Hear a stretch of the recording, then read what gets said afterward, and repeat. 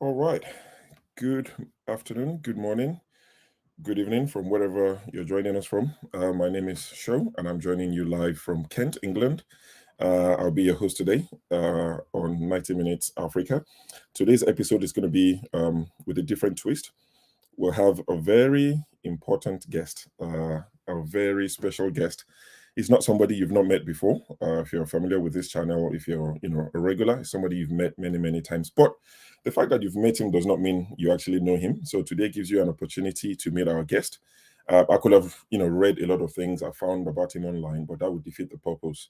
I'll be letting the cat out of the bag. So I purposely did not read anything to you. We'll be hosting Rudolf Okonkwo. Most of you know him as Dr. Damages.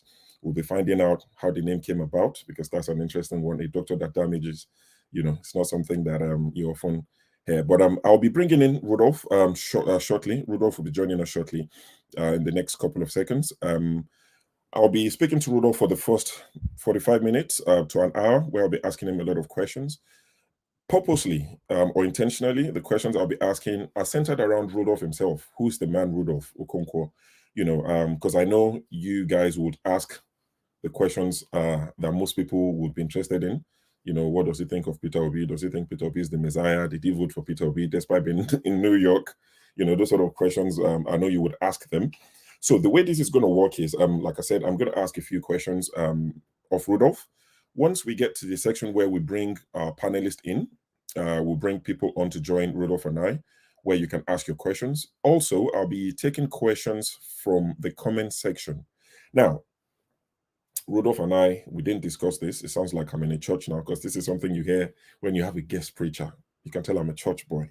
Rudolf and I haven't discussed this, but I would please encourage you guys in the comment section, especially, to ask your questions through a super chat, where you can ask questions. And for those who just want to thank Rudolf for what he's done, you can thank him through super chat as well. The way super chat works, for those who are not familiar, you see a dollar sign like on the bottom right section. If you click the super chat, what happens is, if you choose $2 or £2, $2 Canadian, 10,000 naira, you can use any, it would use the currency of your country of residence. When you click on it, say for instance in the UK, you click on £2, it would only allow a few characters. So you can't say Rudolf Okonkwo, the son of this and that. Thank you very much for the job you're doing. We bless you. God bless you. It won't allow you. For everything I've just said in the last 10 seconds, you probably need £5 or £10 super chat. So if you're just going to say thank you, Rudolf, $2 will do it. $5 will do it. You buy coffee on your way to work, it costs you probably about $5 or more. So it's an opportunity to appreciate Rudolf. Also, and this is something I will repeat, when the panelists join us, it's not the time to thank Rudolf and spend 5 minutes thanking him, to appreciate him. Like I said, if you're going to thank him and appreciate the work he does, do it through the super chat. When we open the panel up, you can, just ask your question, go straight to the question. One question, think about it. The hardest question. Rudolf is a journalist. If he doesn't want to answer, he will find a way out of it. You can trust him. He's been in the game for such a long time. Anyway, as you can tell, I love talking, but it's time to bring Rudolf onto the panel to join me. Alexander Gomez, Ebon, thank you very much. You're a big supporter of this channel. Thank you very much. I see you. Thanks for the super chat. But less of me, more of Rudolf. Mr. Rudolf Okonkwo, thanks for joining us today on 90 Minutes Africa. How does it feel to be on the other side? I know. I don't know what I did to myself, why I agreed to this, but I'm happy to be here. Thank you so much, Sho, for all you do and for agreeing to do this. I'm happy. I'm panicking. I took my blood pressure medication before coming on. Now you're sounding like John Abba. You've taken your amlodipine. Yeah, just to be ready for this. But thank you so much. Yeah, I appreciate this. It's good to have you. Right. Like I said, I'll be keeping an eye on the comment section. Guys, you can save your questions for now. When it's time to start typing in the questions, I will let you know so I can write them down. For now, just carry on with the usual buzz in the comment section. If there's any need for it, you know how we do the comment section. Right. So, Mr. Okonkwo, when you're ready. I'm ready. Yeah. Right. So let's start from here. The very first question. Dr. Damages, how did this name come about? Oh, very easy. I was in my high school, there was someone who was called Damages. You know, the way people have names, they call themselves. One guy was called Damages in my high school. So when I go to Akure, Futa, Akure, where I started my college education, I joined the press club. And at the press club, you don't write with your name. You have to have a pseudonym, pen name to write. And the most popular person in the press club that time was called Doctor Who. He was a cartoonist and very big. So when I started writing, I had to pick a name. And I said, okay, I want to be a doctor too. So I picked doctor. And then I thought about names. And I remember this guy in my secondary school who was Damages. So I picked Dr. Damages. That's how it came about. Okay. Mm. Thank you very much for that. That's a good start. So let's backtrack a bit. Maybe in the next 2-3 minutes, just let the people, know who Dr. Damages is. How did it start for you? Where did you grow up? Where were you born? If you just, in 2-3 minutes, if that's enough, tell us to the point where you got to the US, like how, where you were born, primary school, secondary school, and around what time did you move to the US? Wow. So very quickly, I was born in my hometown, which is Nobi in Anambra State, Idemili South. I wasn't there when I was born. I didn't know I was born. I was told I was born in my hometown. But I saw myself first at WTC Obunike, which is where my dad was a teacher. My dad was a teacher in a college of education, more like for women teachers training college, Obunike. So that was the first place I saw myself, and not at Nobi. So, but later on, we returned back. We went back to Nobi, and I did my primary school. I finished my primary school in Nobi.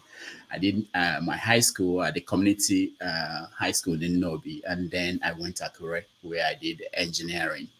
And after engineering, I worked as a reporter in Lagos, and then from Lagos I went to UK, and from the UK I came to America. Okay, it's good to know that at some point we were probably neighbors without realizing it. Yes, I was at the Queen's own country. Yeah. Oh, interesting. Okay. So when you're not doing YouTube and you're not planting, I not have a when you're gardening, garden. yeah, Ah, when you're not gardening and not doing YouTube, what's your yeah. day job? What do What's you my do? what? What's your day job? What do you do? Oh, I teach. I do a lot of things, but I teach, and that has been the most important thing I think I do now. I teach post-colonial African history at the School of Visual Arts in New York City. I also teach diaspora African literature at the same school. So it's amazing. I think I started probably 4 years ago. I used to be a substitute teacher Okay. at the school for Shore when Shore was teaching the course post-colonial African history. But when Shore went back home to run for office, I took over the course, and then I also took the African history literature course, which I also teach.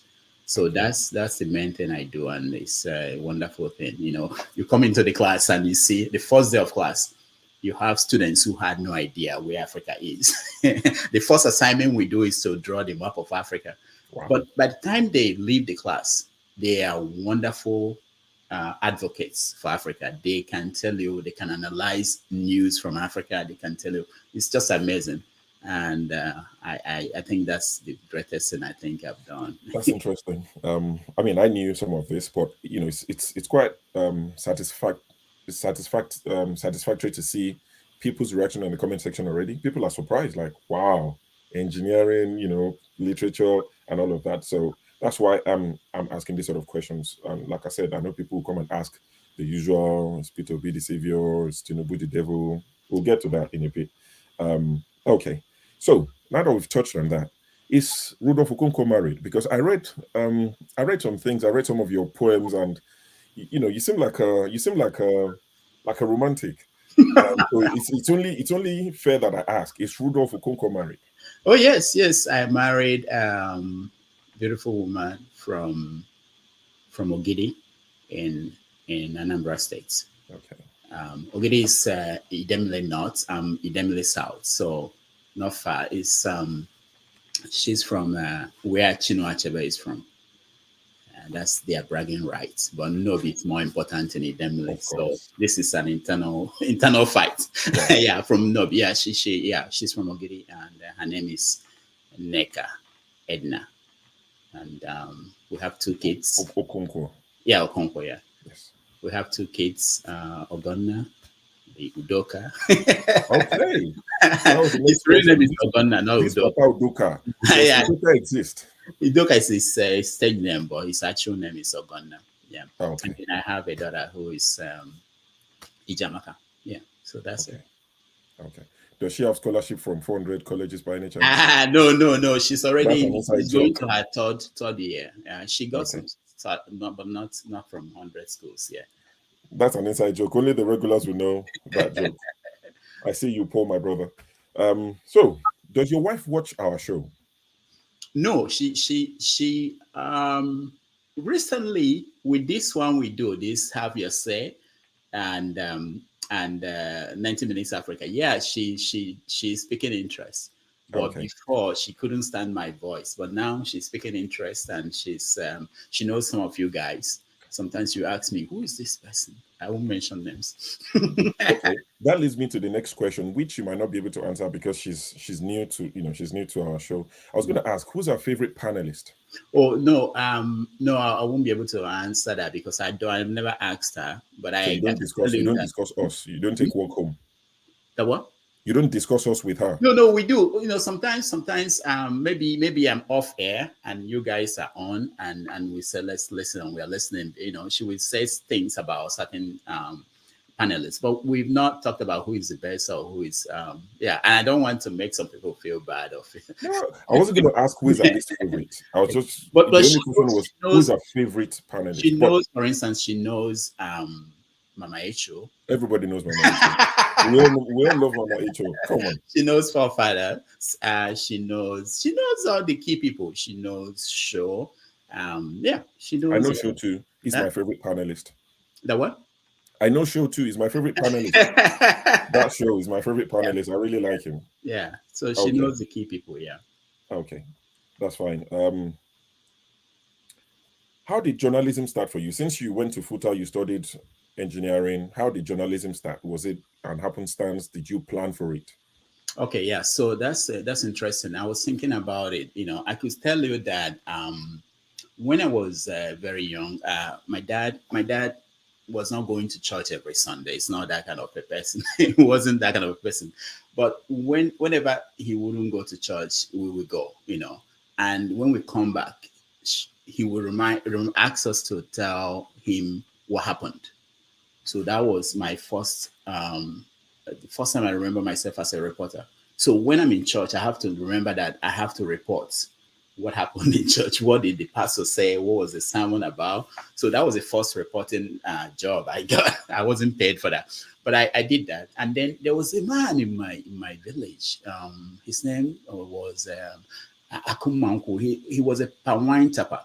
So this man will climb the palm tree and he would tell the whole town, the whole village, what happened in the village the night before every morning. So once he goes up there, he that's when he will start reporting. Oh, this person did this, and that was the first reporter I actually knew. In my own estimation, he was a reporter reporting what happened in the village.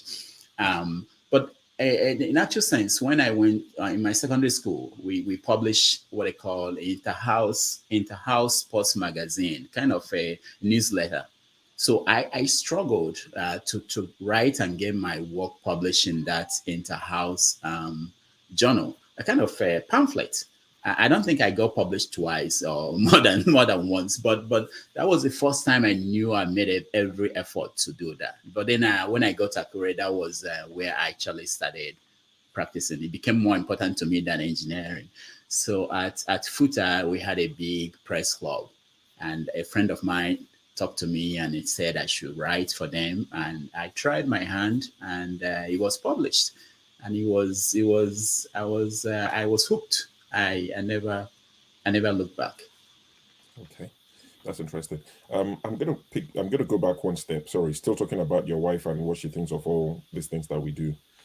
I've seen in the comment section many times, and I've, added my voice to it, that you're one of the most calm person, you know, similar to my brother who's in the comment section as well. I dragged him here today. I don't think he has any social media. He doesn't do anything at all. I don't think he watches YouTube, but I've seen him in the comment section. I've seen a few of my friends in there as well. Thank you guys for joining. Your wife, does she agree with us that you are the most calm person? Do your children think the same, or you're a different man at home?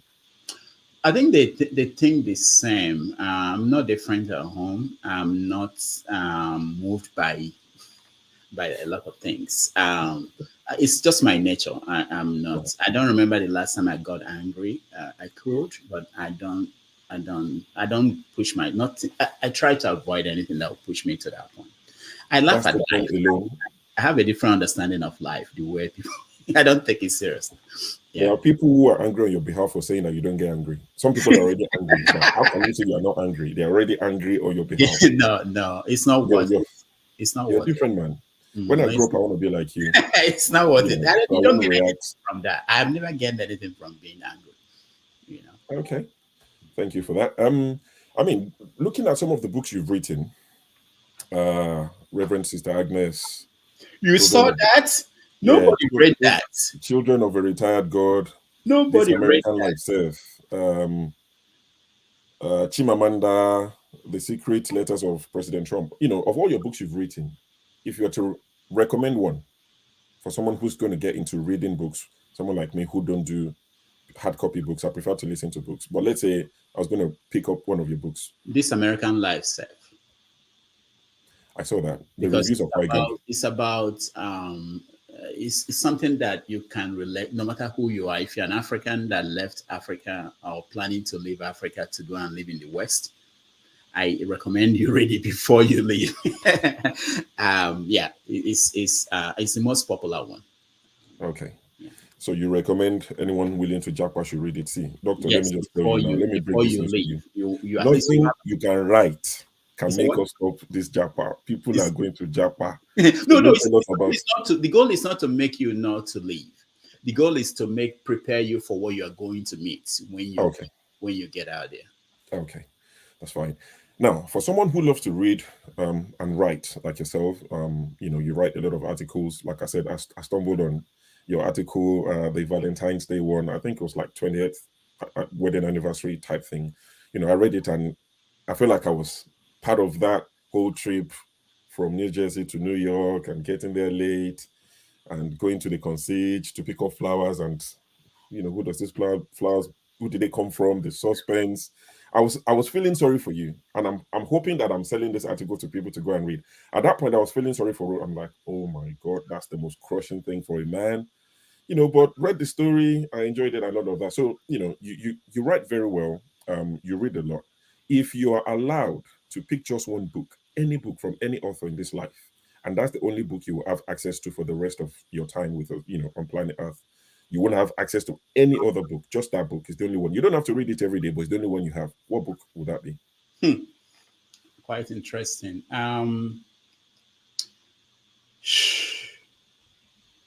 I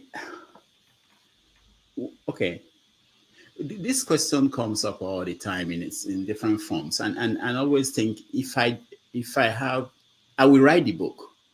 Okay. I will rather write the book. If I can't read any other book, I'll write. That's my first thing. But if you ask me the books I've read that have made impact, there are so many. But I would rather write the book if that's the only thing I can't be reading one book again and again, but I can write multiple books. Sometimes I think, oh, if I do any bad thing now and I'm locked up somewhere, that will be a blessing because I will write all the books in my head that I don't have time to write. so I have stories to tell. That's an interesting one. That separates you, the writer, the reader, from people like me. If you ask me that sort of question, I'll go to a bookshop, I'll ask them what's your most purchased book, and I'll buy it and I'll be off.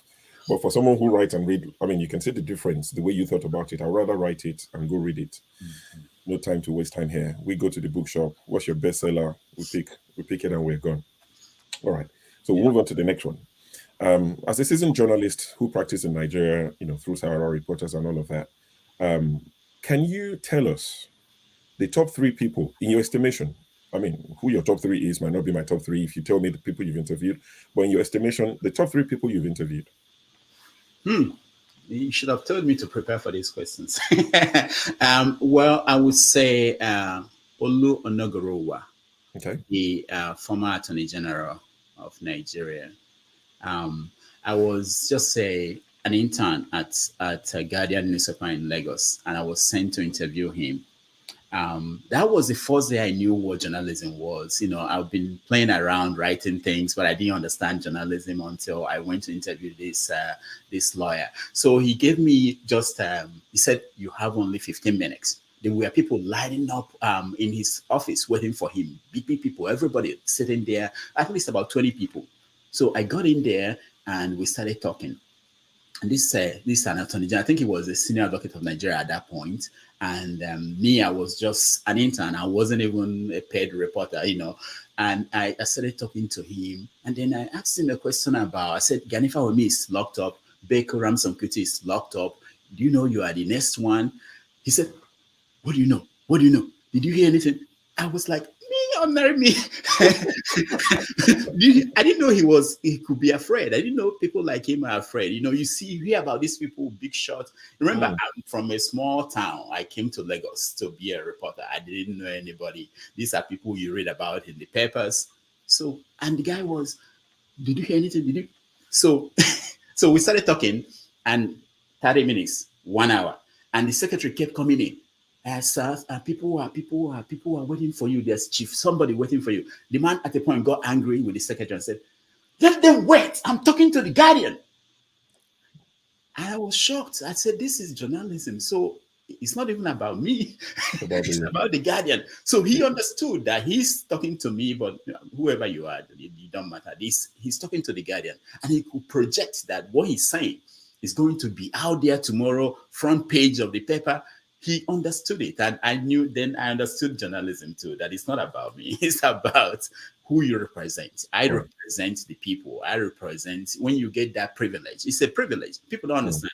It's the most, I think, if I die and come back, I will be a journalist again. It's the most beautiful profession in this world, that just somebody like me from nowhere can walk into a president's office and they open the door for me and say, talk to him, and I can ask him any question. It's amazing.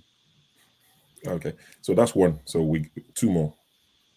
Okay. The top three people. Oh! I forgot. Oh, top three. You're trying me. Okay, let me see. Top three. I interviewed one of the coup plotters, the 1966 January 15 coup plotters.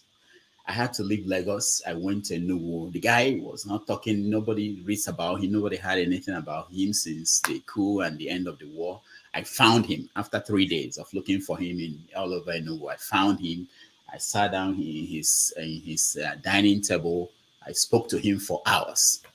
He didn't want to talk about the coup. He said he was born again, but it was amazing to hear someone like that who was part of the story of what happened in the country from the beginning.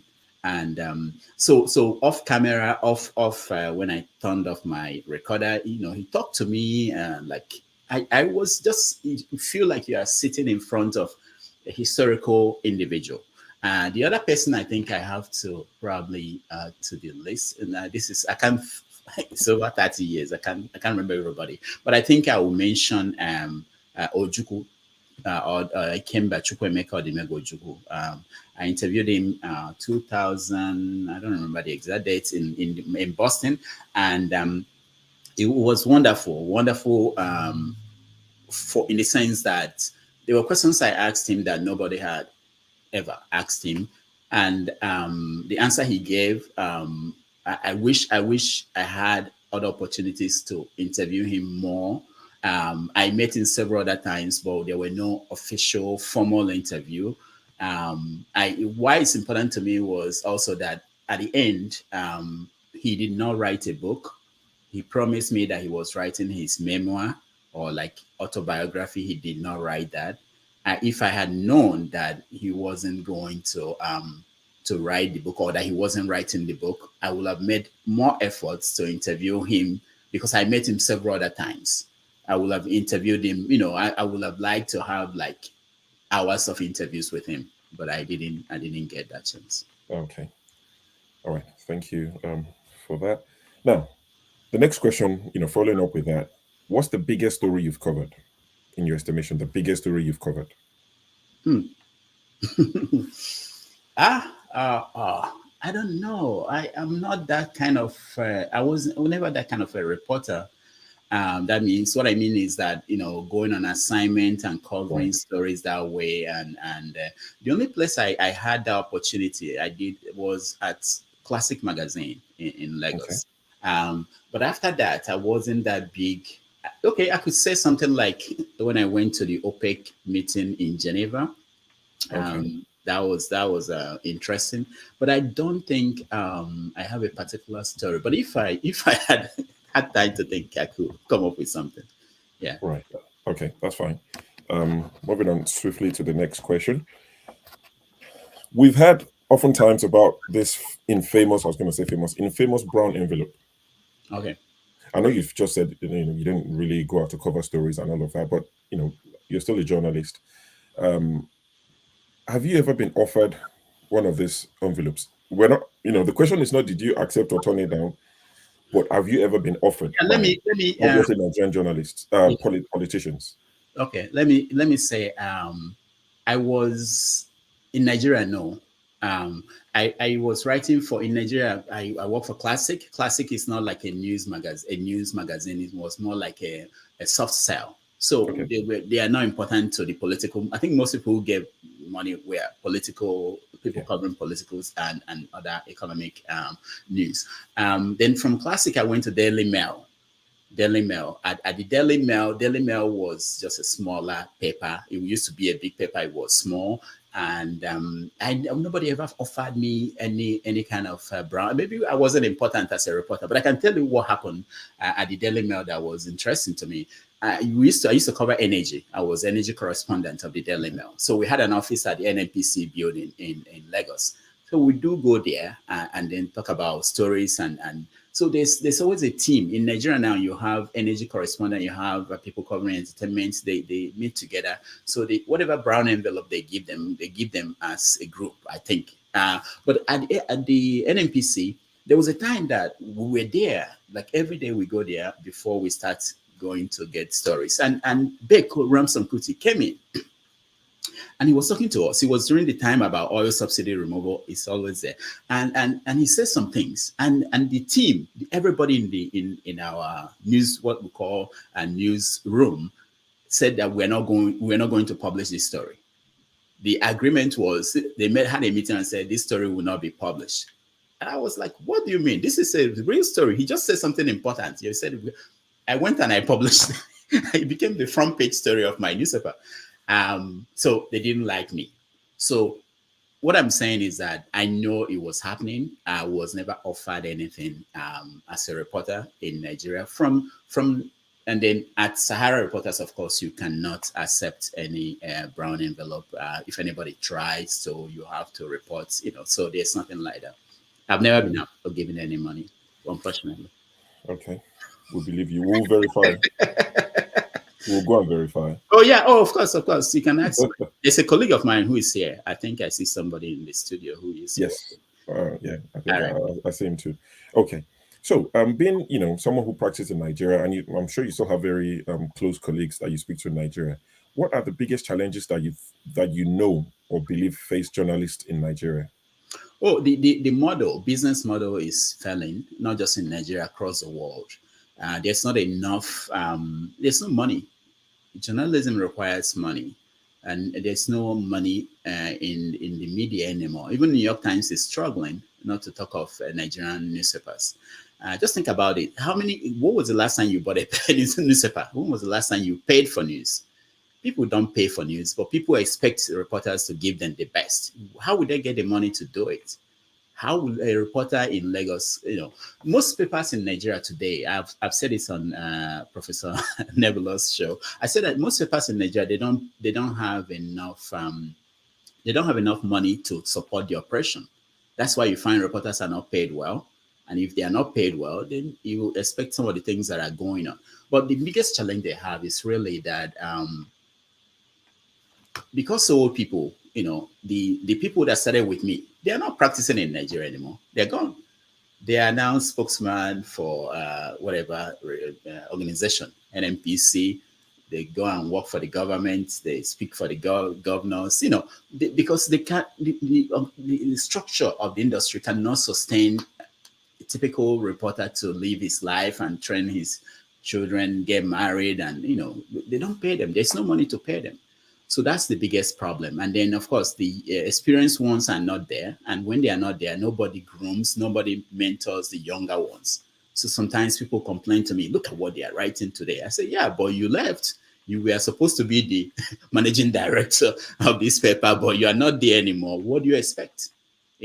So that's the challenge. And then, of course, the big one I think I must mention, most papers in Africa, in Nigeria, let me concentrate in Nigeria, they were started by people who have political interests.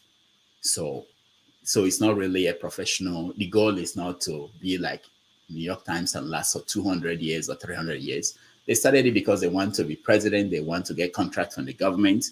So you find out that they will tell you when you get in there, oh, don't touch this story. We don't, editor will say, oh, we don't do this.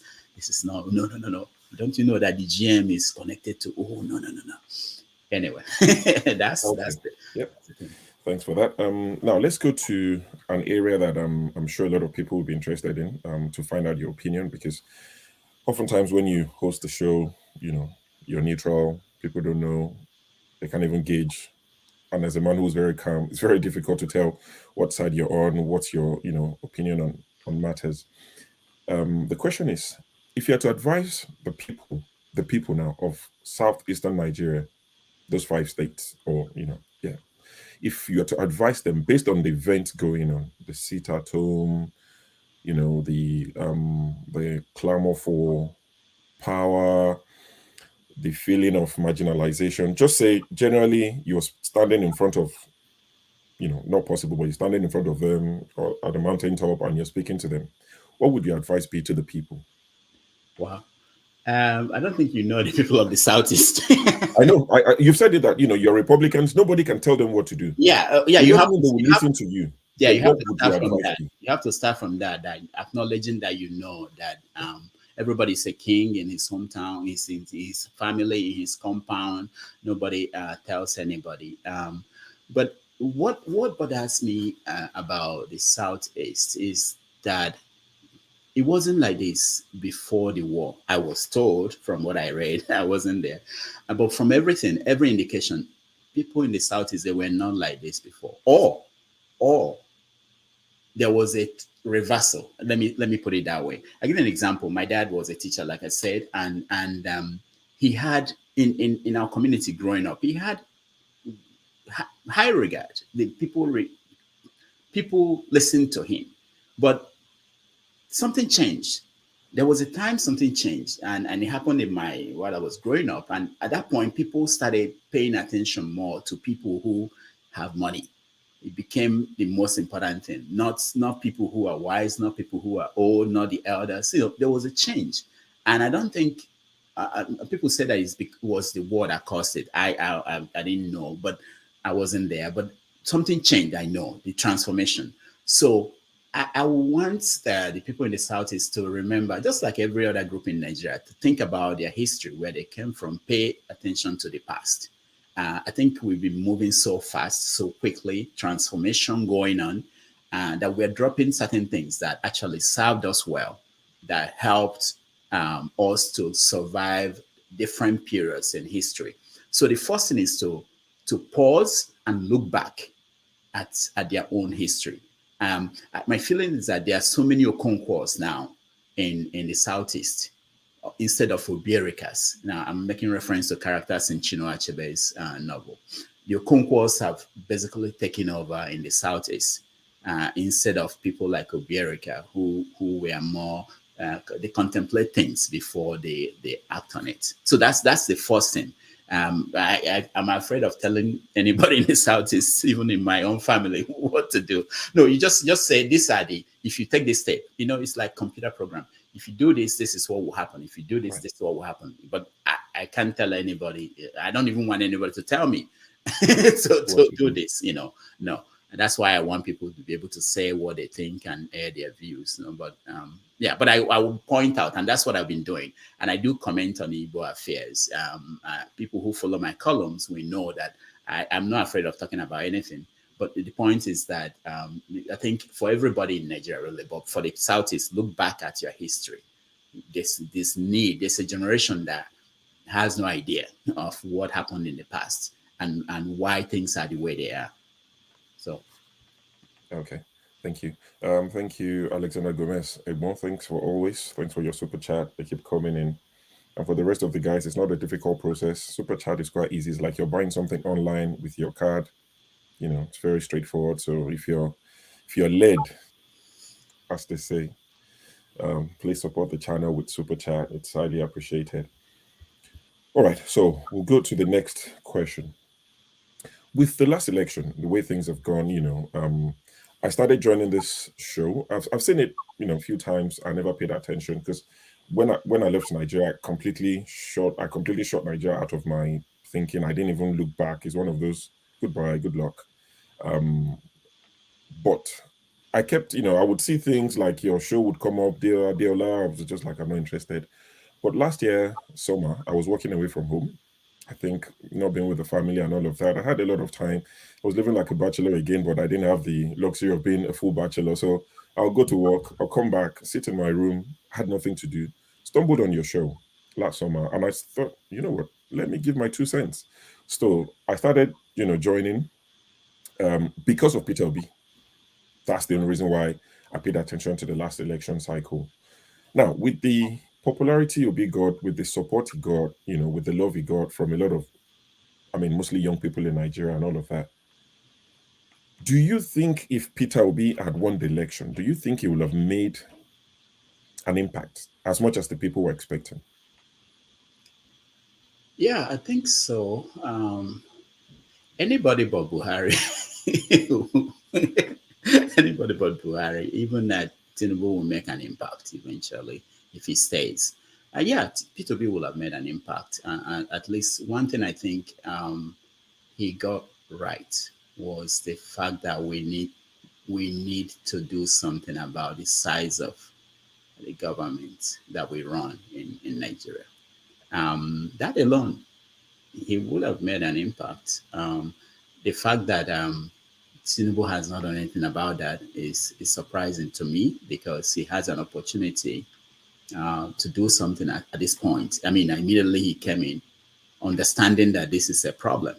If you look at the guy in Zambia, I think Zambia or Namibia, one of these African countries, the guy just came in and just sliced things and said, "Look, don't pay me, don't pay me. I'm okay." And Tinubu could have afforded that. He didn't need Nigeria's money, even though the wife said that she didn't have 2 million. But I know that the money from Nigeria is not what he had to survive on. So that would have been a symbolic gesture to begin the conversation about how to actually cut deep into the cost of governance. And I think Peter Obi will have done that easily. Okay, thank you for that. And the final question for myself, it's twofold. What's your expectation of, if you have any, of Tinubu's government for as long as it lasts? It could end in 6 months and it could last 8 years. We're not the ones to decide. But while it lasts, what's your expectation if you have any? And the second question is, if you are to advise Tinubu, if you are someone that not that he does, who's ringing the bell? Please do. No, it's not. Nobody's ringing the bell. Okay, there's no bell for me. I'm in charge. Just joking. So, if you have any expectations of Tinubu's government, and the second question is, if you are that one person that he will listen to, if you're like his closest, confidant, the one that he will go to for advice, what would you advise him? Those are the last two questions. Okay, the first one, expectations. I expect him to be aware that majority of the country did not support him. He has been carrying along as if he got a massive vote from from Nigerians. So if you're aware of that, he should actually try to borrow from Ngige, Chris Ngige, when he rigged himself into office in Anambra State and became the governor. So what Chris Ngige did was that he works hard. He did everything. He made sacrifices trying to um, get the people to support him. So I expect that from that Tinubu should have been doing something like that. But I don't think Tinubu is capable of doing these things we're expecting him to do. But there are people around him who should know what to do to win the. No, I'm serious. I don't think there's a lot of things that are being hidden. They don't let people see. Um, but that's a different topic. But I expect him to actually try to win the confidence of people who did not vote for him. But he's not doing enough of that. He's not doing that. I don't even see any sign that he's doing that. In terms of advising him, if I'm the only one, the first thing is to acknowledge that he did not win the election. No, forget about the election. The first thing is to say, "This is who I am." I don't understand why he cannot come out and say, "This is who I am. This is my real name. This is where I was born. This is why." That's where I you think have to start. You I have to think that start. would. He needs to Don't you start think from. that might be because there's still a court case, and if he comes out No, to say no, that it's not. now, It has nothing to do with any court case. That okay, where you were born, where you grew up. What's the story? Why is it hidden?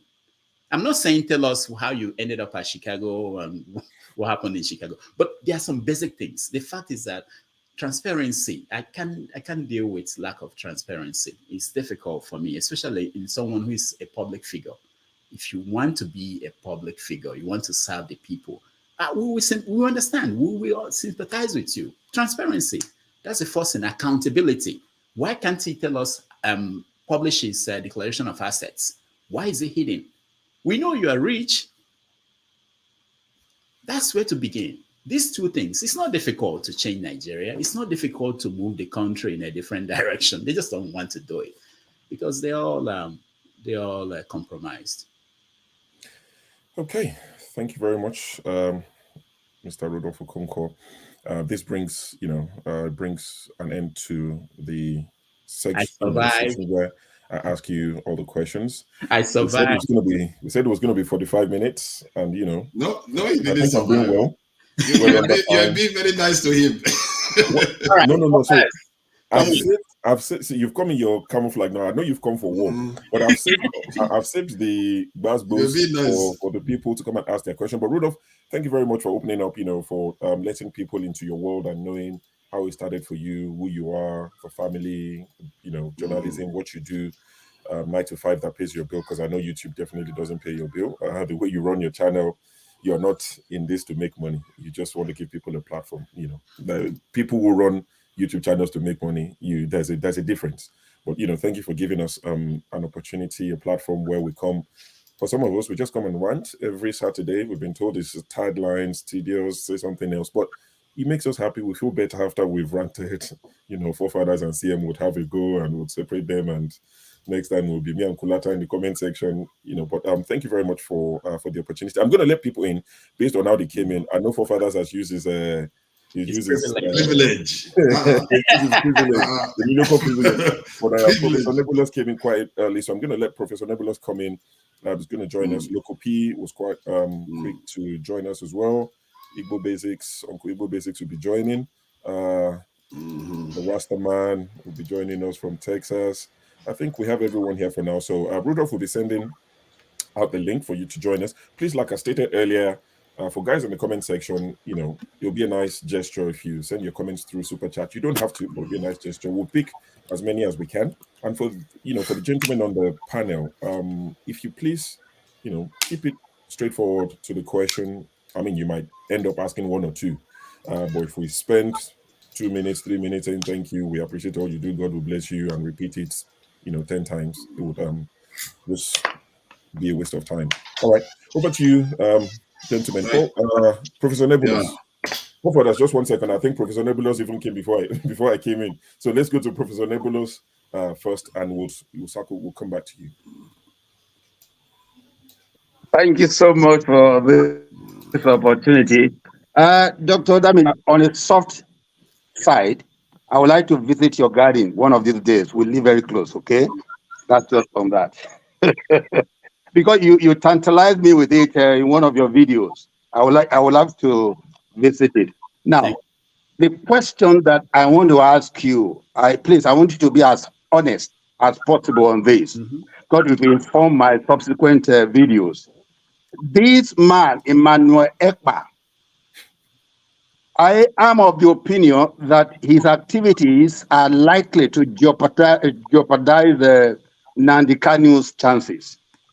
That's just my personal opinion. What I want to ask you is, are you sure or are you saying that Emmanuel Ekpa's machinery alone is more powerful than the whole five states of in the east, that they cannot contain him? And again, are you telling me that the Ohanese Indigo cannot do anything to tame Emmanuel Ekpa or to even disown him? Okay, because he has disrupted so many things, economic and so many things in Igbo land right now. It's only somebody who is not, reasonable that will say, well, his impact is not felt by the poor people around there. So are you saying that Ohaneze Igbo are not working in sync with this guy, number one? Or are you saying that the whole five governors, they are not able to muster machinery that can tame this guy to the extent that a state governor will give order to his own people, and the people, in order to follow their state government, then the Emmanuel Ekpa's forces will force them otherwise? What's going on? Please tell me honestly, what's happening there? All right. So a correction. That's Simon Ekpa. You mean? I know you are Simon Ekpa. Okay. So Oh, Simon. Okay. Yeah. First of all, let me just dismiss the Ohanese one. I don't know what you think about Ohanese. Some people don't know that it's just a group of people in their they're not powerful. They don't have any infrastructure. They don't have nothing. And like I was mentioning when he asked me about Igbo people and talking to them, you have to, I think it's a fundamental misunderstanding of who the Igbo people are and how they operate. Nobody governs the Igbo people. Haneze has no power to tell Igbo people to do anything. And the governors are where you can say that probably they could do more. But I can tell you that they are doing things. There are people, different groups are doing things to try. And they've had meetings, several meetings, trying to, talk to him and trying to control what's going on. But it's difficult. I felt after the whole thing started, I felt like I should apologize to the people from the Northeast of Nigeria. So when Boko Haram started, you know what we felt? A lot of people felt that people from the Northeast were supporting Boko Haram, that was why they were doing the things they were doing. But after the situation in the East developed, I discovered that that is not true. What happened was that there are people actually, few people who probably were supporting them, but majority of people in the Northeast were, they had to keep quiet. They were afraid. People in the Southeast, a lot of people were afraid. They are afraid. People you expect to talk, they are afraid. They can't say anything. So it's that kind of a situation. I don't think that the Ohanese can do anything. That's out of the question. The governors, their hands are tied. I don't know what they can do. Whenever you come to a situation where you have armed group, people who are armed, whichever group operating in any territory, people are afraid. You don't know who is who. You don't know who is operating. You don't know which group is operating who. People are afraid. What do you want them to do? And a lot of people say that one day, I've interviewed people who say one day when the Igbo people stand up and say, we end this sit at home, they will end it. I'm waiting for that day. And I don't know where they will call the meeting and where they will all say, today we are going to stop it and we're going to do this. So it's more complex than people think. It's more complex. Thank you. All right, thank you very much, Rudolf. Thank you, Team Ajek. Thank you, Jaja, for the super chat. I see you guys. Those are my goons in the comment section. I know them, and I think they're supporting one of their own. Thank you guys. All right. So and this is what we'll do, because we have a lot of people trying to join. Once you've asked your question, I'll move you backstage. I'll not remove you completely, just move you backstage, so that we can bring more people on and get them to ask their questions. So it's not personal or anything. But okay, Local P, you're next.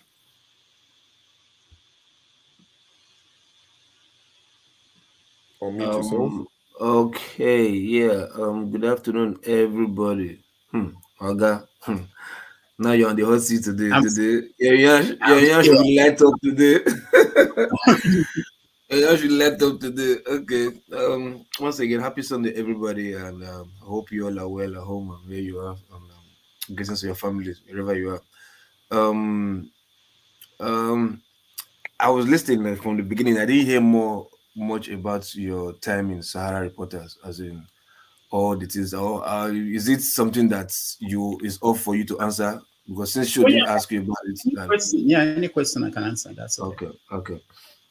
So I was thinking during this every political season before, then when Sahara Reporter was bringing out news, this and that, at the time, is there any point where Sahara Reporters, and let me not say Showore per se, Sahara Reporters, or maybe Showore is like maybe taking side, towards trying to favor any particular government, whether it's this side or this side, whether it's pro Jonathan or against Jonathan or pro Buhari against Buhari?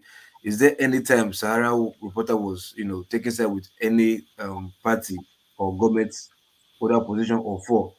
And were they just simply neutral and just bring out the truth and for people to see? Because sometimes we will get the feelings that he's supporting this government, after a long while he's now supporting this government. So like during when they were doing their journalism, were they at any time supporting any government, something like that? Yeah. Okay.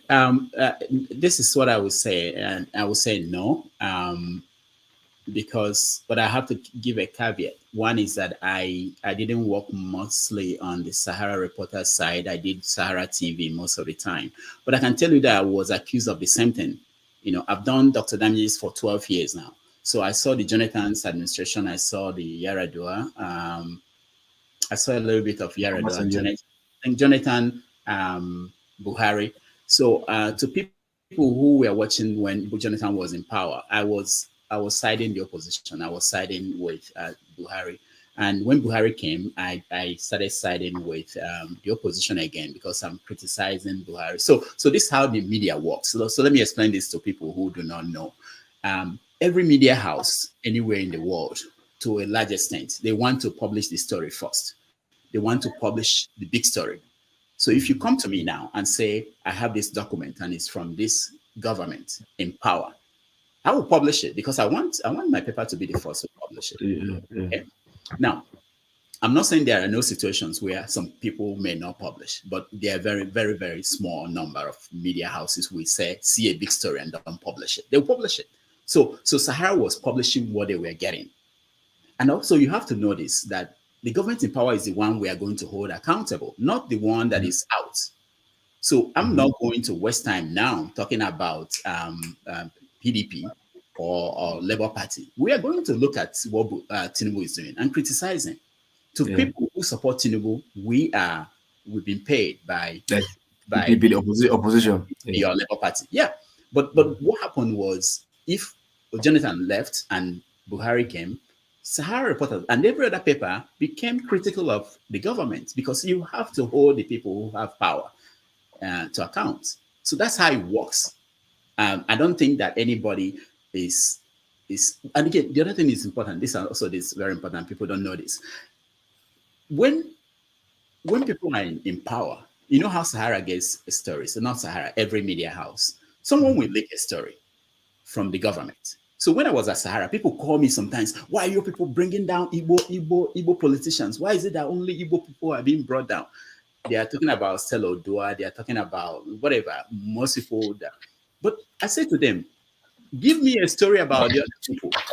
Let's see if give me a story. Give me, if people are leaking, if I'm the minister of information and somebody under me is leaking information to the media will publish it. Yeah. So it's all about, let me tell you this funny story. I went to Lagos and I visited I was with my cousin. We went to see somebody in his office, and the person was talking about, oh, this is what the government of Lagos is doing to me. I'm going to send this to Sahara Reporters. And the guy, my cousin, looked at me. The person talking didn't know who I was. But this is how it works. I'm going to send it to Sahara Reporters, and Sahara Reporters will expose this. Yeah, this is a crime. It's his decision. He sends the story to Sahara. Sahara publishes it. That's all. The people that send stories to People's Gazette, Premium Times, they publish it. To a large extent, that's what's going on. So it's about who is interested in revealing what's going on and who is not. And one last thing. Somebody wrote me on Facebook, an Igbo guy, during that period. And he said to me, oh, I have this big story about this person in government. I said, okay, do you want me to connect you to the editor of Sahara Reporter so that you can share the story? And he said, I have to be paid. I said, for what? For the story. I said, as far as I know, nobody pays anybody for stories. If you have a story you think is important, it's going to help the country clean up what's going on, bring it. I can refer you to the editor, you work with them and they publish it. And I didn't hear from him again. So it's all about who is interested in revealing what's going on. So does media houses, do they pay their reporters for information? Other media houses, do they pay their reporters? Yeah, there's people that bring information to them. No, as far as I know, I don't know anybody who pays for information. No. Generally speaking, will you agree that media journalism is part of what is causing problem in Nigeria? You should be happy that you still have newspapers in Nigeria. You should be happy that you still have them. Let me tell you this. You may not hear this anywhere.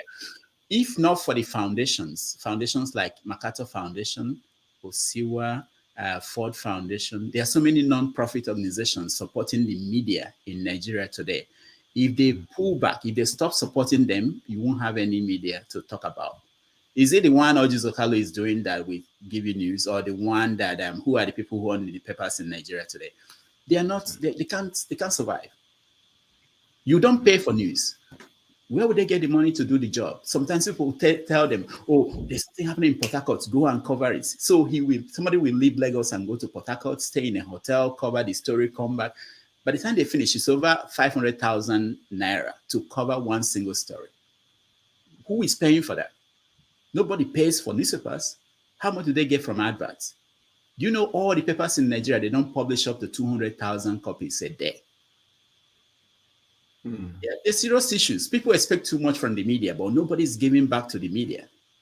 You get the media you pay for. You don't pay anything for the media. But follow-ups, story follow-ups. Okay.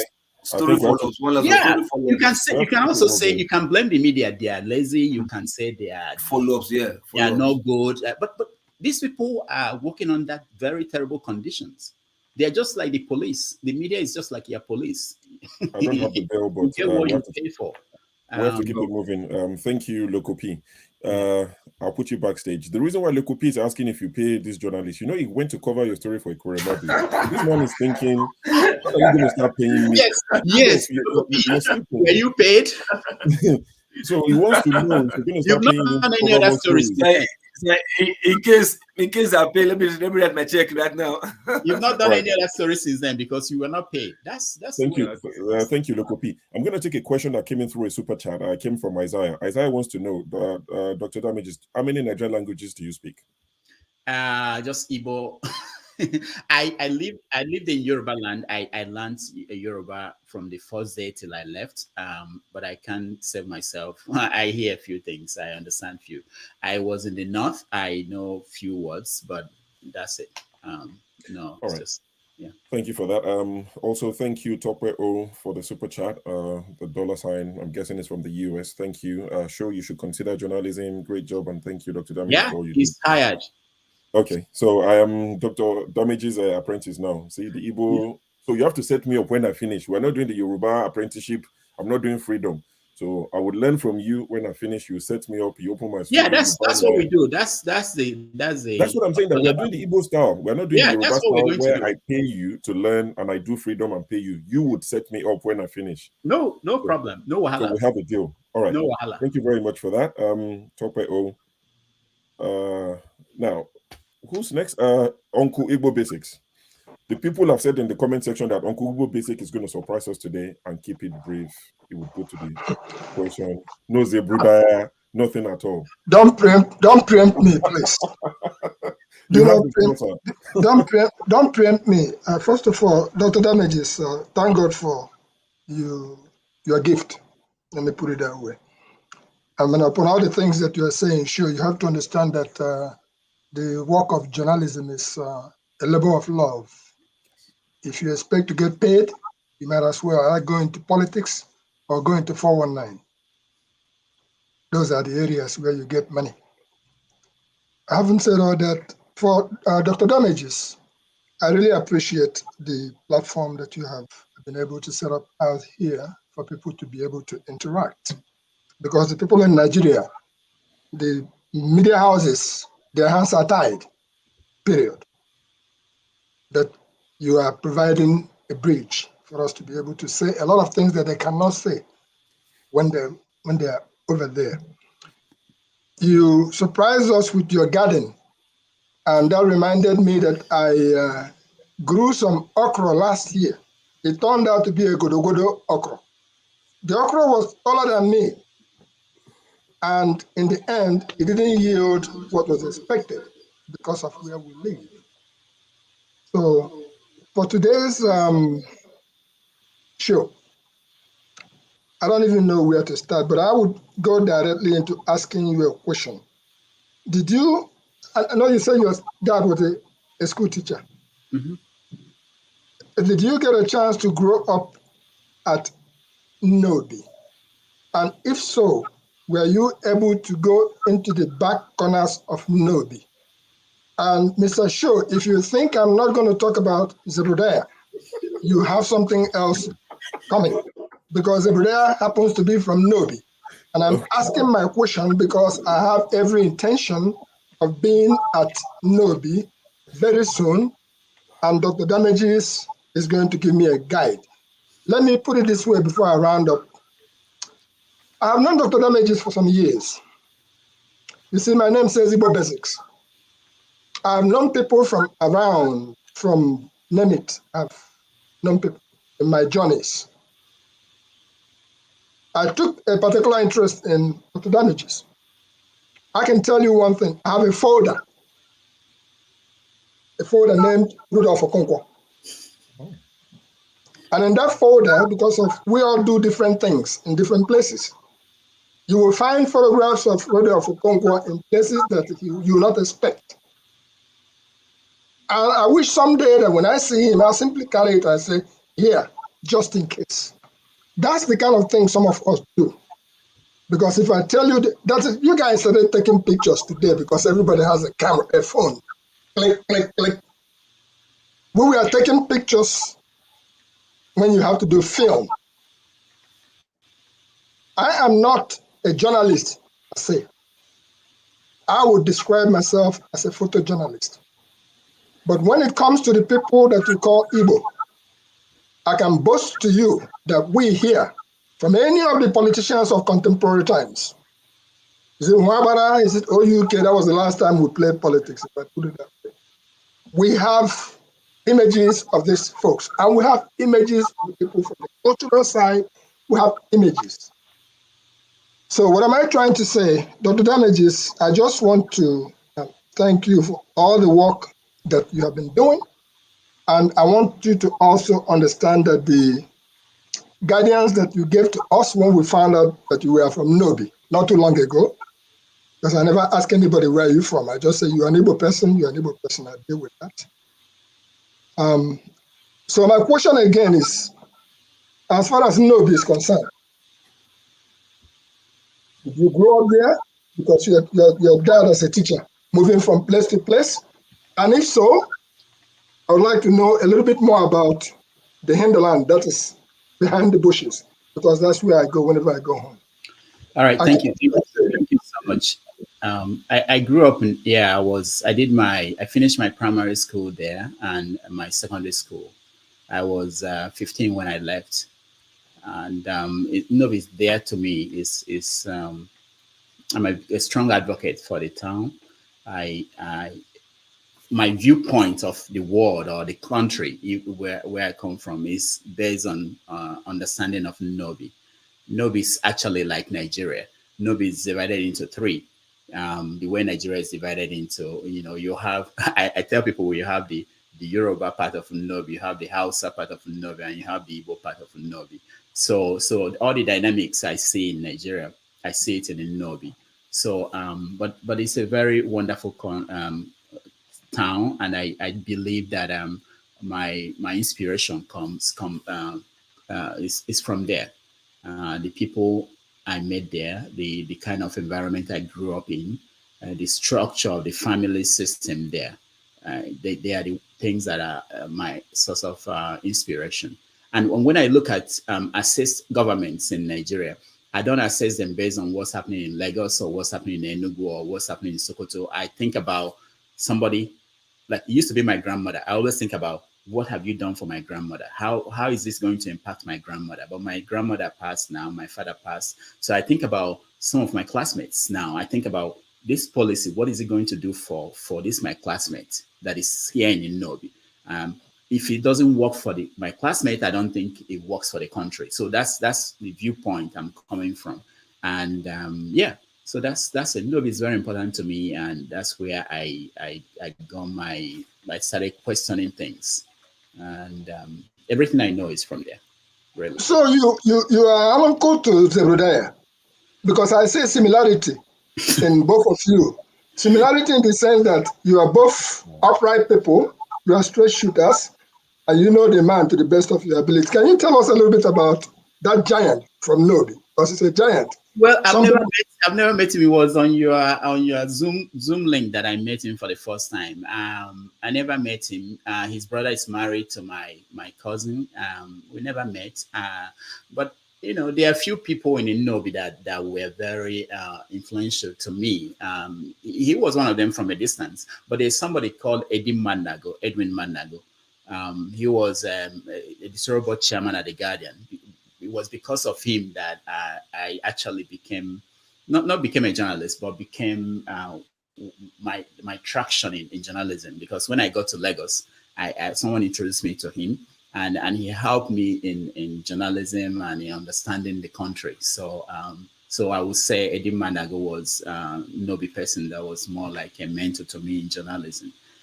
But beyond that, also I mentioned Merlin Ezekiel, who also was the first person I worked for. Yeah. All right. Thank you. Thank you for that, Dr. Damages. I will keep it short today. All right. Thank you. Thank you very much, Uncle Igbo Basics. I'll bring someone in now who is dressed specially for today's occasion. I'm not sure where he's going after this, but here he comes. Anyway, Ovie, you're next. From one YouTuber to another. Ovie, ask your question. Thank you, sure. And I'll keep my criticism of your job today for later. Yeah, that's fine. I'm just opening my teeth. Don't worry. Anyway, good job. Rudolf, let me just get straight to it because I have pilots of questions, but they are all related. You talked about your love for journalism, media in general, that in your next life, if you have the privilege, you do it again.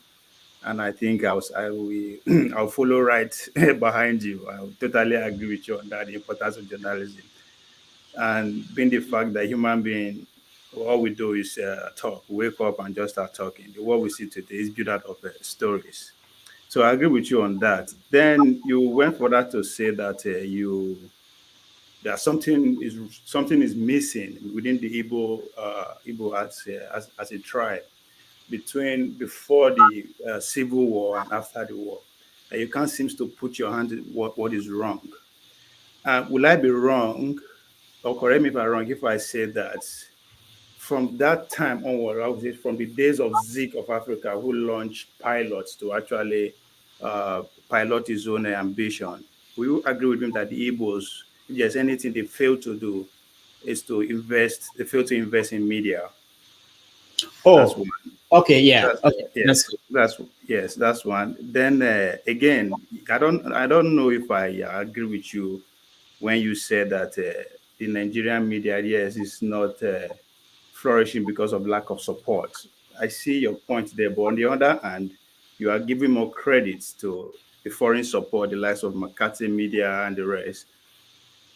Then immediately you condemn Kalu of his own media punch and all that, who is doing his best. You might disagree with that he's doing it, but he's doing his best to make sure media stays in Nigeria. Instead of encouraging, rather you are encouraging the outsider who have their own agenda, regardless of how beautiful they are supporting us. But there's always something underneath that, because out of experience, right? History has never failed us in that regard. That's two.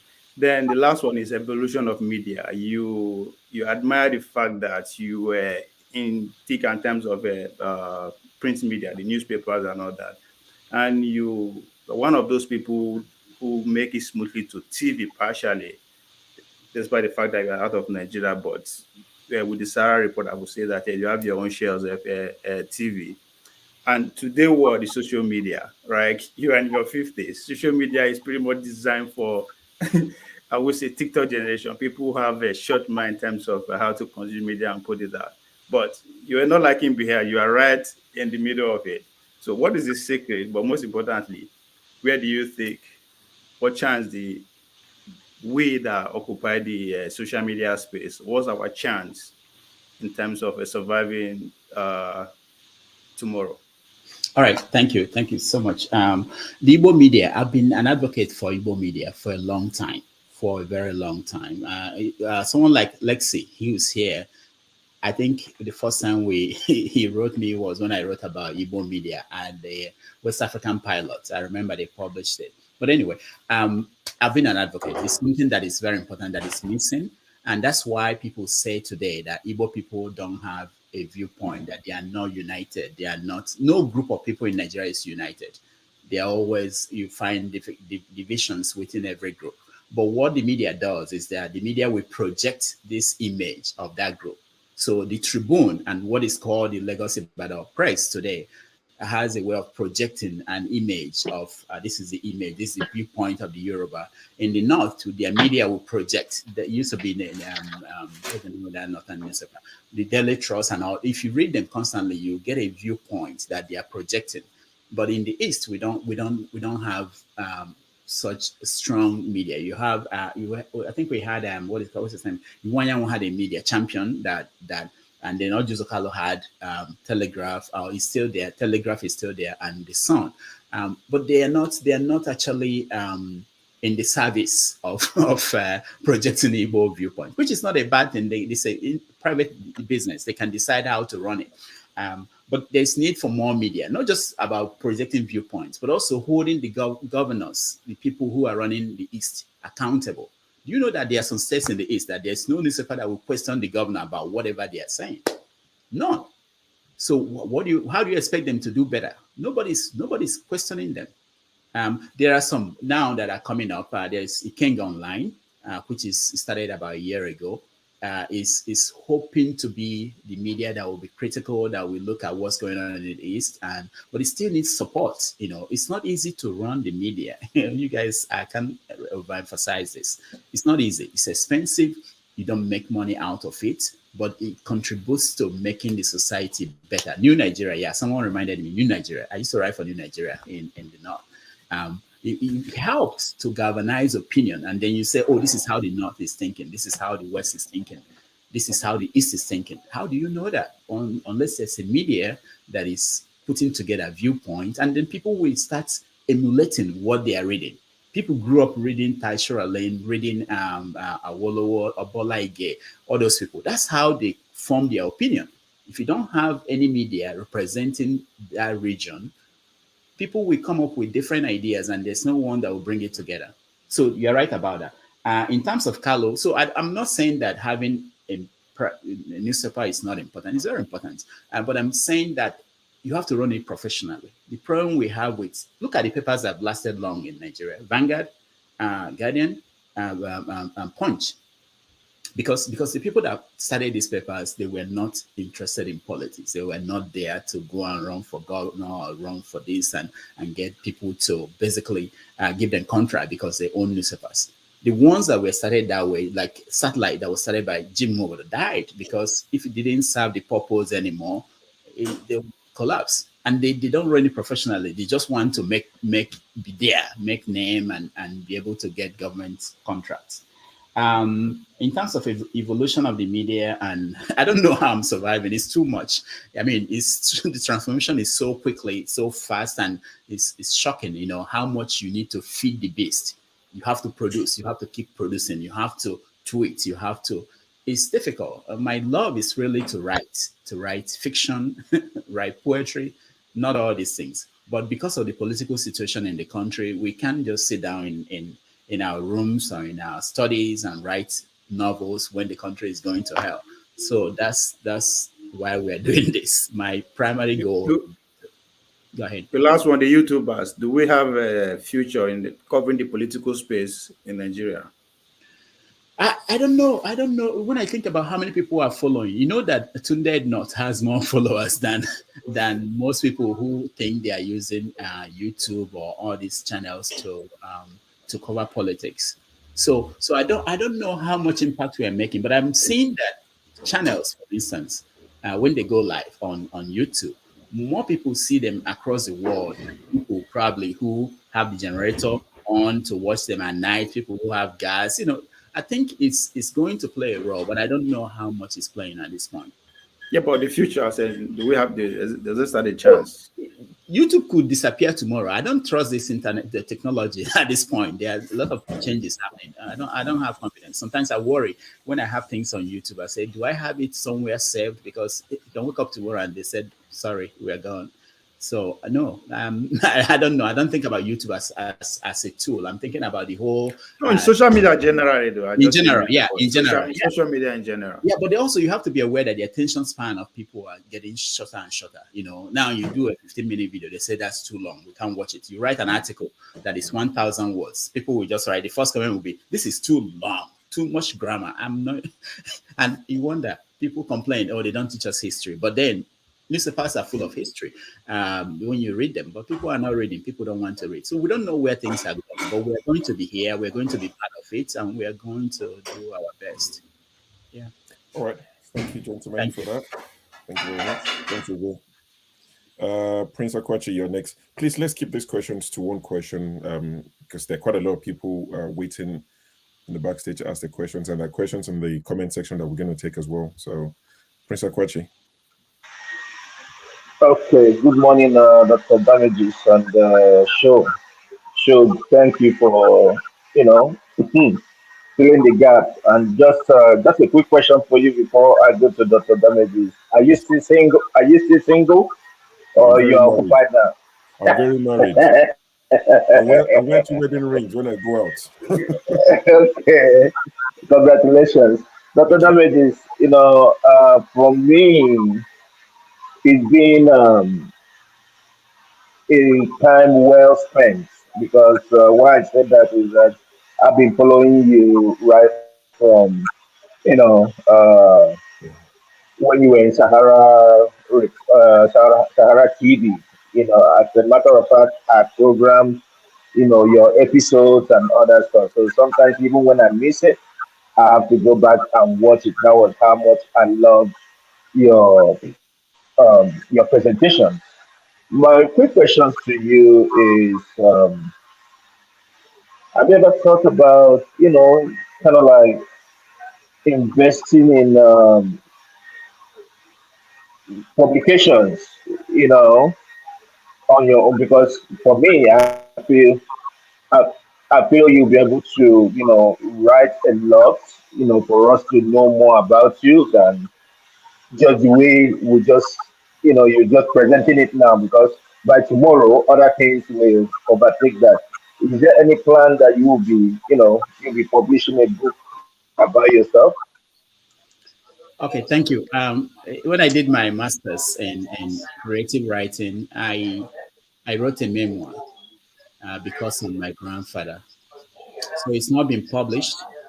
It will be published. I don't know when. I'm not in a hurry to publish it, but that will tell you everything from when I was born to when I came to America. So the part two of the memo, I'm starting it already. So yeah, it's gonna come out. Yeah. Thank you. All right. Thank you, Prince Akwachi. Dr. Alexander Gomez, my bon in Lagos. I see you. I salute you. Thank you for the super chat. Don't worry, your friend Dr. Pansat will eventually forgive me for being a Yoruba man and support his Igbo brother. That's the mistake we make. See, you've been asked to support your Igbo brother, but because a Yoruba man is hosting, you have an issue. You're supporting Rudolf Pansat, not me. I don't. Let's leave it. Let's carry on. All right. San Antonio, you have the floor.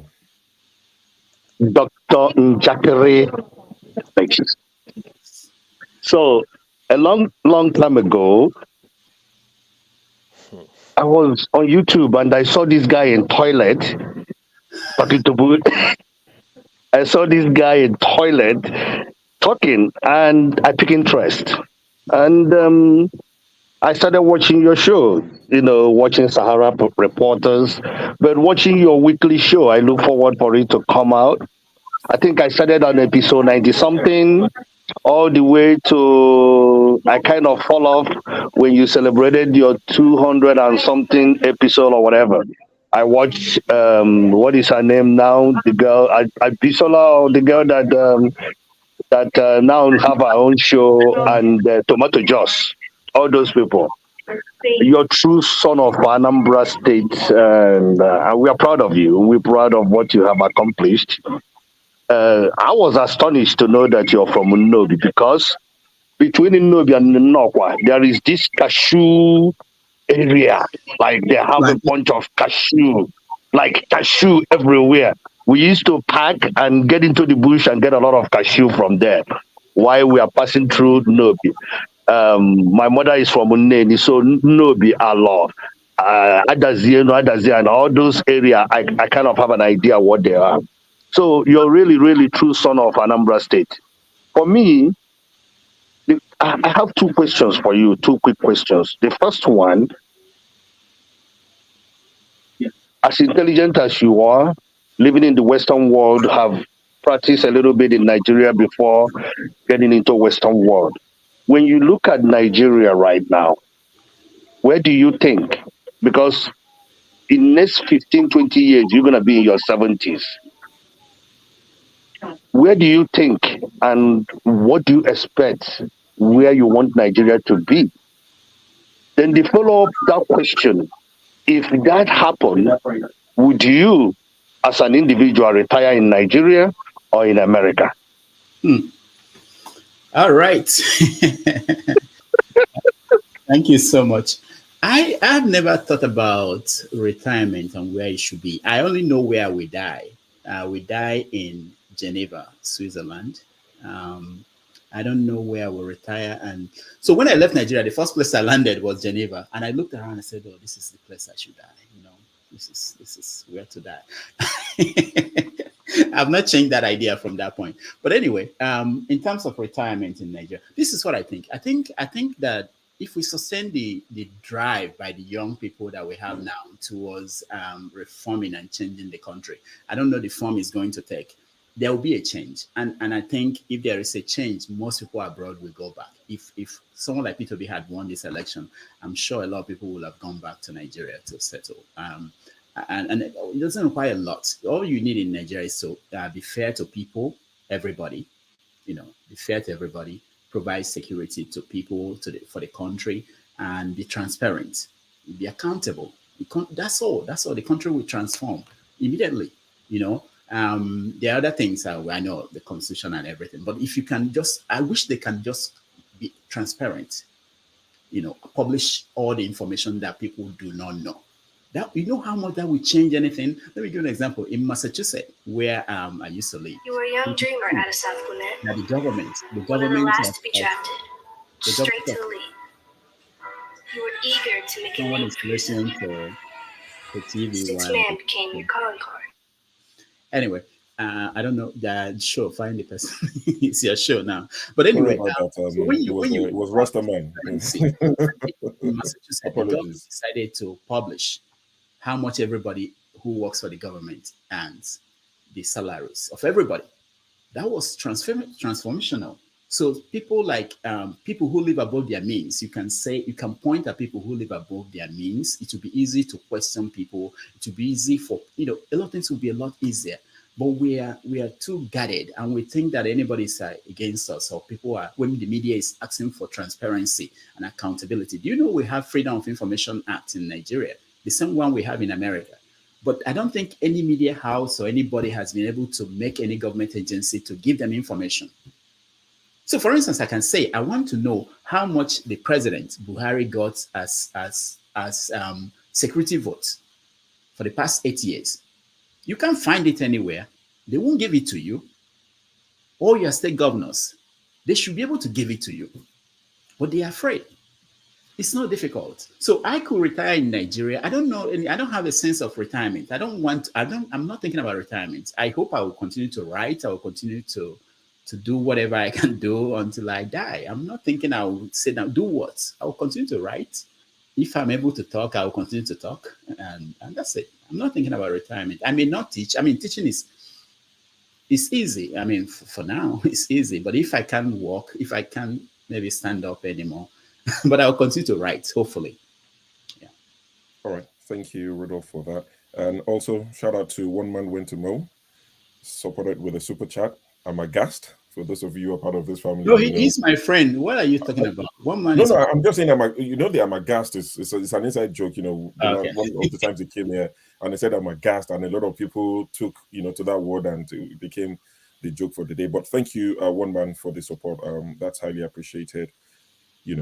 So we go next to Isimiri, Makeup of London. Sorry, Mr. Shaw, it's not Isimiri. It's pronounced as Izmiri, and it's not makeup. When I say cosmetics, Oh, sorry, I yeah. beg your pardon. When I say Oh, cosmetics, Ismiri. it's Ismiri. just Let's start from that. Ismiri. yes. I need to make it clear. Okay. Cosmetics comprises. It involves both the skin, skincare, face care, perfumes, and body care. So all in one. Okay. Apologies. So And it's let's go. pronounced as Izmiri. Okay.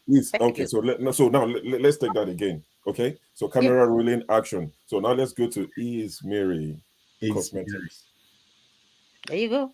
Perfect. You Thank have the floor. Thank you. So what I want to say is thank you, Mr. Egmont Alexander. We appreciate you. I've been calling for people that come to this platform to support this wonderful platform. At least, if not for the things we learn here, it's a good place to listen to people, that we come from the same country. It is good that we support people to encourage not just Dr. Damages, but the people that come here to see that this platform that we want to see grow bigger is being sustained. He doesn't need to ask for that money. He's not that sort of a person that asks. But please do help. I believe every little helps. Mr. Pansat, Alexander has done his bit now. We're waiting for you, not just 100. We want you to show him how to do it, okay? And for the ladies, do something about it as well. Thank you very much. We appreciate you all, our lovely viewers and in the chat section. Without you guys, this platform will not function, actually. So my question for Dr. Njakre Damages, if I can borrow that word, is what do you think separates your platform, Dr. Damages Show, from other Nigerian platforms? That is one. I'm going to mix them together. What advice do you have for upcoming aspirants who want to have their platform, political platforms or either otherwise, to how would you advise them to go about it? What advice do you have for them to keep them on the right track? Because a lot of people might see you as their hero. Then finally, how do you manage to keep the cool in your platform, going by the fact that in the panelists we have different people, different ideologies and different behaviors, and where you have a lot of compassionate people for their country, there is bound to be clashes. How do you manage to still stay cool? Thank you. Wow. Thank you so much. I appreciate this. First of all, this is not my idea. This whole show is show and other people plotted it. So, but it's good. I like the feedback I'm getting from people because sometimes you don't know what people are thinking. In terms of the platform, my it's very simple. I want people to be able to air their views. We started something like this at Sahara when we were at Sahara. It's called that time it was called let me see, it was called I think we were using Skype calls. So I really enjoyed it that people called in and tell us what they think about the things we were doing, and it was wonderful. I like to hear from people.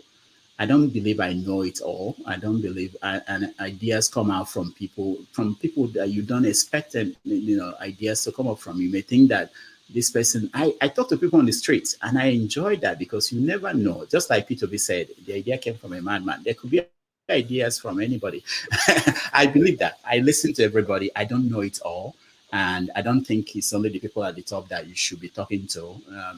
People at below you, they don't have ideas. And I think the more people talk, the more people learn.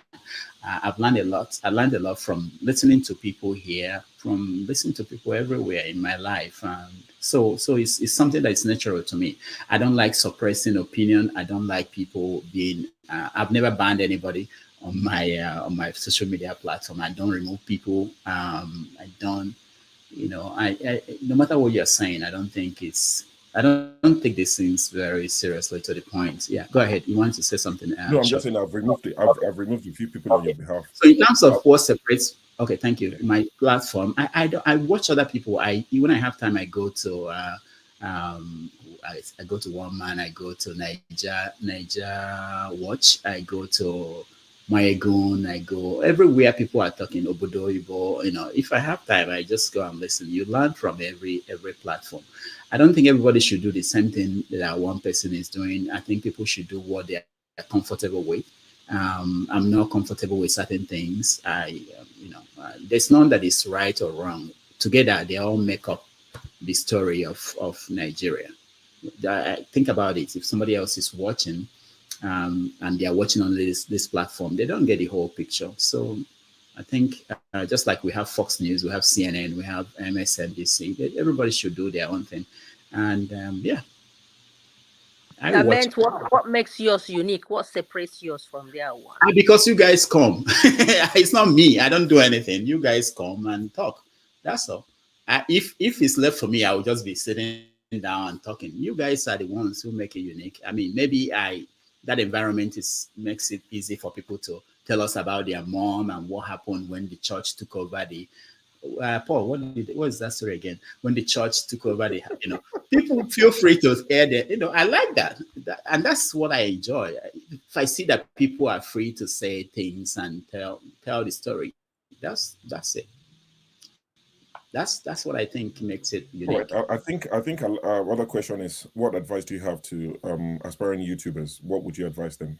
You just find something you are passionate about. You should be able to talk about this without anybody watching you. I like OVA. Sometimes I go to OVA's panel platform and I see OVA may be the only one. OVA is talking to himself, and you have to get to that point. OVA, don't let your head swell up, please.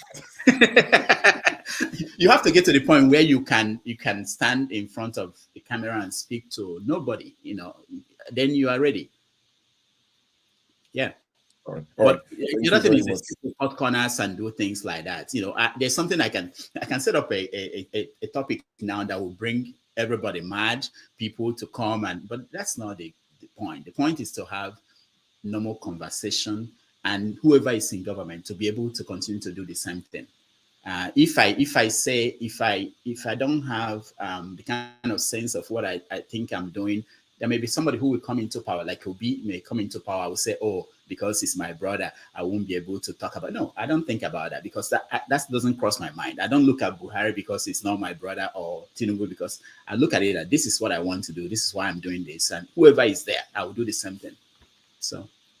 All right, thank you very much, Simri. Thank you, Rudolf, for answering that. Can I leave now and come back, show, so someone else can come in? All right, sure, we'll do that. For others, you can come in, and if you remove Isimiri forefathers, you can come Thank in. you. Thank you, Ebi from Canada, the senior engineer, the one from Kulata's hometown. Thank you for the super chat. Yes, I do look handsome. It depends on the day of the week you catch me. Sometimes I look decent. Sometimes even I look at the mirror, I'm like, oh God, what happened here? But it depends on the day of the week. Thank you for the super chat. We really appreciate that. Chiplex Media, thank you very much for the super chat. Highly appreciated. Forefathers, we won't skip you. So you've been in and out. I'm not sure how to take this because the man right after you might take a bit of time. So, forefathers, are you happy for me to take Lexi then come back to you? Yes, take Lexi first. Okay. Let him go first. Please ask your question. So, anyway, greetings to everyone, and this is a very good idea. What Dr. Damages has done today, so you all can get to know him better. I scarcely have any question for him except one. And before I ask that question, I want to use this opportunity to say that human societies are not all exactly the same, and they solve their problems according to their circumstances.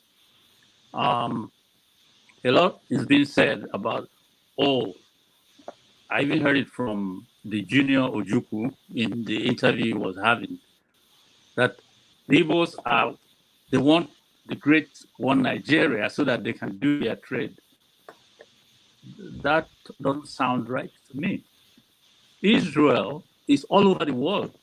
The Jews, they're all over the place. But they thought it wise to have their own nation state, in which where they go, they are relaxed, at least for the time being, because I know they're still having stones thrown at them. But the fact that they can control their own destiny makes them very proud of the state of Israel. And they have achieved humongous things in life, science and otherwise, as a result of that. So when you are thinking, stop saying this thing that, oh, you need the whole of Nigeria because it's a big market. The world is the market today. What we need is a state, a home state. And if you are part of that and it is Biafra, there's no reason to shy away from it. We will still relate to if you call them brothers, okay, in Nigeria, the distance will be the same.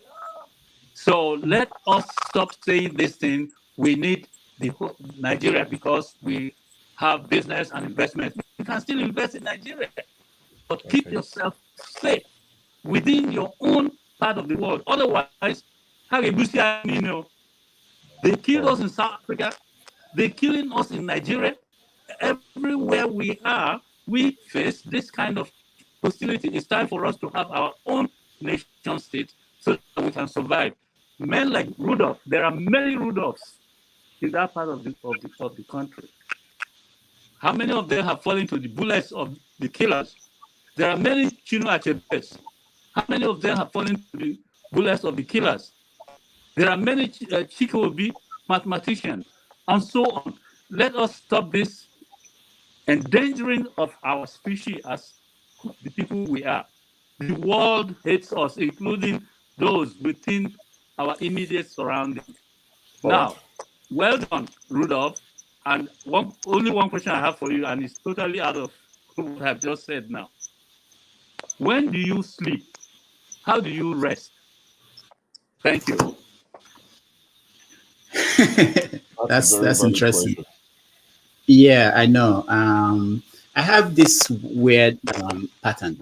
I can sleep at any point. If we just shut everything down, I can sleep now in 10 minutes. And if I have 30 minutes or 1 hour sleep, that's enough to last me for another 2 hours. And I can, So, but I do get sleep, but it's not like the traditional thing of 8 hours every night or 4 hours every night. Yeah, you need that. But I do find time to sleep. But there's an Igbo proverb that says that the dead will have enough time to sleep. There's no need to. I know medically, it's the people the recommendation is that you should sleep, and I'm trying. Yeah, it's something I'm struggling with.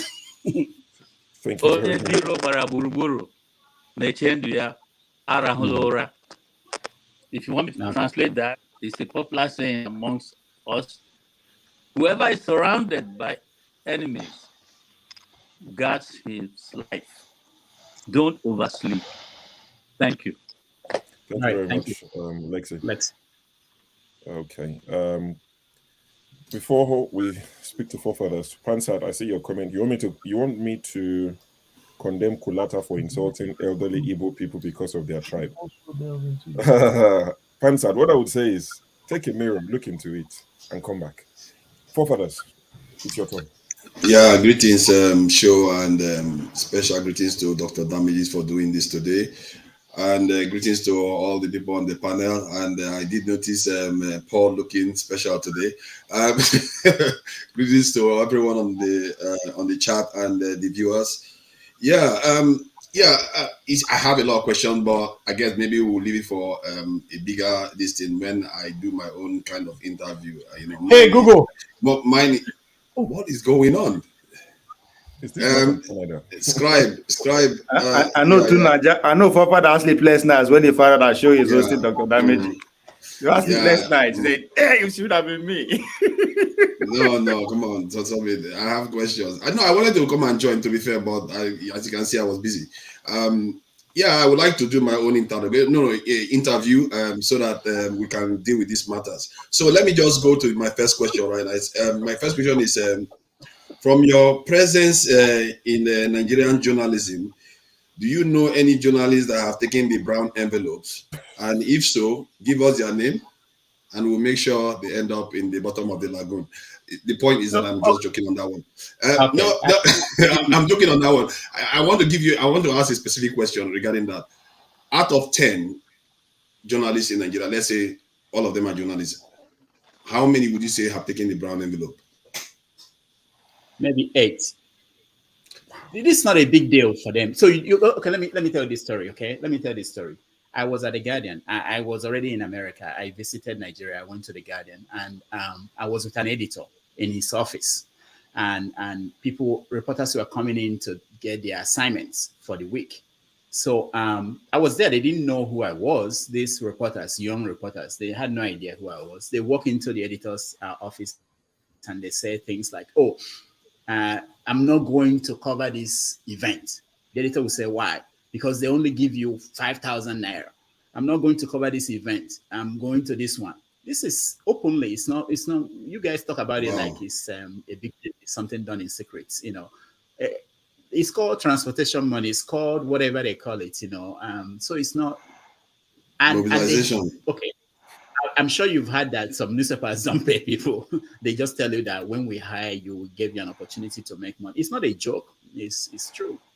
I don't want to, because but there are papers that at the end of the month you're not paid. What do you want to do?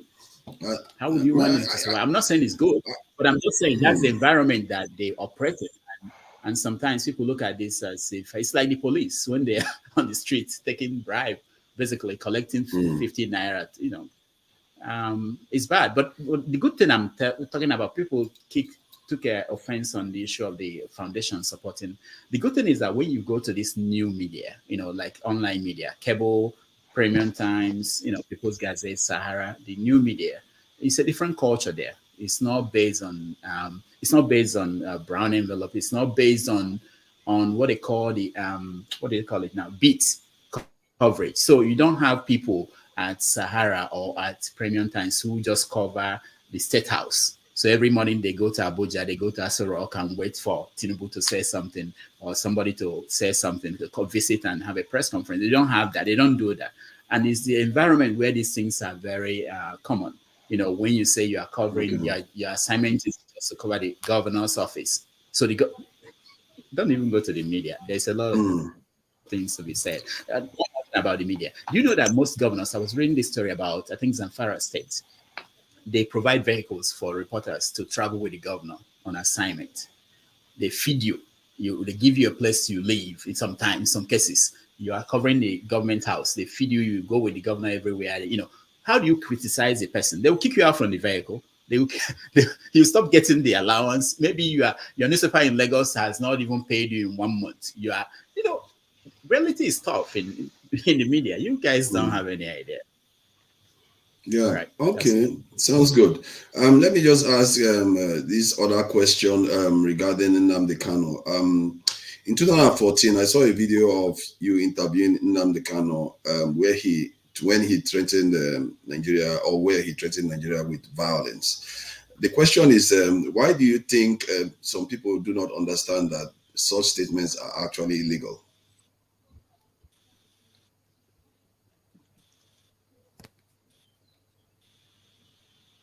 Let me, I wanted to point, this is show's show, not my show. So, but I had some videos I wanted to share when it comes up. I believe that some of these things will come up. But I can't find this particular one. So, in terms of Nnamdi Kanu and what was the question again? Where he said that Nigeria will look like Somalia. Is that what you're saying? Yes, and he went on to say that what Nigeria understands was violence. Is it the one where he said that if they don't give us Biafra, Nigeria will be like Somalia? Somalia would be a paradise. Can you hear me? Yes, we can hear you. Yeah, go on, Rudolf. We can hear you. Yeah, he's delayed. Maybe he needs to go out and come back in. I think he's got delayed. So the whole issue about Nnamdi and yeah, let him come back in again. Just Chiplex Media. We are not at war. We are not at war, forefathers. So no, it's not a war question. I asked a journalistic question. And why is my question always okay? No, I'm just trying to make a point that show was too soft. I agree with you. I agree with you. If you follow from the beginning, I said it was intentional. And I was going to ask those sort of questions, and I will leave the violence to the panelists and the comment section. It was intentional. Are you confessing that you did not do your job? You did not do your research? No, I did my job. I did exactly what I said. You did not do your research on Dr. Dameji. No, do you know about Soma rules? The things that matter to him the most. Why don't you ask me about Ngozi when he was in primary 6, second SS2 in Ngozi? Why don't you ask me about that? Why don't you ask me about his forefathers? He's a reincarnation of his forefather. Why don't you ask me about that? Okay. Duplex Media, thank you for the super chat. Kulata, thank you for the super chat. Thank you. It's highly appreciated. Keep it coming, guys. All right, thank you. Yeah. All right. So the question was what I think about, is it Nnamdi Kanu or the statement itself. Why is it that most of his supporters and some Nigerians don't understand that is an illegal thing to state, about to threaten a nation state like that? Because I find it odd. And you host this platform and people come on every time talking about these things. You never actually say, I spoke to him in 2014 before he was attacked. He was threatening Nigeria with violence. You see that? So I was surprised to find a video of yourself interviewing him stating these things in 2014. So I've interviewed Nnamdi several times, and that was one of them. And each time I interview him, just like any other candidate, any other character I interview, they say things that you may not agree with, but it's not my job as a reporter to pass judgment. So I can tell you that. Let me say this. I wanted to say this yesterday when somebody. I know where you're going, forefathers. When somebody was talking about the Biafran thing. When Wazlike came to America for the first time, forget about Nnamdi now. Get back to Nnamdi. I met Wazlike in New Jersey when he came, when he was still very popular, and he was talking about movement for the actualization of. And he said in front of everybody, he said that the next thing he was going to do was to, that time he was, I think he was, what was their policy strategy? I forgot. But he said that he was going to stop oil from moving from the south to the north. So his target was stop oil from moving from the south to Kaduna refinery. And that was the last time I paid attention. I had any interest in Wazuike.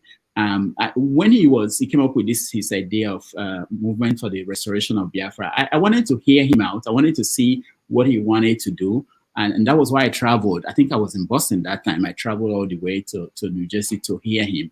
And he said something that wasn't practical as far as I'm concerned. I didn't see how he would be able to stop oil from moving from the south to the north, which is similar to what I just had that Simon Ekpa is talking about now, that the next strategy is to stop oil from moving from the south to the north. But back to Nnamdi Kanu, I've seen him many times. I've had him say things that, of course, I wouldn't say. I think that is not needed. And I've talked to him privately. I once interviewed him. After the interview, we talked in private, and I expressed my concerns to him. I say, I knew Ojukwu. I've met with Ojukwu several times in private, and I don't think he will have taken this thing this way. He would have handled this in a different way. But it's left for the courts. In fact, I heard that video you're talking about was one of the things they are holding against him in the first time they tried him. That it was one of them. But the journalist's role is different from that of law enforcement. It's for the law enforcement to decide whether something somebody said or did is illegal or against the law. I don't know. Or I'm not going to judge. Because to be fair, the point I was trying to address, I understand your journalistic and you're one of the best, I think, in Nigeria that I know, actually. And the way you approach things, I appreciate it a lot. I heard some of the stuff you said about the students you teach and all. I appreciate all the work you do there. But the point I was making was that when people come on this panel that you are hosting and making statement that Kanu never said anything, never did anything wrong, I would have thought that you that was interviewing him would have said, you know what? I heard him say this. I heard him say that. You see what I mean? So that they would just understand that you did, and if they were doubting it, they go online and check it themselves. Because what I heard before now was that it was because they invaded his home. That's why he became radical. But that started well before that, where he literally said what Nigeria understood was violence. So that I will leave that one because I go back to something I consider far more important regarding our national security. Do you believe that as a nation, Nigeria is underdefended? And why do you think that is? If it is true, why do you think that is the case?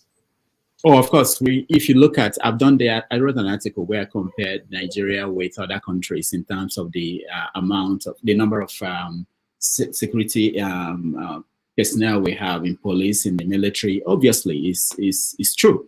The question is, why is it that way? Part of it is probably money to pay them. I don't think that if the government they have the money, they won't hire as much police officers. It's not that they don't have people who want to join the military or the police. That's not the issue. The question is, do they have the money to pay them and to staff to supply them with what they need? Look at the universities we have. We don't have the money. Not all the universities in Nigeria. We don't have the money to be able to do this, to be able to support them. So I think that's maybe the reason. It's not about that they don't want to. It's like teachers, for instance. If schools will have more teachers, they have people who are graduating from teachers' colleges, but they are not being hired because. But what if I tell you that a country like Sri Lanka with 21 million in population has got 430-something thousand soldiers, while Nigeria with 200 million has got about barely 200,000 and 140 active? What would you say? Is it about money? Oh, it's about money. It's about priority, money, but money is very important for the government. For the government, I don't know. I've not been in government, but for the people in government, they are not willing to spend money. They feel protected themselves. They're not willing to spend money. They don't have the money. Nigeria has no money. We have to first of all think of where do we get the money. Okay, let me add another layer again. Yeah. What if I tell you that the Sri Lankan defense budget is half that of Nigeria? with double the size of military? Their defense budget is what? Half that of Nigeria and double the size of the military. Well, in that case, then I don't know. I mean, we know there are a lot of West in Nigeria. You know that we have West in Nigeria. We're talking about Nigeria as it is today. We're not talking about Nigeria as we want it to be. That's the problem. If we want to solve the issues, the problems with Nigeria, we have to start from the fundamental. We can't say let's deal with. You just pointed out something. You just said let's deal with the increase the size of the military when we haven't dealt with all the losses. Look at the oil subsidy issue. The main thing is to deal with the leakages, the places where we are losing money from crude oil that are being stolen out of the country. But we're not willing to do that. They are telling us that because people are selling it in neighboring countries, that's why we have to increase the prices. And I ask people, if they start selling Nigerians, if they start taking Nigerians out of Nigeria and selling them to Gabon or Niger, Cameroon, are we going to increase the price of Nigerians so that they will stop selling Nigerians? The point is that we don't want to deal with the fundamentals. The fundamental is that the people are getting across the border and taking our things to the next country and selling it. People are stealing crude oil from the point they are being taken out from the ground. So what's the solution? The solution is that not because we don't have security? Because if you have a country that is not secure, all this type of leakages, you will see it everywhere. We have IDP camps in Nigeria. Our women and our children are getting kidnapped. You see young men telling people not to leave their homes in the southeast. These things are happening because we didn't fix our security.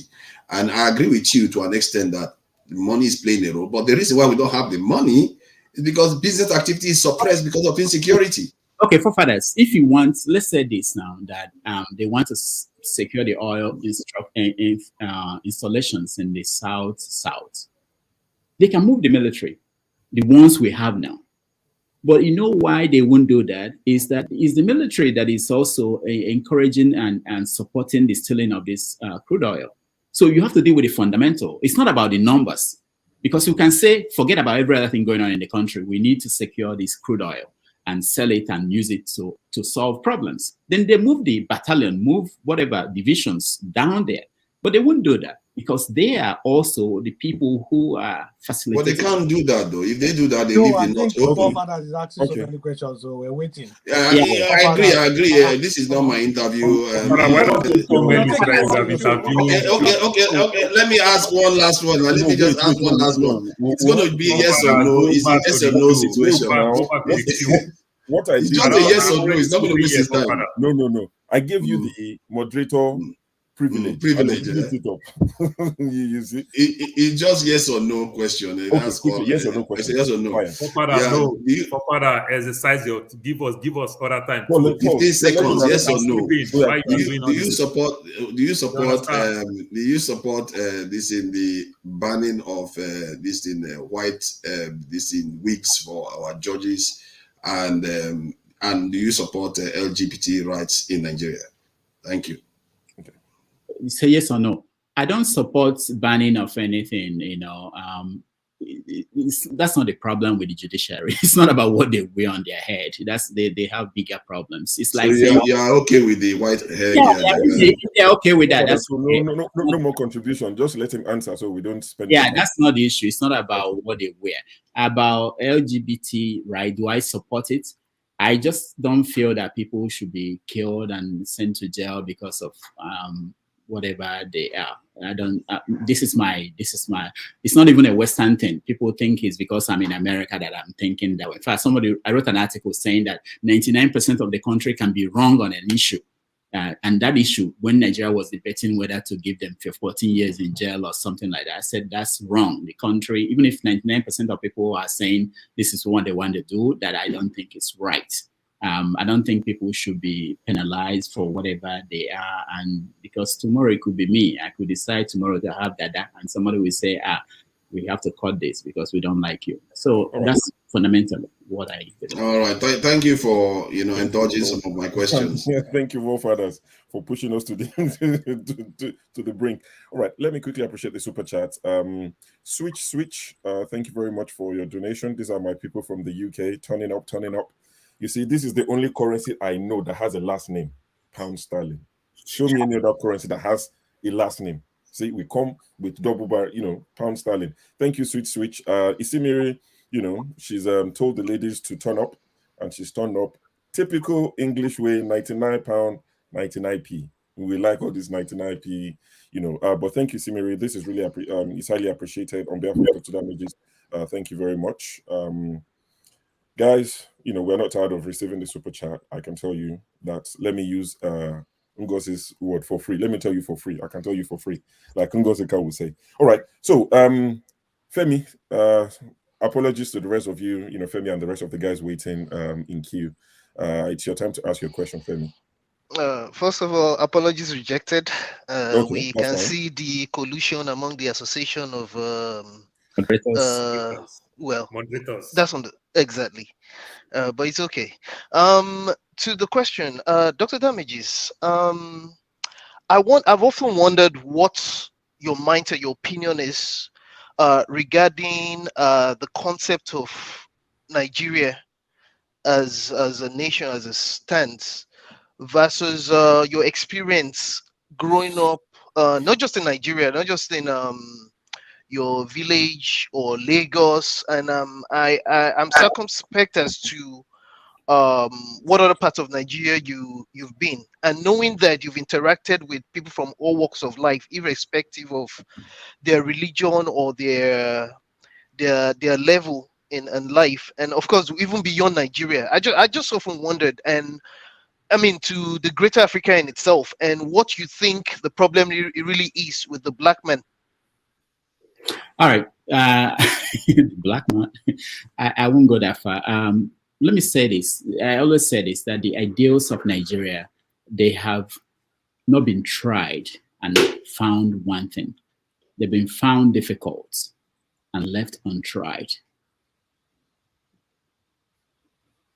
Look at what's happening in Ilorin, Kwara State, where the emir is saying that Yoruba traditional people should not have their ceremony because it would disrupt the peace or whatever.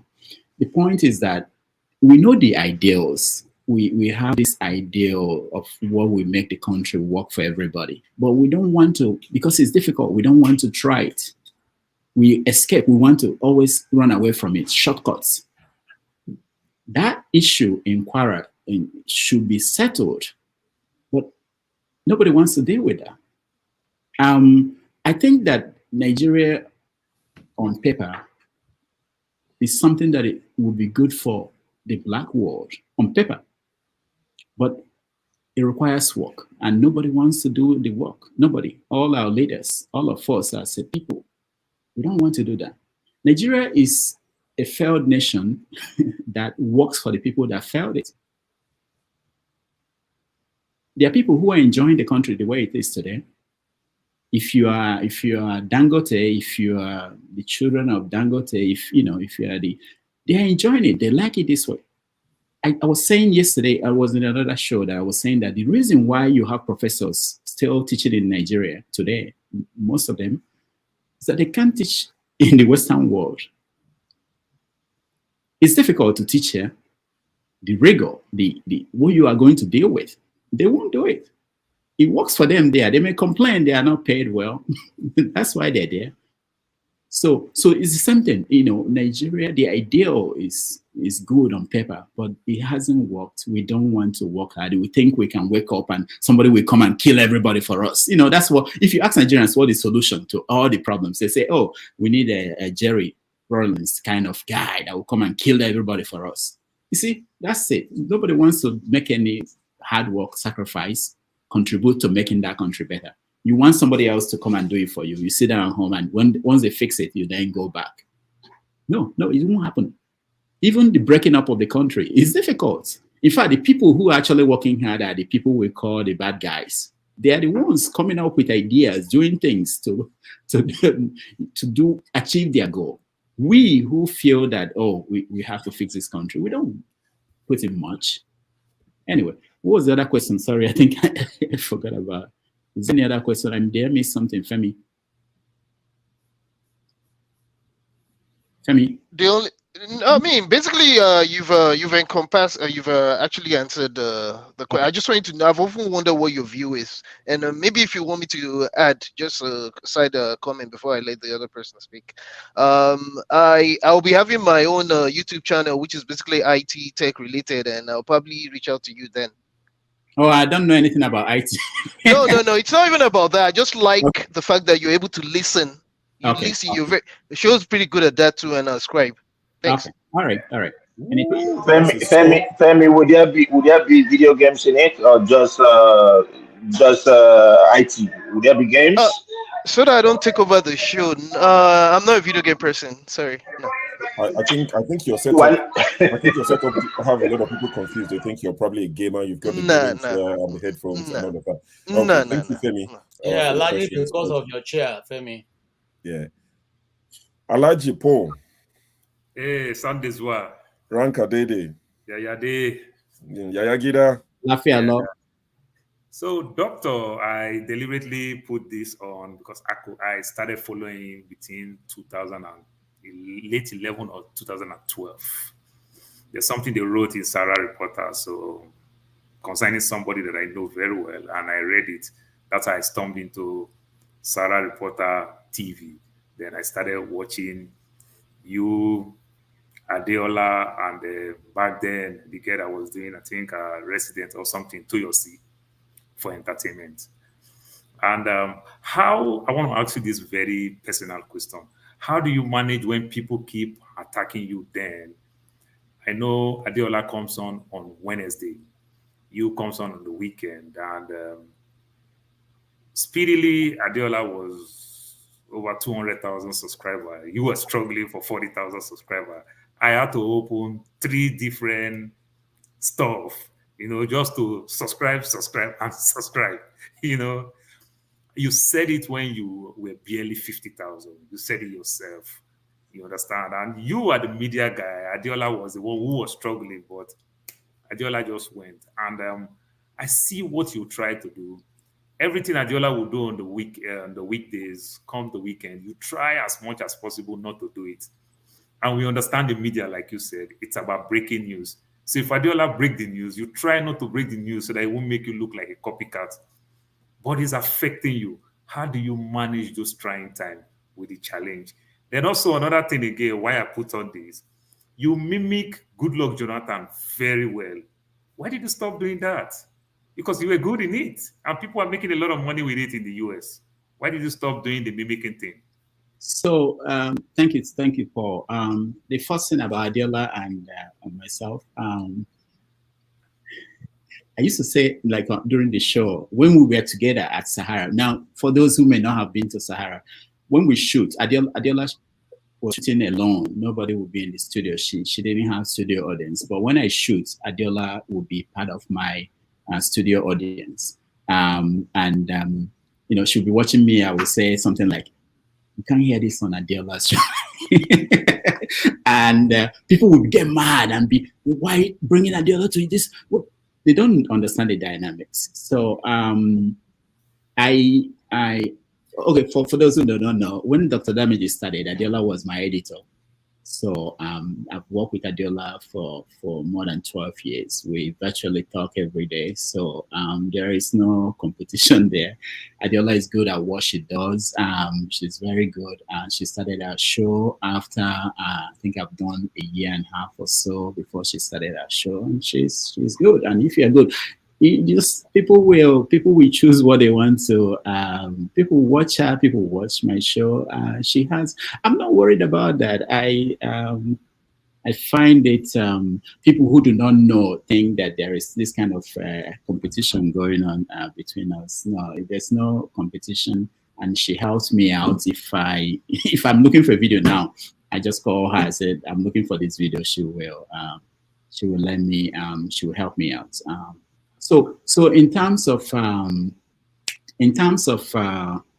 so there's no competition there. In terms of when I'm lagging behind and everything, in terms of followers, and I don't know. I'm okay with people who follow me. I do what I do, and I'm happy. I'm happy that I have people who are watching, and and that's it. There's a second question you asked me. I didn't write it down.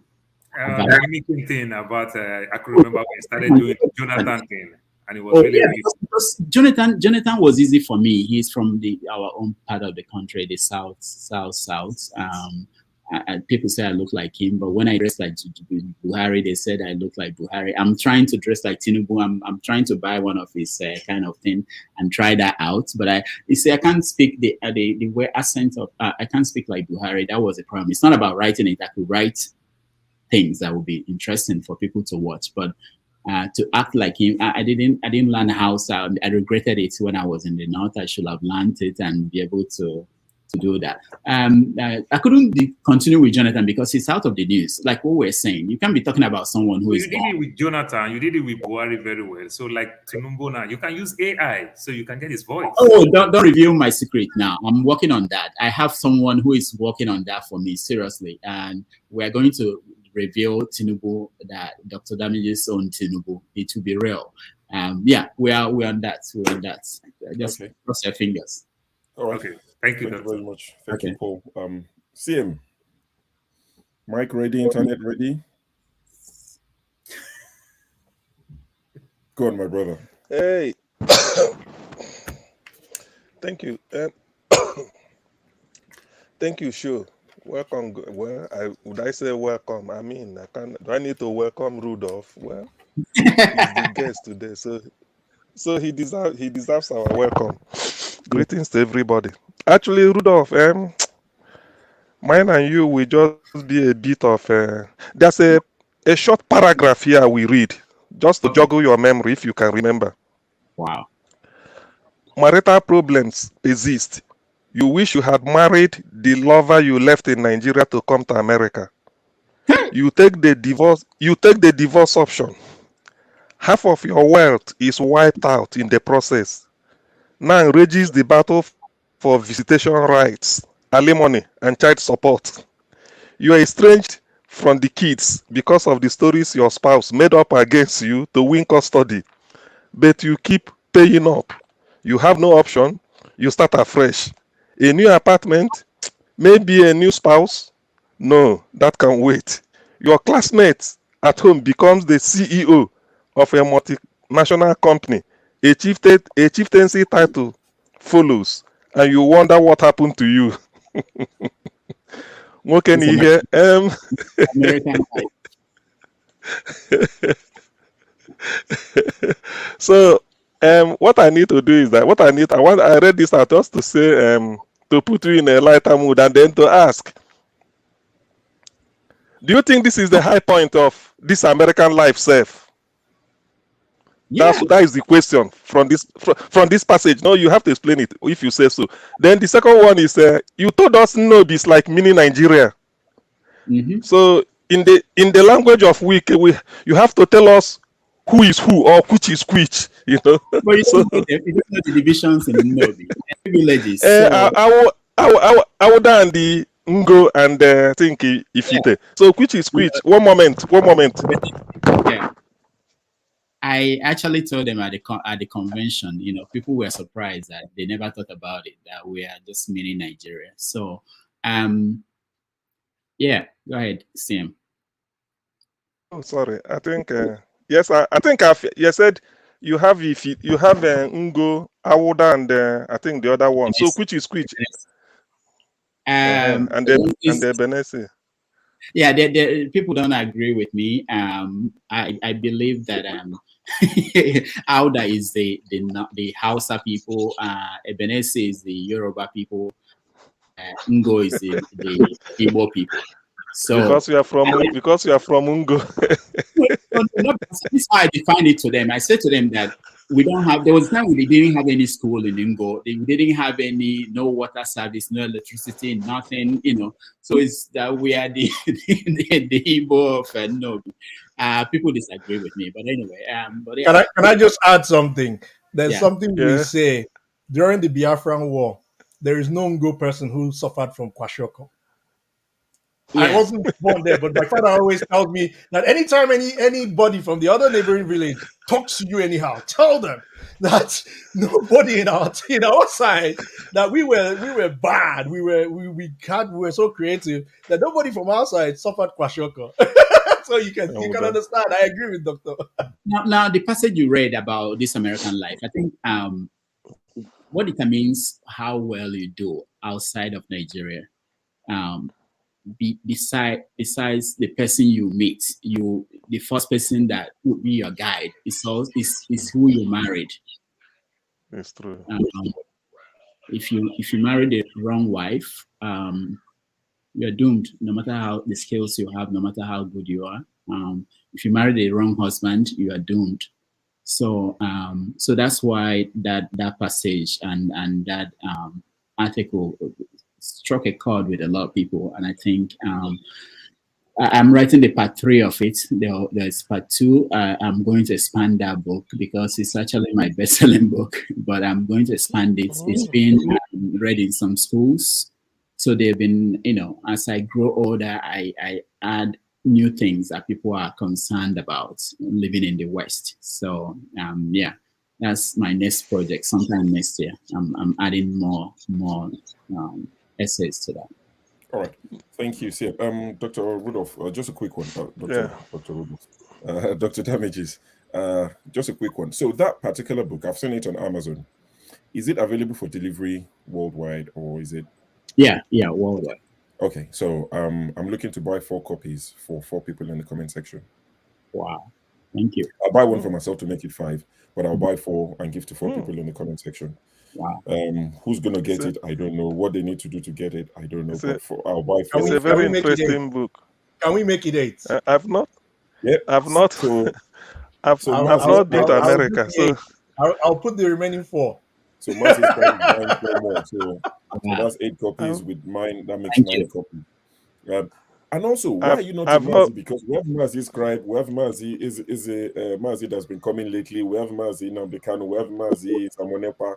Are you a Mazi are you just hiding the Mazi? No, I'm not yet up to that level. It requires a lot to be a Mazi.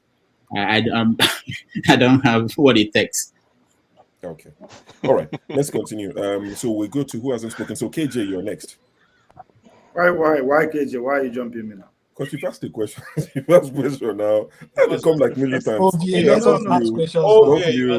It's my turn. There's a reason there's a reason we confess and there's a reason we are here for long. So what's the privilege? You have spoken. I was there when you spoke earlier on. You asked your question. Right. Dr. Damages. Thank you so much. You've done so much. When I first came on this program, I said I read you before. You didn't agree, but now you mentioned the same magazine I was talking about in Lagos.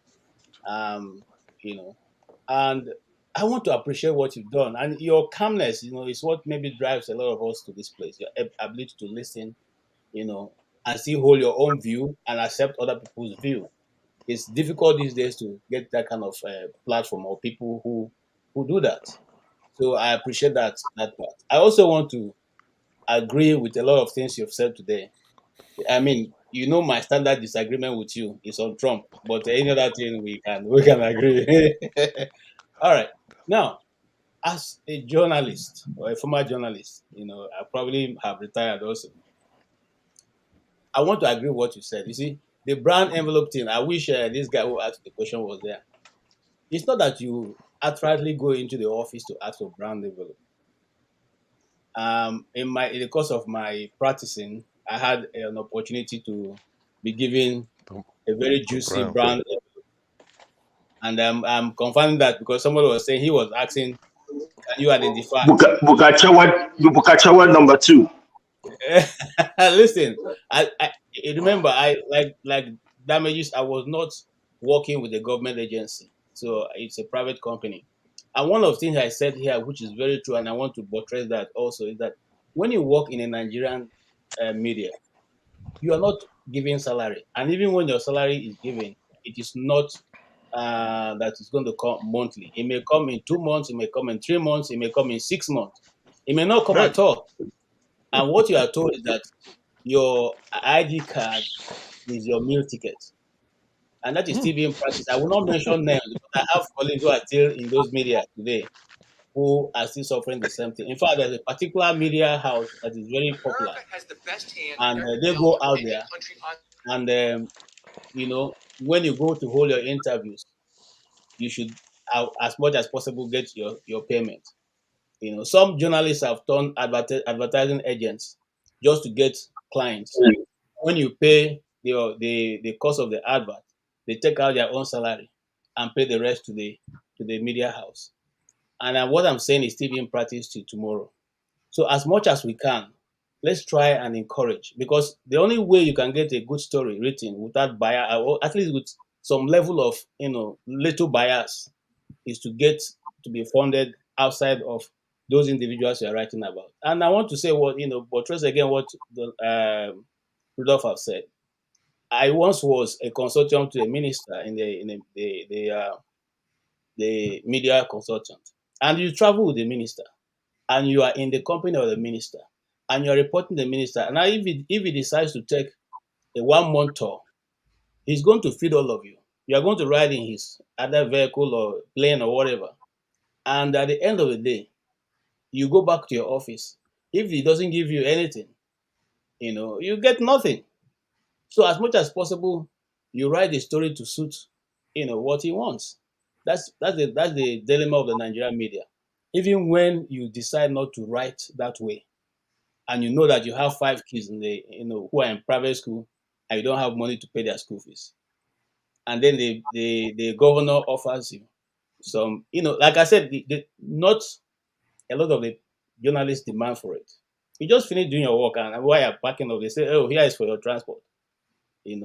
So that for your transport may take you the next 3 months just to make sure that you come to work and write a good story. Now, when the people who were, I probably call their names, the people who were very good to me, I was doing a documentary on the River State, and they were quite good, You are in a presidential palace hotel where you cannot, understand what I'm saying? Ordinarily, I would not go to lodge in the in the 10th floor of the presidential hotel. But there you are, and the governor keeps telling you, just remain there. I'm not around now. Be there. Eat whatever you want to eat, drink whatever you want. Just enjoy yourself. And whenever I come, we'll have an interview. Now that is the Nigerian situation. It's a bit different when you practice outside. And I'm not going to say that every newspaper or media house don't have a bias, some sort of. They all have biases, but sometimes the level of bias depends on who is paying the pipe, because you definitely have to blow it in accordance with what the piper and the payer will need. So, Rudolph, you have done so well, and we want to appreciate that. And my question would have been, so many people. Yes, my question I would have want to ask. I'm just trying to contribute to what you said so far. The question would have been, what other level, what other way will you think? Because I don't think the Igbos think that the media is something that is worth investing. So, what other way do you think that the Igbos can be helped to invest in a media that can report the story from their own point of view? Like Chinachebe will say, until the lions learn how to tell their story, the story will always tilt towards the hunters, being a very brave hunter. So how will the Igbos do that to be able to achieve that? Thank you. I don't think anybody can teach them. If Zeke was one of the first people that started media in Nigeria, it meant that they should know what it means. You're right. The key thing is that they feel that there's no money in it. I know a lot of people that I started with are classic. I don't see their name, their byline anywhere anymore. They don't write anymore. There's no money in it. And people want to they want to be just like everybody else, build a house, buy big cars, and marry and do all these things. And so they leave. Even the people online that I started writing when we were writing on Nigeria World, a lot of them are not writing anymore. And I always ask them when I see them, what happened? They are tired. I'm tired of being abused by people, by small kids. I'm tired of, the time I waste writing, nobody's paying me. There's somebody, I don't want to mention the name. The person was one of us here. and not now. But he asked me today. I was complaining that I've not written my column for the past 2 weeks, and he said, okay, do you want me to write for you? I said, yeah, write for me. You can be my guest columnist. I'll get it published. And then he said, how much are you going to pay me? When I told him how much I get paid for the column, he was shocked. People think that there's no, you have to do it because you care. You want to contribute. It's not about money.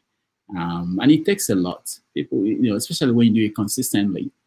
Some days you don't feel like, but it's a commitment. You will have to get up and do it.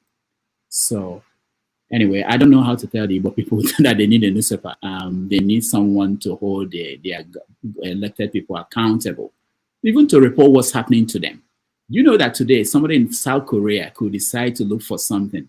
It's all that they could see online about whatever is going on that they will know. If nobody's writing the story of what's happening in MBC as part of the Nigerian story, it won't be part of the story that they will see. I teach a lot of foreigners, and their perspective of Nigeria is purely on what they see online. So it's very important. All right. Thank you, Rudolf. We'll go next to Shegun, then we'll go to Mazi Scribe, then we'll go back to Ovie in that order. But before we do that, just an update on the books that myself and Mazi Scribe are going to give out. So I'm going to read out a few names that we're going to be sending the books to.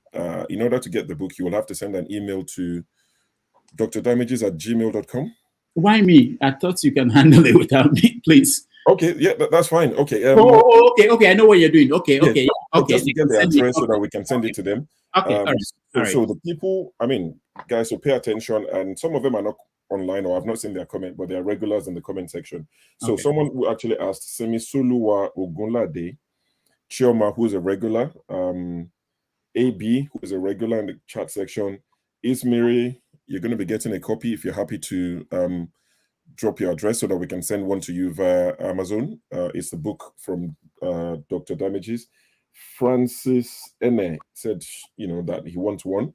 Yemi, who is a very, who's one of our regulars in the comment section, and Victoria as well. So, these guys, send your address to Dr. Damages. So don't send it to me personally. Send it to Dr. Damages at gmail.com. That's our official email, and you'll be getting a copy of this book by Dr. Damages. It's called This American Life Self. Now, Tuna is one of the people that I would like to send the book to, but because that guy is he works for Mossad or FBI, I don't think he will give anybody's address. If he's happy to give his address to you, then we'll send one to him. But I'm not holding my breath. Olukayo there, your daily, who is as we call them an agbado, but there's no hate here. Uncle Olukayo there, your daily, you get a copy from me. I see you on Arise TV fighting every morning. But yeah. Okay. So George Bushell, I will add you, and that makes it 12 copies. We'll close it at that. So 12 copies. Mazi would send 4. So no Kulata then? No, Kulata is fine. Kulata is a big man. Why would you leave Kulata out? No, he's a big man. So let me write names. George Bushell and Olukayode. So I think that takes it to 12 copies. So I would do 8, and Mazi Scribe said he would do 4. So that's my super chat for the day. Sure, my brother. Can you put the link of that book on our chat so that I'll send it to you on our different platforms so that okay. This is a link here. I'm getting a gift card so I can send to Dr. Damages, and he will then use the gift card to. I think it might be easier that way. Yeah. So at least the address doesn't have to come to me. Just buy a gift card. Send it to and then on Amazon. I'll send it to you, and you can do the process. And use Dr. Damages as the email address, so that way exactly. So that way, I don't want people's address to come to me. Pam. And then you will just send it to. So at least they can trust you with the addresses. Exactly. What's it called again? There's something in the UK regarding GDPR. GDPR was a whole big project. GDPR project. Yeah. So exactly. So let's do it that way. So I'll send you a gift card for 8 copies, for 7, because I'm buying one for myself. So gift card for 7. Mazi will send you for 4, so that's 11 copies. You'll be sending out to people. All right, thank you guys. No worries. All right. So sorry, let's go back to Shegun. Sorry to get in the way of your question. Okay, sorry. I'm also ordering 2 for myself and my wife. So. Thank you. Okay, good evening, everyone. Israel will come to you in a minute. Sorry, Shegun, carry on. Good evening, everyone. Good evening, Dr. Njakiri Damages. I've waited this long to ask two questions. One is a humorous one, so we'll get to that first.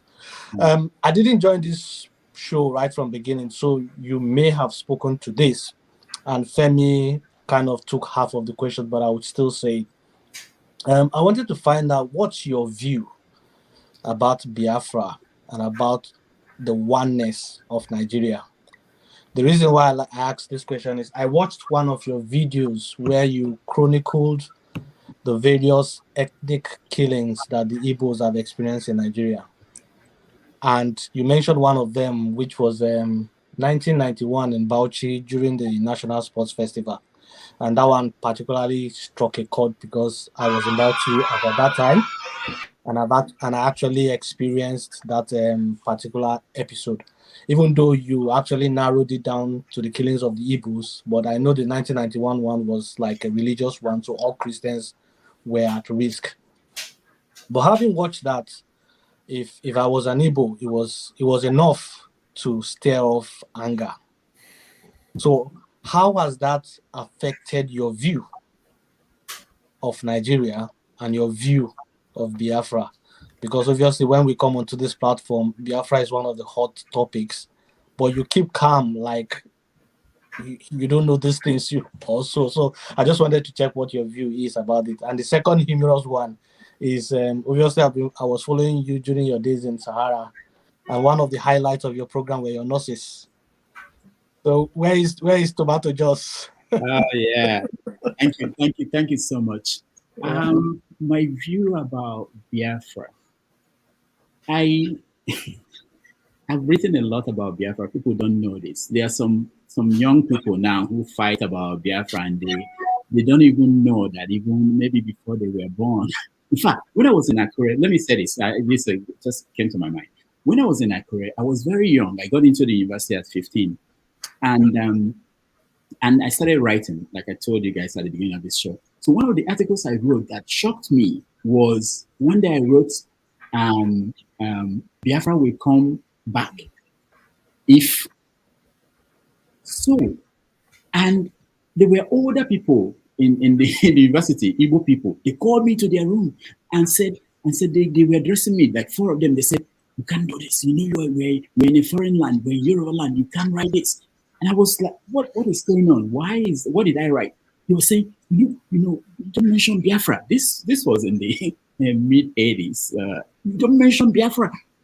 So I left them. I listened to them, I had them, and I left. So recently I was talking to Okendibe. Okendibe now told me that he was the one that published an interview he had with the Juku that I probably read that made me to write that article.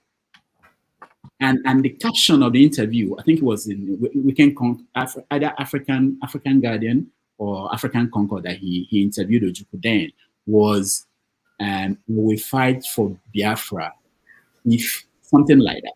So I don't remember now what I wrote. So I've been looking at Biafra from when you were growing up. My father fought in the war. My uncles fought in the war. They never said anything to me about the war. And I tried. Some of them, they will not address that. So for people like us who didn't see the war, we grew up knowing that there was this thing that happened and that it's an alternative. If what we are planning, what we're doing now doesn't work out, it's an alternative. So that has been where I was looking at Biafra. And I had classmates who didn't have their father. One day I tried to find out what happened to your father. Oh, he died in the war. So this is how I grew up, knowing that there was this thing that happened. And then growing up, I started hearing about what led to that, And so you have this idea that for Igbo people, it's like a default. You default to Biafra if everything else is failing. Ideally, like Zik wanted Nigeria to be a big country that will be a big nation in Africa. I want a Nigeria that will work, that will be big and that will be influential, because we have a lot of work to do. Ethnic killings that the Igbos have. we have a lot of work to do beyond Nigeria. Okay, beyond Nigeria, we should lead the black world. Somebody asked me, "What do you think about that?" Nigeria should lead the black world. But if Nigeria is not working, and I've written about this in when I said, "Let this temple destroy this temple." If Nigeria is not working, instead of all of us to be in a big cancel flight or project that they call it in America, and we are suffering and we are dying and things are not working, then maybe we should just tell them, destroy the building, let everybody go and build small houses and live. Maybe that's the solution. So, but it's all left to us. My first choice would be to have Nigeria function. And I've said it that the reason why Nigeria is not functioning is not because it can't function. It's just that it's hard. It's hard to build a country, and we have not put in the efforts. We have not put in the efforts. So that's it. I've written from all angles. I know what happened. I have learned. I continue to learn. I listen to people. Sometimes I meet an old person who would come with a different perspective that I didn't know about. And it's always amazing to me. And hopefully one day we'll be able to put it together. I'm trying to put a book together again about the Igbo people, and that will be very controversial, but I have to do that from all I've learned. Yeah. Okay, that's good. And then the second question. Oh, about the nurses. Nurses. They're wonderful people. I don't know how it started. Tomato Juice was the first one, and she was there for a long time. At a point, she became very big, bigger than Dr. Damage's show. So we had to get alternative nurses. They were integral part of the show. I wish I could continue with that now, but I shoot at home. I don't shoot in a studio anymore, and I don't have a lot of people. I don't know a lot of people around. We just pick anybody. When I came to Nigeria to cover the election, we just picked somebody who was a Sahara, an intern, and she became the nurse. It's a wonderful interaction. But people don't know that. Most of them, I don't know them. I don't know them very well. But when we are in the studio, you don't know that. It sounds as if we've known each other. Sometimes they were just getting the emails right there. They've not seen the email before. They just got it and then come into the studio and we shoot. And the reaction, whatever reaction they give out is what we put out. So it's wonderful. It was wonderful when it was going on. Yeah. Okay. All right. Thank you so much, Doctor. Thank you, Rudolf. I will take my leave now. All right. Cheers, Shegun. We'll try and run this off in the next 24 minutes. So that will take us to 3 hours so that we can give, Rudolf a break. And it can stay on and the show will take its regular, flow and people can start discussing Tinubu, Buhari, once you mention for Biafra, for further will jump up from anywhere and say, what for Biafra, what happened, So we'll go back to the normal conversation. But before we finish, I would read the names again so that people can send their addresses to Dr. Damages so he can send out the books. But we'll go to Mazi Scribe for his question or submission or eulogy. Why Mazi Scribe? He hasn't spoken. You've spoken. Yeah, that's not our voice being. It's not in one place. Okay, let me yield to Obie. Obie, you're a prince. No, so my question is very short. My question is very simple and short. But before then, is that our Alexi? Yes, now. It's going to know one day. It's on a City Boy attire today. What is the connection between you and City Boy, Mr. President? Don't you see his hand like a Something is going on. He's a Lagosian. He's putting a Tinubu signature hat. So that's good. That's good. All these people that are for civil war, they do us one thing. Anyway, Rudolf. Please mute yourself if you're not speaking. We're getting feedback. Yes, sorry. Ovie, carry on. It's not a yes or no answer, but it's very simple. Do you have faith in Nigeria? Not Nigeria is the country or the people or the idea. You have to define Nigeria. What you mean? Do you have faith in Nigeria? Nigeria, the country. I mean, everybody now want both the people, the land, and the entity. Nigeria. Now what in Nigeria? North, east, west, and south, and everything that concerning it. Nigeria. Do you have faith in Nigeria? I would not after what happened during the election. I still believe that the country can do the right thing. I don't see the sign that we are ready to make the sacrifice to do that, to achieve that, to get to the ideal of that country. So that's my issue. But what else do we have? What is the alternative that is easier to get? So I think it's still easier to fix Nigeria than it is to break up the country and try to go that route. But if fixing it is not something people are interested in doing, then the alternative is to break up. But I think it's easier to fix the country than any other thing. I think it would be good for the Black world. People don't want to hear that. The next, after China, the next continent that will rise and be at the top of the world is Africa. It's inevitable. Even if we don't try, it will happen. Even if we don't try, it will happen. I can give you a scenario. And I tell this to my students and they are shocked. I said to them, look, you have to learn about Africa because it's going to happen. You may be forced to move to Africa. They said, no, how long do you think that will happen? 100 years from now, 200 years? About 100 years from now, yeah, about 100 years. Once China is able to get to the top, US and Britain and all those Western nations will go down. They're already going down. China will be at the top. And then the next thing will be Africa. Africa will. It's inevitable. You have to remember how civilization, it doesn't. Yeah, but China could be in top for another 300 years. No. The way things are happening, the way information flows now, it's not going to take that long for something to change again. So Africa what will get us anywhere if we don't do what I was asking that we do? It will never change. It will always oppress us. The fact that you said it is out in the air, okay? I want you to have the faith. Who was asking me about faith? Somebody will listen to you and somebody will do something about it. This is part of that conversation, why we have this conversation. It doesn't mean that it has to happen now. Tomorrow, a new leader might take over. Look at the guy in Kenya. Are you not impressed by that guy? Who knew that Ruto would be this way? Ruto is coming up strong. It's not alone. And the other people who are listening to him, the other leaders in Africa, they can team up and something can transform in Africa. But the point is this, 100 years from now, Africa will be, I wish I would be alive. I wish I would be here. Africa will be at the top of the chain, and it's inevitable. Yeah, and there's a lot of people that believe that we may not even, who is that? Who is asking me to hold on? It's me, the moderator. Everybody they ask you to hold on. Yeah, I'm not even moderator. I'm the host today. I'm not moderator. Look, stop going on, Jerry. Calm down now. Everybody's asking you to hold on. But when people are able to talk, just because I say one thing, calm down. What did I say? You just joined now. You're on the queue, even though you are part of the moderators. You're not the moderator. So Fine. Man, subscribe, please. Ask your question. In the famous words of Lexi, I gave you my time and you're trying to fight for You're trying to fight for Nigeria, to defend Nigeria. That was a classic. It's a classic on the show, man. Like anytime I want to get myself pumped up a little bit, I open some of the ones in this session that we have. Look, Dr. Damages, I don't know how to put this.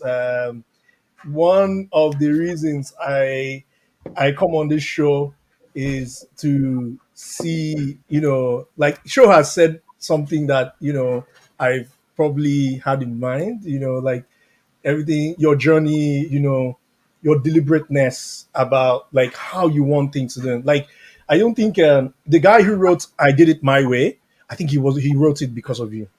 And you are one of those people who just is like, I did it my way. You will never ever regret it. I know that talking to you, being around, listening to you, it always comes back to me. I always see like, and that, I'm always free with my opinions. But no matter what, you have your, I've realized something. If you notice, I don't even give you opinions anymore. I realized something that you actually know where you actually want to do things your way. So kudos to you. And every day I just I see reason with you. I begin to I've bought into the way you want to do things. So I just want to say thank you for that. Your kind words, everything. It's amazing. My question is let me give you my laugh first. It's classic. People remember it from everywhere. Classic. That's the thing people remember me for. Anyways, my question, you always we look at Machiavellian strategies, we look at Okonkwo strategies, we look at the Obiorika strategies. How would you see? You are saying that it's easier to fix Nigeria, which I agree with you. But how would you see which way do you think Nigeria would eventually what is that juncture that would cause Nigeria to be set on a better path? I'm saying this because this morning I watched something from Shorere where Shorere said the current government will make it easier for a revolution. And I listened to it and I'm like, I would like to get your opinion on where you think are the Okonkwas going to win, or the Obierikas are they going to be the ones to push through? But because from what we are seeing, logic is not making sense anymore. You know what I mean? Like logic is not really making sense. Things are just getting worse, and it's hard not to. As much as I disagree, I don't believe in Machiavellian ways.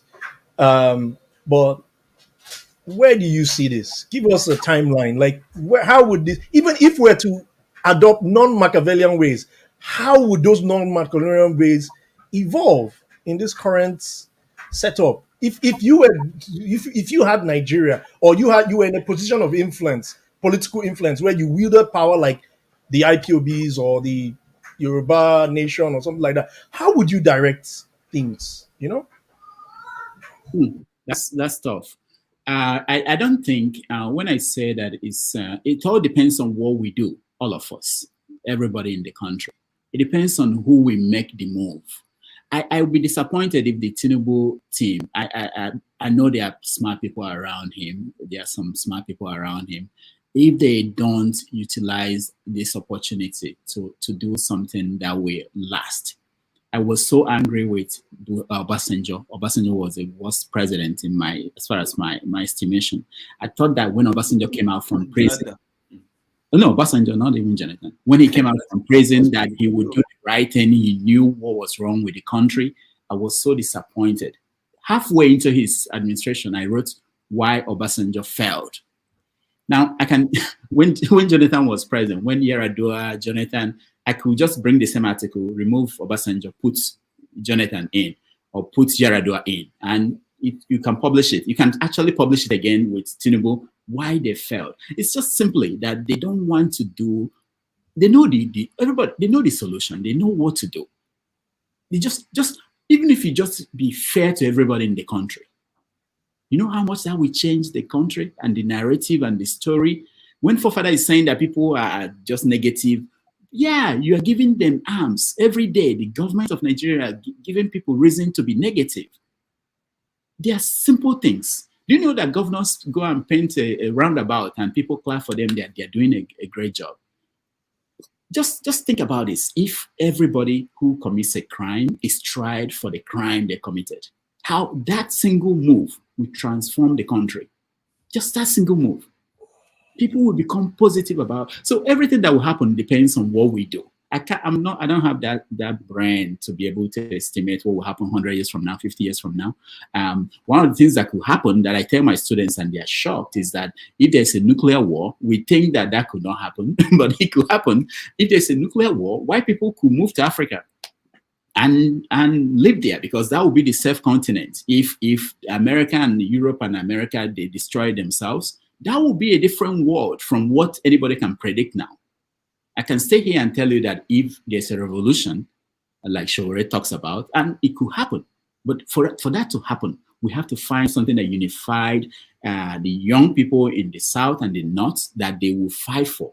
If you look at NSAS, what happened at NSAS? What happened was simply that young people from the South who have been victims of police brutality found a reason to come together.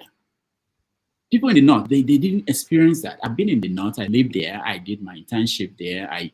They didn't experience that so much that they could not relate. So that was why there was not a lot of movement over there, over NSAS. Also, the structure of their society, which is a different thing.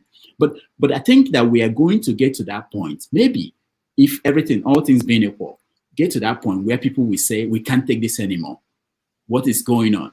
The politicians, and Amechi knows this. Amechi is one of those people, even though he's crazy, but sometimes his brain will tell him something that is true. He understands that there will be a point you push people to a particular situation where everybody will say, no, we can't deal with it. Look at this money now, this exchange rates, this issue about oil subsidy. People are suffering. I don't know how many of you talk to regular people. I don't mean talk to your friends or your family because you give them money.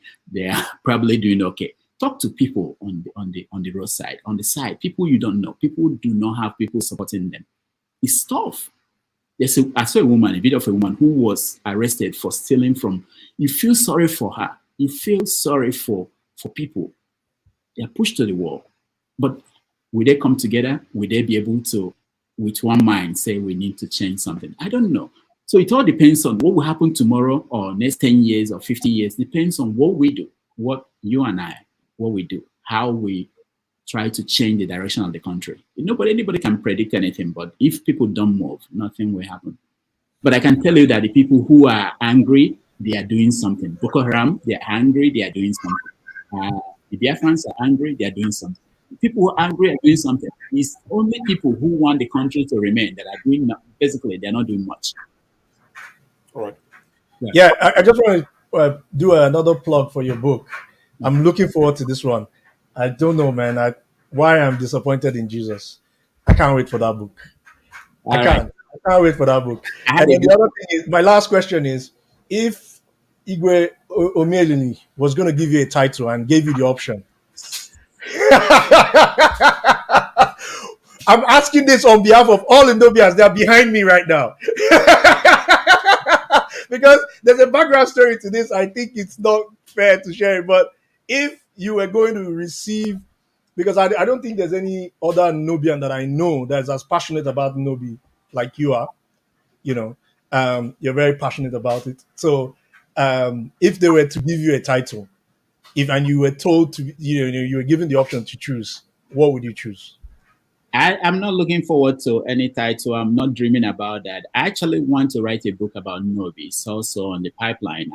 I've started interviewing people for that book. That's what I want to do for Nobi. And I'm not looking for a title. I don't know how that will look on mine. Do they actually give you something? I don't know how that will look. I think they're behind me. They're behind me. I consulted the oracles. Back up, down. I can suggest a name. I can suggest a title.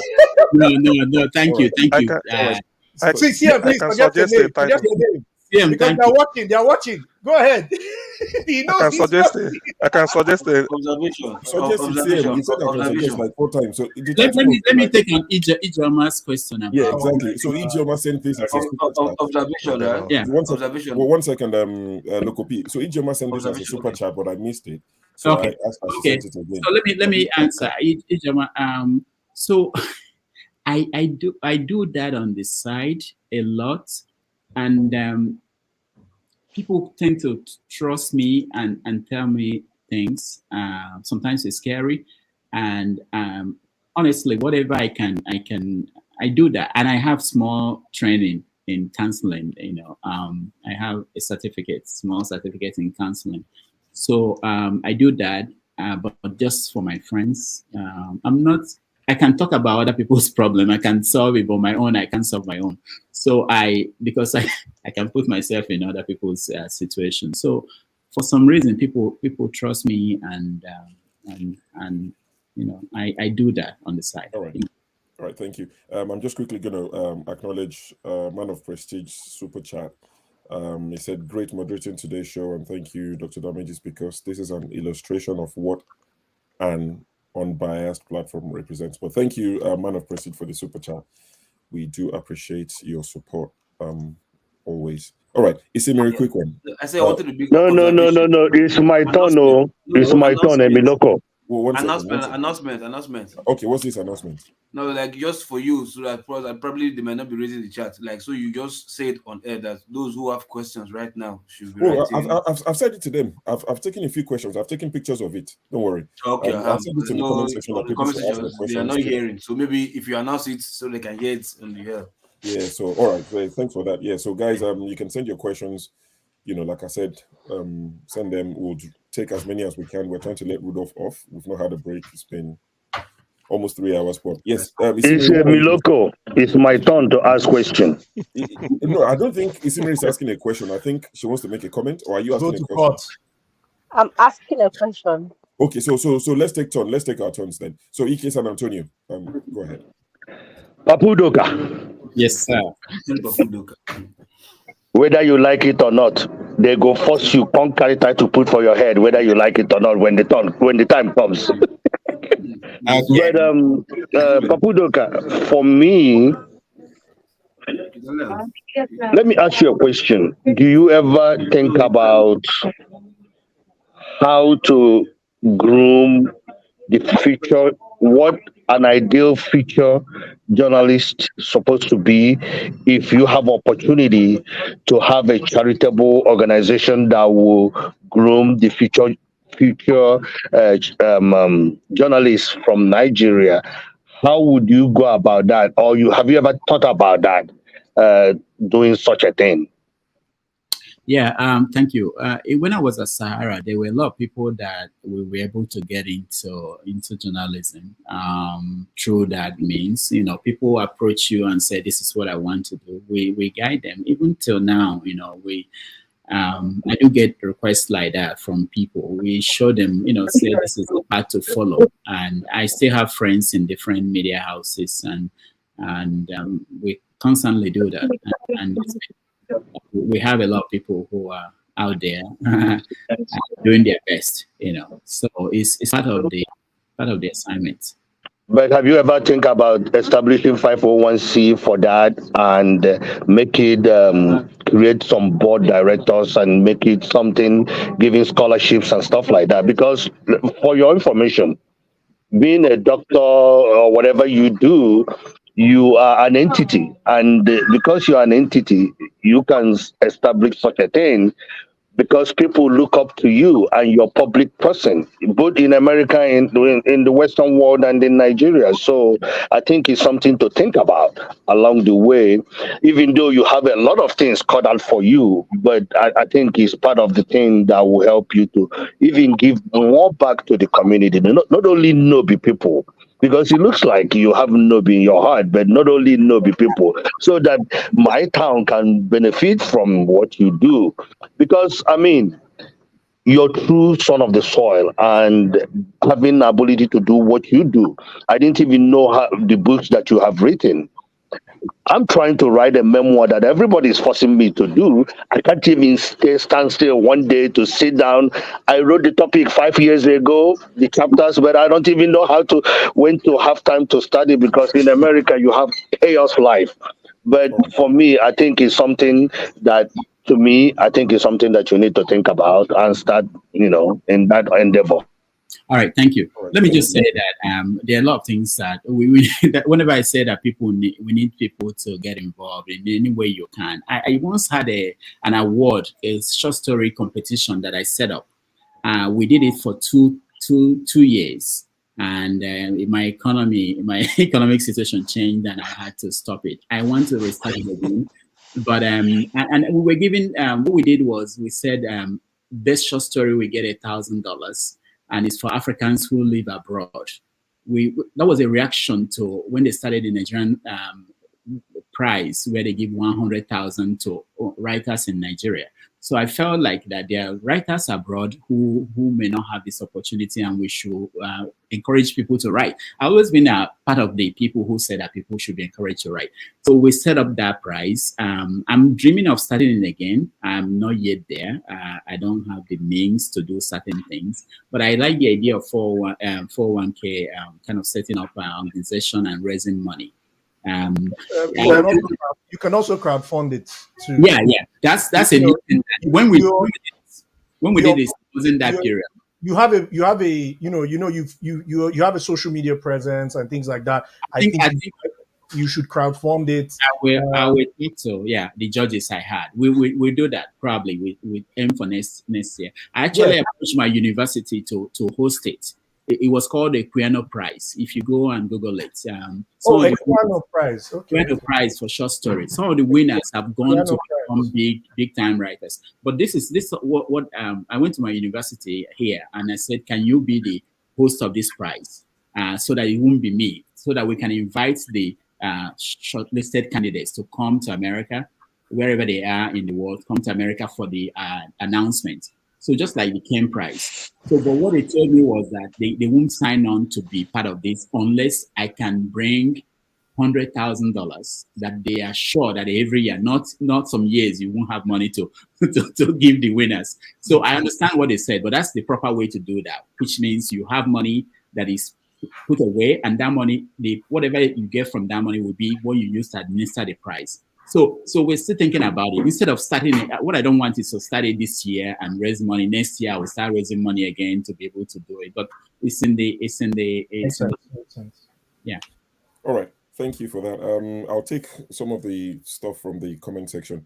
Matt says that his question is just to say, not a question, but I really appreciate you for what you do and who you have become. Stay blessed and protected always, Dr. Damages. So that's from Matt. Isimiri, what's your question? Thank you. Okay. Dr. Damages, can you shed a bit of light on the NOBI Neuroscientific Medical Center as well? What advice do you have for Southeast to actually ascertain their presidential quest? What advice do you have for them? Do you think Nigeria will join the BRICS nation? We join the what? The BRICS. Okay. Yes. Okay. So Nobi, what hospital? Are you talking about the general hospital in the Nobi? The neuroscientific one, the one you showed on your YouTube channel about the neuroscience kind of. There was some kind of fundraising there. Oh yeah. We in us in America, we try to raise money every year to support the hospital. We want to expand it. We want to make sure that everybody is able to, because there are some old people who may not be able to have the money to go and get treatment. And we're doing more than that. We're also tracking people with acute health situations. So unlike medical missions where people go from abroad, when they go into Nigeria and they give people glasses, they give them medication, they do this. We follow them after we go in, we follow them and they go to health centers where they get regular checkups and they are referred to doctors' clinics and things like that. So we want to, it's a kind of model that we are still working to perfect. We have Professor Ferdinand Ofodile, who is leading that charge. So it's something that we're doing, and eventually we are going to bring out the templates, what works, what didn't work, and then people can maybe learn and copy it. It's a work in progress. But yeah, it's going very well. What was the other question? I didn't write it down. About your advice for the South. Southeast. So that it can, what do they need to do to actualize their dreams or their dream of becoming the Nigerian president? Because some people have said that there can never be an Igbo president. So what advice do you have for, because this YouTube is going to be here for a long time so that the younger generations can actually learn? Yeah, but I don't think that's what the Igbo people need. I don't think they need it. That's not the goal. Why are they then trying to become president if they don't need it? Because where they're making important decisions regarding Igbos, don't you think it's good for an Igbo to be there to speak for the Igbos? Yeah, but that's not why you should get there. It's not about I'm getting there to be Igbo president, I'm getting there to be Yoruba president. Or I understand what you're saying about representation. If Nigeria works well, the point is this: not everybody will be president. Ibibio, there are so many ethnic groups; they won't all be president. We have to find a structure, a country that works for everybody. You don't have to be president for you to get what you deserve, for something to come to you. That's what I think should be the main thing. It's not about being president. I don't think Peter Obi started out and saying I want to be Igbo president. I don't think that's important. And if people fight for a fair and equitable nation, you don't think about it. You misunderstood me, not an Igbo president. Okay. Like representation of other, like this Tinubu said it's a Miloka. Obviously, some people were saying maybe Obasanjo they don't accept him as Yoruba. So this representation somehow kind of arrangement, that people so that other ethnicities be represented in that throne of power, something like that. Not to be an Igbo president, but you know That's what I what I'm mean. saying. The idea, I think we should be fighting for the ideals of Nigeria, whatever ideal it should be. Then we don't have to fight over what's the name of this person and what they represent. So that's my own take. So for Igbo people or whoever, you fight for the Nigeria to work for you, work for everybody, and that's it. All right. I remember just one more thing when they were killing people in the Northeast. People were writing me and saying that we are not talking enough about this. They want me to talk about it every day. They will tell me that it's not being reported about how they are suffering. And it was true because people, just like the war, during the war, people know what people went through in the East. If you are not there, people were getting married in the South, people were being killed in the Northeast. The same way. We get to the point where we start feeling what's across the country. All right. The BRICS nation, should Nigeria be part of the BRICS nation? Oh yeah. Oh if yes, well. why?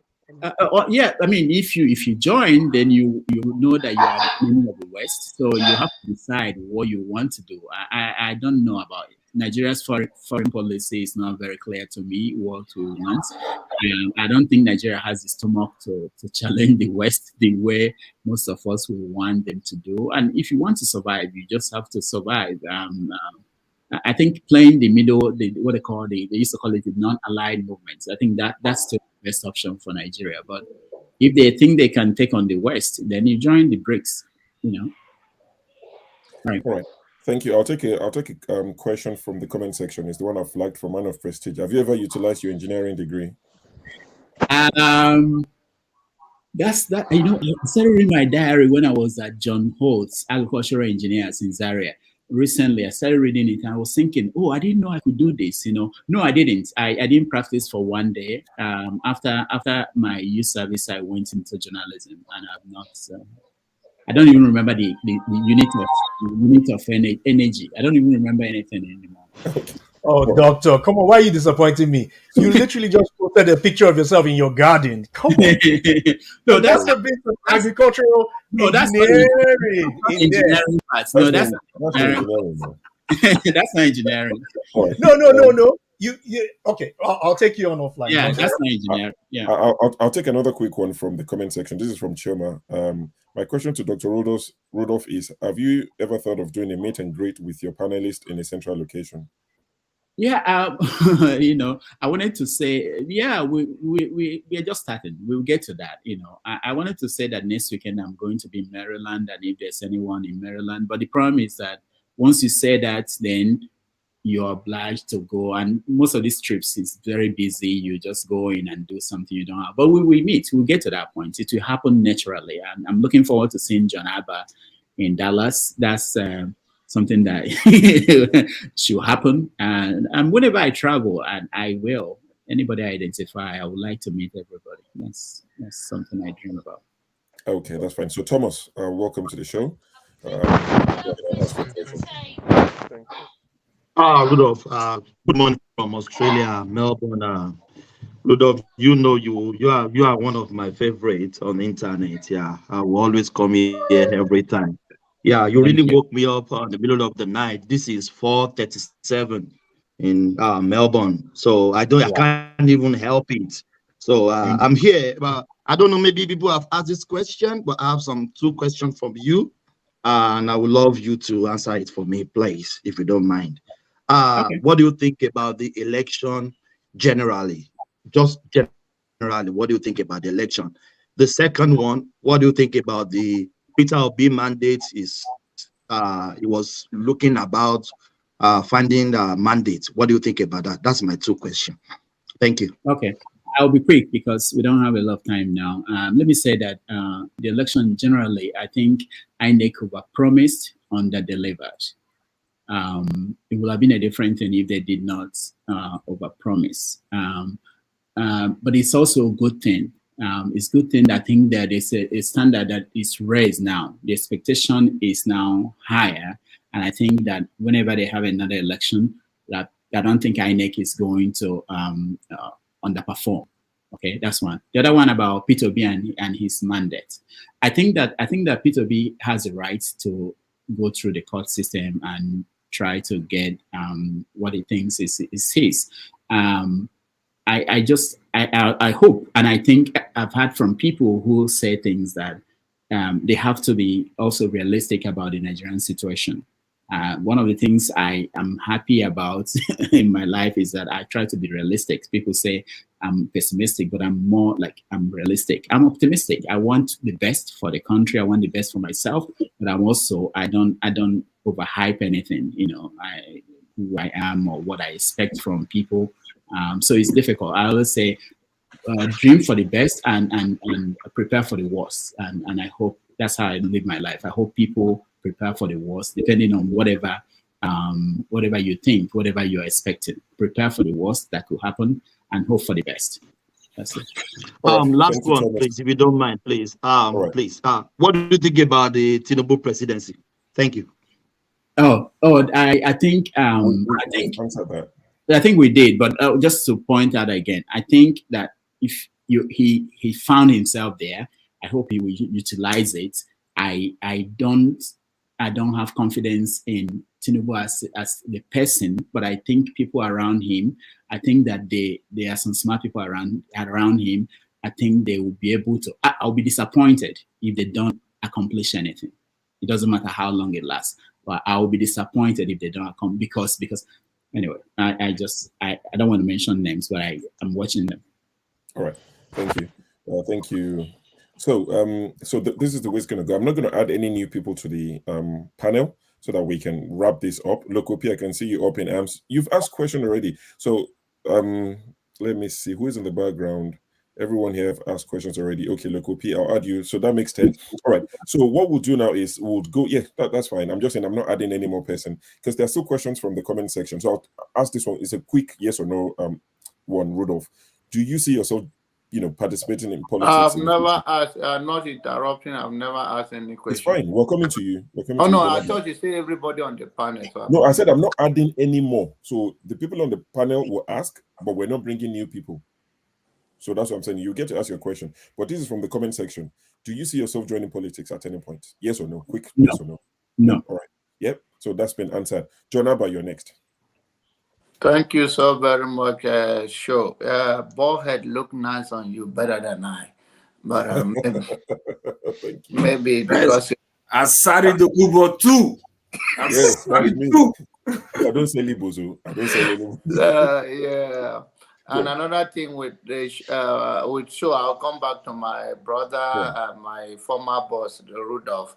But another thing with Show is that the other day, Rudolf said, "Oh, he will bring back Adewale," and he said, "Oh, that man, no. Do you really mean it, or you just saying it casual?" That's what you show. Okay. You'll bring back who? Adewale? Yes. Prince Adewale. Rudolf say, "Oh, I will bring it back." Then you say, "Oh, that man, no. Do you mean it, or you are just saying it?" I can't even remember. He didn't remember. Okay. Because I was like, okay, this man, I'm talking about you, Show. And I say, oh, in 21st century, we are talking about the ability to tolerate others and people we disagree with and don't disagree. And when he said that, and you say, no, that man, did he really mean it? Or because I was that could have been banter. The same Adewale that comes here. Yes. No. I don't have no issues with him. Okay, but you said that. Go and watch it. I didn't. There's one person I have issues with. Because I was looking forward to that platform of being tolerant and openness of understanding one another. I'm very tolerant. Kulaka is the one that we sort of, I have a go at his opinion, not the person, the opinion he has. But even Kulata, I would engage him. I don't want echo chamber that we all say the same thing. I like when Thomas is No, here. I'm not. Oh, It's yes. okay. Don't even No. have to go further. Yeah, Since yeah, you yeah. don't I have even no remember, that issues with means that. that you don't even pay. It's something don't- that's fine yeah. with me. Okay, That's so all right. I come to my former boss and my brother that is a champion. Rudolf is you own more than what you think. In Igbo tradition, I don't know the kind of chieftaincy they could have given to him, but if my grandmother married him, he will give him more chieftaincy, but title. But in any case, you are amazing. And another way that you are talking about inability to journalists, how did they pay them or not? But another thing is that they Simiri or whatever the lady that come our sister from UK. The other day he was advocating how people can support the you are uncomfortable with that. I'm talking about Rudolph. So how are you uncomfortable with that kind of a thing, and you feel like you say, okay, support Rudolph show, do this and do that, and you're very uncomfortable with it. So I say, if you're married to my wife, he's going to divorce you one time, because my wife will tell you, your time is not supposed to be wasted. Why are you going to say that somebody should not support the show? You spend this time, and not even for you, it's like, just do what it is, finance the thing, and let it go abroad. My wife told me, I fear poverty than death. So it's somebody like that's what my wife told me, and that's why her money belonged to her, including my own. So when you said that, I was like, wow, this guy said he was going to say, no, let's go to the next one. I said, you are not taking it through, but that's fine. I understand. You are a man that you give so much and you receive little. God bless you. And my question to show again is that only supercharge, there's no Zelle, there's no other means of receiving money. The way some of us are old school is like, well, people still have OL as a OL.com as an email. So, I think Rudolph is going to answer that question. Only supercharge. There's other ways that there should be many ways. If you are in US, this is how you go. So, and that's why it hurt me when Rudolph take people like, I'm not against you in person like a show, but anything with British thing is too narrow to me. If you walk on their street, it's very narrow. If you go to their house, it's very narrow. Is it racism now? What should I call it? I don't know. It's the life you live there. I'm telling you, the life you live there is practical. It's not something I'm forming. So when you come down narrow way, it's only one supercharge. There are no other options. It's like you are coming from that way for me. But that's fine. I'm John Abba. Let's go to the question. And my brother CY is next to me. I'm so glad that you have already spoken before and you jump into me, because that means you're not that biased. You are following the rule. So What's your question? Rudolph, my question to you is this. In the past election, and the way we have come so far, you've been outspoken about Nigerian election. You are not like Showore that have gone to Nigeria, but in one way or the other, you are contributing to see Nigerian go. And you are a brave Nigeria. Even coming to your show alone, I do my own in a different way. I put me in a lot of trouble, life-threatening for saying my mind. It's not a big deal to me. I will still say it tomorrow or next. How do you see that we are making do you see that we make a progress so far in Nigerian political system, how we run our election? And another thing to me, do you still believe in one Nigeria?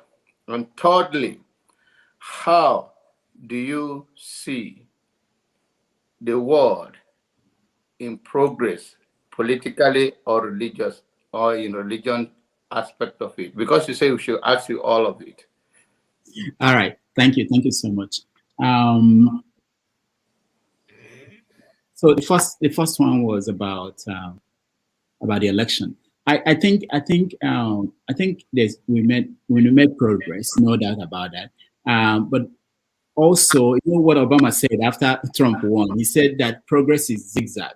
It's not straightforward. So there are certain things that made progress along their line. There are certain things that went back. But I think in general, there is a movement forward. I look forward to whenever the next election, whoever will be running, what will happen. If the next election things didn't go forward, then that's a problem. And it could happen. It happens in Nigeria, it happens everywhere.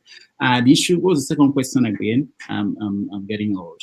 What was the second question about what I believe in one Nigeria? I answered that already. I think Nigeria is better off. I mean, it's easier to make Nigeria work than the other alternatives. So that's it. What's the third one? What's the third one? The third one is that religion. Okay, I know, I remember now. So you have to read Why I'm Disappointed in Jesus. It's not about Jesus alone. It's about religion and man. It's about the connection between man and God, between science and religion, and between whatever, everything. It's intersection. That's what it's about. I think for me personally, when I express my religious opinion, I think a lot of people here will be surprised. I think we put in too much into that. I think there are other things in life that, especially Africans, I'm not addressing Africans. If we want to actually advance, if we want to compete with the rest of the world, we should do more than just this blind belief that religion will take us to the next place. I think we need to do more ourselves. But anyway, that's a conversation for another day. Thank you. All right, thank you, Rudolf. I know we'll go to Uncle Ike, but before we go to him, there's a question from the comment section. I think it's around the eastern part of Nigeria. Why is it that other parts of, this is from Abiodun Agbola, why is it that other parts of the nation are not disposed to inserting a referendum in our constitution for self-determination? Why they're asking me why other people are not interested? You know the history. We don't have time for that. We know the history of referendum and whether it's in the constitution. Zik was the one that refused to add it in the constitution, the initial constitution. But if you look at other countries like America, it's not there. It's not in the constitution. And we modeled the 1979 constitution after the U.S. constitution. So this is what I'm worried about. This is more important than the referendum, which is that APC, just something very simple. APC, when they were in opposition, they basically said all the things that needed to be done to restructure the country. But when they got into power and they became majority in the Senate and the House, they didn't do anything. They didn't do anything along that line. Why? Have we asked that question? Why is it that they didn't do anything? The point is that the people we elected, I don't want to go to section 868, the people we elected into National Assembly, they are not representing us. So because if they are and they are making changes, we will have been making progress towards achieving. Once you mention referendum, people are scared.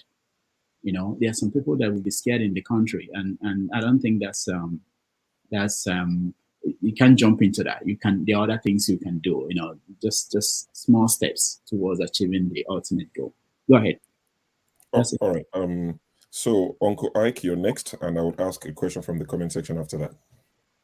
Okay, thank you. Sure, you can hear me? Yes, clearly. Okay, thank you for what you are doing today. Rudolf, I want to thank God for your life and for what God has used you to achieve at this time of your age.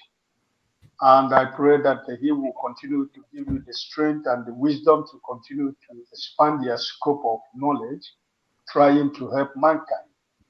You know, it has been a blessing knowing you and being part of your panel of this platform.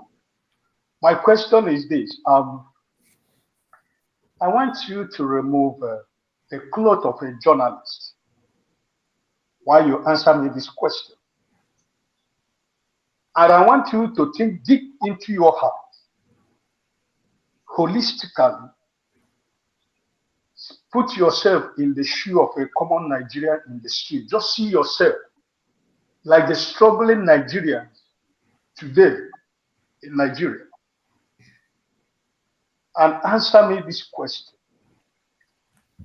Do you think February 25th election, do you think that Tinubu won the election in Nigeria in February 25?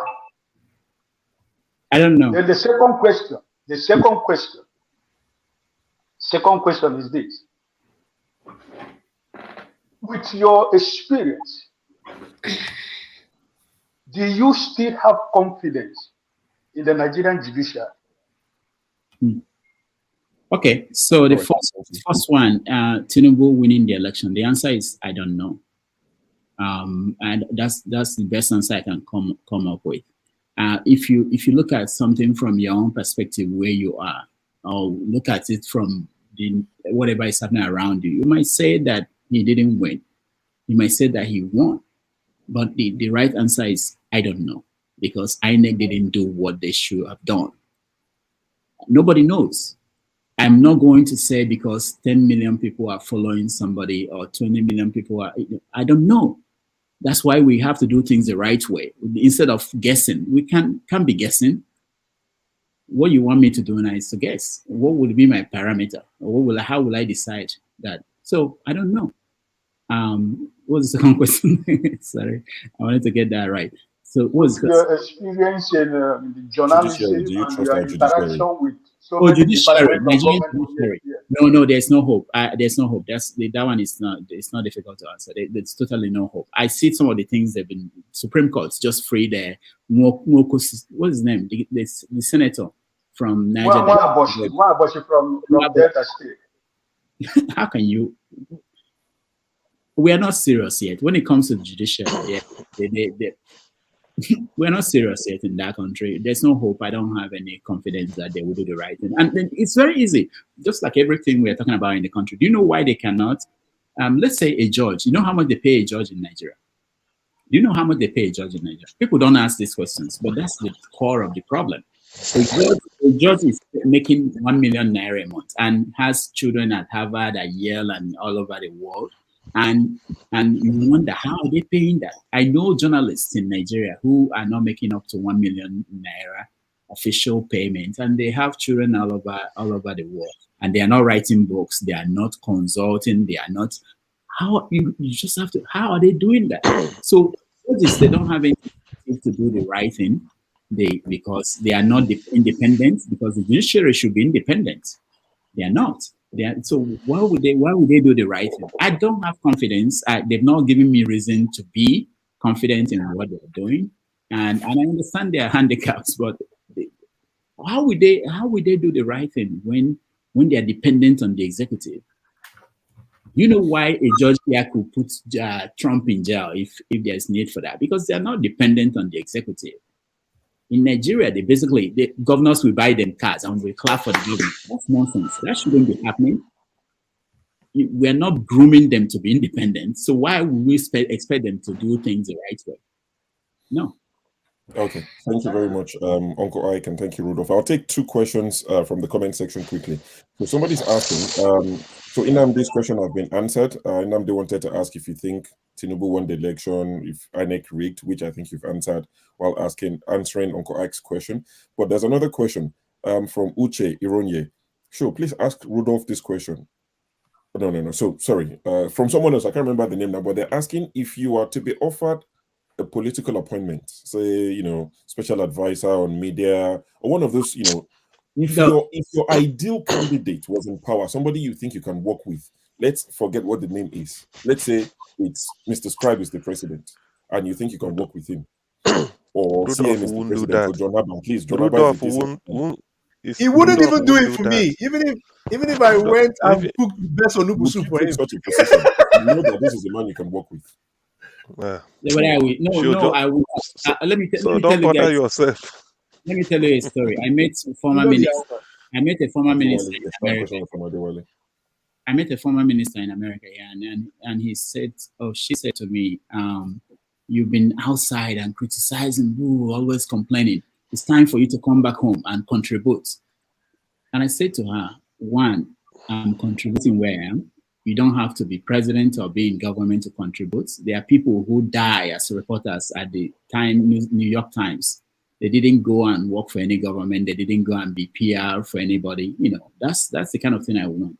You don't have to be in government. And I also said to her, you that went, why did you fail? Have you told us why you failed? Why do you want me to go and fail too? it's not about going into government in any way, but also what are you going there to do? And do you know the terrain? Do you understand? It doesn't mean the fact I'm criticizing government that if I go there, that I'll do better. Did she agree that she failed? Did she agree that she failed? No, she was so shocked that nobody has ever told her that she failed. So she was so shocked. I was walking with her on the streets of New York. I said, "You failed, and you didn't tell us why." Then she said to me, "Oh, I'm going to write a book." I said, "Well, what is the name of the book? Title of the book?" And she told me, I said, "That's not the book I'm talking about. I'm talking about the book about why you failed." How you failed. All right. Thank you for answering that question. And something, let me just address this one final time. I think the question I took just now was from Adewale. It's because he doesn't use his name. I think he uses the something Mogo. So I've seen a few people in the comment section say, I actually flagged it. Thomas said, sure, yes, you said it. That Rudolf was going to bring up Adewale, and I said to not him or whatever. And I saw another guy who doesn't agree with everything I said to say, thank you, Janaba, for reminding that two-faced guy. I'm not two-faced. Now, I stay where I stay. I belong where I belong. People know where I belong. So to call me two-faced is very wrong. Sorry, who's that? Maybe learn the meaning of being two-faced. Two-faced is saying, today I'm here, tomorrow I'm there. I stay where I stay. And on Adewale issue, Adewale, I believe he supports APC. I think he said he doesn't or whatever. Even if he does, Adewale is one of those APC guys I can engage. He doesn't troll people. Adewale, I see reason when he speaks. He doesn't come across as a troll, somebody who laughs in the face of people suffering or stuff. So I don't have any issue. He's one of the APC guys I can actually sit down with, have a drink with. I have no issues with him. So maybe things were mixed up. Maybe Rudolf said something and I said, oh, no, not that guy. Adewale was a presidential candidate himself. Oh, the candidate. Oh, I thought you were talking about Adewale on this place. Oh, Adewale, Adebayo. The Rudolf says, Adebayo. I'm going to please don't bring him back. No, please, no, that one. Don't bring him back. Oh, I take everything back. Don't bring him. Okay. No. I don't want to listen to him. I have the choice. You see? Oh, I think that day maybe you didn't take your medication and you think now. No, because you said Adewale. I think what's his name? Is it Adebayo? Okay, now you know better. So who have not taken their medication? I think maybe you're like me. You didn't take your medication. Now you take it. Now I bring it to your memory and you remember. Okay, so it's not like all those whatever. I don't want to mention any name, but Adewale is a presidential candidate himself. Yes. Now you know, right? I remember the guy. I remember the guy. I don't want to listen to him. I think I have the right not to listen to people. No, I mean you have the right, but you should respect that Rudolf also. You are a co-host with Rudolf. I don't know whether your bald head is better than that, but I don't know why he make his own decision. It's better. It's better. So with regards to Adebayo, the day he came, this is the way I do things. The day he came and spoke here, on my honor, I didn't listen to more than 5 minutes of what he said, and it was here for a long time. And I was not doing anything on that day. I didn't join the panel. I didn't come and abuse him. I didn't come and antagonize. I just stayed off. That's the way I do my thing. So if I'm asked, should we bring Adebayo? I can say, no, I don't want him. But that doesn't mean Rudolf won't bring him. If no, you are entitled to opinion. Yeah, I know we are not. I'm in America. People I don't know about Britain. I thought people were talking about my brother Adewale. The guy with the I thought it was that Adewale because I have no issues with him. Oh, when people are saying to remind the two-face, all of you go and sit down, go outside and touch grass. You're telling me I beg. Let's move on with better things. Okay, I will join you again, Rudolf. Thank you so very much for what you do. Show. Find another way. It's not only one way they give out. There is other means. Zelle in America. There is another way. Now. We'll find out. Yeah, because you guys have colonized him. Because some of the rules he's making it doesn't make sense to American standard. So, but it's okay. God bless you. We'll find out. Thank you, John Abba. Thank you so much. You still Western Union. Ikolala, you are next. Hey, thank you for giving me the opportunity. For some reason, can you hear me? Yes. Okay. For some reason, my camera on this website has frozen, but as long as you can hear me, that's good. No, don't worry. We know you. No, I don't think show dogs. He kept me backstage for 2 hours, and when I came in, he still kept me there for another 1 hour. It's because but it was I don't pitch black. complain, you see, because I could always come He in was, and he was doing a rerun. So let me He was apologize. doing a rerun. If I'd seen this still image, I probably would have brought you on. The only thing I could see was just like a black rectangle. There was no image. There was not even a still image. I see. Yeah. But Yeah, now, yeah. But I'm still going to take something else with you, which All right. was the last thing you said right now Yeah, go on. about you doing things your own way and not liking some other persons. I didn't don't say think that. that's good for broadcast, is it? It's not. Pardon? It's not about you, Mr. Show, is it? It's not my show. This is Rudolph's show. If I see when and if I open my YouTube, I won't bring Adewale. How about that? Okay, all right. That sounds Exactly. good. Yeah, I don't then, have to listen then to you what I have want to your listen own to. then you have your own prerogative. Exactly. Everyone does, don't you? Okay, let me go straight to the question and give some people the room. Dr. Damages. In fact, it's when I saw that you have been asked questions, I said, oh, Dr. Damages is being grilled. Let's go grill him. Well, fortunately, all the questions have been asked. Now, but this is what I really gets me. It gets me. And how you manage it is what I don't know. You see, you have said everything that is wrong about Nigeria. You have said it. But at the same time, looking at the number of years you have followed that country, I wonder, how are you able to keep calm? Because there's some things I see, and I read, and believe me, I don't want to see any story about Nigeria for 6 months. Because it's heartbreaking. It's depressing. And by that 6 months, you see me, I've forgotten everything about the place.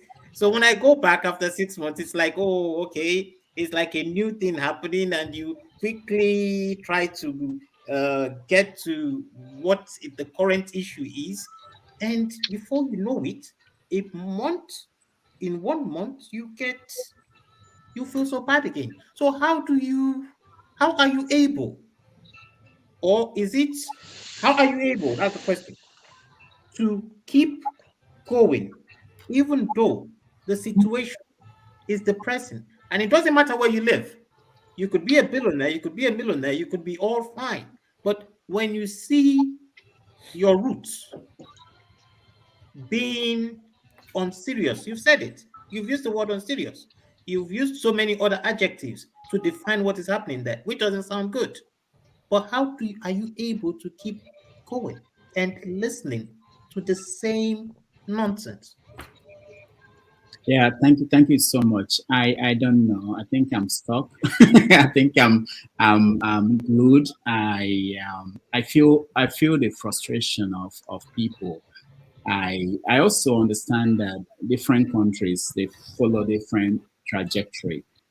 Maybe the case of Nigeria will be one of those cases that depends. I understand. I just sometimes I have to compartmentalize things.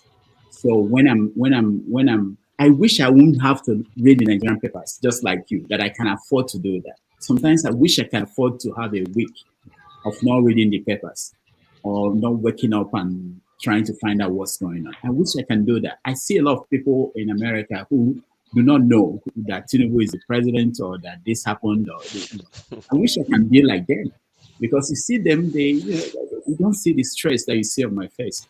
But I think one of my friends said that it's your cross to carry. That I would say to him, why don't you help me? He said, no, that's your cross to carry. So I think maybe that's what it is. I don't know. I don't know what to do with myself. Okay, I know that I can write, but that's another thing. But I think if I had the time, and I hope that one day we have a country that is going in the right direction, so that I'll spend more time. At this point, I think I won't be able to finish the books I want to write before I die, because there's no time at this rate. There's no time to do that. But I also think that it's important, like what we're doing here. Every time we sit down here and spend hours, that it's important that new people we are engaging people where we are learning from each other, and people will go on and do things. Like Sahara, for instance. There have been so many people that came out of Sahara and they are doing great things on their own. So you can think about it, multiply it. Let's say every day we have 24 people that come on the panel here. And one day the 24 people will now multiply, have their 24 outlets doing some things. You know, it doesn't have to be this kind of thing, doing something because of what they were able to pick up for coming here. And then that 24 will then go on until we have the critical mass. That's what we need in that country. One single person going there to fix it won't be able to do that. You need the critical mass of people, like-minded people who think the same way, who are actually dedicated and interested in making a change. So that gives me the confidence. The fact that I see people, if you guys are here, sometimes I will be tired. I want to go but I think about this. There are 600 people watching. I think about this. There are 600 people who could learn something. Maybe somebody will come here and say something that will make them move them and make them think of, and then I'll say it's worth it. So. All right. Okay, thank you for that. But just one last one. You've said so many things about Biafra, which is it's a, I don't know if you think it is something that would happen or not. But this is it. Some of us might not, who might be Biafrans or who might be of Igbo origin, might have kicked against it initially. But when you see how things are going, you actually come to realize that it's not a fantasy. It is more of reality, whereby some people are just being persecuted, And I now have come to a realization. If you are in the market, there's a natural tendency that you want the market forces to take effect so that the best of the best would always profit. So I think the Igbo man is always in the market. So his natural tendency is whatever would make the market function. But unfortunately, he's in the midst of a group of tribes who see functionality as a deterrent to their own share of the cake. Because when you see what some other tribes kick against just to have their own person there or whoever it is, you come to understand that it is not actually the hatred for the Igbo tribe. It is more of a hatred of his ideal of what he wants. Because the Igbos live very well with the Yorubas in Lagos, in Alaba, they all thrived. It was only when they decided, let us have good governance. And it doesn't matter who they stood behind, whether it is Badibo Roots or any other Hausa man, then they become the victim. So, do you by any chance think that it will come to a point, because you can't keep beating a group of people down all the time for wanting what is right? So please ask the question if you can. Yeah. Yeah, Mr. Shaw, please give me some time. Yeah, I waited. Please. Yeah, that's fine, but we Thank you. I think he gets the drift. So yeah, I wanted to. Yeah, it's actually very easy. It depends on what the rest of the country, what they do, the direction of the country. All these things are not. It's not something that a particular group will decide. Whatever. I think the people who are inspiring, giving reasons. No, but what I wanted to get at is even though you said you understood me, what I wanted to get at is even though one group is agitating for this, how long will one group wait for the others to see things through their own perspective? Because if that does not happen, there would always be that friction. And if there's always going to be that friction, then there must come a point when this other group would say, we've got to go. Rudolph, And it will be en Rudolph, masse. let me help you, Rudolph, if you don't mind. At least you've been answering questions. It's Ikolala. The honest thing, the gospel truth is that the rest of Nigeria want Igbos to be part of Nigeria. But to make the sacrifice to tolerate, let me use the word tolerate, they are not willing. And that is the defining line or whatever. If you ask anybody, they will tell you in their heart of hearts, oh, Igbos are good. I mean, look at, they concede to you. But now, let us get just a minimum of our due. Let us sort of play the same standard like others. No? So that is the issue. That is the issue. That's why some people. No, I'm coming. That's why. No, I'm just putting this as a principle so that you know. Are you not mistaking? Are you not mistaking political elites as the political guys doing this as mistaking it for other Nigerians? Exactly. You see, what you are saying is correct, but on those for political reasons only. Not that they want them to go. They just, I don't know what they're scared of. Let's get Rudolph to Nigerians. Let's get Rudolph to attend to this. Okay, well, let Rudolph. Even when you talk about everything together, elite, you have to first speak to the Ojis or Kalus and all the big Southeastern political leaders to align with you. Because if they don't align, it's not happening. I don't think so. Because it starts from home. That's my personal opinion. The big shot in the Southeast, they would not let Nigeria break because it doesn't work for them. Yeah. Until you can convince these people or force them or whatever approach you take, it's not going to happen. As much as I want it to happen for the sake of peace and everybody, be happy. But are you going to tell Ojis or Kalu to let's break up, or tell Rochas, or tell Wike, or tell these people? But isn't it dawning on them? Okay, look, isn't it dawning on Ojis or Kalu themselves or those bigger lights that as long as this ideal of equality is not addressed. Look, I think the mistake we make here is that we always think, which was why I went against CM, is that the Igbos are not asking for a particular due. The Igbos are asking for equality. And this equality, because if you notice, during most elections, whether it's PDP, it doesn't matter if it's an Hausa man or Yoruba, but as long as the Igbo man sees that you are good, they would vote for you in the Southeast. So we are looking for equal. That's idealism where things function. But everybody goes against. The only reason why you see them burning Alaba market was because when Gbadebo Roads was close to winning, and he's a Yoruba man. Okay, so let's get back on track. So Rudolph, let's assume that we can move on. Yeah, let me just say this. And there was this article in the Economics of London, published in the 80s. It says that one line there says that Nigeria is the only country in the world where the best is impossible and the worst never happens. That's correct. I'm telling you, the worst never happens. The best is impossible and the worst never happens. I like that. We continue to prove them right, despite all the things we've gone through. We continue to prove them right that the best is not possible, the worst, So we're all stuck in that. People who are hoping that the worst will happen so that something will change. You think that with Abiola died and people thought that will be the change. No.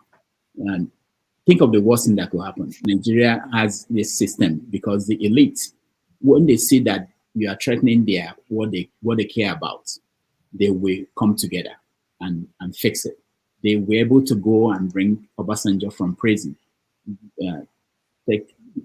paint him together and put him together and make him president so that the worst will not happen. They are always willing to do that. The poor masses are the people who are not willing to come together and put away all their differences, come together for their own goal. So that's why we are at that point. The best will not happen because it's not in the interest of the elite. So now you've come to my question. Would this, they say change, to counter your quote, they say change is the only permanent thing. So are you saying that the best doesn't happen and the worst can never come true? Are you saying that is going to be permanent? At what point does it change? Yeah, good. I'll give you another quote. Austria didn't want to join the European Union at one point. Austria, and then this is what they told the Austria. They said to them, if you want to remain the same, you must change. You must join the European Union. And Austria figured it out and said, if we want to maintain our standard of living, we want to maintain, they joined the European Union. So Nigeria may get to the point where even for the elite, for them to maintain, for things to be the same, they have to change. We've not got to that point. That's what Showeri is hoping for. That's when that revolution will happen. It may not, I don't know whether it will happen, I don't know. Depends on you. I think ordinary people don't know the power they have. They have more power to change that society than Tinubu or P2B or whoever you are thinking will lead you. Ordinary people. But they don't have that. They don't know that they have that power, and they are not organized. Think about the organization going on in America. Think about how Obama became what he became. Grassroots organization. People worked. In fact, when they criticize Obama, they criticize him because the people that helped him at the beginning, that he didn't carry them along. People, if you see changes in America, in Britain, in any of these Western nations, they were people who today are not celebrated. They are the people going around. Their meetings are happening today in New York that I'm not aware of, at the YMCA, at different groups pushing for change. If you go down, you listen, you know these people. But we don't have that kind of number of people pushing for change. That's what we need. That's how you get the poor people, the ordinary people who do not have the time and the resources to come together and support one idea. Showeri is, saying it, need someone to go to the grassroots. Look at P2B. People didn't see this video. There were some videos of people on their own going around in villages in the middle part of Nigeria, telling people how to vote. Doing this on their own, that's how you got what happened. Can you imagine all of us, people who feel that this country can do better, going down to the local villages and talking to people, getting the masses together? That's when you get a change. Otherwise, if you have spontaneous action like NSAS, most people are not informed enough to come out and say, we support this. All right. Thank you very much. Thank you. Thank you, CM. Mr. Scott, well, Mr. Show, I Yes. would have to thank you anyway, even though I shouldn't thank you. Well, thank you. No worries. It's appreciated. Mr. Scribe, please, I'm not sure if it's you. Stop. Please, can we stop adding people to the panel so that we can?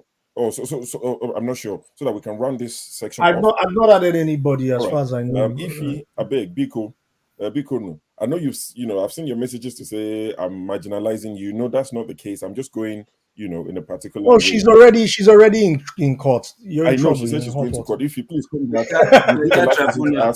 Rudolf question. Eddie, you have She's already in tribunal, my friend. Go get yourself a lawyer. Yeah, quick. We'll go to Eddie. We'll go to Olumide. If Olumide's question is going to be different from Ikolala's last question. Sorry, Show, I'll leave so that you can add whoever wants to come. No, we're not adding more people. That's fine. We're just going to end this section. Then we'll go to the Bubuero, everybody. Bole Kaja. We'll go to that. I tell you. Just to give Rudolph a breather, He will come back and join us, obviously. But Eddie hasn't spoken. Olumide's question is going to be Ikolala's second question. It's just going to be for the Yoruba people. But we'll still hear it anyway. Jesus Christ. Jesus Christ. Sure, you were reading my mind. How did you know that? I know now. You be my guy. So no worries. Kudos to you, Sha, for a job well done. Thank you. Eddie first. Good evening, everybody. If you please. No, can you hear me? Yes, we can. Okay. Good evening. Thank you, Dr. Damages. I could say you're putting yourself. You're neither right or left because your question, the way you answer the questions, you don't want to go extreme. You just want to stay neutral. Why don't you pick a side? But anyway, that's just the commentary. My questions are: what is with the emergence of social media on journalism? Do you think social media has bastardized journalism? And the second one is, in your opinion, what's the journalist of the 50s and journalist of the current day? What has changed between what what could see from the both extremes? What has changed? So those are my two questions, because I remember when I was growing up in Port Harcourt, I think when I was at Uniport then, I used to go around where the NUJ secretariat was, around the Forces Avenue. I really wanted to, because then the only form of media we had was radio and I think radio, newspaper and TV, but mostly radios, because that's what a lot of people could afford then. So I went into the secretariat. I really wanted to be a journalist then, though I was doing engineering, but I really wanted to be a journalist because then You should be from engineering to journalist. Yes. From engineering to journalist. I don't understand you now. Sure. No, did you see? Even currently now, I'm still confused. I'm an engineer, but I'm still, sometimes I wander around, thinking of other things to do. But anyway, so yeah, those are the questions really.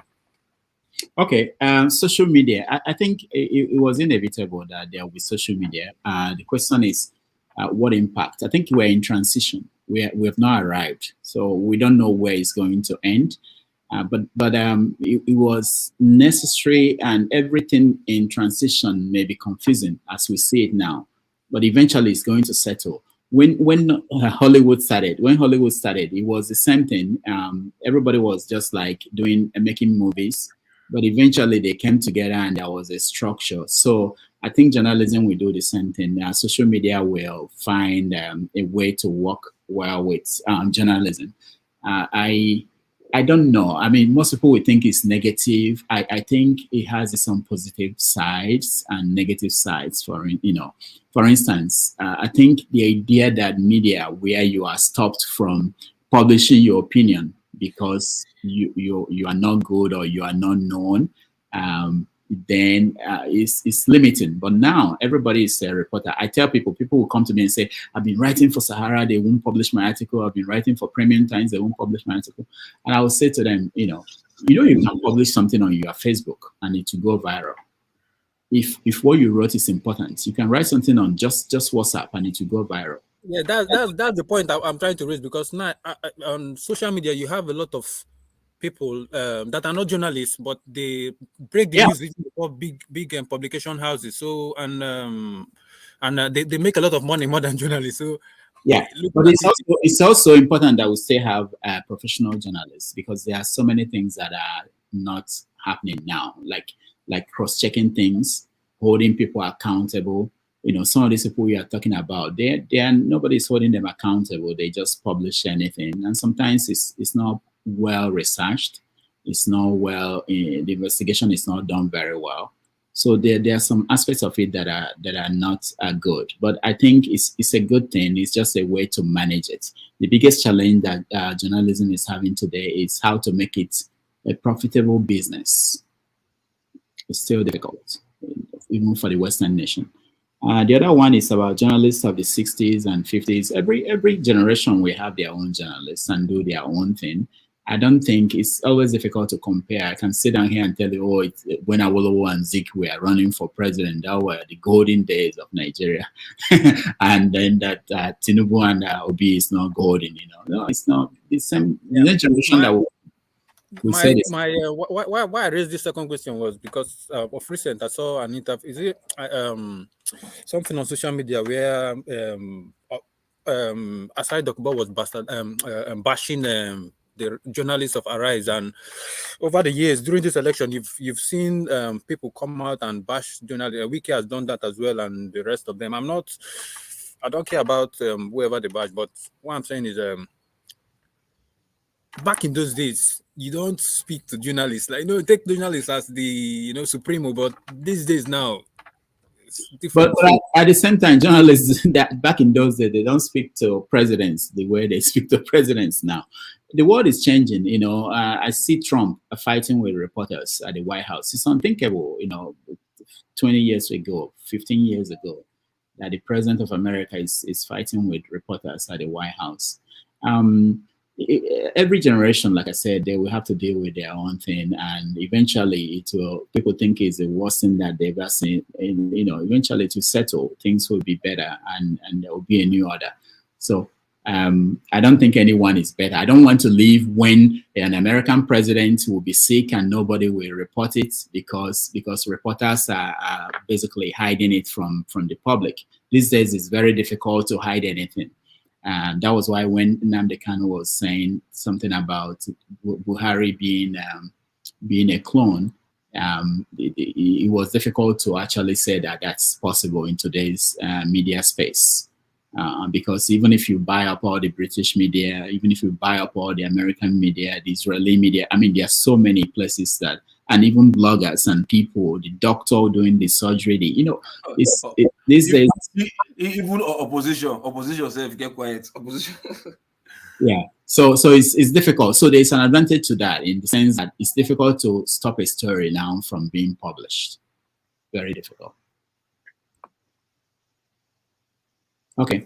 Thank you. Sure. You're muted. Sure, you're muted. Yeah, sorry. We've got 3 more people to take questions from. Please, Olumide, Ed, and Ndubisi. We'll try to make it brief.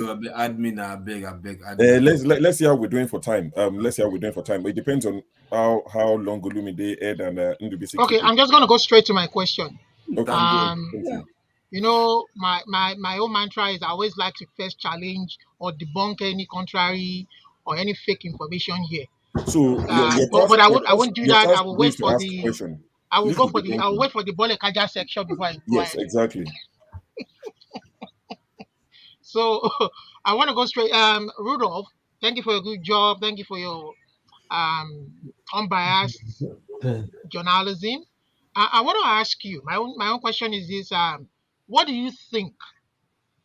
Do you see anything wrong in the Yoruba people who are about 40 million plus population in Nigeria? Arguably asking for their own sovereign state. This platform is an opportunity right now. Today's one is an opportunity to hear your own side of things, and so do you find anything wrong in the Yoruba population, 40 million plus, asking for their own sovereign state with their own language, culture, identity, and their own way of life, just like the British, the Spanish, the French? Do you find anything wrong with that? No. Simple. I don't. The same way I'm not saying that the Igbo people who want to have their own country, they should not have their own country. I don't find there's something wrong in that. But what I'm saying is that if that is what you want, you pursue it in the way that I don't want people to lose their lives. You pursue it in a way that will make it achievable without destroying people. So that's I have no problem with that, really. If 40 million, you say 40 million Yoruba people 40 million plus in Yoruba land.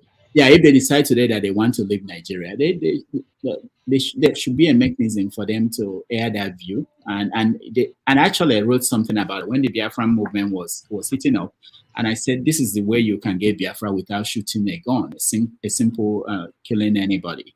So the same thing with Yoruba people, there should be a mechanism. If you look at the Scottish, look at the Quebec, what's happening in Quebec and Scotland, the Scottish, they want their own country and they're following whatever process is possible in their own country, basically saying that, first of all, by electing their own people.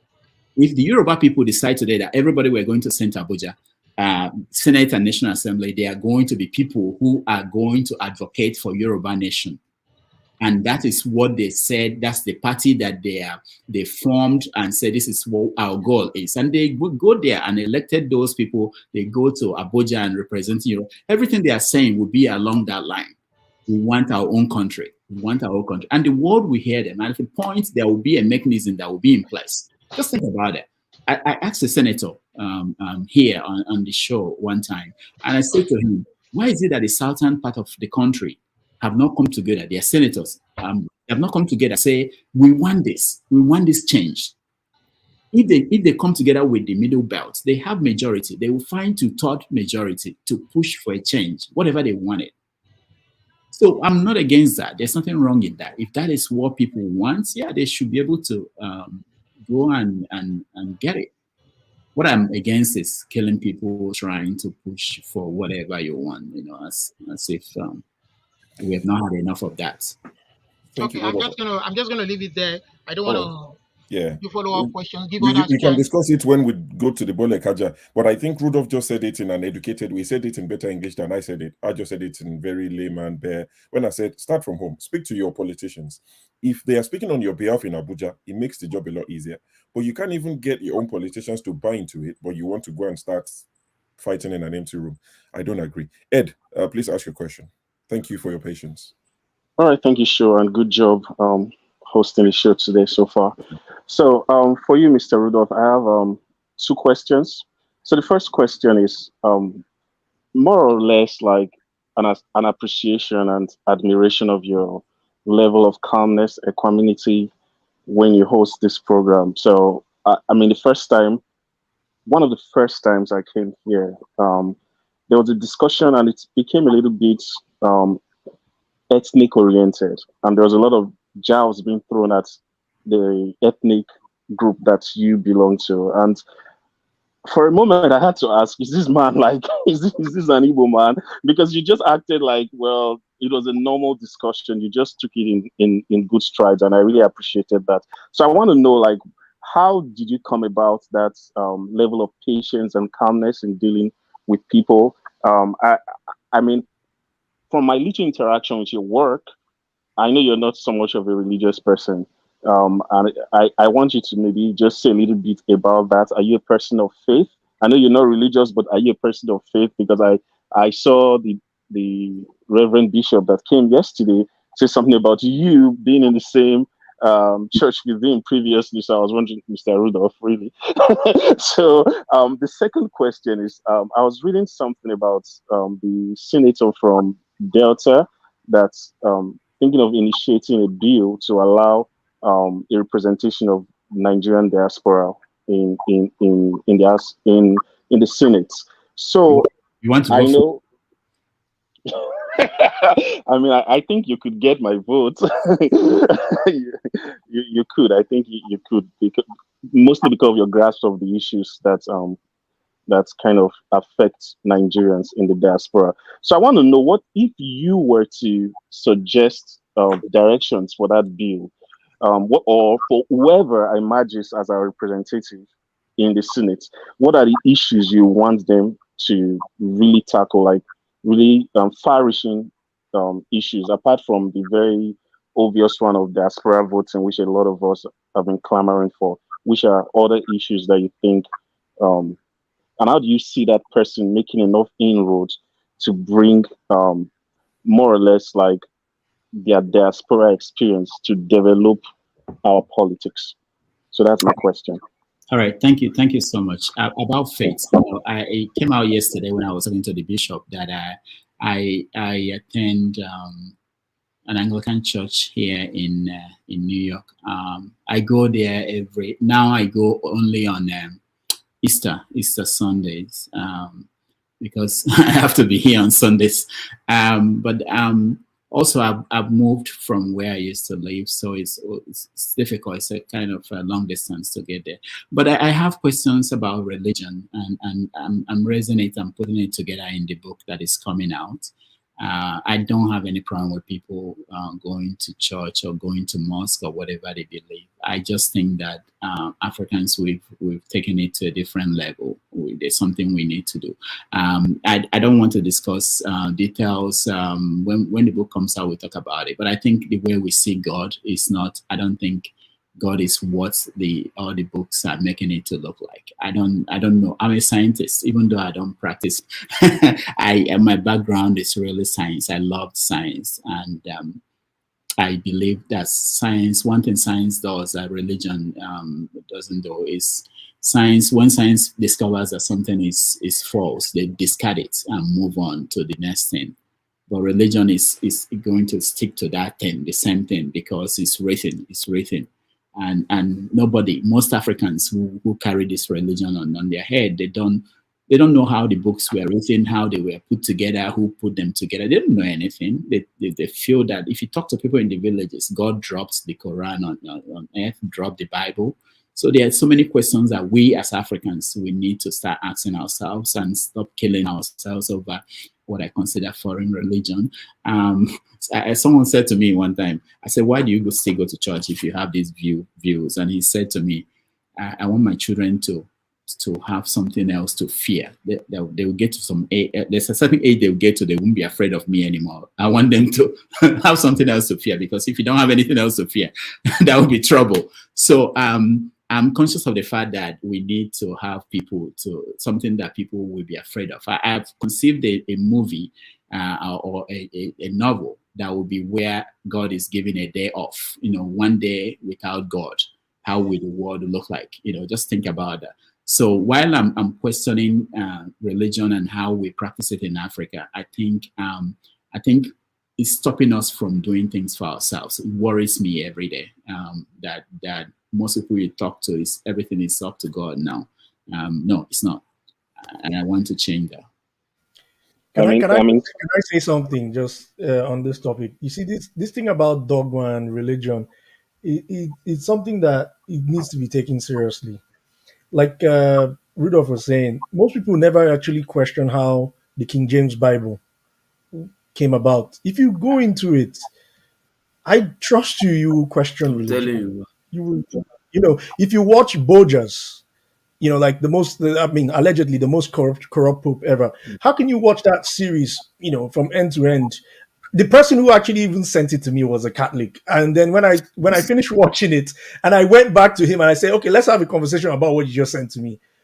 I could not believe the response I got. These days, I don't even bother to talk to people about, these kind of topics about religious dogma and things like that. Being spiritual and religious I've come to realize are two different things. I would like a situation where, I love that idea that Rudolph came up with, where on Sundays we kind of talk through these kind of things, because I've kind of lost hope in my immediate environment. Like you mentioned that, King James was trying to settle the Puritans. That's how the Bible came to it. It's more of a political document. But King James, the King James Bible was written sometime around the 15th century. So there's a lot of Christian. It's a 17th century book. Yeah, there's a lot of Christian history before that. So I respect your views on this issue. But even with science, there's also the tyranny of science.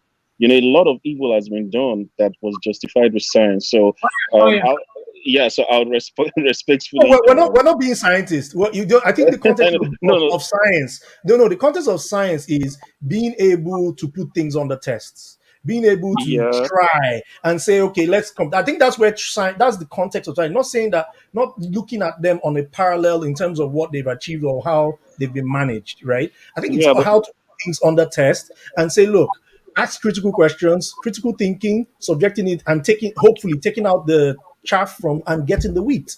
I believe interestingly, that's something that maybe it's the very variance of Christianity that we received. But making inquiry, debating issues was actually always part of the Christian culture.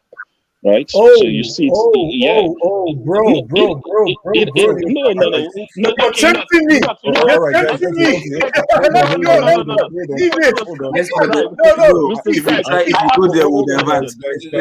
coming into my 18-yard box that I'm not tempted to take you to the cleaners. I'm tempted to take you to the cleaners. I'm not going to do it.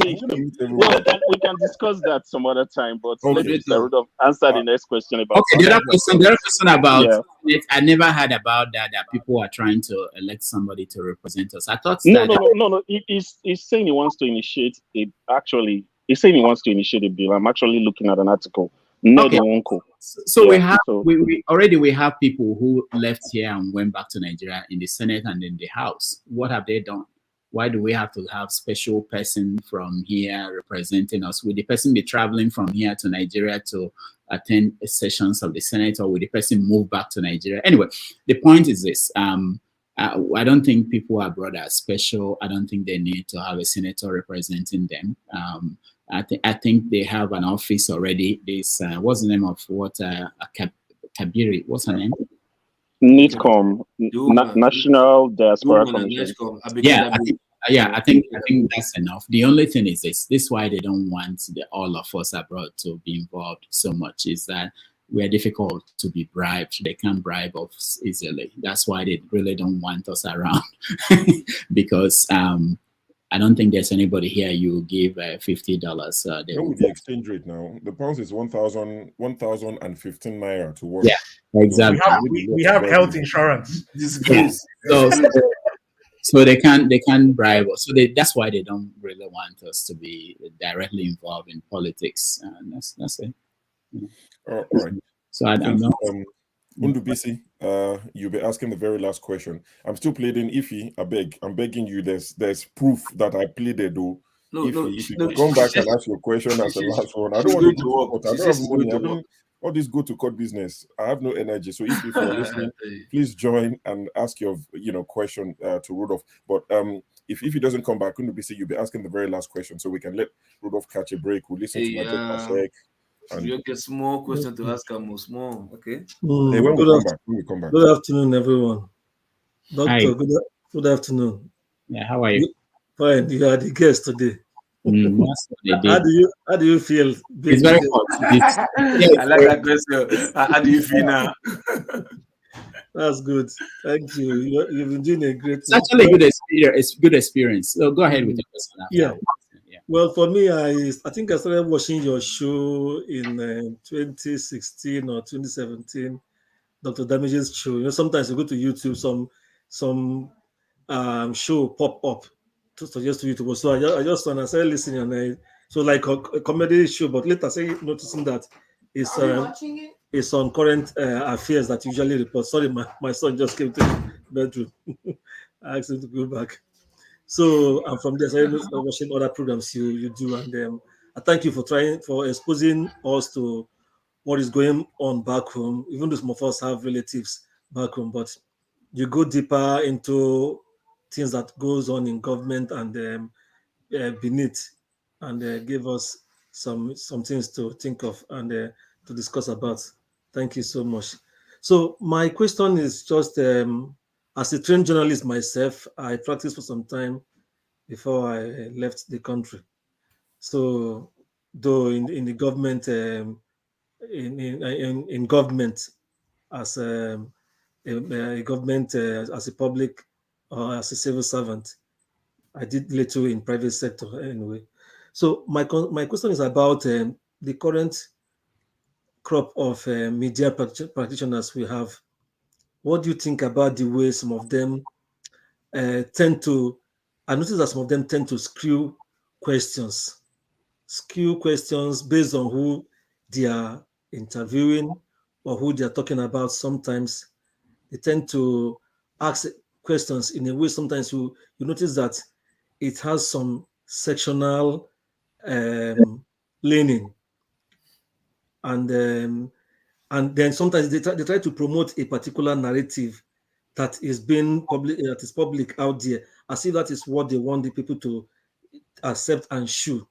Unlike what we used to have in the past, where we have those very vibrant reporters who are always on the side of the people, like during the struggle for independence and during the effort to get out the military and reinstall democracy.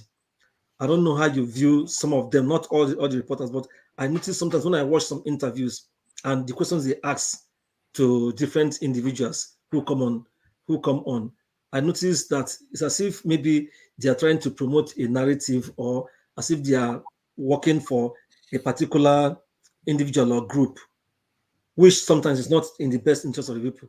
Whereas some still remain on the side of the masses, because the journalists, the media is the fourth estate of the realm. We're supposed to be the watchdog, watching the three arms of government and trying to bring them to do the right thing. So that's my question. Thank you. Yeah, I think I've talked about.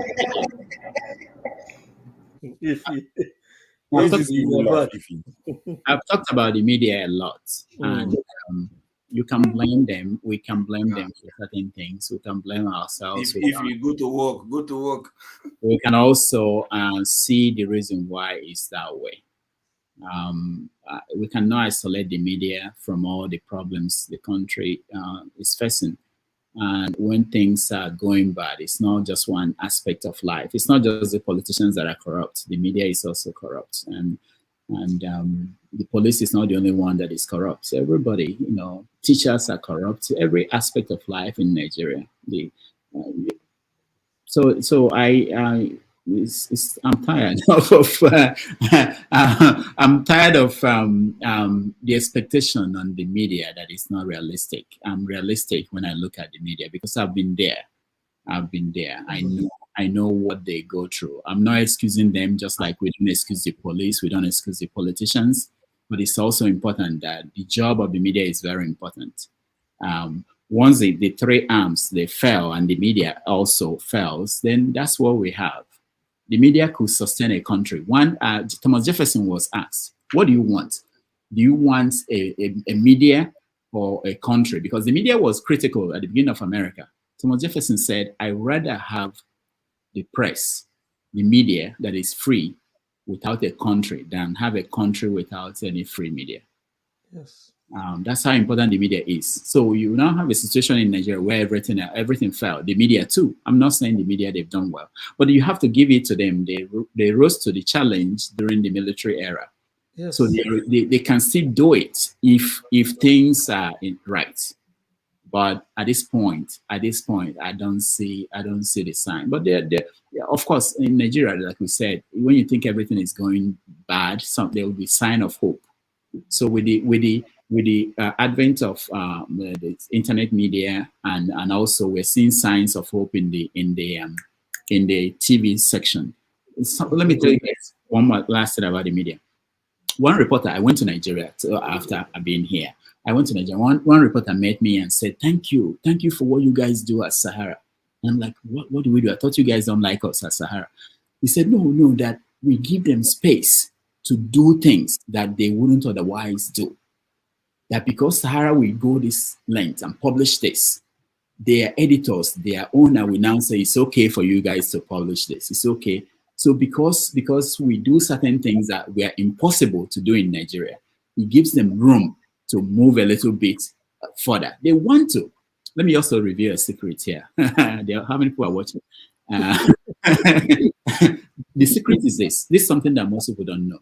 Some of the stories that are published by online media, most of them outside the country, came from reporters in the traditional media.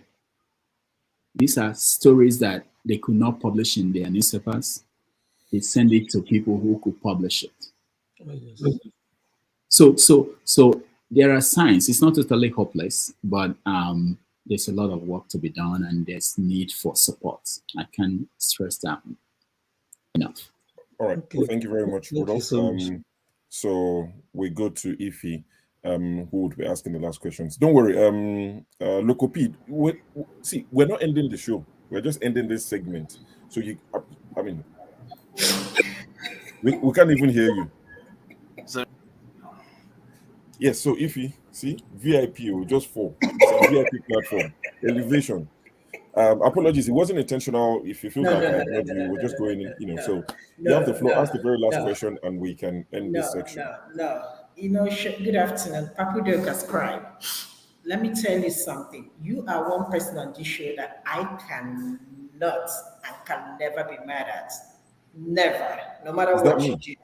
I can never be mad at you. Me, Abby? You. Why should that's all I need now. See all this. See all of you in the comment section. Complete. See if he says I was just pulling your legs. I was just messing with you. I can never be mad at. For what? All sorted now. No, I can never. No, I cannot. No, I can't. To be honest with you, it was just like. And again, thank you. I don't know if you watched yesterday when this guy pushed me to the limit. Like you always say, Dr. Damages, you don't know who will be watching. And a couple of people texted me yesterday, what is wrong with you? Honestly, I felt so ashamed.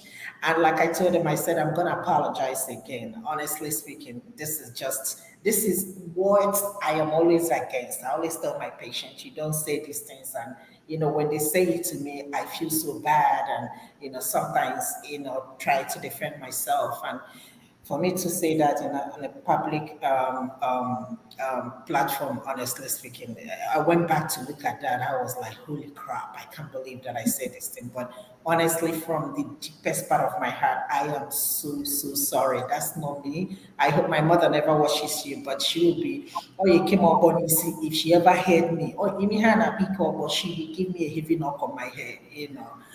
So sorry about that. I promise you it's not going to happen again. If somebody tried to push me to the limit, I just log off and go. I think it'll be better for me than for me to, go off on that. Also, like I always say, this show, this platform, I always look forward to coming here. Not that I do anything. In fact, let me tell you something. Once you start coming Thursday, Friday, I'll be like, oh, we're gonna go. I'm gonna go to Dr. Damage's show. That is the therapy part of it. I keep saying it today on your show. You don't know what people are going through. Some people see that I don't have anything to do. Let me tell you, I have so many stuff to do. When I log off here after being on your show, sometimes that's when I start actually walking behind.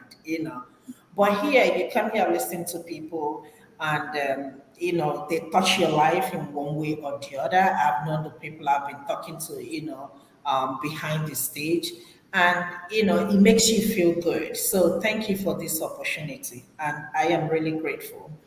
My question to you is: if you have one thing to say to Peter Obi, what do you have to say to him? And if you have one thing to say to Bola Tinubu, what do you have to say to them? Wow, you guys are good. I don't know how. I would say to Peter Obi to continue to fight. I think it's important to continue to, and it doesn't need to hear it from me. He's going to go to the Supreme Court. I know whoever wins at the tribunal is going to go to the Supreme Court. So I think he's doing an important job for the country, despite what anybody thinks. I think it's important what he's doing. At least at the end of this process, we will know what 25% what Abuja means, what and Abuja means. So that's the big thing for the next generation. I mean, I don't think about today. The problem, maybe that's what I need to say. One of the reason why I don't panic and feel angry about things is that I'm thinking about 100 years from now. And I think what he's doing is something that will benefit people who will come if Nigeria is still there 100 years from now. They will benefit from that. So I would say continue what you're doing. What you're doing is important. Okay. As for Tinubu,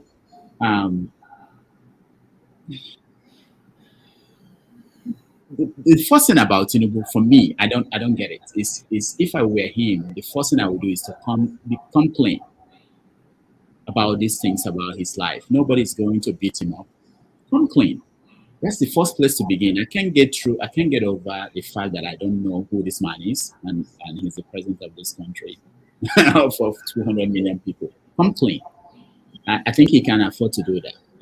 People will be sympathetic to him, whatever the issue is. So that's the first thing. And and then to make sure he understands that he did not win the votes of majority of people in Nigeria. I don't get sense that he knows that every day. He should know that he should put it on his wall in his office. Number of people that voted for him. I have to get over 50. And I think Nigeria should do well if they can change their constitution and make sure that whoever will be president will get 50 plus 1. 50% plus 1. That's more important than this two-third of 50% plus 1. So you get the majority. So you can they can add the two-third thing, but it has to be 50. It's needed. At least you can stand tall and say half of the country voted for me, and then you have a mandate. Now, even if at the end they said he won, where is the mandate? Anyway, that's what I think. All right. Did I miss something? Thank you very much, Rudolf. Before I say the things and everything, I'm just going to go because I know once I thank you, a few people might just jump off. So while you're here, let me use your big man influence to keep people. I wanted to say something finally in general, but that's up to you. Yeah, so we'll do that. We'll do that as well. I just want to, encourage people to please like and share the video. It would help other people see this video to understand who Rudolf is. Where does he stand on matters? What does he think of the election and all of that? So please like the video, share it with your friends and your enemies. It doesn't matter. They all need to, they will all gain something from it. Also, I'll go through the names of the people that will be receiving a book, and that's if you send your address to drdamages@gmail.com. So they are George Blueshell, Olukayode, Semisolu Ogunlade, Chioma, AB, Francis Ene, Ismiri, Yemi, Victoria, and AB and Abamieda. Now, like I said, True Niger is one of the people, Forefather is one of the people I put initially, but I just think he won't send his address to you. I might be wrong, but I think True Niger is just too, everything is coded, So those are the people that have won the book. That's Kotsi, myself, and Mazi Scribe. This book is or was written by Dr. Damages. It's called This American Life Self. So it gives you, an idea of what to expect when moving from Africa to the Western world. Most of us live here already on the platform. Most of the people who won the book already live here. So you might read it and pass it on to someone, maybe the new Japa people, just pass it to them so they can have a typical or a good understanding of what they're about to face. When I read it, I will give you my feedback, Dr. Damages. But I'd like to thank you. It's been a great opportunity for myself, a privilege as well, because it started as a joke in the comment section about a month ago. I just said, "Oh, let me interview you one day," and people in the comment section said, "Yes, you should do it. You should do it."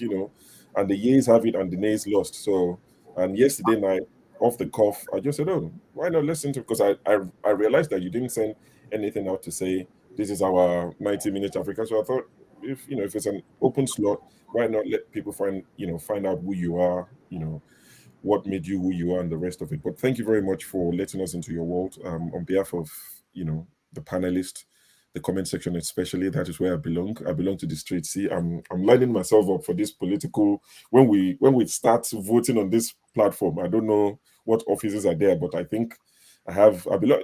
It's better than eating corn. I belong to the street, so they will vote for me. So on behalf of the guys in the comment section, we really appreciate you. And I would like to thank everyone that have joined, commenting, watching, sharing, subscribing, and all of that. Thank you very much. And most especially the guys who've supported with the super chat: Alexander Gomez, Isaiah, T Majek, Tope O, Alexa Phony, Daily Phony Clips, One Man Went to Mo, George Blueshell, Ebby, Chiplex Media, Kulata, Switch Switch, Ismiri London, Chioma, Man of Prestige. And if I've missed you, please, it's not intentional, but thank you guys. DJ Diaz. Yes, exactly. That's the one I missed, where she asked if you've considered being a counselor, to counsel people. So, guys, thank you very much. It doesn't go unnoticed. I know Dr. Damages is quite shy around money issues. He won't call out super chat. Me, I'll call it out and thank you for your super chat, and to encourage other people to donate to the work he's doing. So I will let you say what you have to say, but once we're done listening to what you have to say to round off, Mr. Scribe or Rudolph himself will play the famous Majek Fashek. We can't. Oh, Alexander Gomez. Yeah, you can send your question to Alexander Gomez. We cannot do this without listening to Majek Fashek. So, the outro will be Majek Fashek. Rudolph will take a break. If he decides to come back, we'll be happy to have him. I will take a break myself before I get kicked out of the house. Scribe would fill in for us in that little short while. I'm expecting a guest, so that's fine. I'm only talking 5 minutes. I'm talking 10 minutes. I know. Okay, fine. It's just so that just you in can case bring people if back. I leave abruptly, please don't be annoyed. Yeah, that's fine. Just bring people back on. Let them start the conversation. You'll probably end up in a fight. I'll come back and I'll moderate. Sure. Question, right? Let me say something right quick to Kulata if he's watching. Kulata, I know I heard you live here in Atlanta or Georgia somewhere, and that's where I live. So stop threatening me over here in the comment section. You can invite me, we can hang out and go have a drink. Okay? I am open to that. So you can reach out to me via any social media you can. Reach out to me, we can hang out, okay? And stop threatening me when you come to comment station. I'm not mad. All right. Reach out to me, I'll send you a body cam. Kulata, reach out to me. We can hang out, okay? Fantastic. So, Rudolph, I'll let you do the honors and say what you have to say and end this section. All right. Thank you. Thank you so much. Before I start, I want to take the privilege of welcoming Alexander. Alexander is one of our great supporters here. He just sent me a message that he wanted to say something before. Yeah. Hey, Rudolph, how are you doing today? Good. Thank you so much. Well, I always marveling your disposition. I don't know how a Nigerian. Are you sure you're not Ghanaian? You behave like you're so placid in your disposition. You're not like a Nigerian. Listen, I used to ask my African American brothers and sisters here how it was to be a black person in America in the early 1900s. So my question to you is, one, how does it feel to be an Igbo man in Nigeria? And secondly, do you really think in your heart of hearts that Igbos are marginalized in Nigeria? Those are just the two questions I wanted to ask you. That Igbos are more what? Do you think Igbos are marginalized in Nigeria? Oh, okay. So the first thing is, how does it feel like? I was privileged. So I grew up in the East, and at 15, I went to the West, where I went to school for 5 years. I did my youth service in the North. I did my internship 6 months in the North. Then I returned to Lagos. So I think part of my my composition and understanding of Nigeria is from that perspective, that I've lived in different parts of the country. I understood people. I could feel their pain. I know what it is like to live in the North. I've been in Zaria. I've been in Kano. I've been in Plateau. So I have that sense of what it's like. So I don't feel that Igbo people are suffering more than any other group in the country. I don't have that sense. I have the sense that the country failed for everybody. So that's the perspective. When I look at things, I look at it from that perspective. And the other question was, remind me, please. Do you think Igbos are marginalized? Oh yeah, okay. So of course people can. I think there are deliberate things that has happened. Part of it you can say is because of the war. I'll give you an example. I met a minister.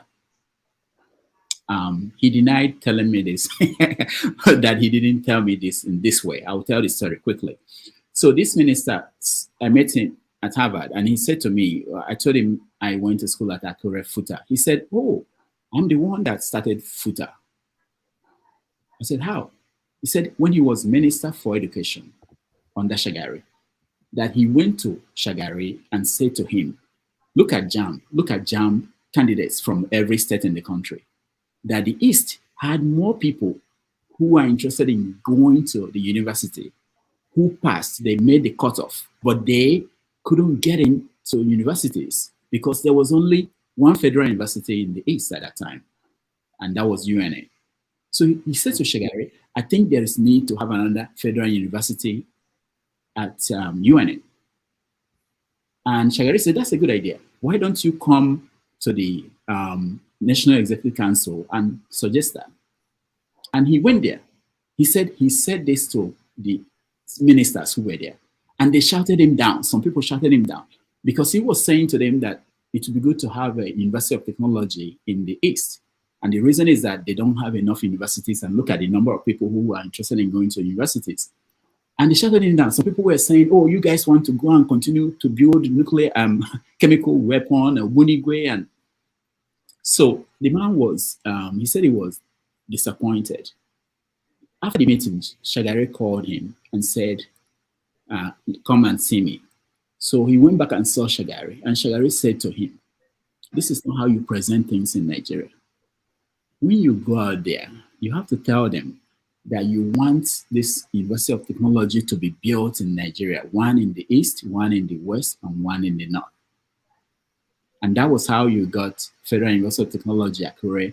You have the one in Mina and the one in Akure, which is the one I went to. This was the story he told me.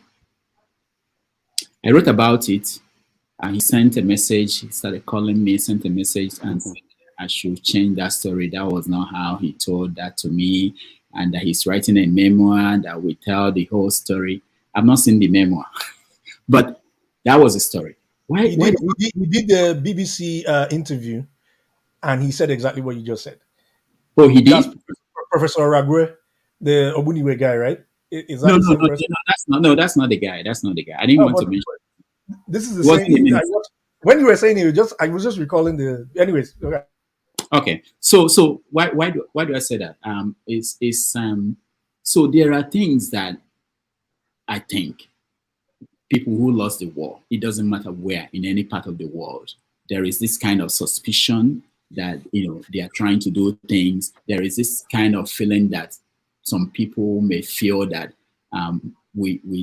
they don't deserve something. So there are certain things, for instance, lack of things like airports, basic things like having seaports, the fact that a lot of people cannot, there's certain things that people can point out and say, somebody said to me one time, why is it that Igbo people, when they finish school, they leave the East? Because I can't point at anything and say this is a federal institution in the East that I can go and get a job, a company, something that the government established that you can go. There's nothing. So they have reasons. People who say that have reasons they can point at things and they are real, So I think that's the situation. But I think the way to correct it is not to. It's like when you talk about affirmative action and things like the way to correct it is really to make the country to be blind to whatever ethnic group and do the right thing. We know it. We know how to do it. We just don't want to do it. But there's hope. I'm thinking that in the next 20 years, most of the people who saw the war will die off. I'm not wishing them death, but they will die off. It's a natural thing. And then there may be a new generation of Nigerians who will have a different perspective. People who have met other people, So that's what I would say. Thanks for having me. All right. Thank you. Thank you. Okay. Thank you. Just to appreciate the super chat have come in the last 2 minutes or 3 minutes. So EJ from Germany sent super chat again. Thank you. Real K, somewhere in Europe, I can see the euro sign. Thank you. That's appreciated. Kulata dropped a comment. Professor A told the story on your show. And I can see Abdul Ghaffar Latunji. This is someone I grew up next to, literally 5 minutes away from in Ibadan, supporting the show. Kudos to Dr. Damages and show himself. Ghaffar, I see you. I salute you, my brother. Thanks for the support. Rudolf, please do the honors and all right. Thank you so much. In fact, you did most of the things I wanted to do and say. You thanked everybody who supported us today. I want to start by thanking you because without you, I don't know how you talked me into this, but it's wonderful. I learned a lot, because it's easy. My job has always been easy. People don't know that just to sit down and ask questions is very easy. But to answer the questions, quite difficult sometimes. But thank you so much, Sho, for your support. And I want to thank all the moderators who step in, Forefathers, Scribe, Dominic, everybody who step in when I'm not able to do this. I want to thank the people that come into the studio, the panelists. You guys are famous. I hope you guys know, because when I go out there, nobody talks to me. They just say, what is wrong with these forefathers? What is wrong with it? And I'm here. I don't count anymore. Thank you guys, everybody. Ify, you made history yesterday, and people have been, we'll talk to you later. But everybody, I really am marveled at what this has turned into and how you just open a shop, and people walk in and contribute. And I appreciate that. I don't take it for granted for once. Those on the comment section, I really appreciate you guys. You are wonderful. My general idea is still the same thing, to keep the conversation going. And we've seen this week after week. Somebody will just come out from nowhere and just wow all of us and give us an idea that we probably didn't think about. I appreciate that. I appreciate even people who are critical, like Pansat. I appreciate you. We learn from not just people who are supporting or who are agreeing with us, but also people who are disagreeing with us. I do appreciate everybody. And I promise I will continue to do my best. And but you guys are the ones who are doing the job. I just open the shop and listen to you. The bad news is that these days when I go out physically to meet people, I just sit down and listen to them. I don't contribute because I've learned to just listen to people. But I thank you all. I thank you all for what you do and the time you spend on this platform. Sure, thank you for making me do this. I wouldn't have done this in this world. It looks weird to, it's like open a newspaper and you write about yourself. But I learned also that it's not easy when I have guests here and people try to question them. It's not an easy thing to just take any question, some questions that you do better if you have 10 minutes to think about it or 20 minutes. But I thank you guys. So I appreciate everybody.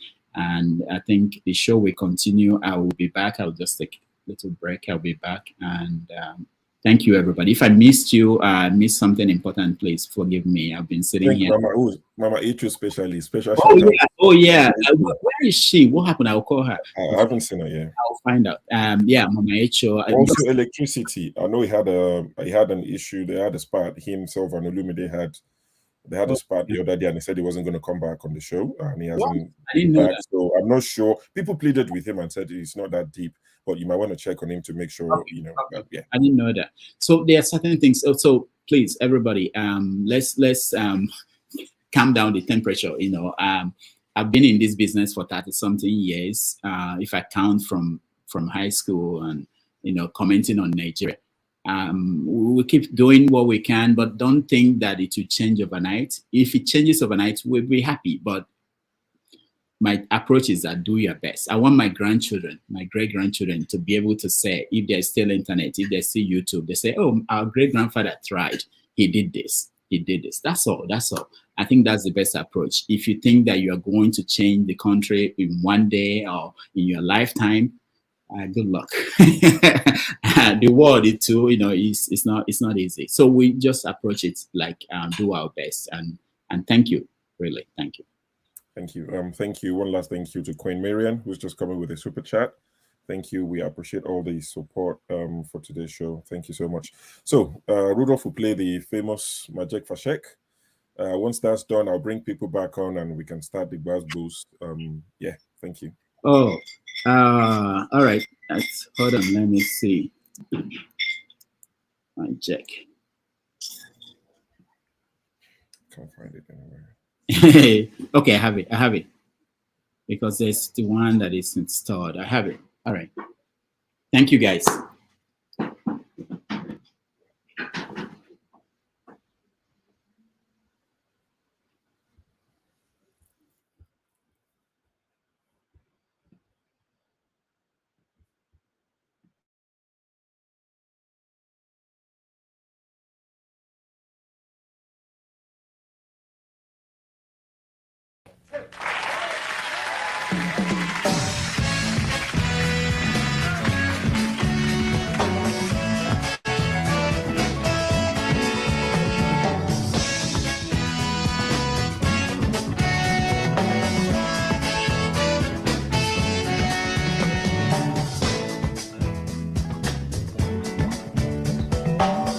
Arise from your sleep, Africa. Rise from your sleep, America. There's work to be done, Africa. There's work to be done, America. But if we unite, we will be free. So long, too long, so long, too long. We've been sitting down so long. We've been fooling around for too long. We've been sitting down for so long. I have not been fooling around for too long. So long, so long, too long, too long, so long, for too long, too long. Hey.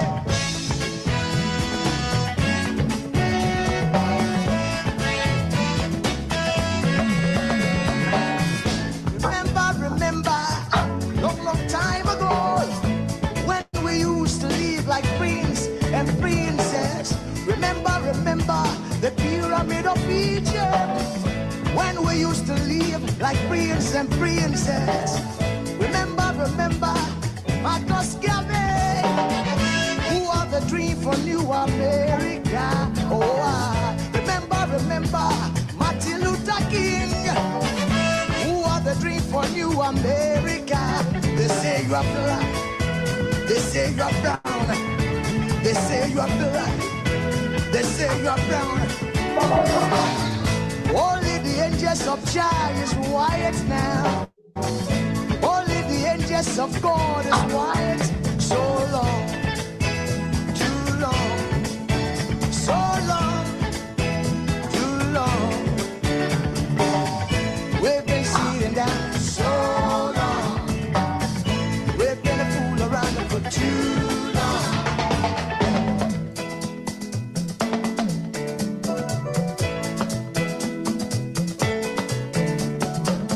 Arise from your sleep, Africa. Arise from your sleep, America. There's work to be done, Africa. So much work to be done, America. But if we unite, hey, we will be free. So long, too long, so long, too long. Pressing down for so long.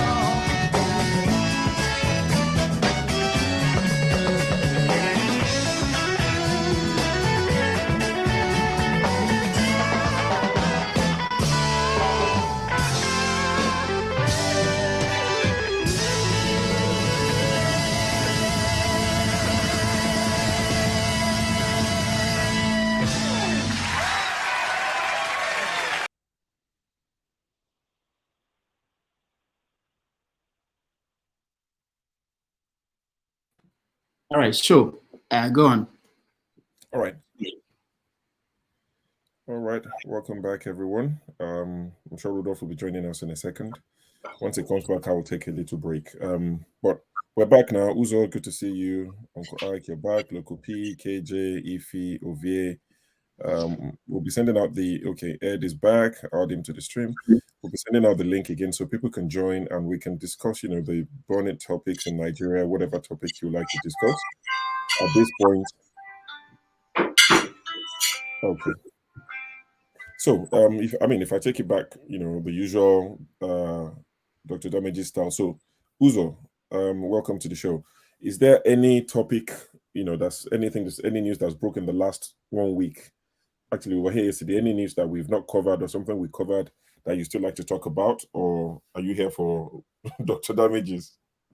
Sure, I wanted to answer you for because I came back from church since 12. I was on the bus stay listening to you, the way you are really doing this job, man. As if you have a PhD in journalism.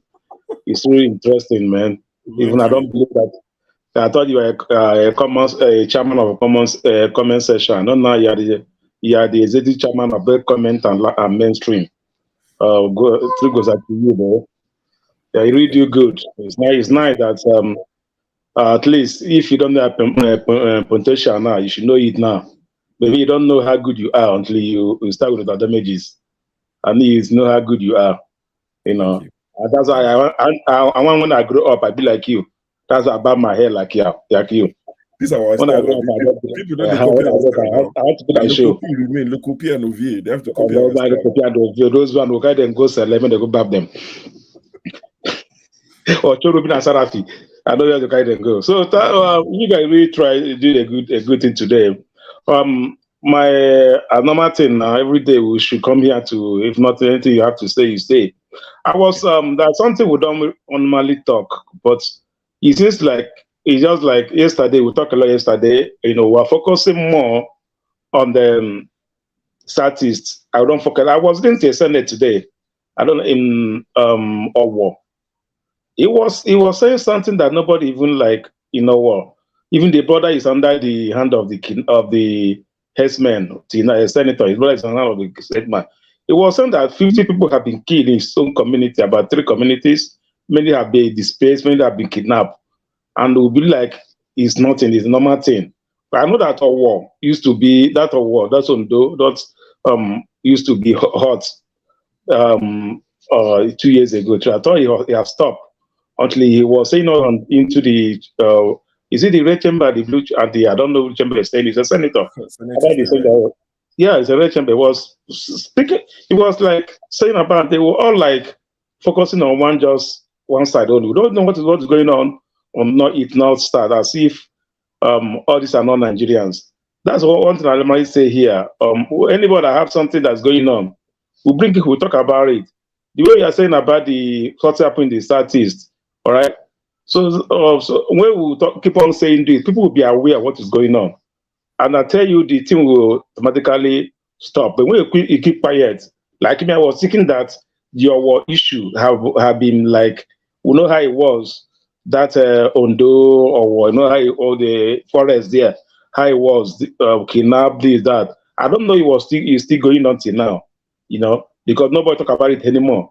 So that is one thing I just, anybody that have something, hear anything, come out to say it, we can see how we're able to put a stop to this, because nobody is much more happy. Like if you think that okay, is like you from the Igbo, think that okay, it's a southwest. Guy, we tell my brothers from Lagos, they're going to southeast, they're going to the east, don't follow Ondo area. You see, everybody's problem is not one tribe problem. Even what is going on is that it's not it's everybody's problem. It's just like when it's happening, we think that it's one point. Like it's just like when Boko Haram started, they would think that it's a northern problem. We are laughing at them, it's a northern problem. But it reaches everybody is into it. So when things start like this, it's everybody problem, not one tribe. But we are still one Nigeria. Sometimes my boss will ask me, there's a time they say snake were pushing Boko Haram in the forest. Years back, I be B. He said, which food are they using? That snake is pursuing the Boko Haram. When they ask me, Boko Haram, does it touch your village? It wasn't like I was trying to commit that from where Boko Haram is to Southeast is over 13 hours or 18 hours. But when they ask you, they answer everybody both together in one bucket. So as much as we do that, if anything happens to any part of the country, it happens to everybody. Let's not be one-sided. It's happened to you or it's not happened to you. As I used to say, somebody asked me here, they beat second Niger breed for you, Igbo people. I said so that they put a toolkit. If you're Igbo, pass. If you're not Igbo, go back. Is it going to happen? No. The road they are doing in Lagos, all the road are constructing good road. It's not only Yoruba people that pass it. Everyone pass the road. Every development that happens, it affects everybody. If it doesn't happen, it also affects everybody. So that's my just. Let me start from here first. Other things will come in place. That's just what I want to say here. Let me just eat the floor and take a sip of my drink so that we can move on. Okay. Let me be like sure. Yeah. I'm not sure what I've done now. I cannot see the screen. Who's next? I can't see the screen, guys. If you can hear me. Okay, my name is KJ. Oh, KJ. Yeah. Sorry. Hi, sure. Hello. Hello. All right.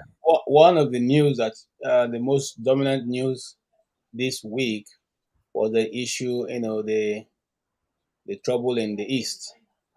And also, I'll take it from the East. There's also a publication by Sahara reporters that Hope Uzodinma is trying to seize some land, community land, to give to the Fulanis. That also made a lot of discussion on the media.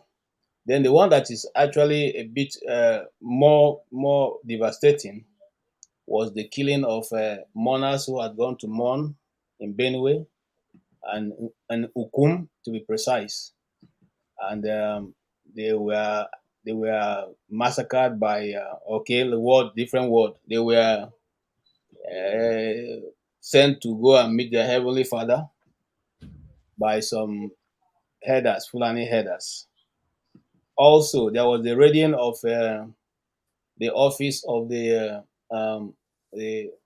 what they call ICPC, and by DSS, and the DSS is refusing to accept that they are the ones. But what was said they were looking for was document that has corruption charges against Tinubu. Then there was a surrendering picture of Boko Haram, one of their leaders, that surrendered to the Nigerian army, as they claimed. Now, for the pictures of the over 23 people that was sent to heaven by these headers, those are part of the news that made, Then, of course, there was the controversy of and it was actually raised up by Ruben Abati of the small girl who has a fake result, which we discussed extensively yesterday. And this morning, the Chukuma Soludo had set up a counseling section for her, which is what I think was necessary what should have been done in the first place. These are some of the news I'm able to capture right now.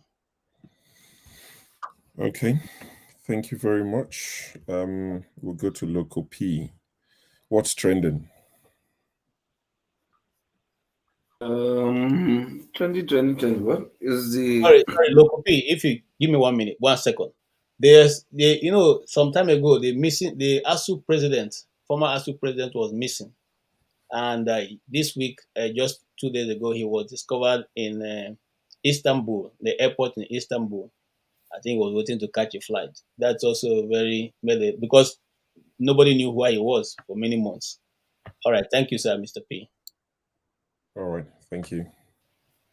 Well, this was the girl, the jam girl, and stuff like that. The only question that I wanted to ask that nobody seems to be asking is it because the girl just confessed and the whole matter just died?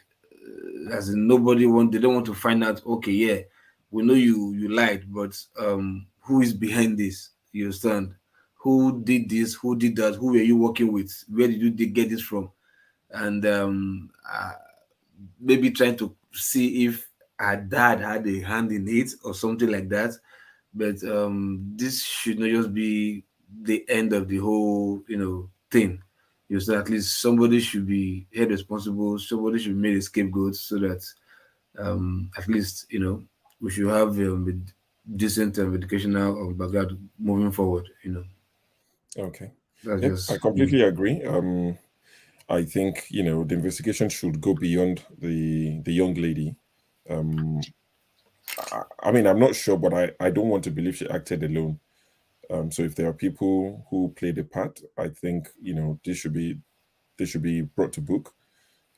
Especially if they are much older than her. They might not just be doing it for her; they might be doing it for a lot of people. And we That's don't want another this to way. become. It's already the norm, but at least we need to start dealing with these sort of things and nip it in the bud. And the worst part is the girl she's an intelligent girl. She's got Is already 246. 246 is so enough to get you to uni, so there was no need for that exactly. rubbish that they went on to do. I You know, mean, it should be condemned by everyone, and I think it has been condemned. Like CM said, the state governor or state government, set up an investigation and set up a panel, and they've investigated it. So yeah. Anyway, my fear is how did she know she was the highest scorer? Who told her? because the people doing this, I mean, I don't want to, I don't want to assume, but Maybe inside job. Inside job. exactly, they probably know who scored the highest, Yeah. 260. So they just pushed it by 2 to Yeah. 262. I told her. Yeah, exactly. So they need to find out who's behind all of this, or the people. Exactly. It could be a racket where they're charging people money for this sort of nonsense. It needs to be stopped. Uncle Ike, we're back with you again. Oh, sure, thank you. You can hear me? Yes, clearly. Sorry, 1 second. Ovi, sorry, Ovi, are you here for the next 5 minutes? Just a thumbs up will do. All right, I'll be back in about 5 minutes. Just give me 2 seconds. Uncle Ike, please speak. Okay, I'm here. I'll be here. Okay. First of all, let me say hi to my sister. It has been a long time I've seen her in the platform. Yeah, I think what amazed me last week was the final submission of the new Senate Majority Leader at the election tribunal, who said that when he was asked about the political killings and the stuff that happened during the election, he said it was Mossad. He said it was IPOB. They asked him even in Khan, he said yes. All the election problem that happened during the election was IPOB, And I was laughing and I fall off from my seat, see, to tell you that Nigeria is a joke, and this is This is why sometimes when you gather in a platform, you are talking about the well-being of Nigeria, and you see the kind of people that we give power to go and represent their people in the National Assembly, saying things that even a madman in the street cannot say. You know, it's a joke. Nigeria is completely a joke. You know, I mean, for a new Senate majority leader, a man who studied law in the US and practicing law in New York, according to him, and that was the only reason he can come up with in the election tribunal, that it was IPOB that caused all the electoral problem that was happening in the election. Even when they asked, even in Kano State, he said yes. You know, so Nigeria is a joke. You know, these are the kind of people that I really don't understand that. You know, and I was laughing, and at the same time I was angry. You know, I used to say I'm still on vacation. My wife was asking me because I sneak out to come to join the platform. Even as I'm talking to you now, my family is upstairs in the hotel. I just sneak out somewhere to come and join this panel because, you know, it's a long time. I've not been in this panel for some time because I've been trying to, you know, free my mind and my head so that I can refill and recharge and go back doing what I was doing. You know, but sometimes when you listen to the news in Nigeria, you find that your vacation is not even a vacation. You are so upset and angry to hear what some people that we call leaders in Nigeria are saying in a public domain. You know, do you know what the election tribunal is? You know, that's Nigeria for you. So I mean, it's just sad. You know, and KJ is talking about the killing in Benue State. Last week when I came here, when I joined the platform, it was about the issue of religion. I was speaking from my experience in the north. And I talked about the killing in Benue, in Plateau and Nasarawa and other states. You know, this is Nigeria for you. I don't know how do we really have a government? That's the point. Human life, we are discussing about human life that we are killing a cow. You know, none of us can give life, but look at how innocent people who went for burial, the way they brutally murdered them, you know, send them to. It's sad, my brothers and sisters. We can't stop talking, but it's really sad. Thank you, Mr. Ike. Ify, are you with us? All right. Okay, let me skip myself. Ed. Yeah, thank you so much, Ovi. I was thinking about something. Okay, actually, something I saw on Twitter about the old guy that started this LP chants, right? And how he was working in his workshop, and some people outed him to say, "Oh, after the election, he's been used and dumped." So I just felt like it was. I mean, it was very shallow to have done that, because this is someone doing a respectable day's job, and he should be commended for it. So, however, it seemed like the whole issue backfired against whoever posted it. So that's the only thing I can think about. And then the old Ned Nwoko saying he wants to introduce a bill to seek representation for Nigeria's diaspora community in the Senate. So those are the two news items that I can think Thanks, man. about. I think that's something actually worth talking about. I know some people just dismiss it that, oh, wait, they are not doing anything, and what can they do? But for me, I think that is a start. But that's a that's a topic that we all need to deliberate on anyway. Paul. Let me follow. At times, earlier on, you are looking like a 72 years old Malam. Now you are looking like a 32 years old Wafi man. What's the secret? Okay, you don't understand the kind of song where they fire me for these days at what I did. It's not too much. What's the Arizona temperature today? Today was a little bit better. Today we are 112. Isn't that Wow. better than 112? I like that. 112. I Wow, like that's that, not man. better. That's See, my for, favorite kind for of weather. 46 days now, we've been over 100. Then All for right. almost 19 days now, we'll be over 110.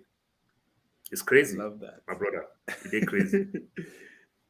So let me just join you from what you said. You know, when we talk about a network, we're talking about the diasporans and everything. It's a little bit laughable because why I said so. Just think about some of us ordinary old student association. Go back.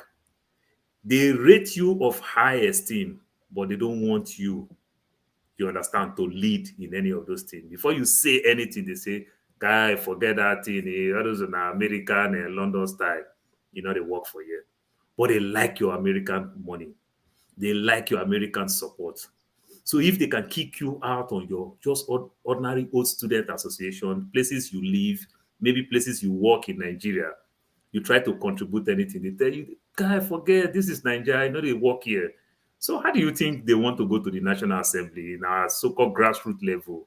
We can participate, but they need us to contribute immensely, but let's not participate. They don't want the system to change, but they just need incentives. So that's the biggest problem we are facing with the diaspora. Then also the Mesoma thing, let's try and a little bit tone things down with this conspiracy theory that we're bringing with this Mesoma thing. Maybe somebody must have helped her. Let me tell you, I work as I'm talking to you guys now. I'm using my laptop to do that. My brother, the picking where I send go school. If this laptop crash, add anything, I call my kids to do it. I can't use computer to track them. They are 10 times, 20 times better than me when it comes to the system. Except maybe Mr. Scribe and his own kid. Yeah, he is a tech guru. But some of us, these kids can just play with some of those things. The girl might just do what she knows how to do. Probably maybe she must have been doing it. You understand? And this one just went ballistic, you know, and the so-called jam themselves, they don't really celebrate highest score like that. They just put it on their site, not like they bring it to the media. They try to invite the student. You understand? You see the student go for interviews and everything. It has never been like that. You understand? So probably the girl did that from one place to another place. It make news. Boom! Before you know what's up, you hear the guy with the innocent motors. You understand? That's how the thing just trend. That's how it became the notice of Jam that what is going on? There's no 362 here.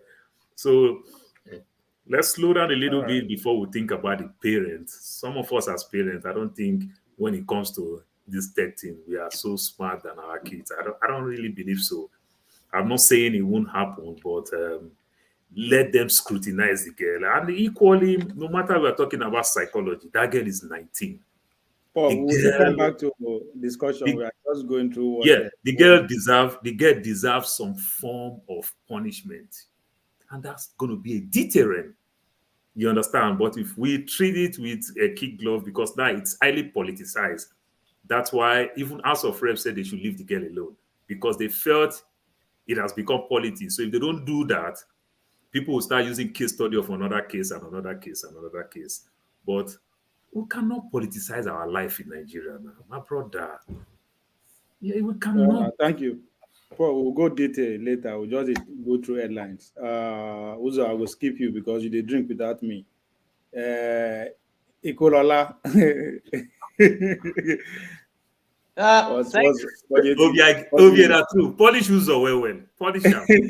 thank you, Obi. Thank you Uzo for don't giving talk me another already. chance. That's why I jump. Yeah. I was going to listen to, but I came up with two questions now, which is one for you and one for Mr. Paul. Oh, has he gone? Too bad.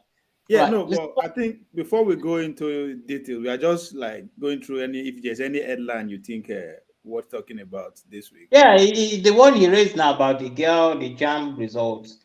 Okay, then. If you are clamoring to punish a 19-year-old girl for forging jam results, so what do you say to our commander in chief? You know who has forged a lot of things Ikolola, just ask the man on top of you, doctor, how they treat small crime in New York. I have answer to that Doctor, question. please Ikolola. tell her how they treat small crime in New York. Ikolola, I have answer to that question. I think we are punishing him already. We are punishing him already now. We make him the president. Is that not a big enough punishment? Yeah, so well, the girl's punishment should be to give her all the grants she got and not take it away from her. All the glory to God should be given. The private business guy that promised her to sponsor her to US. I think the guy said it's not backing down. And most importantly, rep, I think there's a big debate in the lower chamber, which is very interesting to me. But before Dr. Dameji, before I do to you, congratulations to you and everybody here on the screen and the larger Nigeria. We are now the chairman of the ECOWAS Union, so congratulations. Bola Tinubu has just been elected or made the chairman of ECOWAS. So is he chairman or president? I think chairman. I was the president. I mean, yeah, he's the chairman of ECOWAS now. 19 states under his bed, so 19 countries. So if he should lose this presidency, he can go over to ECOWAS and continue to. Well, that's I think this point that word "if" should be gone by now. He's already a president. This is a good gesture now. They don't make give me international now. You want to disgrace Nigeria? How can you disgrace Nigeria like that? A Supreme Court. But anyway, okay. My next question is the latest. What is happening with your man, Pokwanzo? What is he doing? What does he stand in this ongoing court case, and probably in the next? What is his position on anything? He's begging Tinubu.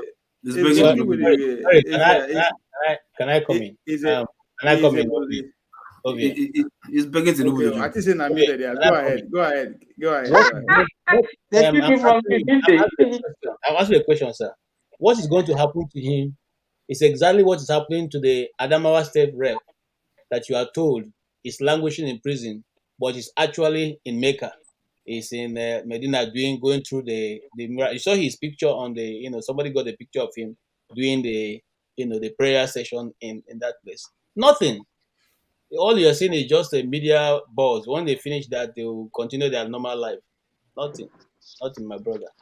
Ikolola, to answer Okonkwo, so after the Bible says there's time for everything, right? There's time for war. They went to war, they fought, destruction were made, a lot of damage were done. So it's time for reconstruction. So it's working with the new government to reconstruct what they have destroyed, right? He's begging for in the name of unity government. So is working with the president Tinubu to see how he will be part of the. In other words, looking for his own national cake. Exactly. You have to narrow. You have to on a bigger picture. It's working to. On a bigger picture, it's working to give it Nigeria national government. But on the narrow side, it can't be far from the national cake now. He has gone around over 500 local governments. That should mean something. With your answer, are you saying the LP executive, let's put it that way, the LP executive are not smart enough to forget their case and go for the national cake? No, I wouldn't say they are not smart enough, right? Again, in the bigger picture, they have to stand their ground for the sake of their followers, for the sake of the party. But most importantly, I think Rudolf actually alluded to it earlier on. I think after every set and done, we will have to actually give it to the obedience and by extension the Labour Party for keep the conversation going, right? Whether they like it or not, there's more spotlight on the judiciary now.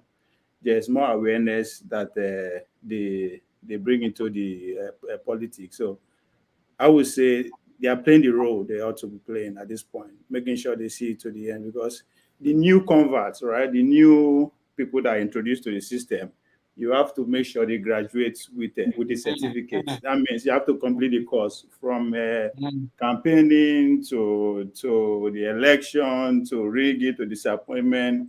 Now they are the court, which is the final stage, right? So at the end of it, or everybody will now understand the full stage, so that by next election, we'll know how to approach it. Right? Okay, So, okay. But now, my last question to you: if you're congratulating or exhaling the obedient movement for doing something right, did Kwakwanzo disappoint you for not sticking by what is right? My brother, that question is too far. You didn't answer well. His spokesman is a NNP. What is his name? What's your spokesman name? What's his name? Galadima. Make it known to everybody that they don't have money. They don't have 500 million. How many million to go to court? If he said that or not? If he doesn't have money, that does not mean he should join the bandwagon of what is wrong. How do you know? How do you know it's a bandwagon? Why are you calling it a bandwagon? And telling us that the obedience are doing something right. What Kwankwaso keeps saying in all his campaign is that I've been a local government chairman, I've been a speaker, I've been a minister, I've been a governor. And the PhD holder. So probably maybe you want to be an ambassador right now. Because his campaign is Let's be serious. Paul. He's asking a very serious question. He has been an ambassador to South Sudan and all that. That's not the point here. No, right? That's what I'm saying. Probably he's looking for something again to be. Hold on now. He's not going to accept 20 by himself, but he will send his boys to collect whatever that is coming to him. He's not going to take it. He would rather send part of his lieutenant. That is right. Well, let's wait and see if you say that's a lie. He has gotten to that point now. I mean, but okay, answer my question. Did he disappoint you for not sticking by what you think is right that the obedience are doing? Did it disappoint you as a person? No, I won't see it like that.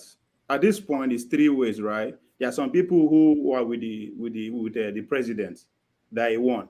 We need those people in our society too. There are some people who are saying, you know what, we are going to go all the way to challenge the process, which is where the obedience and the rest come on. We need them too in our society. Then we need people who are thinking the way the Okonkwo is thinking, right? There's a need for us to join together and build the country. Whether you agree with, whether that is just political statement or whatever, but we also need that kind of thinking too in our society. We need this competition to come. That's the only way we can actually make meaningful progress. To say what I is doing is true or is false, that depends on the perspective you are seeing it from, right?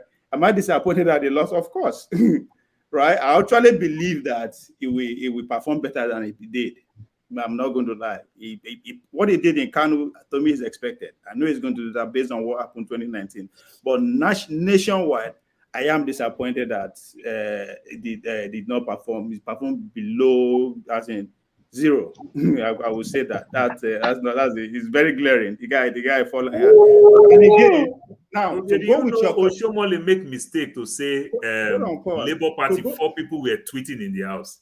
That 4 people happen to be NNPP. Maybe you are one of them that is tweeting. You are making me lose my. You are making me lose my tail. I'm losing my tail. But I'm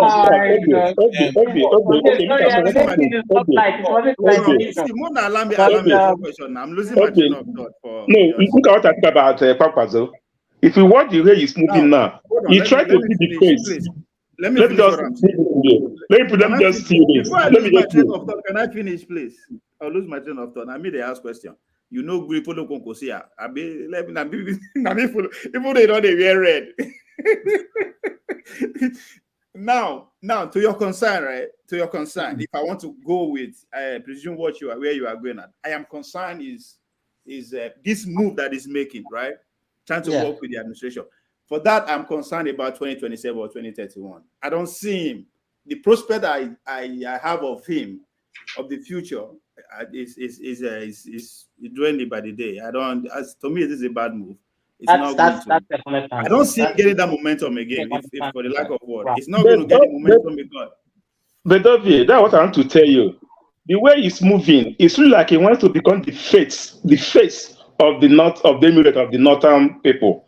In Kano right now, even the governor, Komazo is much more known in Kano, right? Even the governor himself sitting as it is right now. I will follow some of his things he does. All right. Maybe he's trying to be the face on the next 8 years. He's trying to be the face of the northern politics. So the only way he will do that if they align with the party in place. So he can get that is that if I'm mistaken, I don't know, but that's what I'm thinking.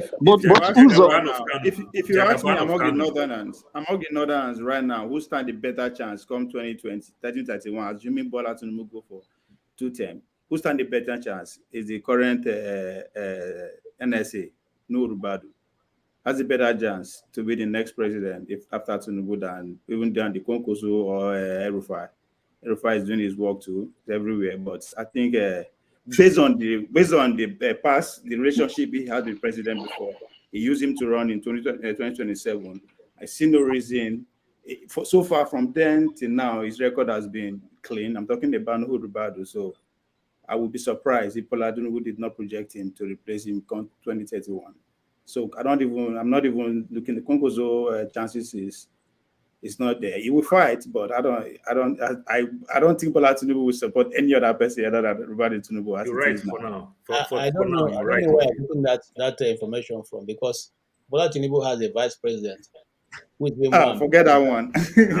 I know he's there. I know Kashim is there. You think by any stroke of imagination that that guy is going to give space to Nuhu Ribadu to emerge? It can't be possible. Let's talk of things that are possible.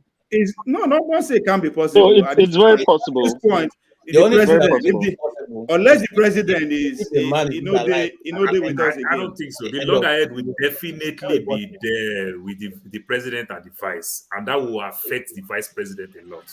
Bola Tinubu don't run am before. Remember, Shetima he don't run Ribadu before. When the road no clear, he run Ribadu. Yeah.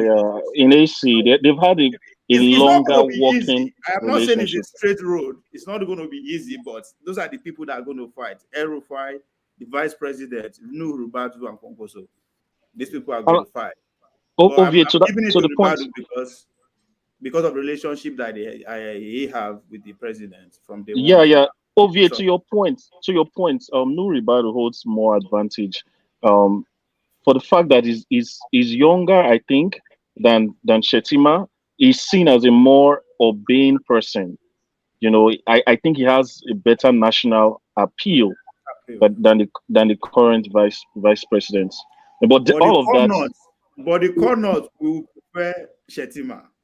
The corner will prefer Shetima. That's where the problem. But again, the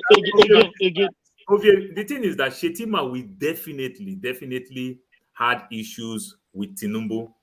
You understand? Because Shetima himself is very learned. You understand? It's not just say food done, can't eat. So the way they will oppress him so well, before you know, speculation here and there, that may also affect Shetima to some extent.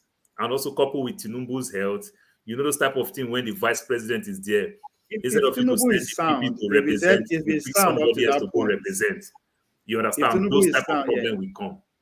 If Tinubu is sound up to that point, I think he will favor Ribadu more. If they with us like that again, let me say now Cabal, they run the things then.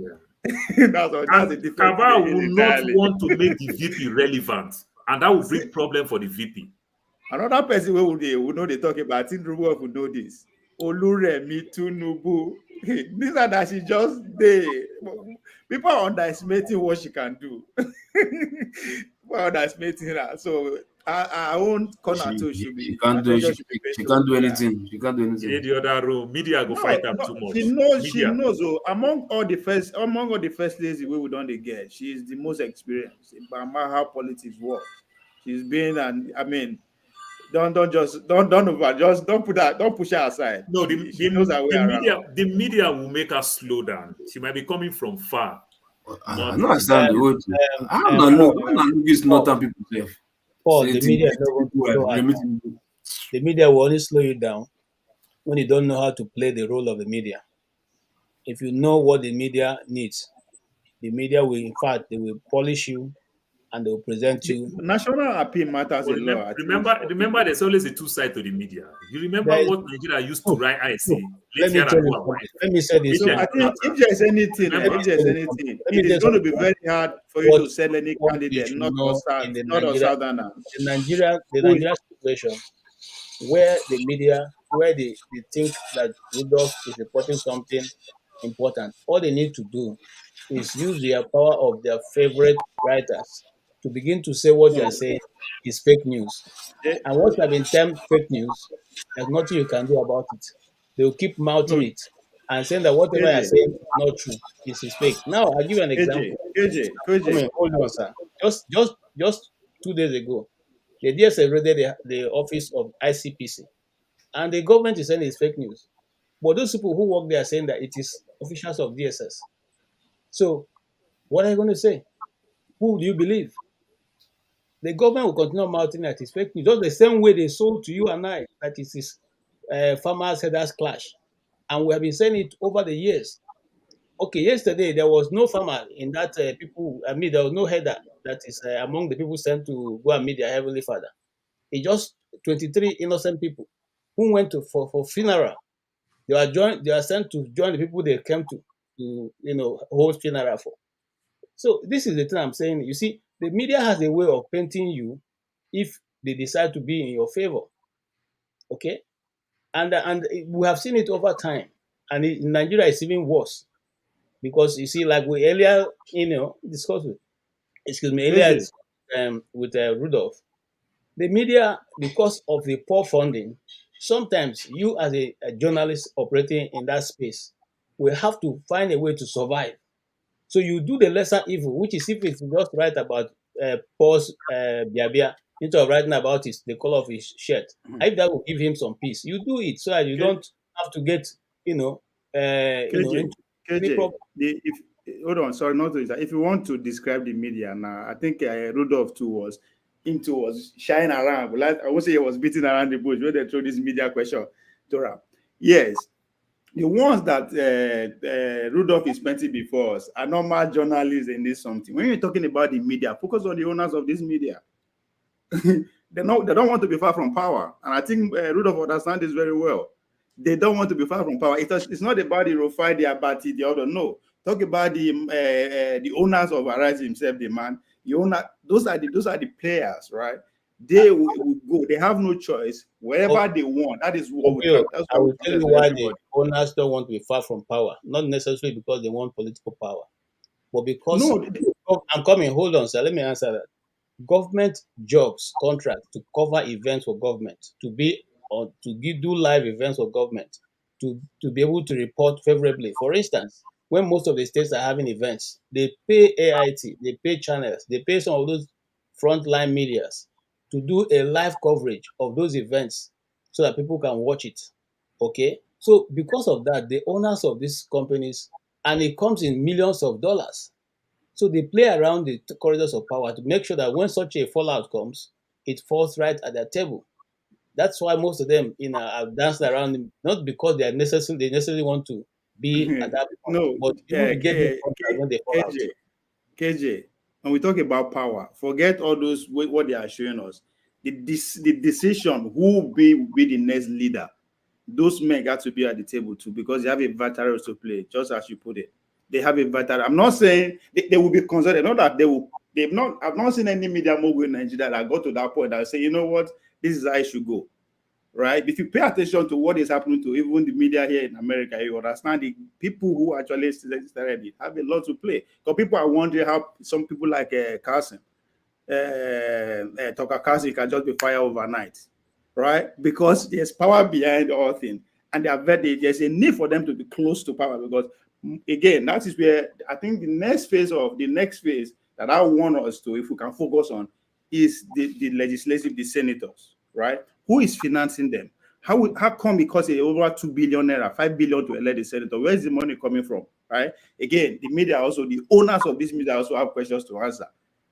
So that's how it works. So when we are saying, and again, don't forget, the president that we have today has a lot. I think if we say control 25% of the media in Nigeria, you will not be wrong.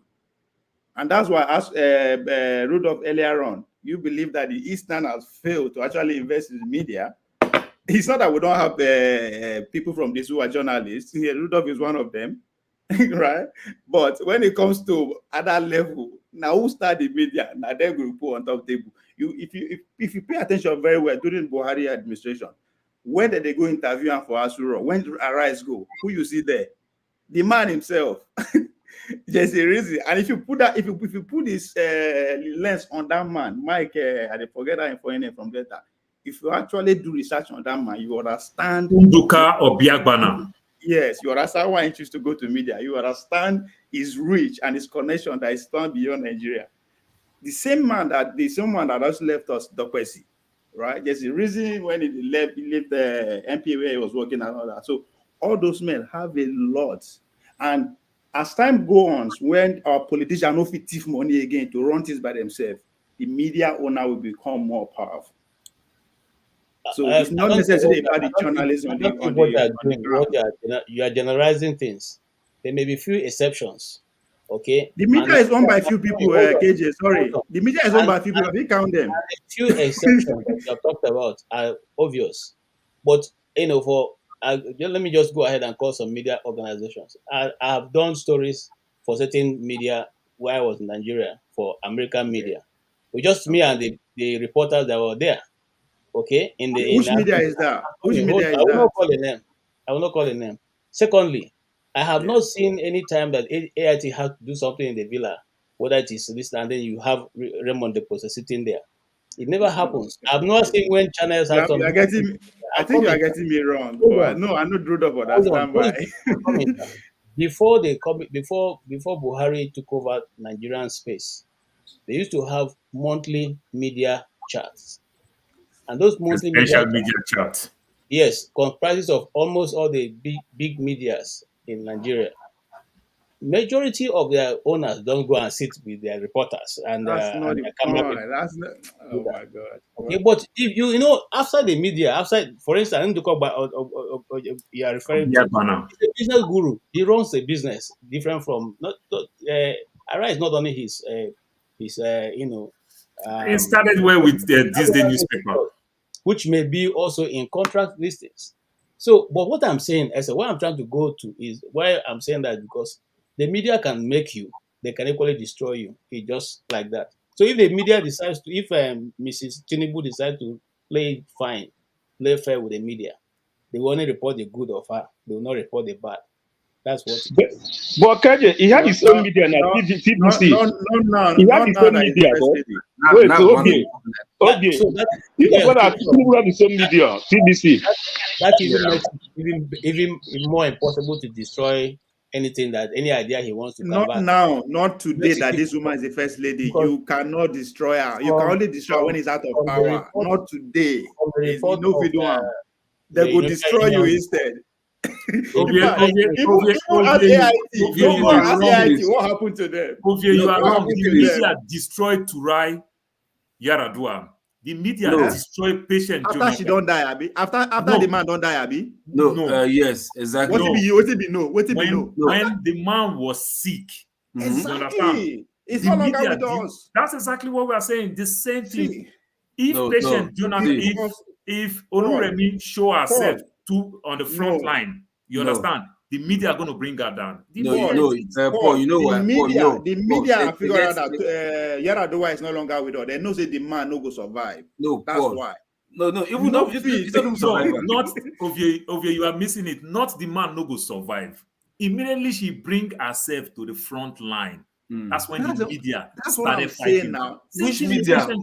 Paul, which media won't fight her? She comes from line because the man why are you talking all these things? Wait, Paul, hold on now, Paul. Is it that you start politics? Do you know how the media was hard on Turai? You dare not say hard on patient Jonathan. Tell me what. Hold on. Do you know how the media was hard on Stella Obasanjo? Because the presidency is weak. Let me tell you, Paul. No. I just make mention of three first ladies. Let me tell you one thing. No media in Nigeria today. We dare say nothing about that woman. unless You know why? Because they get fail. they use If the man BON. No, they they can will try not it. say anything about the woman if the woman did not put herself in the front No, line. It doesn't But matter. immediately Now, she bring herself out, the media are Paul, going to say something. wait, Paul, Paul, she no I'm go it making put doesn't I herself. just make matter. reference of 3 first lady now. No, Paul, 3 first lady. Yar'Adua she no was go fool exception. herself. Yar'Adua Listen, was sick. see, Nobody was Paul, actually Ovie, ready to listen. go.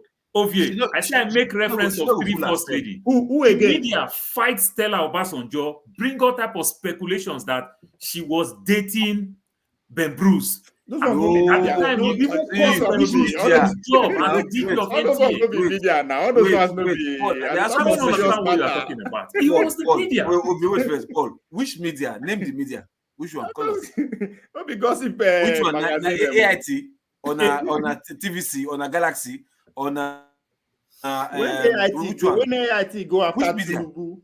Tinubu when the Buhari they run, oh, what happened to AIT? I hope you understand that during Obasanjo time, one of the person who lost a lot when it comes to media in Nigeria after it started for some time is Raymond Dokpesi. Coincidentally, Raymond Dokpesi always become an opposition when he support Buhari lost. When he switched to Atiku, Buhari won. You understand? And every time you take side, you understand, you bring the other side down. That's what the media do. See, Paul never Doctor said just told you the same my thing. question. You When you say understand? media go AIT bring was the opponent, yeah? attacking Stella Obasanjo. No.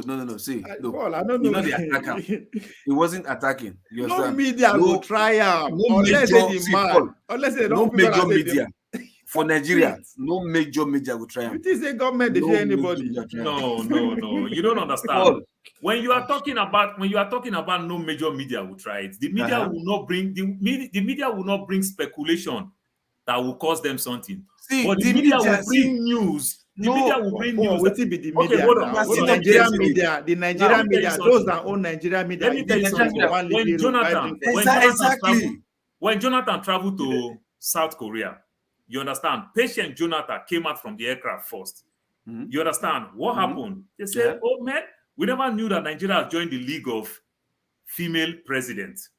You understand? That's a big news. Who You write am? understand? You cannot tell me that will wait. affect any media house because it happened. Who said it now? Who said it? I don't know what. Are you asking me? Did I go to South Korea for me to know this? No. What are you talking about? You say media. What Wait, is it media? The media channels report these things. No, AIT na lie. report. You dare not try am. You dare not try am. I don't understand. Like I asked you now, did I go to South Korea to know this? Paul, hold on. Paul, See, I'm asking you you dey this forget question. Paul, nobody, no media say, dey try am. See, you see this why you feel say they create BON? BON na the institution where they create to take mess these people up in case they come off online. That's it. You understand? So No, not so Bond. that's why Not Bond. It's MBC, not Bond. Is it? What's the difference? Not Bond. No, But what's the difference? BON, What are the NBC. same now? What I don't understand. What you think about? You ever see you say ICPC and EFCC? What do you difference? They are the same. Yes, also. BON, NBC, all of it, they create all those things to checkmate these people in case they go out of line. The people you call media, who check them, this one-man business, it's not even group. If it was a group of company or group of whatever, then get the media. You give these people power that they are not. Let me tell you, no President you give Buhari there. ruled for 8 years in Nigeria. How many times? Hold on. How many times they don't find China's TV? I'm a media person. Not pay. I'm a media person. I read the news very well. President Buhari ruled for 8 years in Nigeria. Punch newspaper never call Buhari president. They call him General Buhari. They never support Buhari. That's not part of What are you talking about? Punch newspaper. Good. Yes. Go and find every article about Punch. They call Buhari General Buhari. They never call him one day President Buhari. Paul, What are you talking is it general? Yes or no? Is it general? Yes or no? I just tired. The question that I'm telling you, Is why it general? Look, Yes or no? Listen. Wait, the poor arguments? I can call Ikolala now, right now. If Ikolala is Dr. Ikolala, if I call Ikolala doctor, Ikolala will take exception. This is what they do when you call people in power without their title. They take an exception. But Punch said they did not recognize Buhari to be a president. But that's not normal thing now.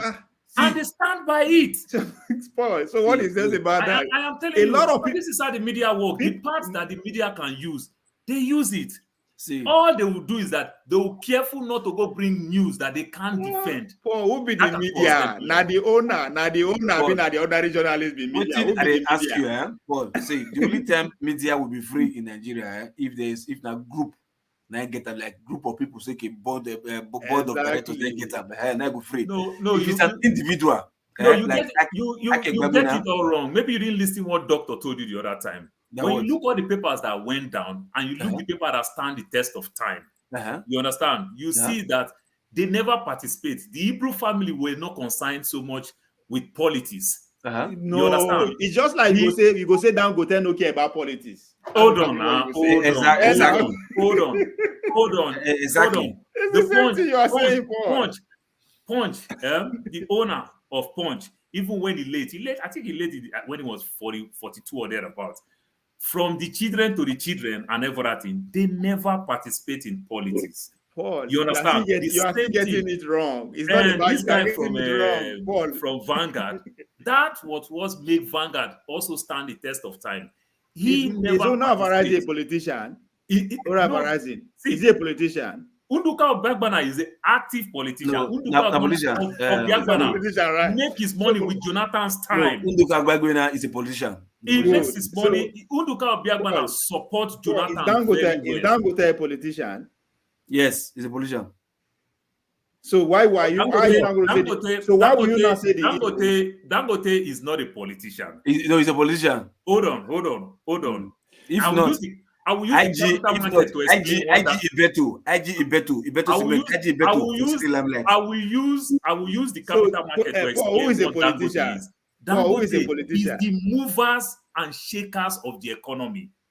Every party will recognize Dangote like Dangote will recognize every party. So it's not a partisan person. No, just like you have partisan. Sponsor Republicans, sponsor Democrats. These are the movers.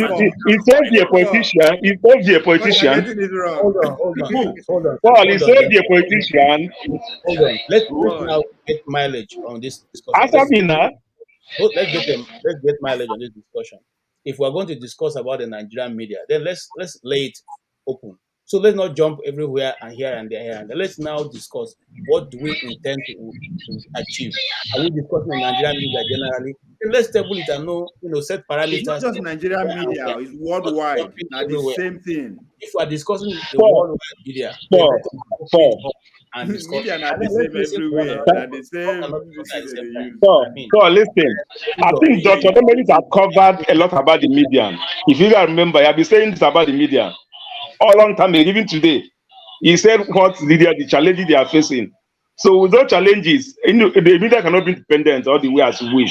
He has been saying it right from time. Maybe you didn't. So I don't know what all of you are dragging there for. Sometimes Uzo, because some of us don't really understand how I'll use, for example, the print media, which is the biggest among them all, that have stand the test of time in Nigeria. Some of us don't know how to read the print media. So in the print media now, say for example now, Punch will report their news. There is something called news. A reporter will report his own opinion. There is something called opinion. There is something called viewpoint. And there is something called editorial. You understand? So the team of editors, you understand, they will make their own editorial. This is our stand, our opinion from our paper.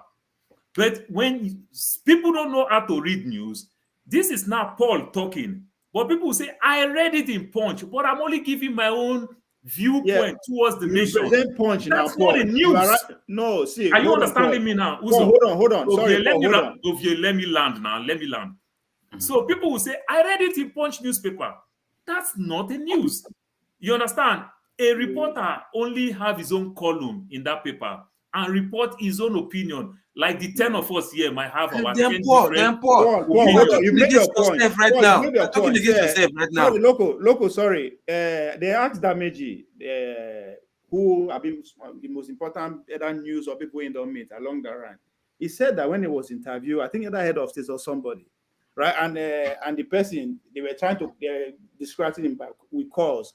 and the man said, "Leave me, I'm talking to Vanguard or what? Just for the Guardian. lack of the Guardian. Leave me, I'm talking to Guardian."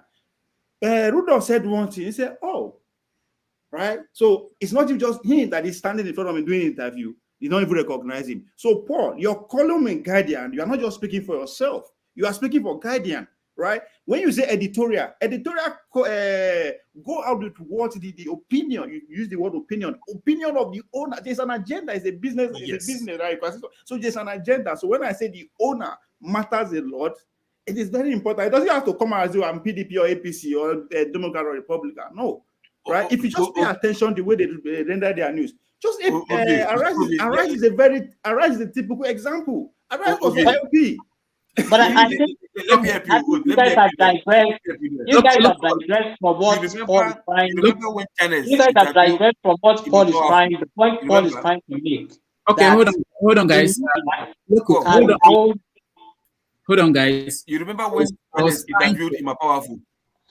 Hold on, guys. I was trying to say something and let forefathers take over, but he disappeared on me. But I just want to thank everybody for joining me. Forefathers will take over and show. They will take over and take it to wherever they are tired. But I just want to say thank you, especially for the people that are supporting the channel through Zelle. I posted Oyemi Adekanala and Samson Ngudo. And thank you so much. Let me just media. Give us the Zelle address. Okay. One day we are going to have conversation on the media. I know that we touched a little bit of it, and hopefully that day KJ and NWC and all those people who had experiences will come and share their experiences on the media. Part of my secret goal of doing this is that we will get more people from the media to come here and talk to us, and gradually we learn more how the media works. And there was something that Ovia was talking about now about opinion, and the opinion of the newspaper is different from the opinion of the columnist. So if I'm writing a column for, like now I write a column for People's Gazette, what I write there is my opinion.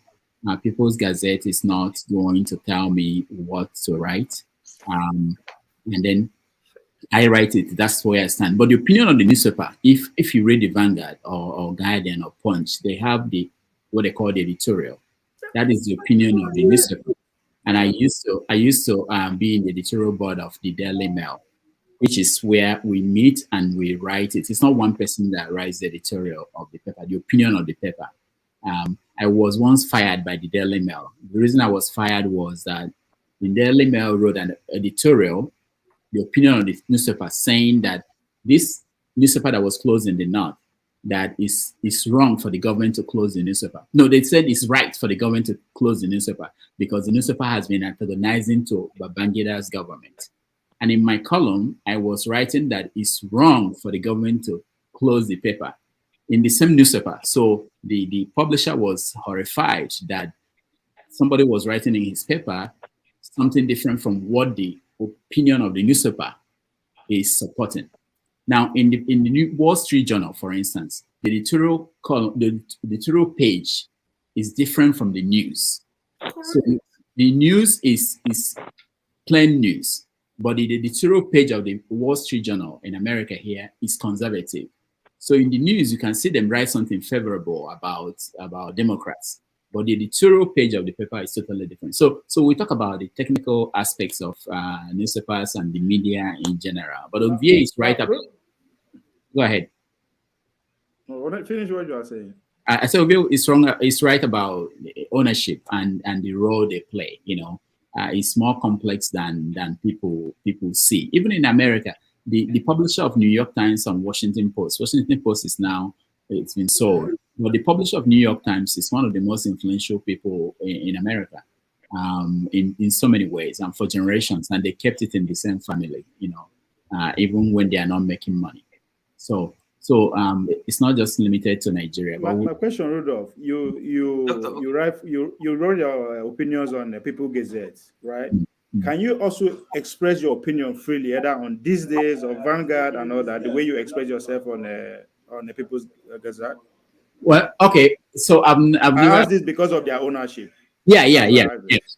So for instance, if I'm writing for this day, for instance, you will know the philosophy of the paper, okay? And in some cases, there are certain things you may not be able to write based on the philosophy of the paper. You will know that before you get there. But I won't write for this day or any paper that will censor what I'm writing. I'm not saying that the papers don't do that. They do that.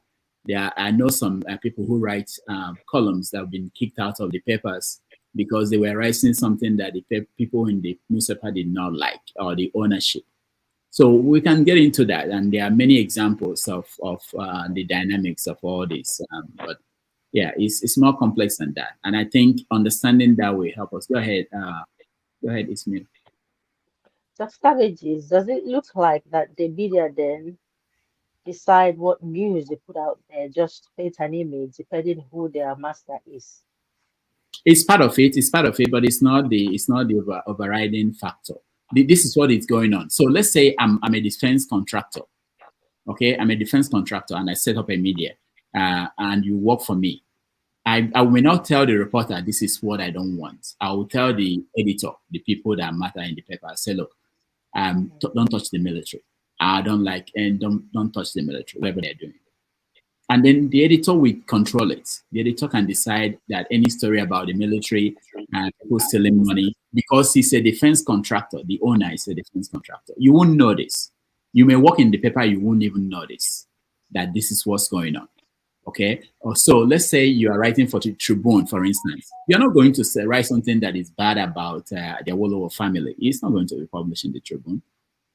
So things like that. So if you're there, you will know.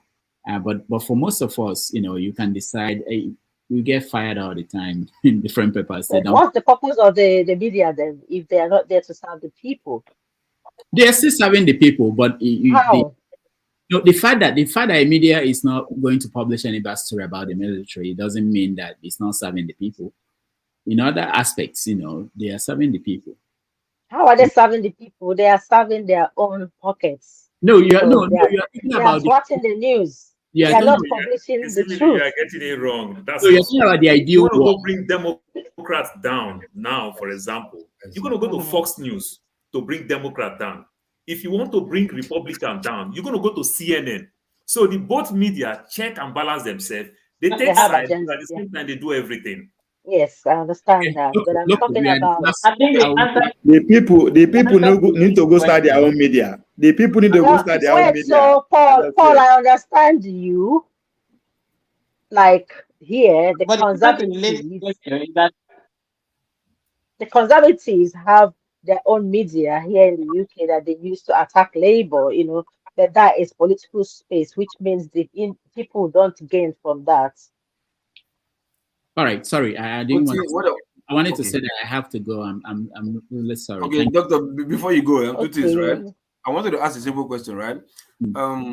Yeah, in as much as I know that the editorial, you understand, and opinion pages in dailies, right? Is just opinions of some particular individual persons, right? And if they say things, you really cannot hold the print media responsible. You understand? As yes, but in the case of just opposing print media with visual media, right? Like media houses, you understand? If they interview somebody and the person is speaking, can you hold that media house responsible? Because interviewee is like editorial yourself, like editorial. Sorry, it's like opinions, yourself, opinion page. So why would you? I know it's wrong, but probably because they've done this several times in Nigeria. Yeah, it's only in Nigeria. But what they do, what they say, this is what the argument they are making, that if someone is saying, like we're doing here, if somebody is saying that something that is wrong, that you should push back, you should correct it. Shouldn't allow that to be put on air. That's what the Nigerian agency, the media, what is it called? Help me, KJ. The NBC. Yeah, I think that's what it's called. Yeah, that's what they are saying. Broadcasting Corporation. Yeah, that's what they're saying. They're saying you should push back, and they were blaming channels for not pushing back on certain things that were said. But it's difficult. Just like we're having difficulties here. It's not everything. If I have to push back on everything, I think it's not right that somebody's saying. No conversation. It will just push just back. like forefather. Just like forefather. All right. Yeah. Thank you, guys. Listen, the thing is you are this. poor. You are forefather. Forefather. My guy. Forefather. Yes, If I may ask you, why did you just disappear? What are you after? Why did you run away? I know a lot of people have questions. To drag you back. No, not necessarily. I wanted you Nobody came talked on, military, so that's I why. wanted you to be there There's no so that I military. can be on the backstage. So because the stage was full of people that were sitting there, so I didn't want to just drag anybody out. So yeah, it's easy going now. So so what were we talking about? Sorry. Can you be interviewed like Dr. Damage today? Can you be interviewed? Yeah. I'm very open to interviews as long as you don't make it personal. Well, it's gonna get personal. Only 3 questions you ask. Forefather will explain with 20 minutes one question, 30 minutes. And they tell you, you know what? Then he will go to the military, isn't he? Exactly. He has to end up there.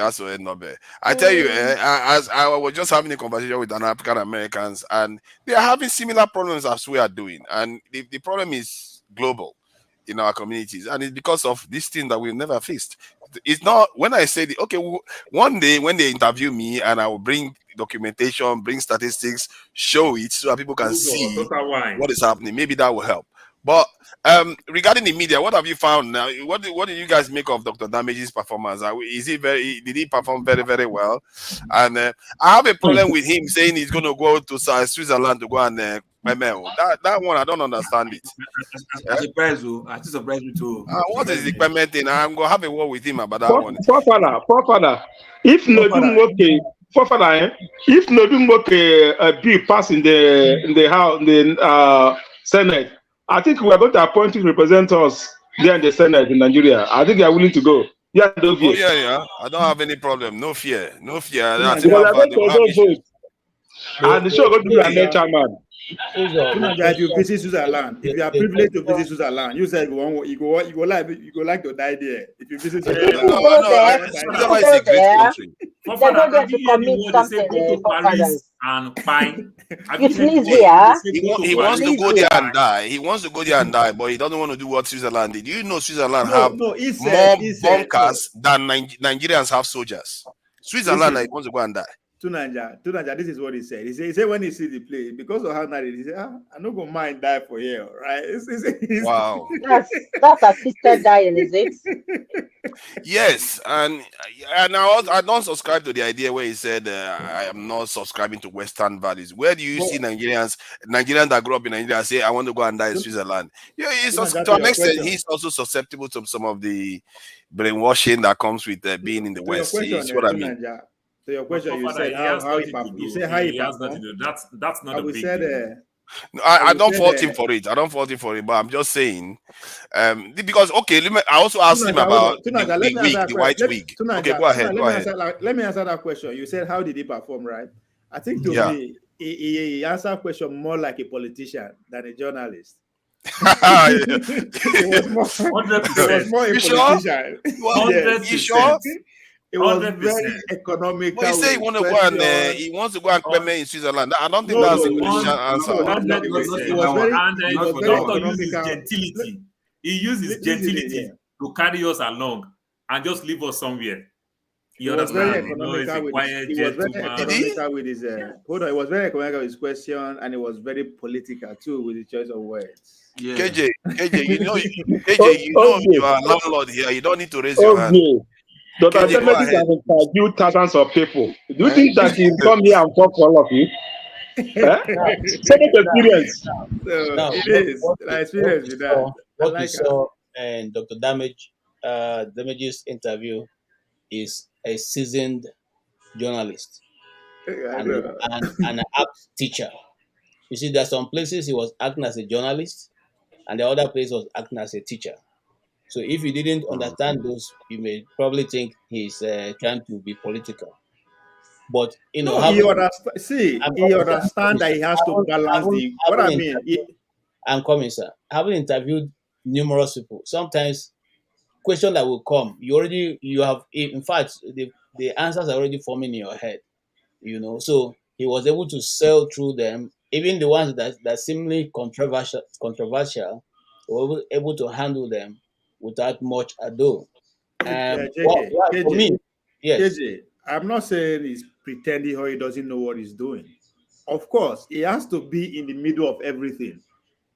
It's very his position that he is. I don't envy him because it's very hard for him to either go left or right. So when I say he's being economical and he's political, I'm not saying he doesn't know what he's doing. He knows what he's doing. He's a professional. Okay, can I ask a question? Do you expect the Democrats to come here answer question like this guy that came 3 weeks ago? That answer one question, answer in 20 minutes, and implicate yourself all over the places. Are you expecting somebody to do that? I don't know.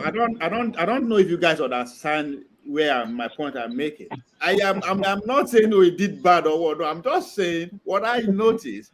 As somebody who is a journalist who's been doing this thing for the past 30 years, somebody who is from the southeast, whether we like it or not, that region has been on the news for obvious reasons. So there's so much going on that the way he actually negotiated through all the question, I admire that. I'm not saying he did bad or he did worse. I'm just saying this is my observation. What you're saying. I'm trying to support. You see, question that I think would have been controversial for him and for most Igbo journalists in practice right now is, do you believe in Biafra?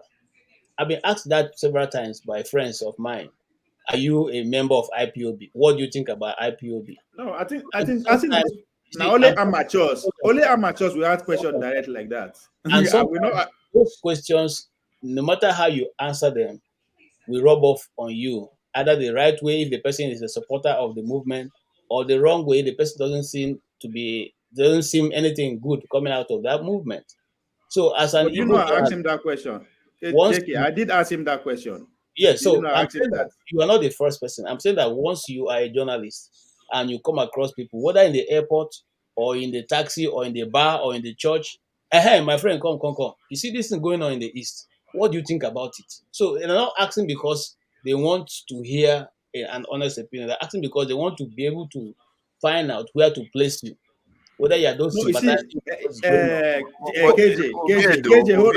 hold on. KJ, you are defending a journalist, right? Can I just add something? Hold on. Sorry for father. KJ, you are defending a journalist. Hold on, KJ. You know why I said that? You know why I say I'm defending a journalist? We are not attacking journalism here, right? I asked him, do you have faith in Nigeria? That's me asking him, what does he think about Biafra? Right?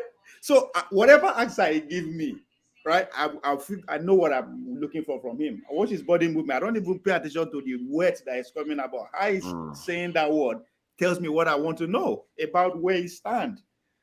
You understand? I think he's not very comfortable with that question, because when I asked him about the Biafra one too, because he was the one that I was shocked to find that he was the one that interviewed Kanu when Kanu actually threatened the country, and I was like, but you have been hosting this channel for on and on. You've been hosting this channel every day. I never use it as a and people are saying that he never did anything wrong. You could have just said, I interviewed him, he said it, and I can show you the video right now. You see what I mean? Yeah. He has answered your question clearly now. You don't so you really want him to come and play that video to support your own side of argument? No. No, I understand. That's why I let it go. Him not playing it says a lot too. He said something, and which every journalist holds point. He's not there to project his own idea or thoughts. Yes. I can ask you a question. How you answer it, whether I like it or not, it's not for me now to determine. You are putting out an idea, and I called you as a guest. If I wanted my own idea, I would not call you. I can put out my own idea. But the mere fact that you are sitting before me and I'm interviewing you, I will give you all the space that you need, and I will interrogate what I think the audience need to be clear about. But and he does correct people sometimes. When he becomes heated, one would think he will just say, you know what? KJ, I know of cases not just he has threatened Nigeria. Stuff like that.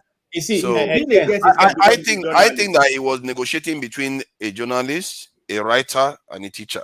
So Yeah, those he three things wasn't he here was because trying he's a to, journalist. and also and as a southeasterner, so he has to also be mindful Yes. of the kind of language I he don't think uses. he came here because he's a journalist. We are not interviewing because he's a journalist. No, that's not why we are. We know him personally now. You know, in a way. That's why we are. I'm But not. I'm you not. see, I Well, wasn't asking question because he's a let's journalist. let's hear from people that don't like to interrupt or interject, like Ismiri. Ismiri. Am I pronouncing the name well? Ismiri London Cosmetics. Yeah, am I pronouncing it? It's now I've not received my cosmetics, so I've not received mine. 4 months are done. You know one thing, people need to educate themselves. When they hear cosmetics in Nigeria, they think it's lipsticks and all that, and then anyone making products are bleaching and all that. Her mentality is baffling sometimes, you know. So, what do you think But about the performance then? We get that to you. um, he was himself basically. I didn't expect him to be otherwise. He sometimes played the devil's advocate, and sometimes he was a bit guarded, shielded himself. Obviously, when you're in the media, you have to be socially intelligent. You can't just open your gob and speak anyhow. You have to actually digest not just the question, the person's tone of voice and the body language to determine the answer you're going to give, trying to balance the status quo. But for me, overall, he did well, and every opinion matters. Some people may find his interview today a bit, maybe they did not hear what they wanted to. But for me, he couldn't have done any better. I don't think for me, Dr. Damages can do any wrong, really. He's such a gentleman. So I will forgive him even if he tells me that it's not necessary to have an Igbo president. Not just for the Igbo, Mm, but it was a that's kind of interesting. tricky question, but I already knew the answer, but I wanted to hear his opinion. But he done it wisely. He's an intelligent guy, I would say.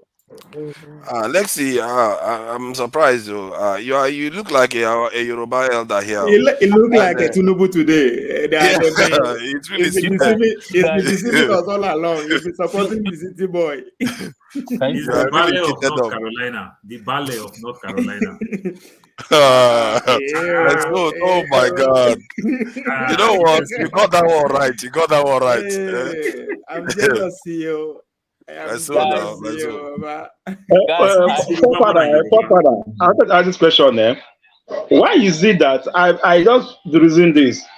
Why is it that anytime you have somebody from the Southeast on any program anywhere, people always ask, do you believe in Biafra? Do you believe in IPOB? All right. They will have a Northerners, any other parts. The one ask them, do you believe what Fulani, the second modernist terrorist, what he's doing? Nobody go to that. Even during the election, they always will be, do you believe in IPOB? But Boko Haram have been. Nobody ever asked Papazo or Atiku. Do you believe what Boko Haram or Fulani people are doing are good or not? But whenever any see an Igbo person in any program, after the end of the day, somebody must ask him about Biafra and IPOB. Try to push someone that don't even believe in ideology, try to him to have a stand. I know you cannot any stand he takes, whether yes or no, he affect the person any way around. Why do you guys always do that? Only push or ask somebody from the Southeast about IPOB and Biafra. But every other person that comes here, that IPOB or Southeast is not the only safest place on entire Nigeria as it is. But we always put that narrative to them. Why do we always do that? Just my question. I think part of it is because there's not a lot of non-learners here, and the ones that show up now and again, we do ask them about. No, I don't mean this. I don't mean here.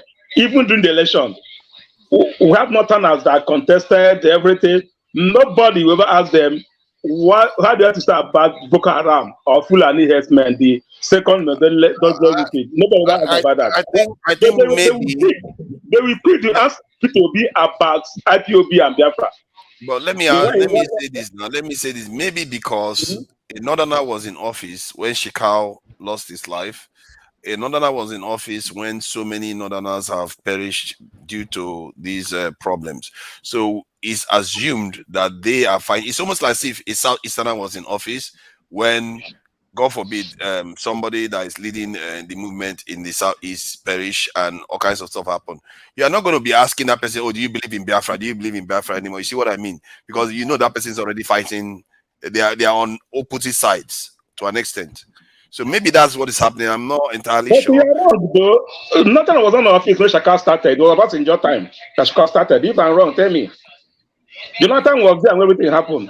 All right. Who did the book Fulani started? And they're still killing. Nobody ever asked anybody why you believe the ideology or not. But immediately you say start this person anywhere, somebody must do believe on Biafra. If you say no, Biafra will say, you're not a brother, you're a seller. If you say yes, this one is not believe one Nigeria. It's confusing. Don't like those languages. I don't think people should be Personally, asking. I don't tend to ask people that. Often, what I tend to experience is that the people start advocating it themselves. I don't tend to, and if you look at it, most of this issue is brought up by most Southeasterners. And as a matter No, of fact, don't say that. Okay, you just make sure the languages advocate for Biafra or IPOB. when I say most that I see on the No, panel, why must you be look answer at the question? Why must you be Lexi on is the right question? there. Lexi is right there, and if Mary will bring it up when she has the chance. No, And, that's what I mean. That's not what I mean. The OB agitate for IPOB or Biafra, no. Of But course the not. Of course not. But don't you think that when you ask this question, the follow-up questions oftentimes always also come back from people from the East? So people No, from the that's East not tend what I'm talking. No. So, Paul, it doesn't answer my argument. My argument is this. That's a Why very is it that we always ask that question? Always, but many you ask that question. remember they Instantly. also ask the Northern and these questions. But when they Like, ask the Northern and the questions, for example, they don't have during the the Northern and Southern. during the election campaign, we are Northerners. Which question they ask? Maybe we should allow Lexi to You guys communicate are there. giving me Because blood pressure now. Just Don't reduce your mind voices. Uzo. This Men, Uzo African, Carlo, Nigerian men. Why he's do you always like don't rowdiness? mind him. Calm He had the down. Uzo Carlo People should not treatment. eat pounded yam and chew now. Close. Calm down. They just relax. I don't want blood pressure. I beg. Let's let the elder talk. Let's let the elder say something before he gets on. You are breaking the rules now, forefather. You are letting Lexi driving now. You want to ask him questions. Is he driving? He's not driving now. If he's He driving, has a seatbelt on. This thing has a seatbelt on. he's parked somewhere. They are casing a joint somewhere. Let's. I think he's just chilling out somewhere. Good evening to Mama Lexi. This is the question. So this is the question with the Northerners. When they ask the Northerners the question, you see Paul, Lexi is talking, or guy is talking. Let's let him finish. You are breaking the rules now. It's with his madam there. We have to make some allowance. Let's be organized. I have headache now. Okay, I have headache now. Come on, guys. Let's greet Mama Lexi. Go ahead. The Valley of North Carolina. Go ahead. Okay. I am. Can you hear me? Can you hear me? Loud and clear. I'm here with my wife, so I have to be careful what I say. But what I want to let you guys know, I have said it before. I don't hate any Yoruba person. During my wedding, somebody from Ekiti, a good friend of mine, we are still intact as friends. He was my best man. We have come to celebrate one Miss Ilori from Igbara in Ekiti State. That's where I'm here. I'm now waiting for my sister to join us. My wife and I and my sister came here. So in coming to this event, this is appropriate in wishing her well and everything, the one that is celebrating their birthday. The church is right here. We just had a service for that person. So my spirit accepts everyone, especially because of the word of God. I have a Black American friend who says he doesn't hate the white people, but he knows that the white people don't like him. I think many Igbos can say that about Nigeria, that they don't hate Nigerians, but they know by what they experience and by the things happening, whether it is Ojoro, like the one that put Tinubu where he is now, or the going to their marketplace to destroy their sheds and so on. I don't have hatred. I admire the culture that we have to contribute to our togetherness as a people. But I have reached a point where I feel that we are endangered species. When I ask you people about, you know how many Achebes have been killed? Or even when I was talking about Rudolf, if Rudolf tells you the immediate cause of him leaving Nigeria, I'll let him be the one to say that. If he were here now, I'll ask him to tell the group what was immediate that made him to leave Nigeria and how he left Nigeria. It wasn't just like many of us decided, okay, we are going, and we just left like that. He had to save his own life from the kind of hatred, I would say, for who he is and whatever it is else they want to add to that.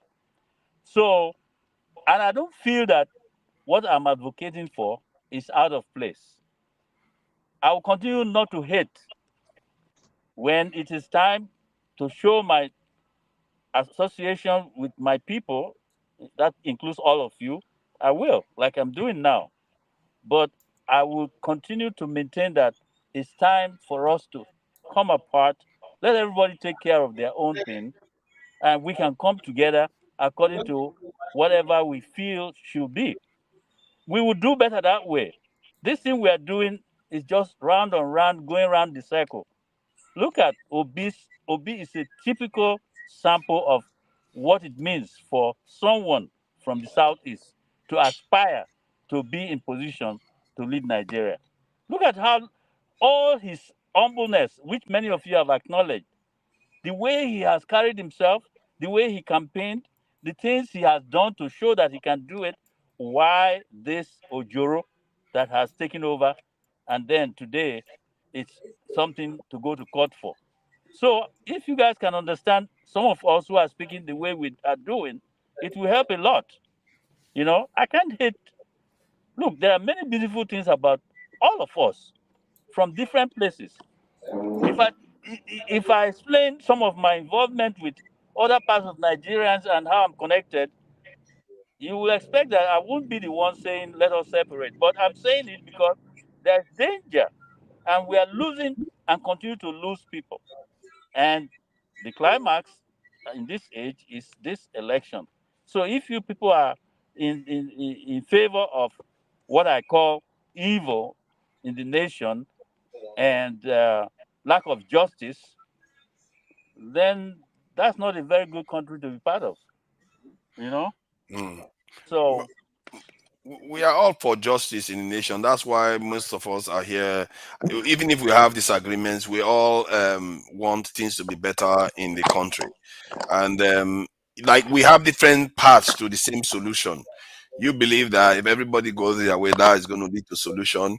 I believe that when we come together, that's going to lead to us doing better. Everybody will do better from it. And because not only because of Nigeria's sake, but because of the continent's sake too. Not to mention the fact that if you decide to want to go your own way, there's going to be a sizable chunk of the country that will be like, nope, no, no, no, no, no, we are not doing that, because it's not going to favor them at all. So all those things means that one has to go for the one that is more likely to succeed. Let me mute your mic. Where is this mic? Wow, he's speaking Yoruba too. You see, it shows you how deep this thing can go. Even people that are associated with Westerners still feel that way. And but is it true that most of the people, that by and large, the South Easterners feel less connected to the country? They want to break away from the country more than any other part of the country. Is that true? Uzo, Carlo. You asked me that question? Yeah. I want you to answer it since you are. If you look very closely, all right, the way the Southeasterners are moving, all right, they believe in the Nigerian system more than another person, because if not, all right, it won't come. I won't go to Kaduna, I made that place my home. All right. Like as I used to say, if you come to Lagos, they make it their home. Not But why only is it that living there. most of it? Why is it that you are more likely to see a Easterner saying something negative about Nigeria in terms of breaking away from the country than Is it only the others? Southeasterners that say something negative about Nigeria? Tell No, me the no. I truth. mean, in terms. That's why I put it in terms No, of breaking listen. away. Aboki everywhere too.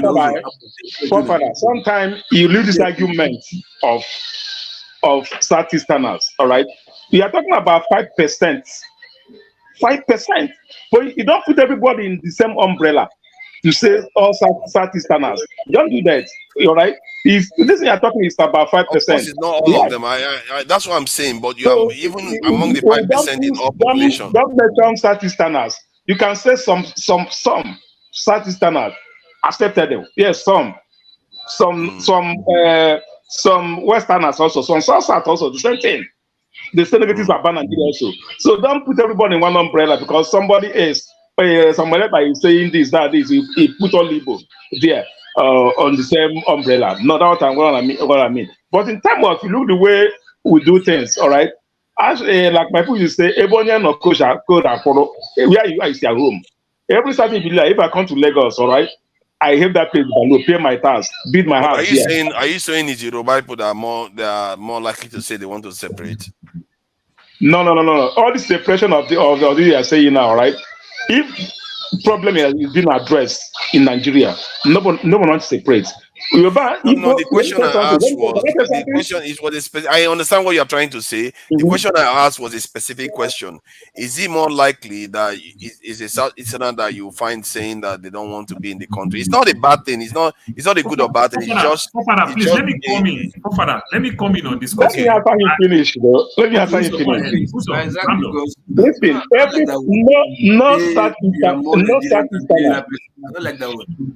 no Southeasterner want to separate. All right. Sorry, Uzo, is there the noise in the background? What's going on there?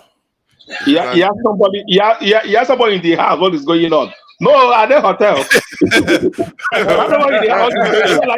need to keep the area a bit quieter now. What is going on? There's a lot of noise coming through. That's why. I know. I don't trust you. I don't trust you. That's why. There's noise coming. They don't come my house now. You know how my chicken they behave now, daddy boy. You saw me and listen to me. So the issue is this. Someone like me, I grew up in Abuja. I moved to Lagos. All right. I've been in so many places.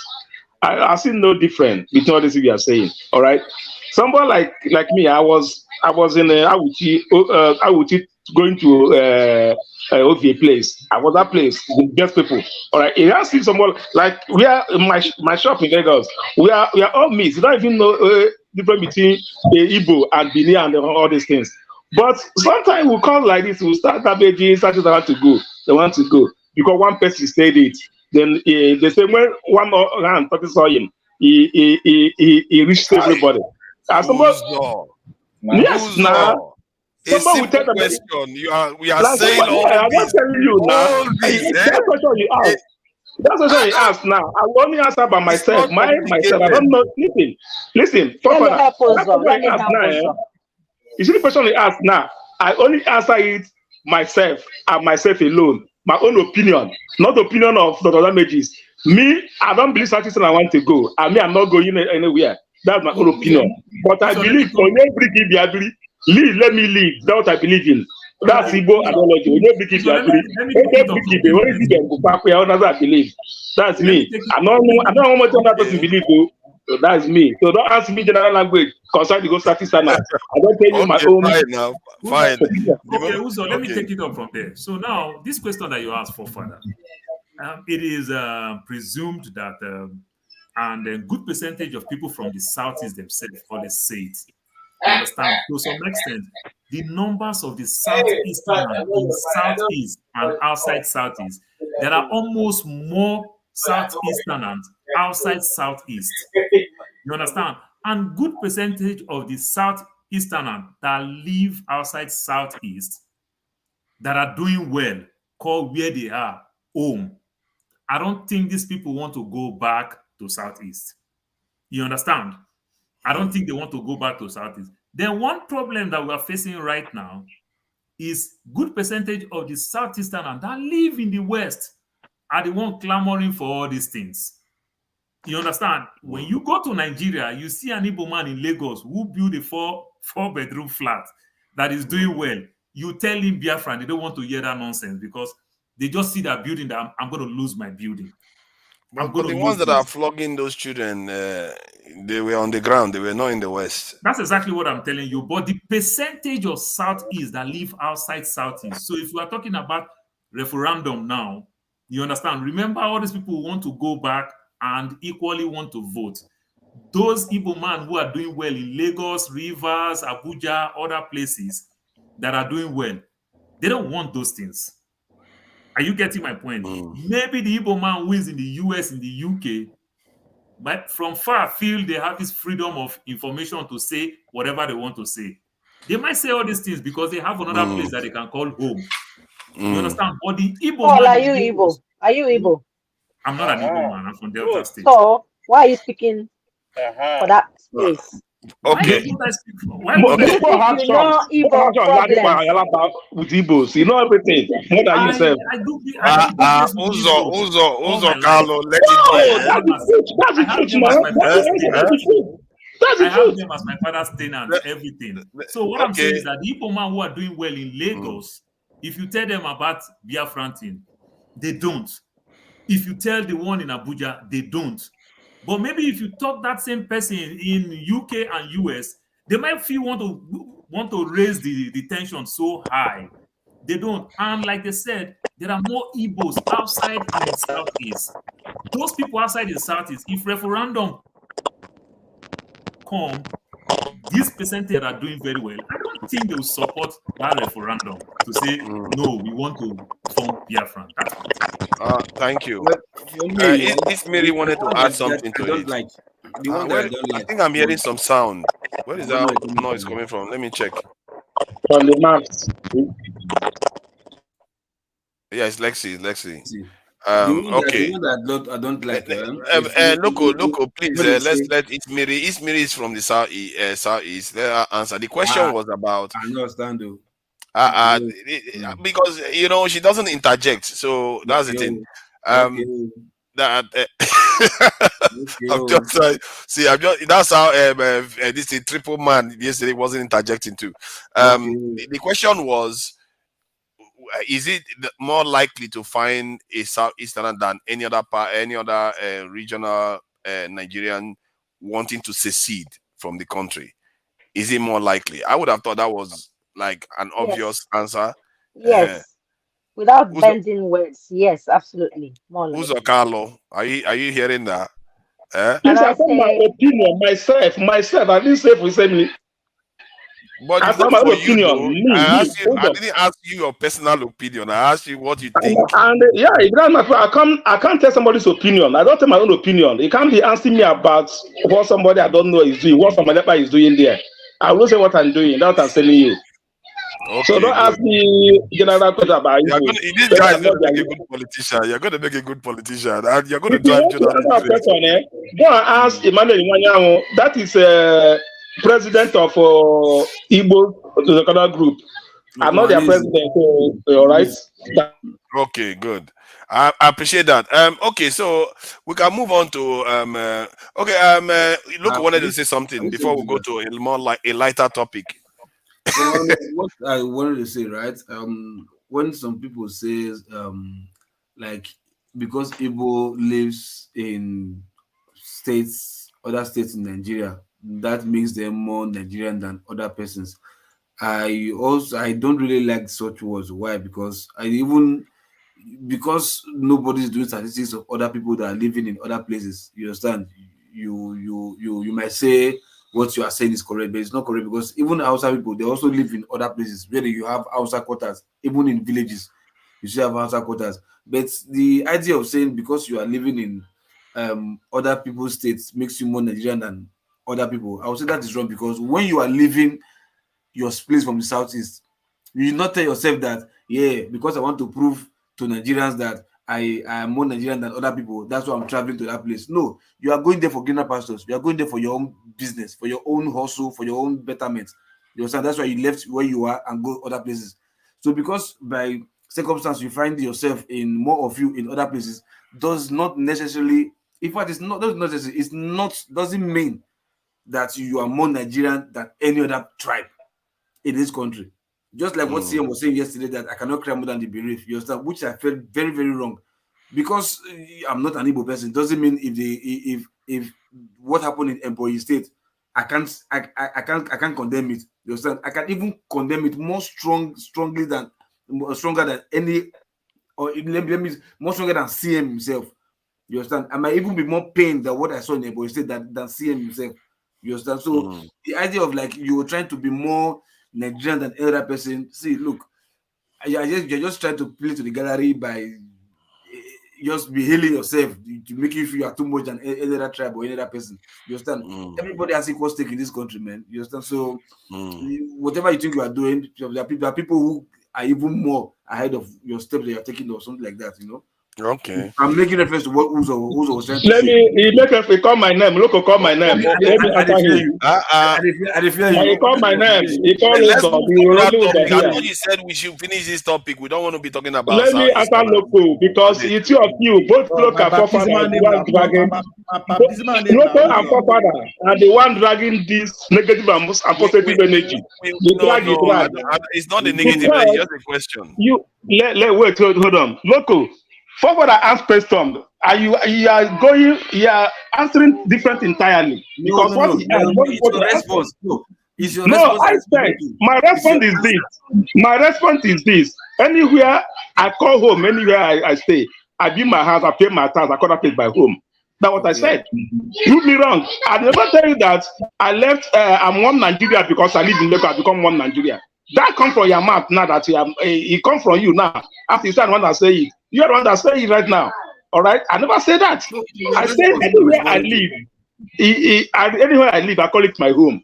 That's what I said. They put me right here. All right. I never tell you that because of I live in Kanu, I'm more one Nigeria than Kanu. That it has to go extend that I leave my home for greener pasture. It that make me more Nigerian than any other person. You go deep to what he was not asked to ask. But when I ask a simple question, I give you my own opinion on a simple question. You say you are going deep. That I leave my home, the guy when I relax about me, I be at those road, and then the road. You're a troublemaker. You're just looking for trouble. I make trouble. I like being straightforward. I'm being straightforward. I don't make trouble. If you don't want trouble, don't make trouble. You know, if you don't want to talk about don't go there. Let me let Ovie weigh in. I think Ovie has said something about it already. Ovie, have you said something about this? It's not a very complicated question. Obviously, Uzo has to manage to make it a controversial issue. It was just a simple question I asked. So it was. I just said, is it likely that you are more likely to have a Southeasterner want to separate from Nigeria than any other group in Nigeria? That's if you met a Nigerian today that is complaining about leaving the country, chances are that it is higher possibility that you're going to meet a Southeasterner that will want to do that than any individual other parts of the country. I think let me say the fact here. If I'm from the Southeast, maybe I'll be thinking of the same thing. I want to live right. If Tinubu no win this election, if to say Tinubu no make him president, you think say the Oduduwa noise no go dey louder than the Southeast? That's one thing people are not talking about. Why they give Bola Tinubu presidency? Maybe. That's a question you need to ask. But hold on, no. Abiola happened though. Huh? No. Abiola happened. We didn't hear Abiola happened. They appeased them with who? No, you can't compare. But that was after 6 years. We didn't hear Oduduwa during that period. They were appeased. So I'm just telling you, to say Bola Tinubu become this president, trust me, the Oduduwa nation would have been activated. And guess what? The power that be understand that he has what it takes. He has what it takes. Boom. To start up like this. So what am I saying?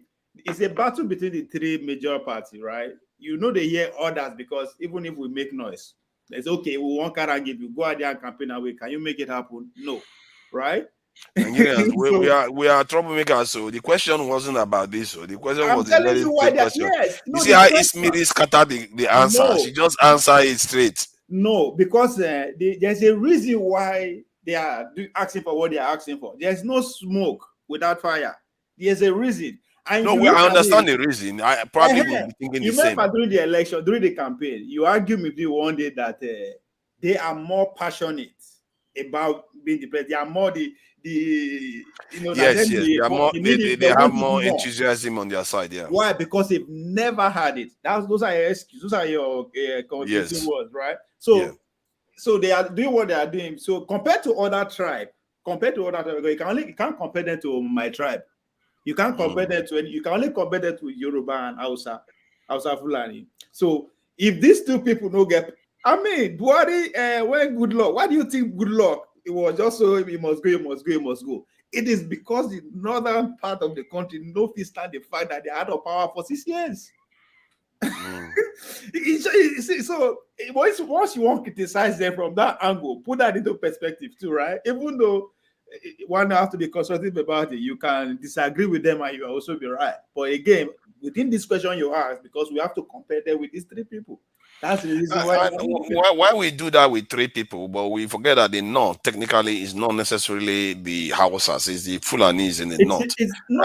So you can argue that Jonathan was from the south, then why are they complaining? Even the southeast, right? There are other tribes in the southeast. There are other people who don't go into, just like we don't go into their ideology. In the north, we are speaking for the majority. There are other tribes I know, but they are just like me, they make noise. In my tribe, they make noise. When I go hear me now, but okay, right? Just like even the Kanuri, if they are making noise, yeah, we'll listen to them. But what can that do? The Shoa Arabs, right? Okay. Okay, let's canvas information from something from this thing, so that I want to move on from this topic, so that it does not look like yesterday we dwelt on the Southeasterners, and Pansat is already saying we hate Southeasterners, and Ikolala. Yeah, what do you think about the question? I would like to think that you have a short answer. Papa, this question not make sense at all. This question Uzo.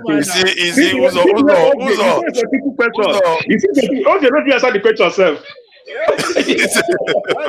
Uzo is always it's a simple question. It's not a trick question at all. What are you people afraid of? What are you afraid of? It's nothing to be afraid of. Just speak straight. Don't go like snake. The way you put the question, you will say if the Hausa Fulani find themselves in the position of the Igbos, would they make noise than this? If the Yorubas find themselves in their position, how would their noise be? No, but that was not the question. That was not the question. The question was about are you more likely to find go straight? Stop looking around the bush. So what's the point of saying Nigeria they don't have power, right? What's the point? 60 years, they don't see their power. The reason why I'm asking it bled from that yesterday conversation where the young lady was a Southeasterner that did very well, and yet sometimes you get from Southeasterners that are from, especially the diaspora, they really push for this Biafra thing, and they really pour scorn on the country. Big time, and yet I'm not one of them. I'm not generalizing. I need to move on from this topic. I think we don't want to do this. They push for Biafra. I think we don't want to do this. There's something, forefathers, people here, like Ovie now, when he used to hear Igbo speak, he will be pulling this in Dada. He doesn't want Igbos to talk about Biafra. He will say Igbos don't know how to play politics. But I'm even shocked tonight that his position is changing a bit. You see me in that two of una carry Dada for years. You don't chop belleful of you. Wait till you talk. Today you talk like this, tomorrow like that. Which one you there? You said Igbos, talk. Now question would they ask? They ask you a specific question. You want me to say another? Don't be a politician now. Everything not be all na politics. I understand. He asked you a straightforward, very straight.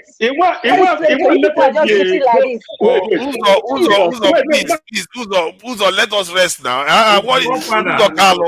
You started this trouble. This is a question. Nobody will let them talk. And now KJ is raising his hand. He's going to start another trouble again. Let We need to move Ikola on from answer this his topic. question. We need to move on from this topic. We Please don't want to let discuss Ikola Southeast answer the today. question. Yeah, Ikola, please answer the question so we move on from the topic. Okay. The question is if it's not a yes or no answer, because let's be very frank and honest. If anybody saw what happened to a particular region during the Biafran War, in fact, I was 15 when I saw a catalog book of it was a picture history of what happened during the war. I was 15 and I shed tears. So, and if you come to think that, okay, that's history, but right in front of you, the same situation is playing out. I mean, what would you be left with? Some of you sit here today and see what maybe the Israelites do to the Palestinians, and you say, oh, it's heavy-handed. But if you really saw what the Jews went through and say to yourself, never again, never again. It doesn't matter if the person is throwing stones or using a rocket, you will support your Israeli army. So I think when we don't see the perspective of an average, and okay, let me put it another way. I was looking at the events of the past few months, and I saw a guy who has a shop in one of those places, wherever it was, and when he got there and saw his shop burnt, he just sat down and started crying. How do you, as a human being, put together what maybe he doesn't even support anybody, he doesn't even have any hands in politics, but one idiot thought the best way he could deal with situations is to go and burn some people's means of living? So when we make these assertions of it's either yes or no question, or give statistical figures which we have no facts with, but the one thing that remains is the emotional tremor is real, and we have to start accepting this. And it doesn't matter. Look, one thing why you think the people in diaspora feel that there should be secession more than the people in there is because they have information. I mean, I can sit here right now and read about many things that they don't have access to. So when you see this, and then you think, oh, you just say to yourself, okay, that's just history. But history is playing right in front of you. And the worst part of it is when that history is near home. Maybe your grandmother or your father or your mother is telling you exactly what they went through. I still have friends who tell me how their father was beaten just to cross the River Niger to go get food on the other side and come back home by the Nigerian soldiers. Innocent men. So when we say these things, we should be very, very, very careful, because the way some of us put it, oh, they agitate too much, even annoys some other people to think, oh, that my suffering is agitation. That makes no sense. In fact, sometimes I sit here and I wonder, how can some people come here and sit down quietly? I mean, I see people dying in Benue every day, especially in the Middle Belt. And some people say, oh, it's just politics. We are going to talk it through. It's humans dying. It's just that we don't have value for our own, we don't have value for our own lives. Somebody was just saying it today, which I just had. Leopard, the king of Belgium, killed 20 million Congolese. But Hitler killed 2 million Jews. But 6 Leopard, million out there. Hey, let's not start another thing that will got the damage in trouble. We don't need that. It's 6 million Jews. okay, whatever it is. But my basic point is Hitler has his name as one of the worst men that ever lived. King Leopard doesn't. So until we start attributing things, meaning to our lives, nobody's going to put meaning on it. So as me, if I am from an ethnic group and I see persons suffering, it doesn't have to be close to me. It doesn't have to be a member of my family. It doesn't have to be a member of my clan. But as long as I see that it is a child that has been orphaned for no reason of theirs, it is a man whose wife has been killed for no reason of his, it is a woman whose family has been destroyed for no reason of his, I think it should touch us. So that is Okay, just my thank you. position. Thank I you. appreciate your point, and Can I make, there's a lot.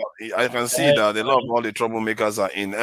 See, can I KJ, make, you want to start another one again? We wanted to no, end the I'm not thing telling topic. anyone. I want to move on because we're not He's going going to anywhere. start something. Oh, okay, let's Let's see. go. Okay, KJ, go ahead. I want to bring to floor the mindless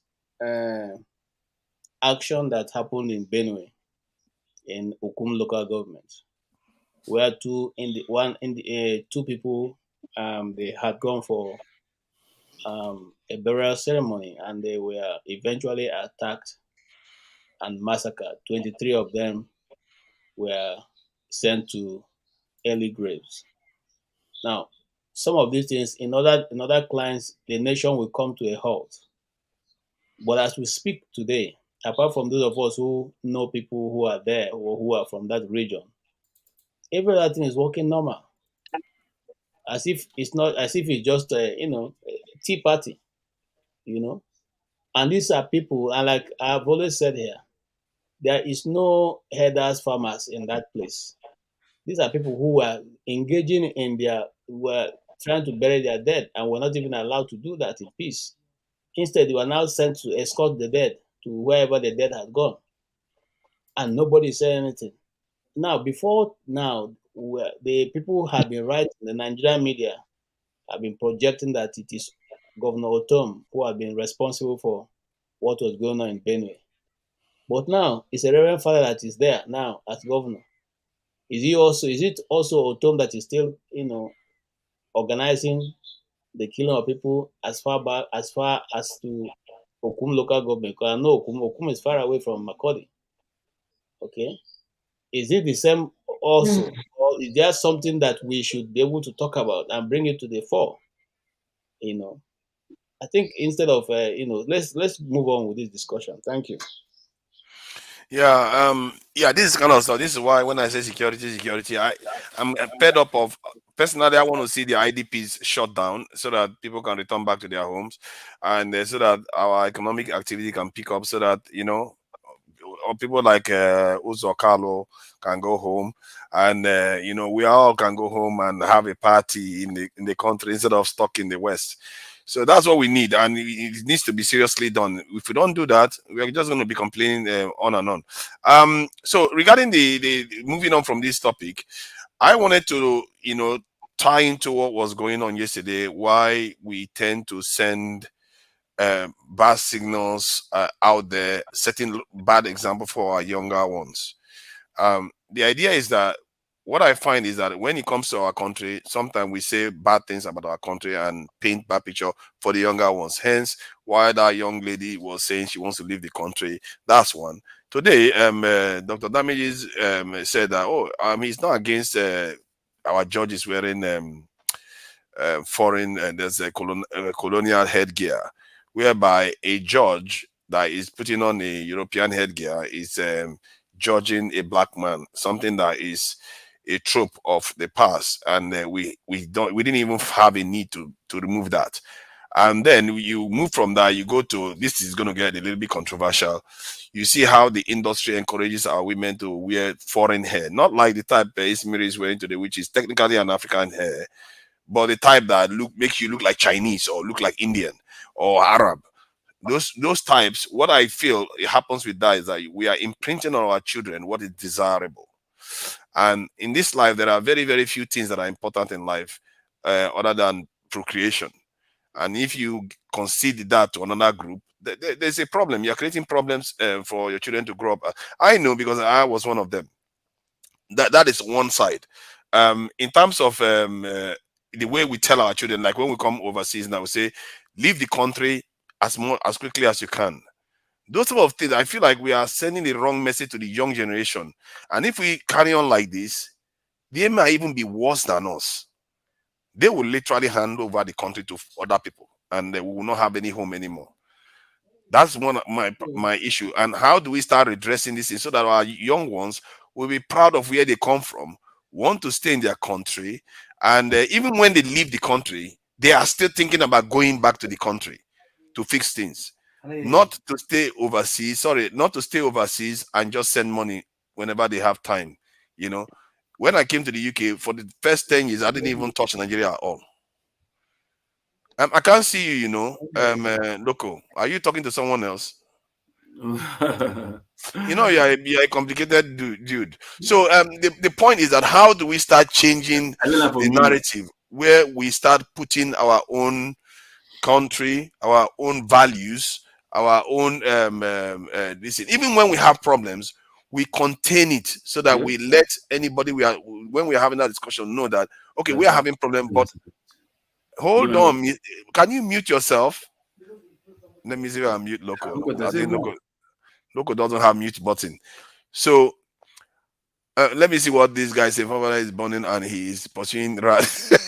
No, it's Loco that was making noise. So how can we contain this conversation so that when we are promoting, criticizing our country, we don't send the wrong message to our young ones that something is wrong with us and that the other people are better, hence why they want to go over there. So how do we start changing that narrative? I hope you understand what I'm trying to say here, because it's not only about how we dress, so also what we accept from foreign. We have not even renamed Nigeria. We can't even figure that one out.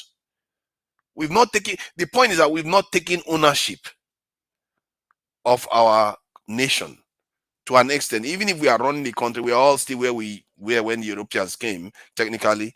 But we've not really fully taken ownership. Maybe this is what is affecting the progress that we are making. And it seems, because if the best minds are leaving the country, who is going to build it? Nobody will ever build it all. It will never happen. This thing seems simple, but if you look at the people that built this in the US, this in defense that they are standing on today, many of them came from Germany, and they built the country up, the space, this in and all the rest. If those people didn't move from Germany to the US probably wouldn't have reached there so quickly. The same thing with China. The people matter. The people that are living, they matter. We have to try to talk to them in such a way that, or portray to them that when they leave, even when they leave, they are also looking to return. Even if they are not returning, they are also looking to do all they can to help their own people at home, which they do. But you understand what I mean? I'm talking about actually developing the economy, not necessarily just to build houses. We saw all the big houses that are built in our villages. So many houses. We saw Emefiele's house. Emefiele's house was like some kind of Roman castle, But how is that going to help the nearest Nigerian that needs knowledge about technology to build, so that we can start selling products out to the rest of the world, if not to the rest of the world, to Africans, so that we can start making, we can start getting foreign income. So those are the kind of things I feel like we need to start. We need to take ownership. Let's put it that way. We need to take ownership of our nation. We need to take ownership of our culture. We need to take ownership of our own narrative. There has been a change to an extent because of Afrobeat and Nollywood that I've seen around the world. Many people actually appreciate Nigeria now which is very interesting that because many Nigerians don't appreciate Nigeria. Many people actually appreciate Nigerians. So I will start. I don't want to ramble on about this. I hope I've tried to elucidate the point a little bit more. So let's start from who wants to start. Let me say the sophisticated. He hasn't said anything. Maska hasn't said anything. I'm sure he must have something to say about this. Maska, Ovier, Loco. I guess this Mary can say something. The for me the one I would like is me. I don't know whether she would choose what she wants to address anyway. Because the one I'm also looking at, often I say that, and most women don't like it when I say something about the foreign hair that they wear. I will say, okay, why These do are the you? five. This is how you come for your girlfriend and your wife. Now, wow. Yeah, no. See, they don't like it when I say that. They say it's a feminine thing, and I want to understand it because I feel like if your children are growing up seeing some other racist hair on your head, then they will want to desire them. Many of our men that travel to the West, they are not only traveling to go to school or get education, they're also traveling to go and marry their women. Where is all this thing coming from? From the media, from the portrayal that their hair is the best one, that their features are the best ones. So, because I think our women, you can't believe how much I defend our women in the other platform, because some people like to insult our women, and I think maybe we too have internalized some of the things they say about us, which is not true. Our women are just as good as any other out there, if not better than any other out there. So I don't see why they have any to apologize for what God has given them. Not at all. I'm telling you, you'll be surprised. All the people that are telling us that, oh, you look like this, you look like it, they're actually jealous. They're actually jealous of us. When you go deep into it, they're actually jealous of us. That's why they made us start cutting our hair when they came here. They told us not to be growing our hair. They made us cut our hair from till today. Our leaders maintain the same tradition. We are literally the only set of people in the world that cut their young people's hair when they go to school, which is a vestige of the past that we refuse to change. We refuse to rename our country. We refuse to put our culture first. We refuse to put our own things first. Let me just put it that way. So let me let Maska go. I don't want to rant too much about it because I can go on for 1 hour, 2 hours. All right, thank you, forefathers. Can you hear me? Loud and clear. All right. What you're simply saying can be summed up in 2 sentences. See, we're a colonized country. That's one. But the worst part of it is that we're also a colonized people. So the country has been colonized, but we individually and culturally, collectively, has also been colonized. Mentally, psychologically, anything for the white man is better than us. That is the fundamental problem. So I don't blame women. The truth is that you should blame the men, because every woman, when she's dressing for a specific man. If she knows that guy that she's dressing for, he doesn't like it, she's going to pander towards what the man would like. So I think it's not even it's a non-starter. You shouldn't blame the women for how they dress. It's obvious. Every woman is dressing for somebody somewhere, or for some ideal man she thinks this is what he will like. So don't blame the women. You should turn back the blame on men. You've got his spirit going already. See, okay, but how about what if they are mistaken about what the men truly like? Because are you telling me that our men actually originally prefer foreign looks? Forefather. What I can tell you from my culture as a Hausa man, in the books, when they want to describe a beautiful woman, one of the attributes is they will tell you that her hair is flowing to the back. They will tell you she has a long neck. Okay, let me ask you that description, does it come from the Islamic side, or is it from just no, cultural? not Islamic. So you see, we mix up some. It's not That's why Islamic, but I'm Arabic. asking. I don't know. He's It's from asking Arabic. That's it. Okay, if it's from Arabic, you Naturally it see. comes. It's a colonial mentality, you know. So Okay, we let me add believe, something to and that. I can tell you that an average African, or let's say an average Hausa will tell you his ideal beauty is either an Arab woman or an Indian. You see what I mean. This I've encountered So with East Africans. I've had this issue with East Africans, and that's something we seriously need to avoid. We no, can't. no. See, forefather, sometimes look, let me tell you. You see, what I like in my life is to start dealing with fundamentals first, because the Okay. peripheral is always based on the fundamental. The fundamental is that as a people, we are colonized. Psychologically, we look up to the people outside. We look either to the Arabs, we look to the Europeans. Even on this forum, when people talk, sometimes I boil inside, because people will tell you that in America, in England, you know, everything that is there is better than us.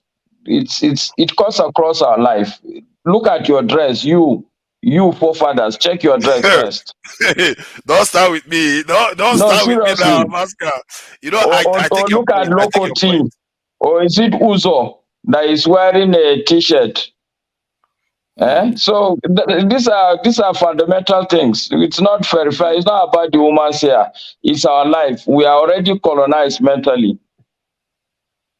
But is it not about all of them? The reason why I highlighted that basically preference desirability, because desirability is very fundamental to the purpose of life, not to mention race or whatever. It's very, very fundamental. If you alter desirability in people's minds subliminally, you already started killing them from then on, because now they will desire the other people more than they desire their own, which means their best minds that manage to escape will gravitate towards the other side. In other words, What I making your can own say, emperor. let me provide solution for further rather than the labor issues. If you look at Afrobeat, for instance, it's a clear example. It should be a prototype of the path of decolonizing ourselves. You look at your music, you like your music. You look at your dancing, you like your dancing. We should like our dressing. I personally, as a Hausa man, I believe that the Hausa dress is the best. I've worked in international organizations, but I try to make case for myself. Wherever I go, I explain to him that, look, this is an official dressing. If I need to write a memo or request for an approval, I write it. And people tend to admire it. I had a couple of my colleagues that have asked me always, when you go back to Nigeria, please bring us some of this, your nice dresses, your nice caps. And I make them understand that is in my culture, if you dress without a cap, you are not complete. So even the white man, I tell them, you are not formally dressed. If you are in my place, you are incompletely dressed. Look, so I'm saying that let's start from things like music, like dancing, like dressing, like our food. Okay, start from the smaller things. Leave the women out. After a while, everything will add up. That's my 2 pence. Thank you. Okay. So let me just have a quick pushback on one of the points you made. Because clothing is something that happened to every group. I think it happened to the Chinese, it happened to everybody, even the Europeans. This is not their traditional dressing. That happened to them. But their hair didn't change. No other group, their hair changed. So you can see there is a slight difference there. And you look at our judge. Our judges have to wear European hair. There is no need for that. It's not giving us anything. What is the authority is bringing other than making us seem like we are foreign to our own people? The gods we worship are foreign. Both religions, you even acknowledge it just now, they prescribe for us, and we are not looking to. Okay, from your point of view, now let me ask you this: have you done anything now within yourself? I know that you talked about clothing, to tell your people that, you know what, that description that they give is not right. Your people should, your mother, your people that look like your mother and your grandmother should come first. Have you ever done anything like that? No, you have to repeat. I don't understand the question, so you need to contextualize the question. Okay, you said something about in the north, like they said the standard of beauty is like they talk about flowing hair, long necks. These things came from the Arab world. Have you confronted or addressed this issue amongst your peers and said, okay, maybe you should appreciate your own a bit more than what is passed down to you by foreigners? Have you ever done that? I've not, because in my opinion, I think it will be fertile. Okay, because this is a long unending argument. What is the idea even of beauty? Who is a beautiful woman? Is it the black colored woman, or is it the light skinned colored woman? This is an unending question. I won't even start that kind of argument. The truth is that beauty is in the eye of the beholder. We acknowledge that, but there's also a standard prototype of beauty. A typical black man would look for a woman with nyash. Okay, it's the truth. He's not gonna go for a white lady that has no. It's not a woman that is not thoroughly endowed. That's the conventional black man. So all these things, I don't think these are issues for this kind of platform, because there are issues that you can never have a common ground. Let me say this. I disagree with you on that, because it boils Which is into okay, everything which is else. fine. Yeah, yes. The reason why that is because I said it earlier on, desirability, you have to understand You that see, when, Ismiri is smiling all over the place because of course, you understand what I'm he's talking smiling. about. You know, are you sure? Yeah, I want. Let me pin him down. I want to pin him down, because what he's doing, he's dodging now. He's weaving right now. He's weaving. Even So, but Bible let's be. talk am How he's say going to the weave? beauty of a woman is on his hair. The Bible talk am on his hair. You see, which Bringing Bible of desert dwellers? Come on, let's no, Look, you know. forefathers, It's I have yes. That is issues. not the Bible of an Igbo man. That's the No, Bible of Forefathers, that desert is dwellers from the forefathers, Arab world.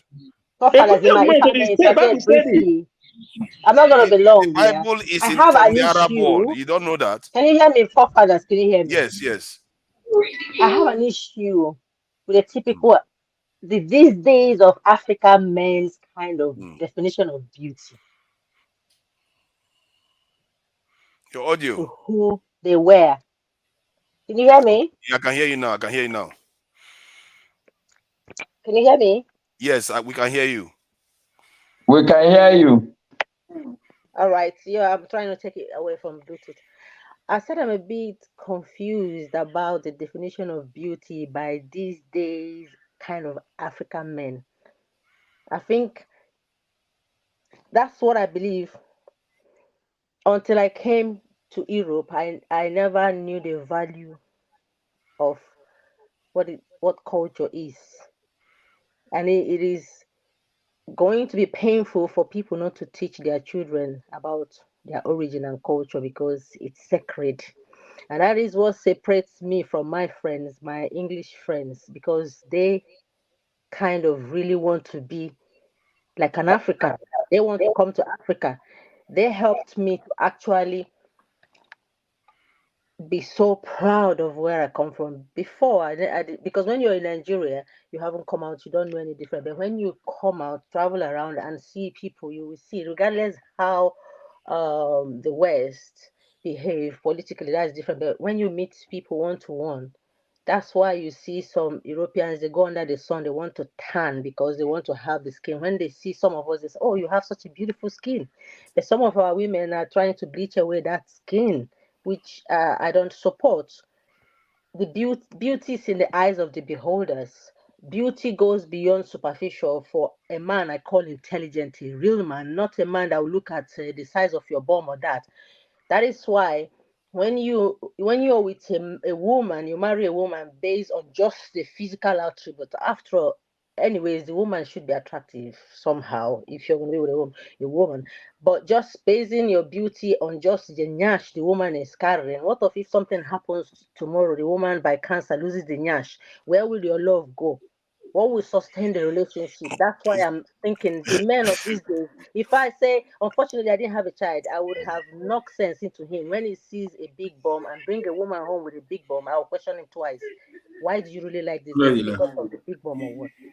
So it's being intelligent. That's why relationship these days don't last, because men of these days are going for just physical. I'm When they telling see you. yellow purple or big nyash, what about the intelligence? emotional intelligence, relationship intelligence, being matured and stuff like that goes beyond just what a woman is carrying. After you've had all that, then what? Mm-hmm.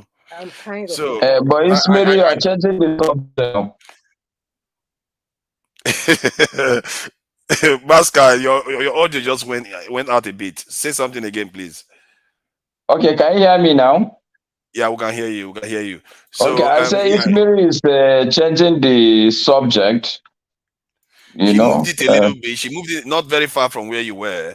But I wanted to okay. come back to the fact that you said it yourself, that the standard you said we're colonized, which is not, you're not saying it in a good way. And you also said that we are using foreign standards to describe beauty. And when I said we should do away with that, he said that's not where we should start from. We No, should worry no, about the okay, clothes we're okay. wearing. So let me clarify, forefathers. I see. I will start from where I started. As a country, we were colonized, and a lot of countries were colonized. Take India, for instance. India was colonized, but as a people, they were never colonized. In terms of their culture, in terms of their language, in terms of their dressing, in terms of their religion, they were never colonized as a people. So we in Nigeria and generally in Africa, as a country, we were colonized, and as a people, we were also colonized. We are still colonized till today. Now, what I'm saying is, I'm not saying that we should not decolonize ourselves. I'm simply saying that there is a good place to start. Place like music, where you know that you have an upper hand over this other culture. There is nobody in the world that can tell me or convince me that African music is inferior to Western music. African music is superior anytime, any day. African dancing is superior to the white man's dancing anytime, any day. African man's clothing is superior to the white man's clothing anytime, any day. Okay? So I'm saying that let's start from where we have natural advantage. Sincerely speaking, if you ask me, I would. So in other I don't words, you know are the. saying that we don't have natural advantage in terms of looks. I'm saying that it's neither here nor there. It's not obvious. That forced you to think. You see what I mean? Yeah, There is so something that's the going on in point our I'm minds. making. So that's the point I'm making, forefathers, that let's not start from where people will have to think. Let's start from where there's no thinking involved. Like food, for instance, there's no thinking. You, forefather, know that you prefer Nigerian food anytime, any day. Yes, we eat Nigerian You food. know that. Every black man knows that. But We the prefer areas our you're food. talking So let's. about, no, Masca, but the area you're talking about, we are already Nigerians are very, very, how do I put it? We do hold on to our culture. You saw Lesky just now looking like Yoruba Dobale, as they say. No, that So what Lesky did is not holding to culture. That is not holding to culture. Wearing your dress every now and then is not culture. You should be consistently like that. but our Have House you of ever Assembly seen me? members, For instance, I've appeared on this platform several times. Have you ever seen me in a Western garb? no. Okay. But I get what you are saying there for those clothes, but if you look at the National Assembly of Nigeria, Take most of them. language. Take language for instance. Take language for instance. You see, I believe that the Hausa language is superior to the English language. For Yes, instance, if but you come to my house, my kids, if they speak English, you will think that they live in America. But if you enter my house, nobody speaks English. Everybody speaks Hausa. Because true. these are the places, if you enter my house, you hear Hausa music, not even English music. So I am saying that these are But is that places not where we have see advantage. Masca, my point is I'm not disagreeing with you on this point you are making, but I feel like we've covered most of this ground already. Like in the House of Assembly in Nigeria, Nigeria is one of the only House of Assemblies in the world that I've seen the members wearing traditional clothes. You don't see that in any African country. Nigeria is one of the few countries. Nigeria is one of the few countries you see a lot of people still wearing traditional. Every weekend they go, and when they go to their wakekeeping and all, they wear traditional clothes more than many African countries. African people tell us that. They actually say that about Nigerians. That's why I feel like those areas we've covered most of those areas. The areas we've not covered are some of the areas I'm pointing out. Otherwise, I would have pointed those areas out this in myself. If I'm in Nigeria, I'll be very, very happy to wear Nigerian this in gabs and all the rest of it. You know, it gives me fresh air and everything. So let me just allow Body to come in and so that he can circle faster. Please, let's try to keep this straight so that Ovie, I know Ovie has a very strong opinion on things like this. I know he has a strong opinion. So, Body, please go ahead. Hey, hello, Fafana. What's the question? Greetings to the panelists. Yeah, so Fafana, the much of the question is more of academic exercise. So I will start from the first one that you first asked. I think you've deviated from that, which is about how do we return back, how do we mobilize back home, which is very critical. So how do we mobilize? The idea was that we should we should start develop be inward looking, more inward looking than outward looking. Yeah. So you said you can at this point in time you can talk about that because you've been able to like solve a personal problem. Yeah. So, and a lot of people are not at that level yet. People live in Nigeria, people live in Africa, migrating to the Western world, to Europe and the likes. What they're trying to solve is a personal problem. So, until that personal problem, the issue of like, what do we eat? Where do we live? Our environment, money, finances, something like that, education. Until those stuff are solved, we can't be talking about, mobilizing back home. So maybe the initiative is going to come from the government, which I think they're not thinking about right now. Maybe it's going to come from ourselves, whereby we're going to have a kind of a diaspora bonding, whereby people abroad will be able to mobilize resources amidst themselves, either invest in research, technology, education. That's what China is doing. That's what Philippines is doing. They have a state policy along that. India is doing the same thing as well. Maybe we have to like look towards that because African Nigeria is more of a broad of a thing. We want to like explore. We want to launch out. So since we have that innate character, maybe government has to look into it. That's why I didn't support the idea of like stop government banning everybody. Allow people to go. It's got a point in time. You know what they call law of diminishing return. We are going to reach a tipping point whereby everybody will realize that, we have to look back. You sure? Yeah, we are getting there. See, the only reason why the other countries looked back was because the foundation was laid for the country, like in the case of China and India. Nigerians, we sold a lot of people into slavery. They never came back.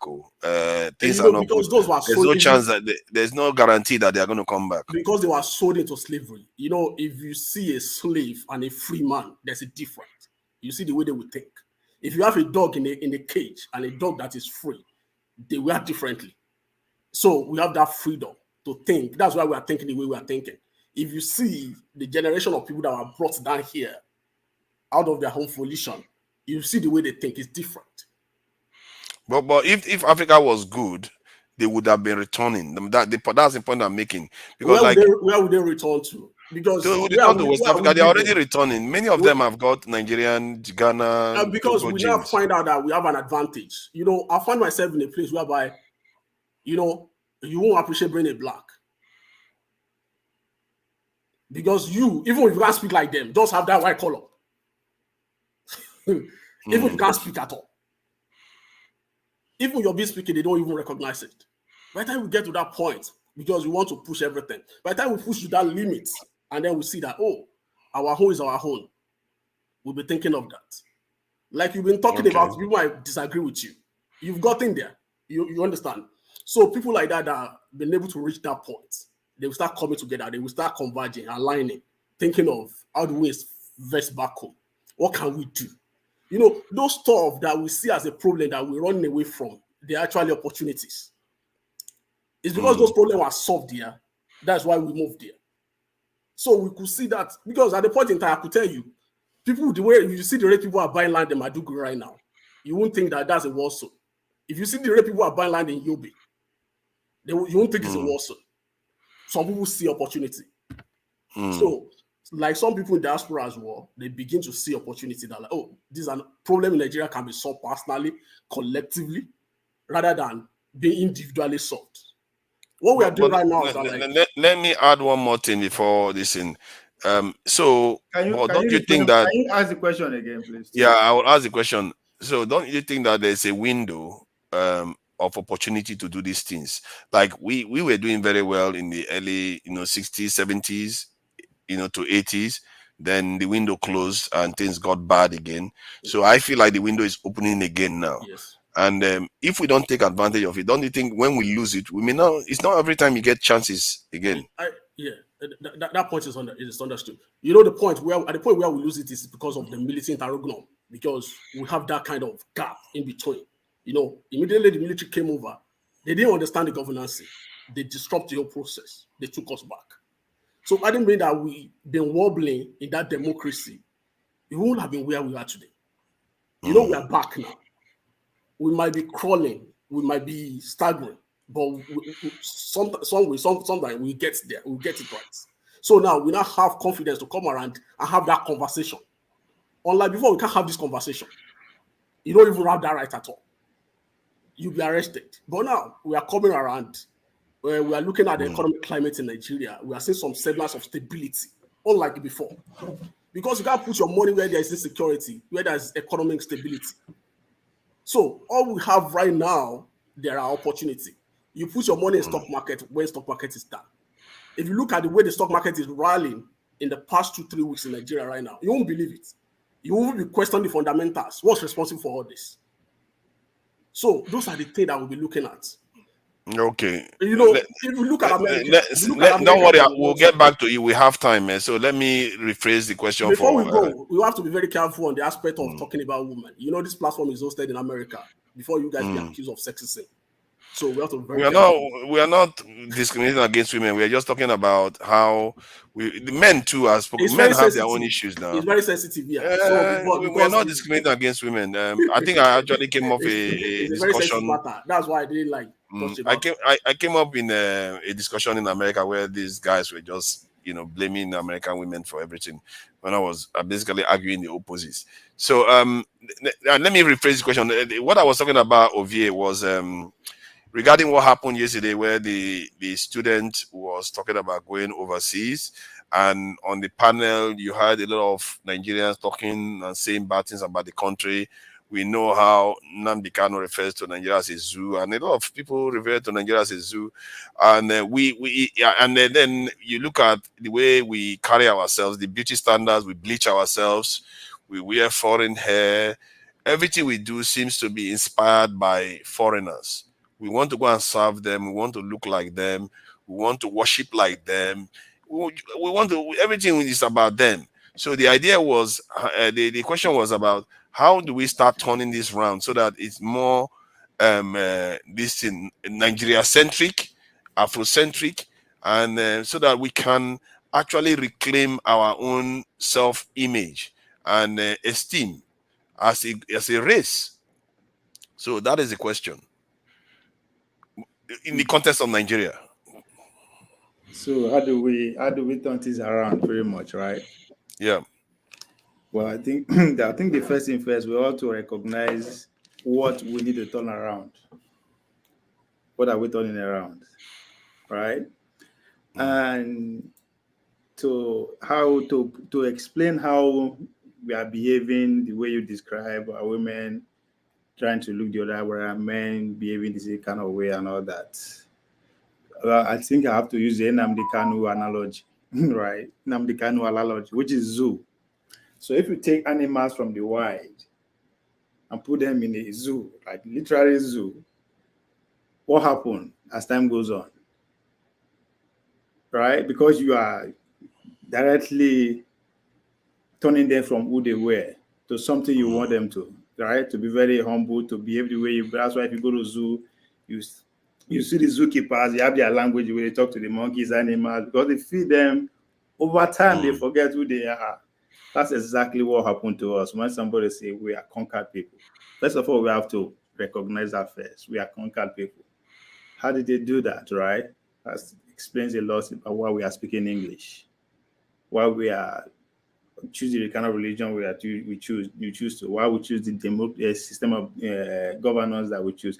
Everything around us, so it was deliberate and was a long-term project unlike our cousins, you know, that they took out, they were physically beaten. They beat, like Nigeria would say, they beat Chris come over your head. They beat who they were out of them, right? They crossbreed them. If you actually go into deep how these people, in fact, somebody was talking about when he was 15 years old, he saw Biafra, a book, a photo. Look, if you that's why when we want to talk about these people, I say, come, there's more to it. It's until you actually step in and you deliberately pay attention, can't go deep down. See, you go, I don't know, you go there expect them. I swear to God, you will say, come, these people, how did they survive? And they were able to build a culture that is most celebrated in human history. Why our own they disappear? That's a different story entirely. So we then live, they no beat us.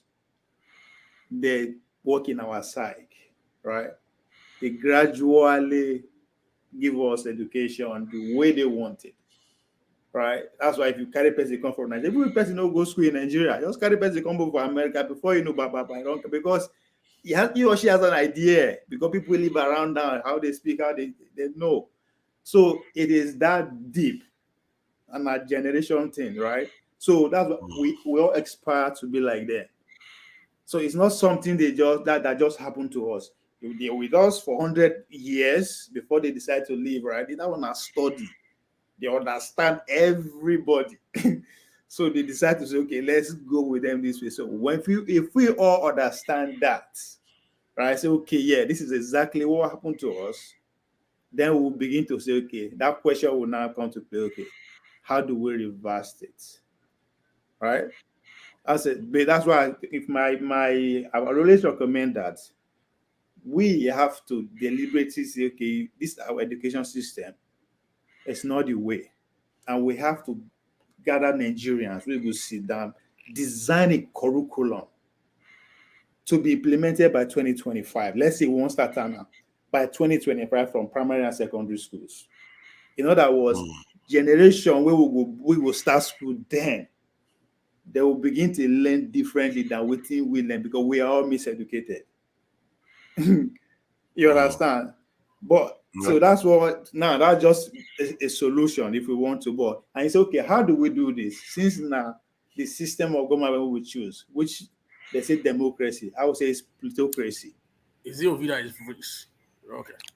Could we start from easier things like remove the white headgear the judges are wearing and rename the country? Those ones, it shouldn't be that difficult. It's our control. We can just rename the country, remove this thing. Oh, Father, I don't stay fundamental to development. You understand? No, see, it doesn't seem that way, does it? But it signals ownership. I understand what you are saying, right? But it signals goes ownership. With, that's why it goes with the system where we choose. It all fit in the now in our festival, democracy in our festival. It has to be glamorous so that people will be interested. That's the only way you can get legitimacy, right? That's why that's why you see, and why it goes if you now say, okay, why it's supposed to be fun. No, fun hardly get people committed. Fear bring people together and get them committed. That's why I see that they behave the way that they behave, right? It's democracy. So we need to start asking ourselves, in order for us to get to where we should be, what system are we going to follow? This plutocracy, because this is government of the wealthy. Go study American president back in the days. They are all millionaires, even in today's currency. Now, very one or two people, the ordinary person. All of them are wealthy people.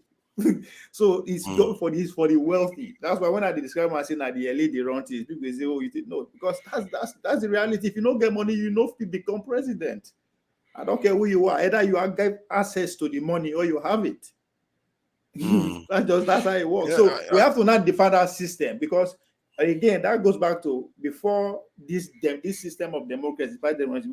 People who were alive then, they were practicing. People get us independence, right? They practice what they practice in London, the parliamentary system.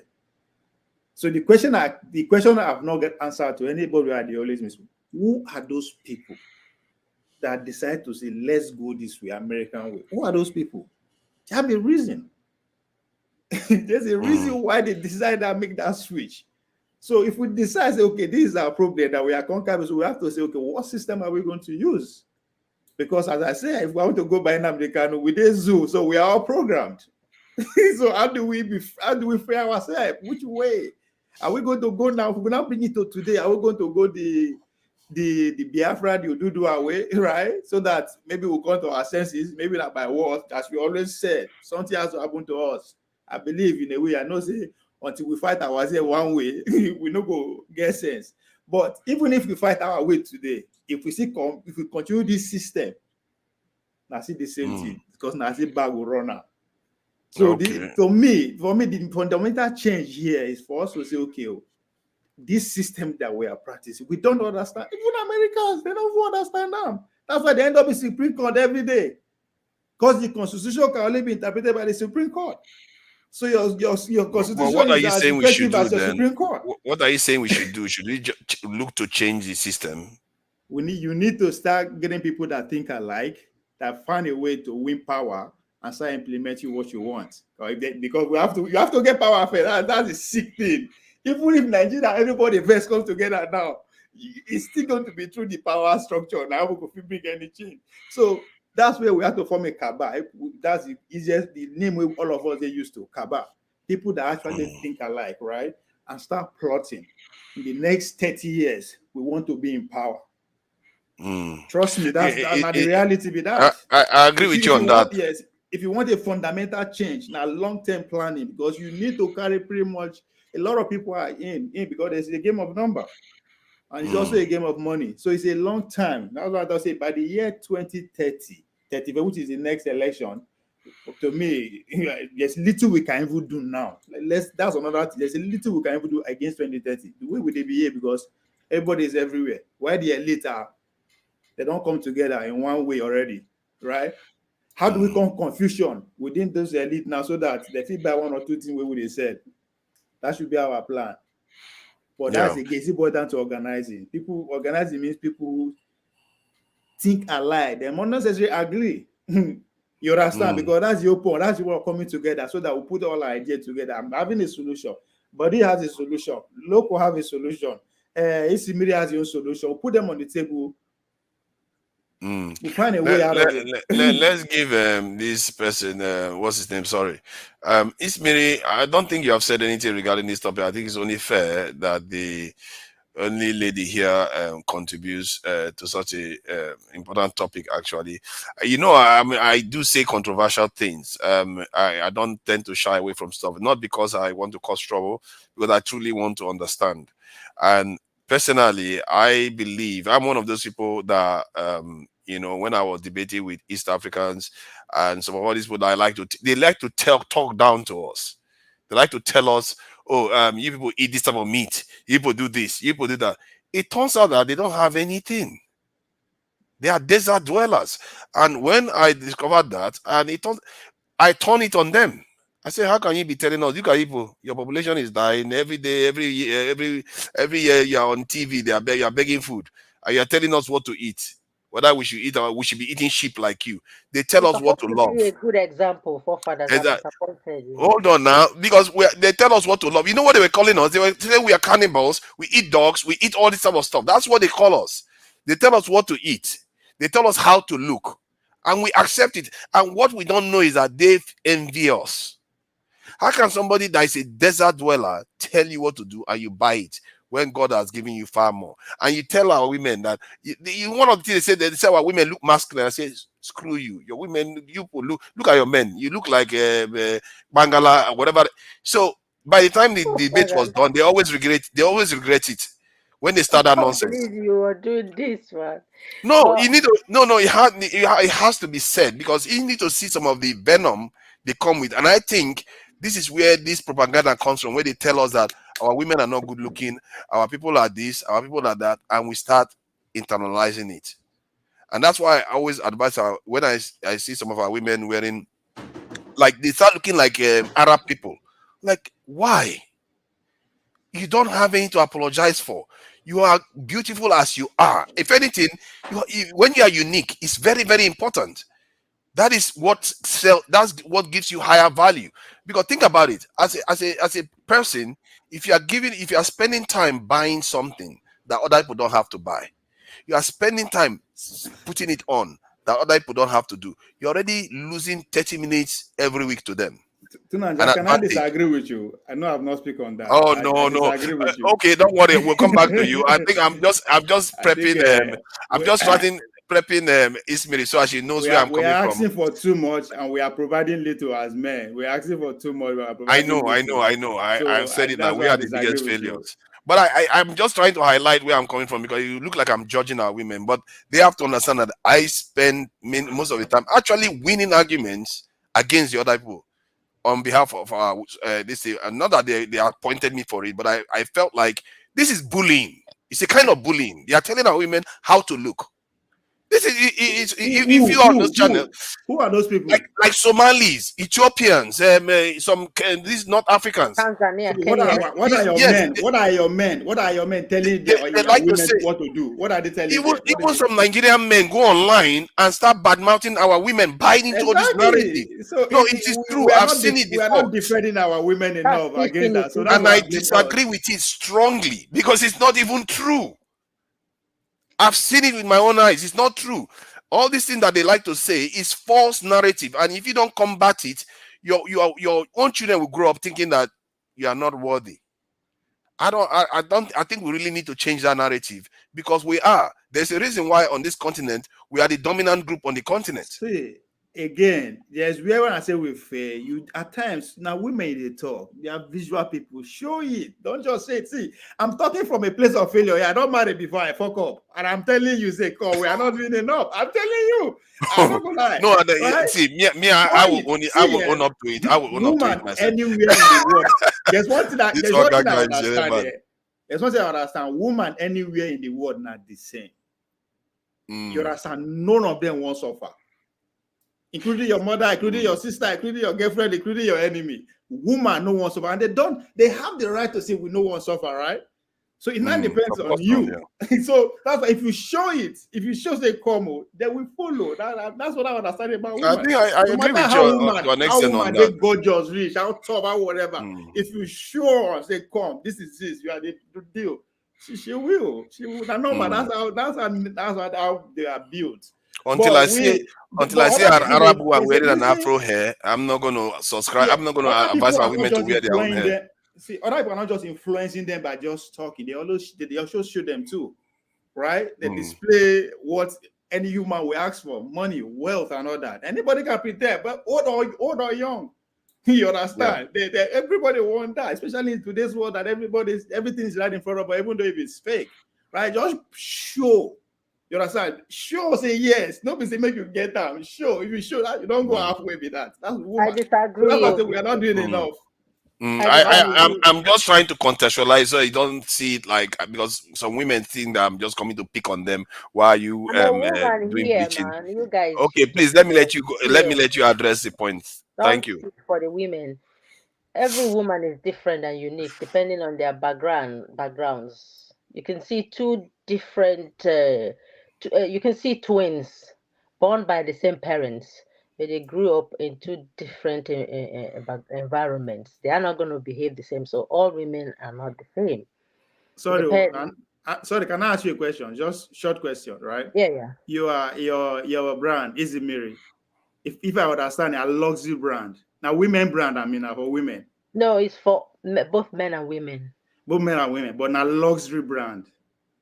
That's what I would like my target audience to see it as. Exactly. There's a reason why it's luxury brand. Right? Exactly.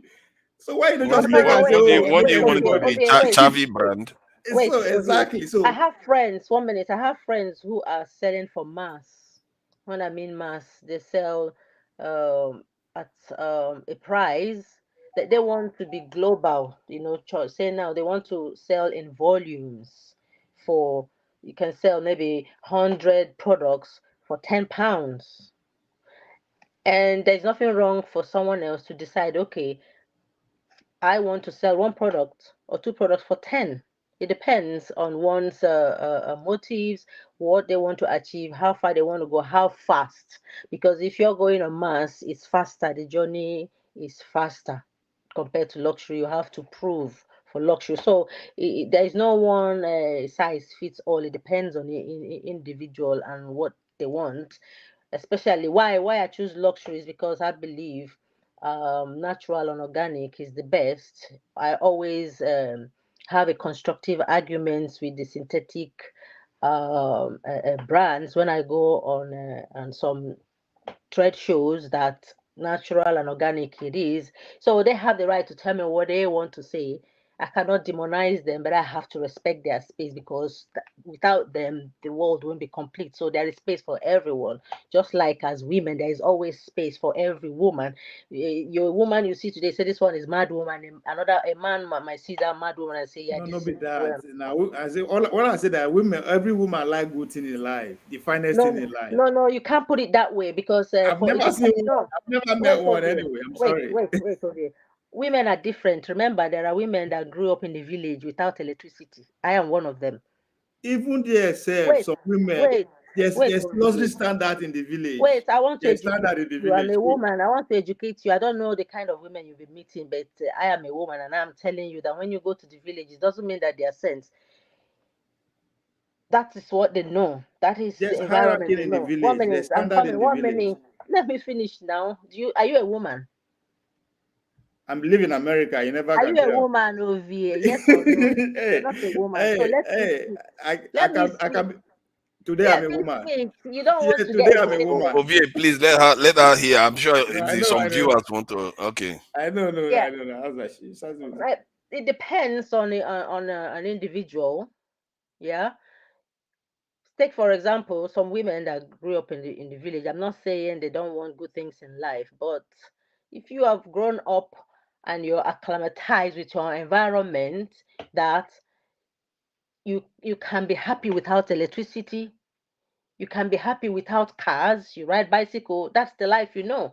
And then when you're exposed to township with cars and all that, you might not want not that you won't want cars, you might not want the most expensive one. If someone gives it to you, if you like it, like me now, if someone gives me those Ferrari, I won't like it because it's too flat. So every woman is different and what they want in life is different.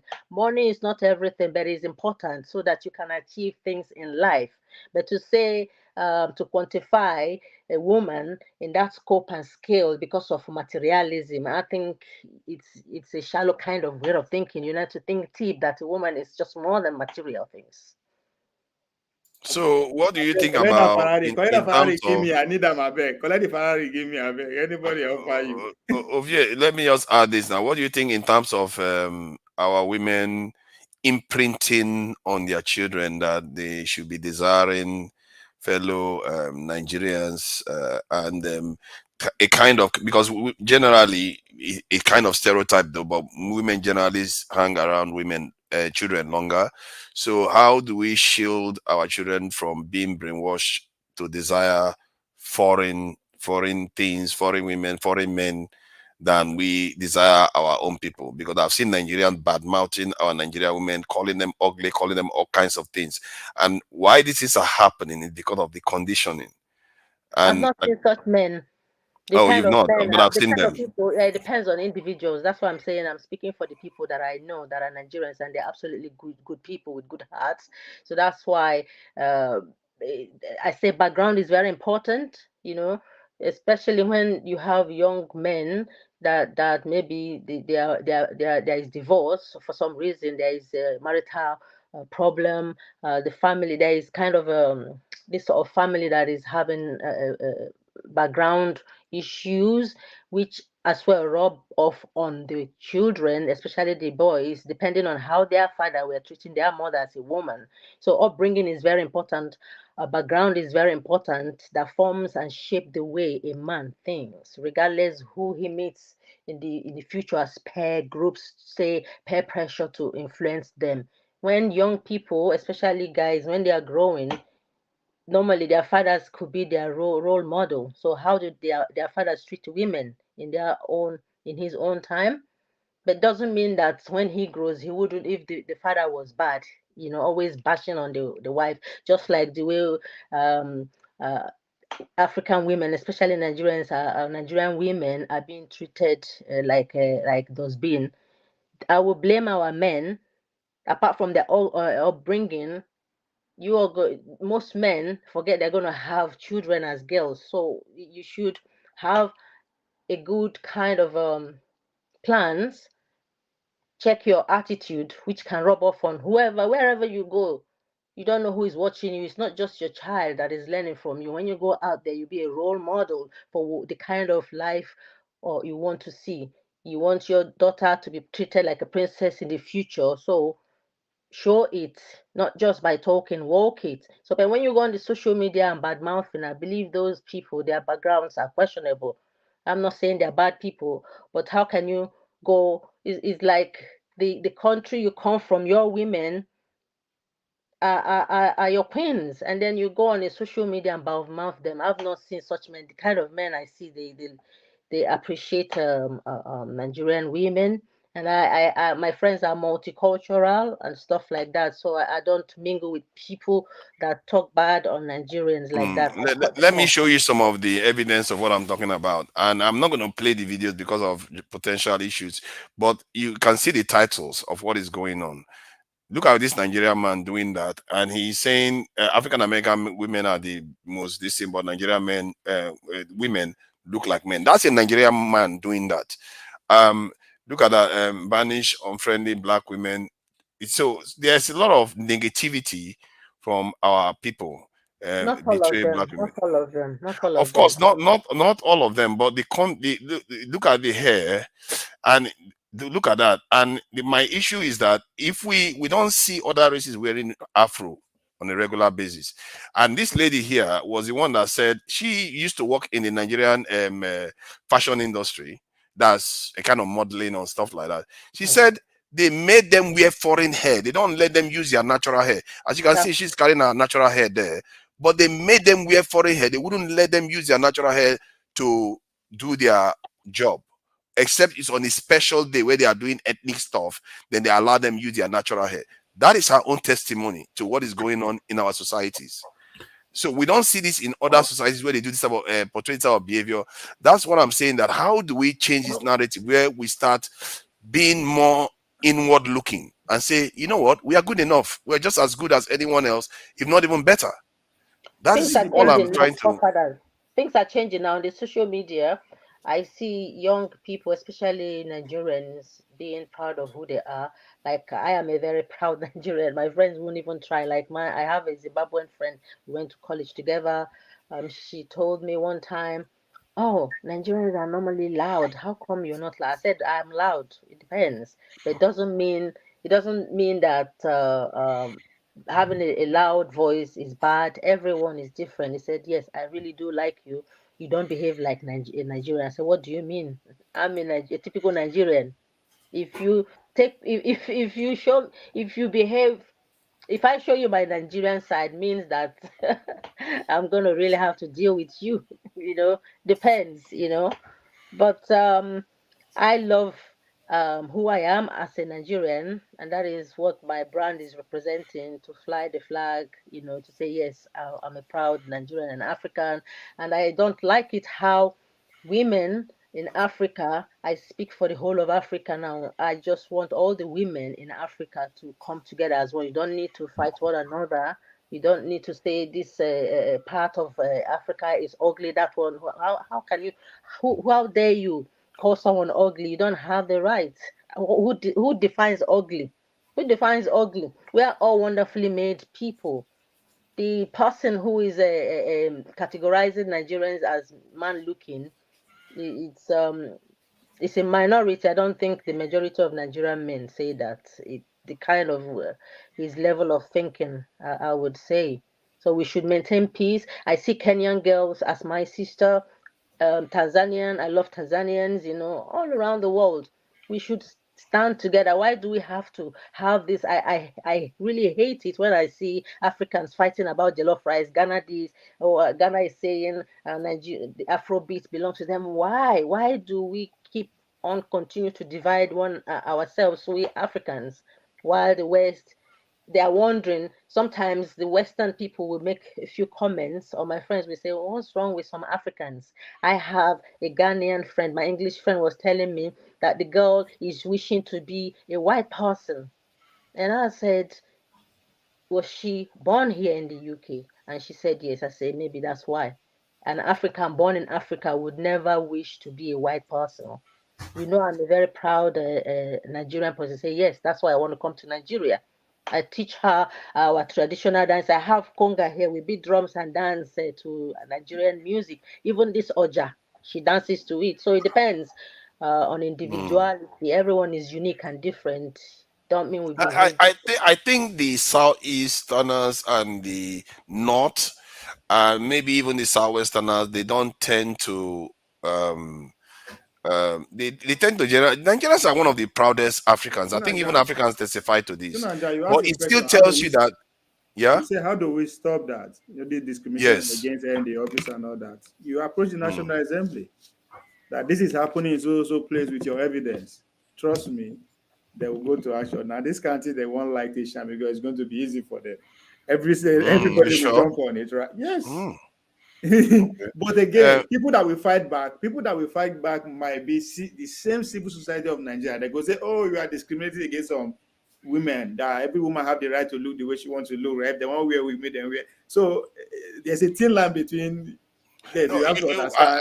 This yeah, I'm side. not sure we should ban it. We should No, just discourage it. not banning. The idea that you cannot look natural in your workplace, right? There's a Yes, thin line there exactly. too. Are They you should. talking about wigs? Even where, like me now, I used to wear a lot of human hair that cost a fortune, but That I think no that's a one bit told me one different. minute. No one told me one day to throw those shit away. I'm like, I don't need it. You know, they are not apart from that, they are very expensive. For me, that's me. Maybe one day I might go back to it. You know, that's why they say human behavior. You cannot actually say how you behave in the next 5 years. We're always evolving and stuff like that. But for now, I'm feeling African.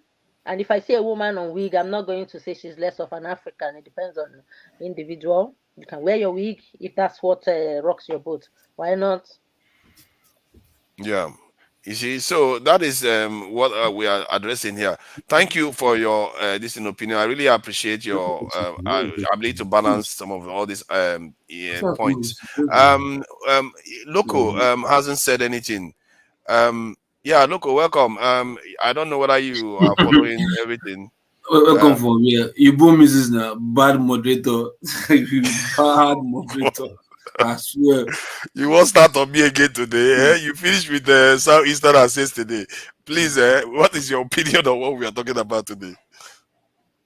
I don't know, my opinion about what Nigeria. The thing is, see, I think it was once written, or they said it was written in a book. Say, train up a child the way he or she will grow when they're old, right? Then I think Mussolini of Italy that time designed a formula. When you tell a particular lie over and over again, because then Hitler in his prison cell adopted that formula and used it, and that was how he became who he was, or rather, So it's been a chess game that these Western people have been using against Africans. Trying to make us poor, and we the only thing we know how to do is to struggle and look for food to eat because we are poor. While they are rich, they are busy manufacturing things, discovering things. You understand? So it's like they are always like 10 steps ahead of us. But we are trying to discover, they are trying to make us look poor and look for food. You understand? Scramble for each other, bring ourselves down so we can survive while they are busy, discovering things, manufacturing things. Then China got that sense, India got that sense, and like, no, we won't fall for these gimmicks. Let's start producing what we consume. They were doing it, but Africa, who said they no one wake up, they decided not to do the same thing. So it's been a long game plan that they've been doing, to make us become who we are. So it's still going to take maybe not long plan to get out from this situation that we find ourselves. To like, look, we just have to, you know, snap our finger like Tano, in Avengers, just snap our finger Thanos. and decide to just stop and just let's face this side. You understand? It will not take a long time to say, okay, let's do it in a gradual process. You already have the idea, you know it.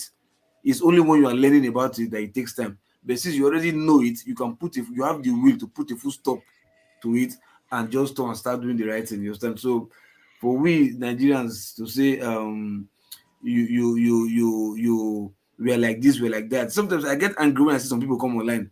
They'll tell you abroad, no following, no, don't make friends with Nigerians. So if you get close to them, they'll bring you down. They don't help each other, this and that. Nigerians are not good abroad. I hate to hear that word because I would like to ask those people. I like to ask them that question. That means are you good? You. That means if I see you in abroad, I should avoid you too because you are not good. If you are advising me to see Nigerians abroad and run from them, that means I should see you also and run from me. That means you are a bad person. You are not good.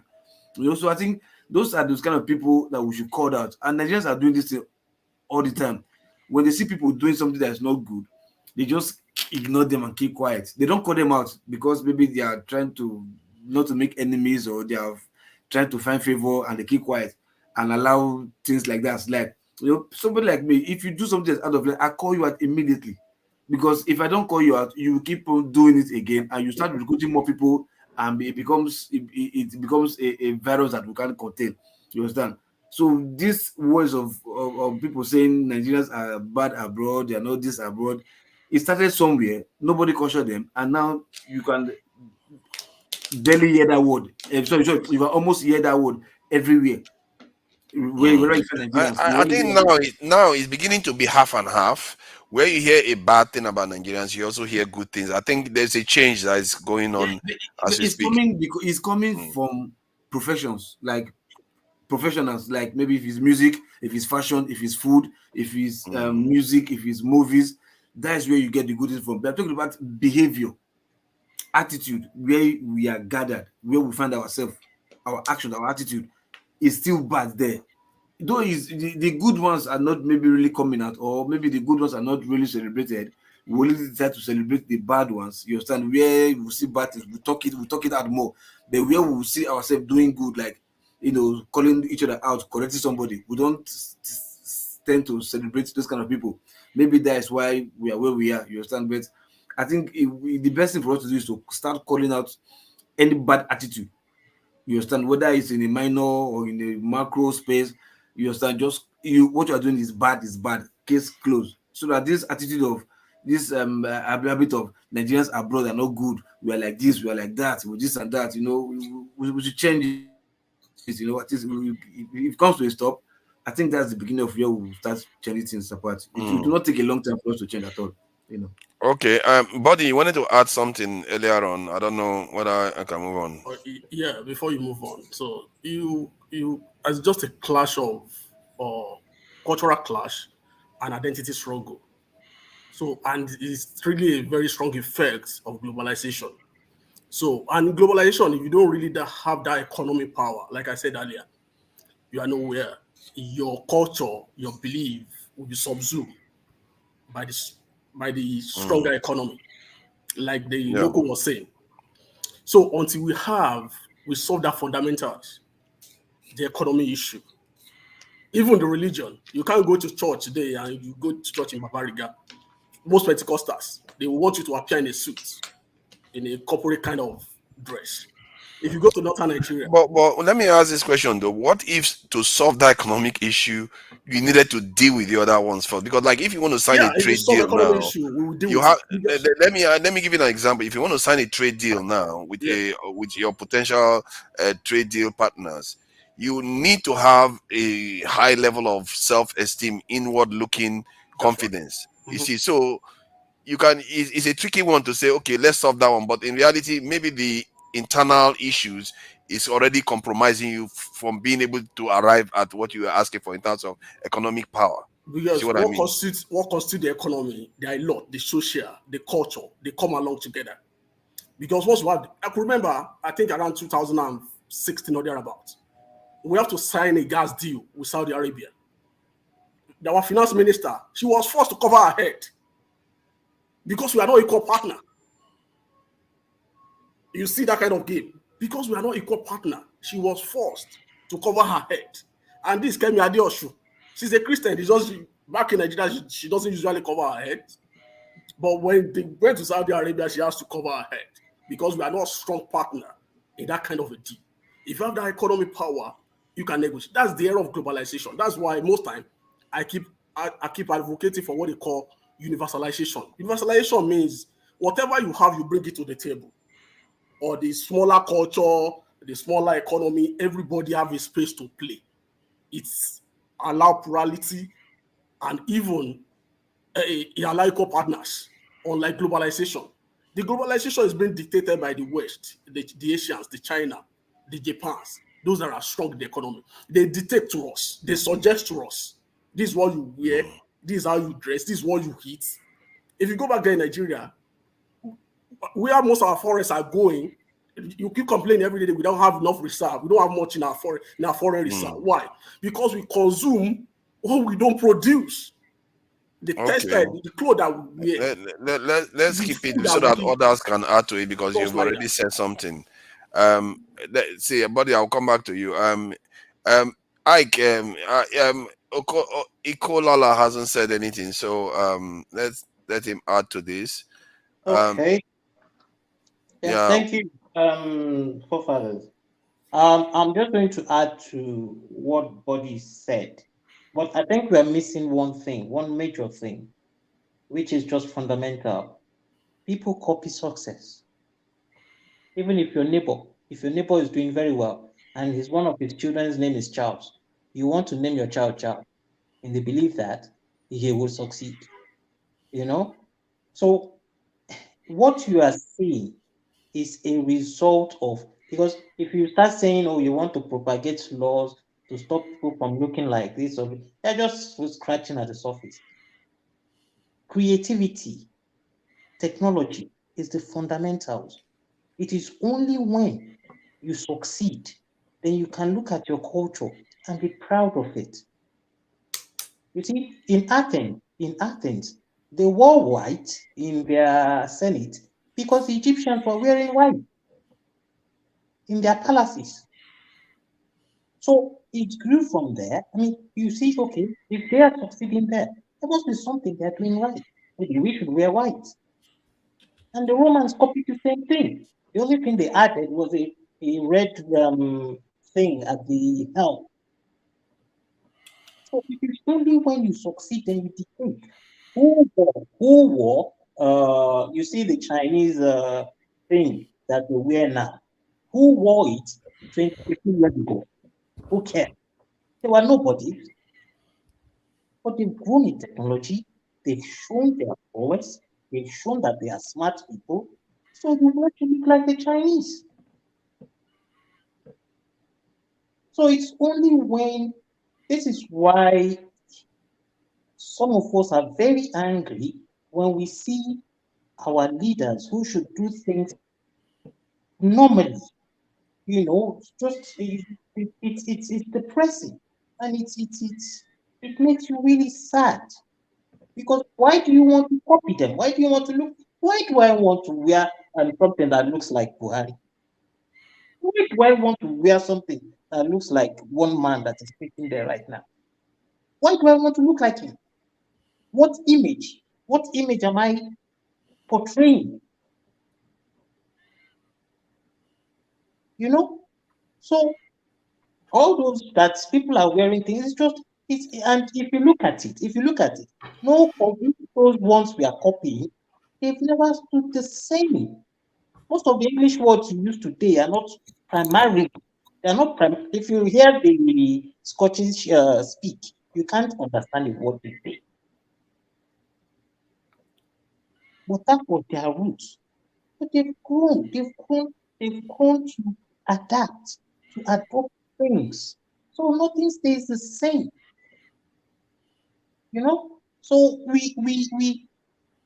the fundamentals is our ability to look at ourselves and genuinely say, we need to start loving each other. And the love of each other is what brings creativity, is what brings holds the economy, is what creates progress. Because I still tell people till tomorrow, you see the benefit system most people come to Europe and enjoy. And nobody really went on the streets and protested for it. Their leaders looked inwards and said, look, we cannot allow our own to scavenge from the beams. But our own leaders see our own scavenge from the beams, ride 100 and whatever cars, and they feel happy about it. So the mentality of those who govern us must first change. Then an ordinary boy would want to look like them. And when you want to look like them, your females would also want to look like them. Because you could say, oh, who are you looking like today? Oh, I'm looking like one of my leaders that is in the Senate. This is how he looks. Or have you heard him speak?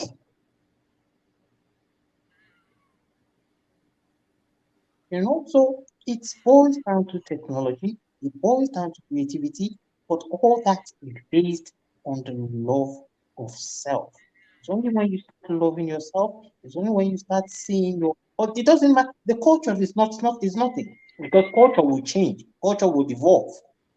You start speaking a different language. I mean, most of us would not be speaking what we're speaking today in the next, maybe, well, we won't be here, maybe in the next 100 years. If someone speaks English in the next 100 years, you won't understand what they're talking about because it would have evolved. But one thing lasts, the love of self. Because it is only when you love the other person, you won't ensure that they are not scavenging, that they are living well. And it is only when they live well that they can think and say, okay, I'm going to create this today that will help this other person. And when they create that, okay, then you will also have generations.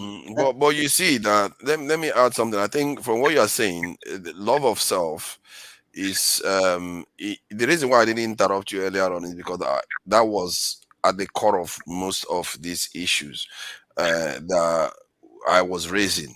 Because if you did that, if you loved yourself, you would want to put yourself first. You would want your first instinct is not to want to put some other person's hair on your head or want to wear another. Your judge should not be dressing like foreigners. You said something about the Greeks. The Greeks don't dress like the Egyptians. They have their own unique this in dressing. Father, sorry, we have a new person in our midst here today. I don't know if Mr. Tone is new. Just to Oh no, spread no, Mr. Tone is a troublemaker. We know him. I know him.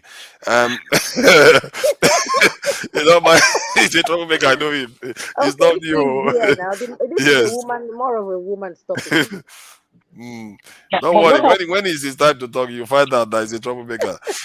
So, what I'm trying to say go ahead. of self, the love of self does not necessarily mean loving your own self. The love of self is the understanding that I am because the other person is. So if you're thinking that is selfishness, what you're trying to translate as love of self is selfishness. But when you understand that I am because the other person is, that is the true love. And when you understand that, you would never want to see the other person go to bed hungry.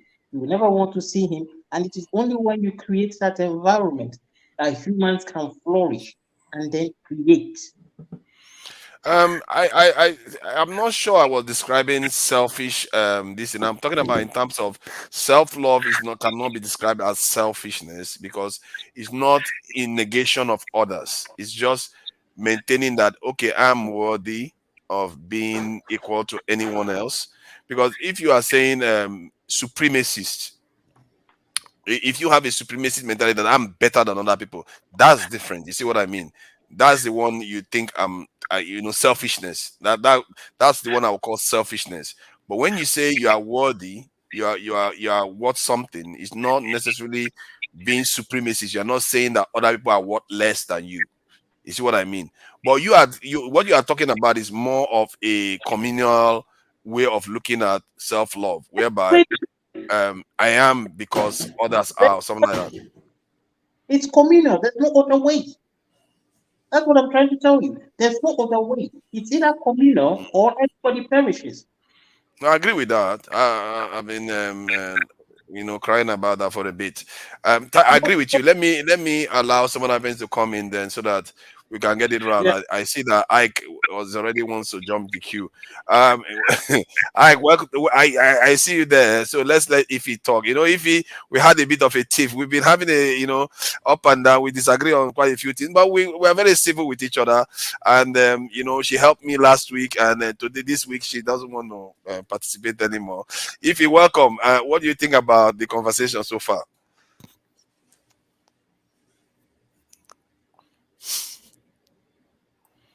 To be honest with you, I don't even know what you guys are talking about. The only thing I know is that you guys has been talking about our culture, and everybody's talking about their different opinion, but I don't know what the real topic is. So if you can tell me. Okay, let me brief you. You see, it spilled on from yesterday. When the student that had the highest score in JAM said she wanted to go overseas, and during that conversation, I heard a lot of people say a lot of negative things about Nigeria, and then today Dr. Damages talks about how he didn't have any issue with our judges wearing a kind of colonial headgear, and so many things that I felt like it's almost as if we are and we also know that some of our women prefer, we had the bleaching epidemic, we had the wig one that is still going on till now. Our men tend to want to prefer to go overseas, and I like to submit that many of them don't go overseas only for the money. They also go overseas to marry foreigners because they be conditioned to believe in all these things. So there are so many areas. Even a northerner came here and told us that their beauty standard was basically prescribed to them from the Arabs. So I feel like there's something that it's almost as if we don't value our own, and that what do we need to do to start becoming Afrocentric, Nigeria-centric, being more confident about what we are, and having, so that we can now imprint that on our children, so that when they grow up they feel like they are equal to other people. Because if they grow up thinking that other people are better than them in one way or the other, we are disadvantaging them. You see what I mean? So that is what we are trying to address. How do we start changing the narrative from that direction? Because I feel like sometimes we are being bullied by the world. The world tells us that we need to be lighter skin, we need to be like this, we need to carry our hair long. No, we need to be us. There is a reason why on the continent we are the dominant group on the continent. We have been here longest. There's a reason why other people came after we've been here for over 100,000 years. So we shouldn't have to apologize for whom we are. And somewhere along the line, we've lost our way. And how do we start retracing that back? So that, according to Oko Lala, that how do we build our own self-love, value ourselves just as much as anyone else, if not better? Thank you. Wow. That's a very that's a very whew. I think, in my own opinion, if there is any country in this world that is so proud of themselves or their country, it should be Nigerians. I'm telling you. Is anywhere you see a Nigerian, you will know. And they are so proud, no matter what, in as much as all these politics we are playing in Nigeria. But once you step out, like, go to work and somebody open their mouth, you say you're from Nigeria, what part? It's most cases you click with the person. The only thing I have a problem with our culture is that we are not instilling it in our kids, in our children. I give it to the Yorubas. A typical Yoruba person I know most of them will not speak English to their kids. They will speak their language to them. Most of my friends that are Yorubas, I mean, when some of their kids, they've never been to Nigeria, but if they can't speak, they will understand very well what their parents are saying to them. Let me deviate. But my Igbo person, I've had a woman who came here to this country, and somebody was speaking Igbo to her children, and she said, "Oh, they don't understand the Igbo. They grew up in Abuja." And I'm like, "Sure." And the people born here in America, they want to learn the language and they want to speak it. So that is the part I have a problem, with our culture. not trying to teach our kids that this is who we are, this is where we come from, this is where we belong. But that I heard you guys talking about wig and afro and other stuff. Hey, that's too late. You can't tell a typical black woman not to put on a wig. It's just very rare. At least 80 or 90% of a black woman on earth put something on her hair, including me. So that one I don't even want to go there. In Sorry, terms even of bleaching, Oyibos wear wig, Ify. huh? Oyibos, the whites, they They wear do. wig. They Even wear weave wigs. on, they wear weave on. What is it called? Pin? Yeah, they do wear I wigs. But think the reason why let me just add this. The reason why I brought that issue up is because when they wear it, they wear their own, the one that makes them look like themselves. it's not When true. why don't we wear the one that makes us look like ourselves, not look No, like them? forefathers. I think the reason because in our hair, this is their hair that they have on, so you don't see that fake part of it. I don't know if you understand what No, I'm saying. I understand what you are saying, but if you understand what I'm saying, they are wearing a kind of Caucasian hair. They don't go and put afro on. If they put afro on, like if you put afro on now as we, I think that is the same thing as saying you are wearing your hair because you are just replacing your hair in a convenient way. Maybe As you haven't seen uh, the Igbo people that have this hairstyles. You'd be like, eh? Maybe you haven't seen them. There are they some are rare, they that are is rare, not but our common. own is everywhere. That's the difference. I didn't honestly. I don't see that as anything. Honestly, in terms of hairstyle, the only thing I have problem with us is the bleaching part of the skin. That I have a problem. However, I'm not gonna tell you what to do with your body or what you do with your skin. You know, we have this impression or this, that the lighter you are, the more beautiful you are. So that push a lot of people into bleaching their skin. But like I said, I'm not going to tell anybody what to do. In terms of our culture, I heard when you people are talking about food, a typical Niger person will always eat their food at least, at least once a day. A typical Niger person that lives abroad will always like to, eat their food. Somebody like me, I rarely eat American food. Rarely. I will always eat that our Niger food because I'll be like, is it to eat chicken or this or that? I mean, there is nothing out there. But when you bring that typical Niger food, you will know that, oh, this is home. It matters to me a lot. And I'm sure to you guys, that likes to eat fufu, that's a typical Niger man that will always like to eat fufu every day. In terms of dressing, that has changed. That has diversified now. You can't even tell by dressing. Most people, even you see white people now wants to wear our native wear. You will see a Yoruba wants to wear an Igbo. You see an Igbo wants to. So I mean, I think when it comes to our culture, especially in Nigeria, we have diversified a lot. So I don't see anything again with that. You're talking about, I think you people talk about the dressing again in the Western world. Excuse me, if you live in a country where during the winter is cold, are you not going to dress up like them? Of course, you're gonna dress up like them. You're not gonna wear your abada or wear your eagle and all that stuff to go to work. You have to dress for the weather. You have to dress for the occasion. Okay, you have to dress like whatever country you are in. Sometimes you want to fit in the society by dressing like them. So I mean, there are some ifs and buts here, but honestly speaking, it's not something I really have a problem. The reason why that is because when a child is growing up and they are being imprinted that this is the ideal look that you want to have, and I know that some of our men go and say, why would they want to go for the fake one instead of going for the real one?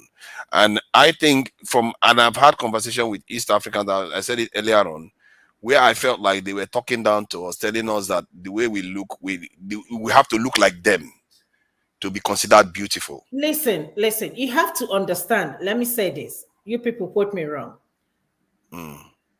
We Nigerians, a lot of these Africans are being intimidated when they see a typical Nigerian woman. Just believe you me, they feel intimidated. Or Kenyans, this. Once you say you're from Nigeria, I mean, there is some of them will kind of back out a little bit. Like, I've witnessed that. I've seen that a lot. So, I mean, I can't even argue with somebody from Ethiopia. I cannot. Because I always feel that, excuse me, again, and my standard here, that is in my head. It might not be necessarily true, but But that's how I feel when I see some certain people from Africa. I don't know whether it's that dominant Nigerian traits in us, that makes me feel like that when I see people from other culture. But again, I might be wrong, but that's how I see that. So when I see somebody from Ethiopia or anywhere trying to argue with me, I just look at you, I say, I better go fix yourself. We're not even going there.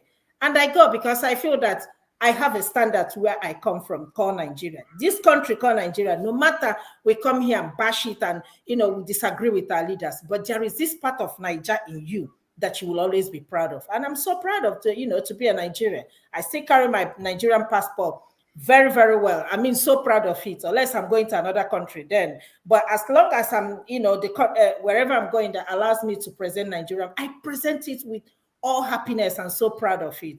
So, I mean, that's my own part of, contribution. Wow. You know what? You surprised me today. And if this is what it takes you to start talking positive, I think I should be doing it a little bit more. No.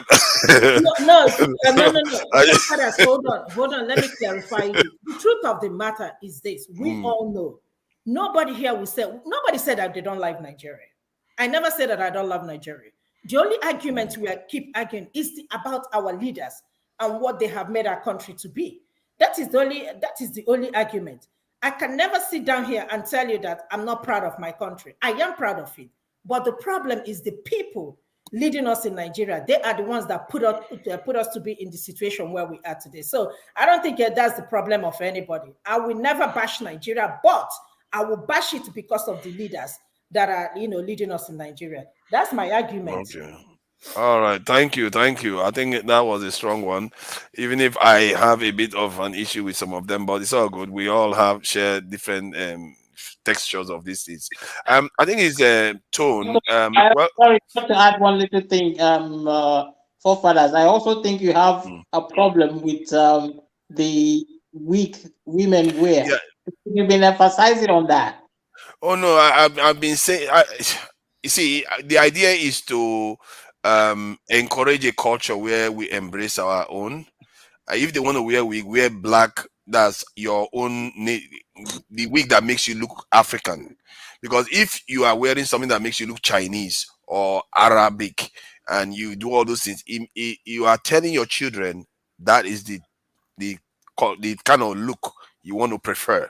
And those people, I've spoken to them and I see the way they talk down to our women. They say that women look masculine, they do this, they do that. I'm like, you don't tell us what we like and what our women are beautiful as they are, and your own women, you can't tell us that we should like all these women that look like they are about to break or whatever. So I defend our own women because I feel like what they are telling us to do is that one thing I told them was, I said, one thing you can never argue is that our women are not capable. And they shut up their mouth. And there are so many things that they say, you realize that sometimes out of envy, that they say these things about us. And we somehow, because of the colonial era, we've actually accepted that maybe there's some truth to it. In reality, it's not true. We should be cherishing our own. I don't have any issue against wig fundamentally. It's just that we want to wear the one that is our hair. There's no harm in it, is it? Why not look like what you truly are? What your forefathers look like?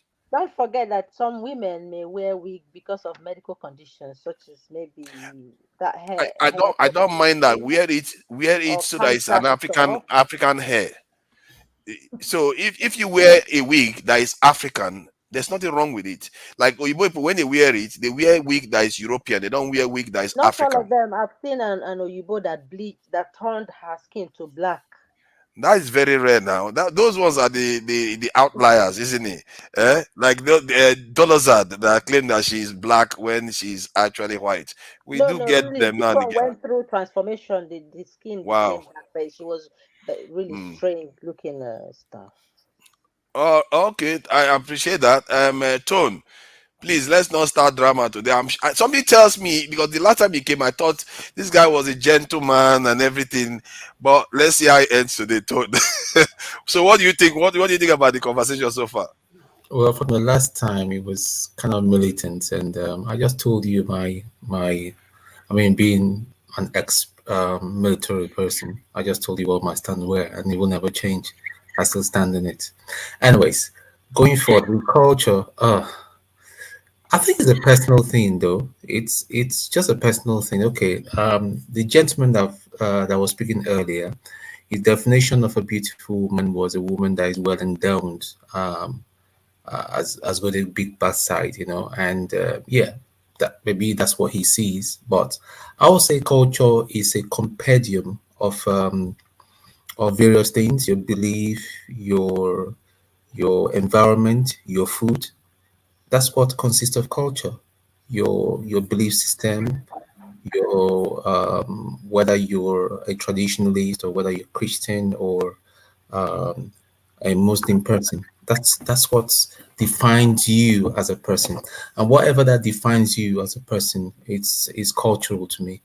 Now, going back to what you said, forefathers, about you rather prefer a black woman to wear, if she has to wear a wig, that is, she should wear something that reflects her her as a black person. To some extent, I agree with you, and to some extent, I disagree. Personally, this part sounds strange to some women when I tell them. I find a woman that's got a low cut, that's cut her hair very very special. There's some kind of sexiness to it, if I may use that word. A woman that's cut her hair, it's got a Tone has good. come You again will now. live You long. see, this is No, why I say no, this guy is no, a listen to troublemaker. me. He You has will come live No, long, again now. Tone. He's not making prescriptions now. You will Okay, live. let's You will go. no, live no. Let's long, go. Tone. He This is started for now. me. A lot of people may not agree, but this is just me. I just find a woman that's cut her hair and keeps I'm her hair with you very on that, well. man. I'm with you. You see, it's she's just they it gives them some kind of, I mean, it takes a lot of confidence and all that, to cut your hair, and your hair is short and sharp, and you dress very smart. It gives off, it actually brings out the beauty and the of your face. That's for me. But some men, they'll rather have a woman with a very long hair, and that's why a lot of our ladies go for they will spend a lot of money for their fake hair. Their, what do they call it? So is it something bone they call it these days? There's a slang for it that they that they One call it. straight So hair. right hair, yeah, that's it. So yeah, I remember one girl I dated some time ago, and she said, "Well, if I want to, one of the things, if I want to make her very happy, that there's this hair that she wants to buy." I said, "How much?" She said, 500K. I said, "Really?" Wow. And then that was, to cut the whole story short, that was the beginning of the end of that relationship, because You I are as just, broke as me too. not that I was broke. I could afford it 10 times over, but I just found I mean, it's just so vain for me. I like my woman being looking after herself, looking good. But come on, 500K. There were other things I think. And okay, let me It's add even this. cheap. As But if we are not. It's even forefathers, cheap. You get up to 1 point something million Hmm. here. yeah, of It's course. even I cheap. just discovered, and that has just blown me away. But forefathers, what I want to say to you, forefathers, what I want to say to you, during my mother's generation, they wore wigs, and those were the afro. I remember clearly, but it wasn't as common as it is, and all that. I mean, during my mom's generation, they wore wig. I remember clearly, and it was those afro, reminiscence of Yeah.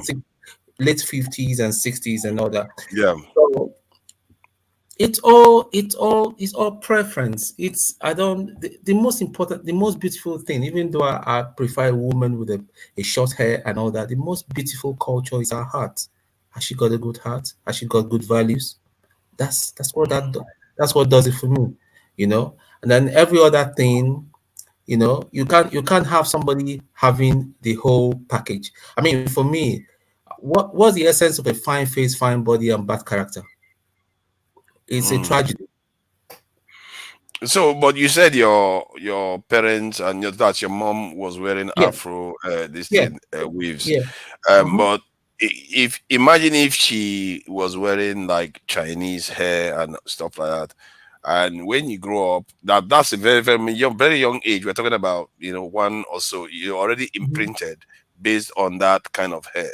So you are now thinking that is how women are supposed to look technically. When you grow up, you might go on to desire such distinct women.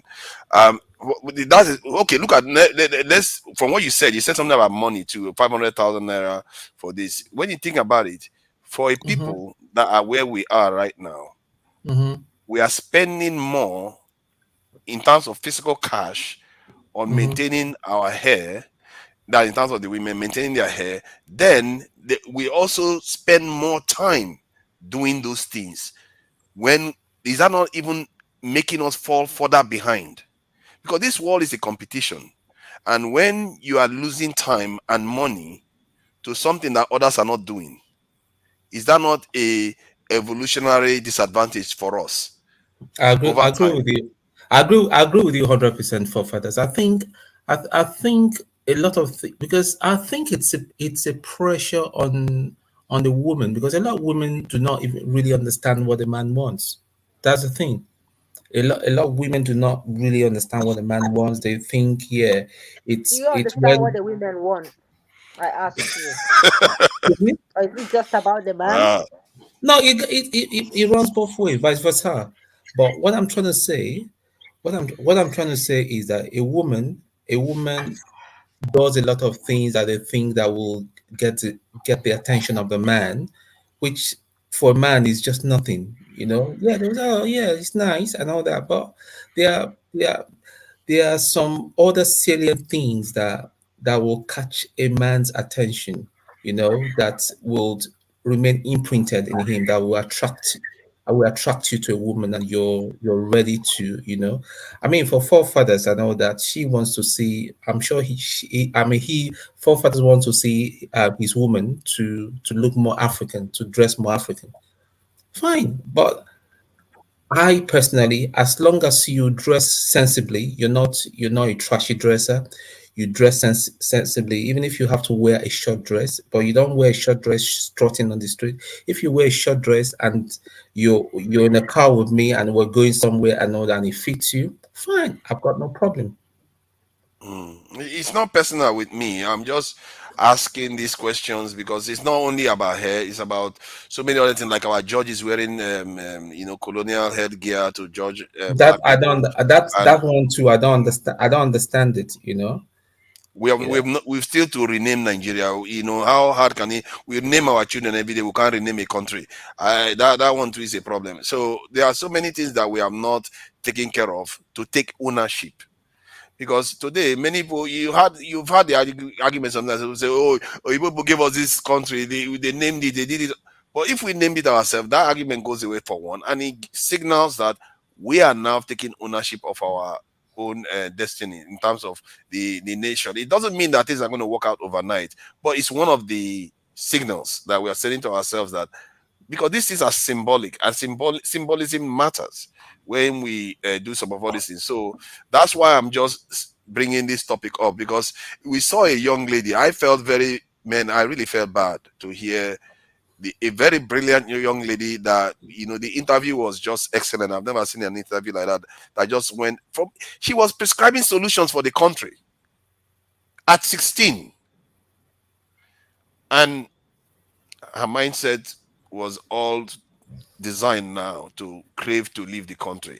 And she's not craving to leave the country for a short period of time. She wants to stay there for a very long time. You know why? And yeah. Because she has seen that the system in Nigeria will not match her aspiration. It's just as simple as that. I won't blame her. I won't knock her for that. I'm Okay. not blaming her. That's why I'm coming up with this topic. I'm not blaming her because we created it. Okay. Just If he we are says part some, of it. if he Forefathers, says that some, was if he says something, earlier, and I can't agree more. And she said for the first time we started questioning about going our separate ways. We have never come to this sort of agitation just because why this has happened is because our rulers have all failed us. I for one, I'm for one Nigeria. I personally am for one Nigeria. If you ask me personally, that is my. But given what we are seeing right now. I mean, we different we see different agitation and all that. The Igbos want to go their way because they feel marginalized and all that. The Yoruba people are craving for Yoruba nation and all that for one reason or the other. So I believe that Nigeria is a great country. Nigeria is a great country. We're a very good mix. We've got great food, we've got great weather and all that. But unfortunately, when it comes to um, the people that run the affairs of the nation, this is where they failed us. And I wish we can get it right. And I think it's a system of government that That we're is addicted running. to this This program. the system the If I don't talk to you, the system of government that we're running right now is not right. We need to sit down and and talk about it. Okay, thank you, Tone.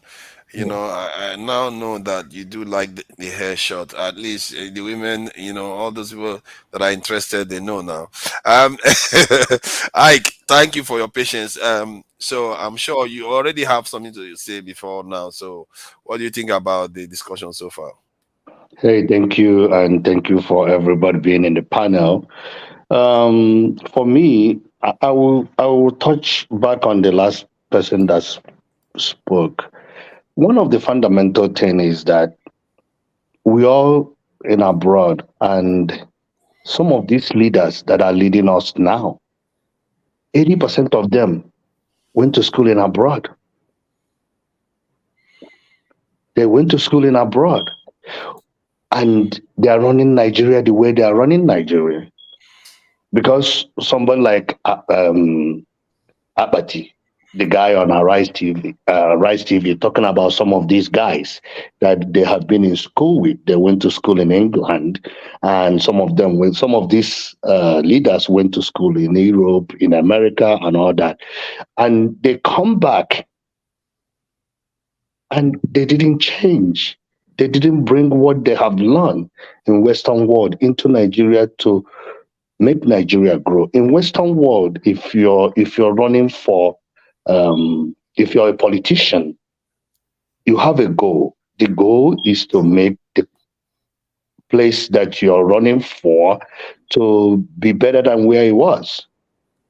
It wasn't to make money, because I use America where I live as an example. Politicians, people make more money than a lot of people make more money than politicians, but they're doing it for the betterment of their people.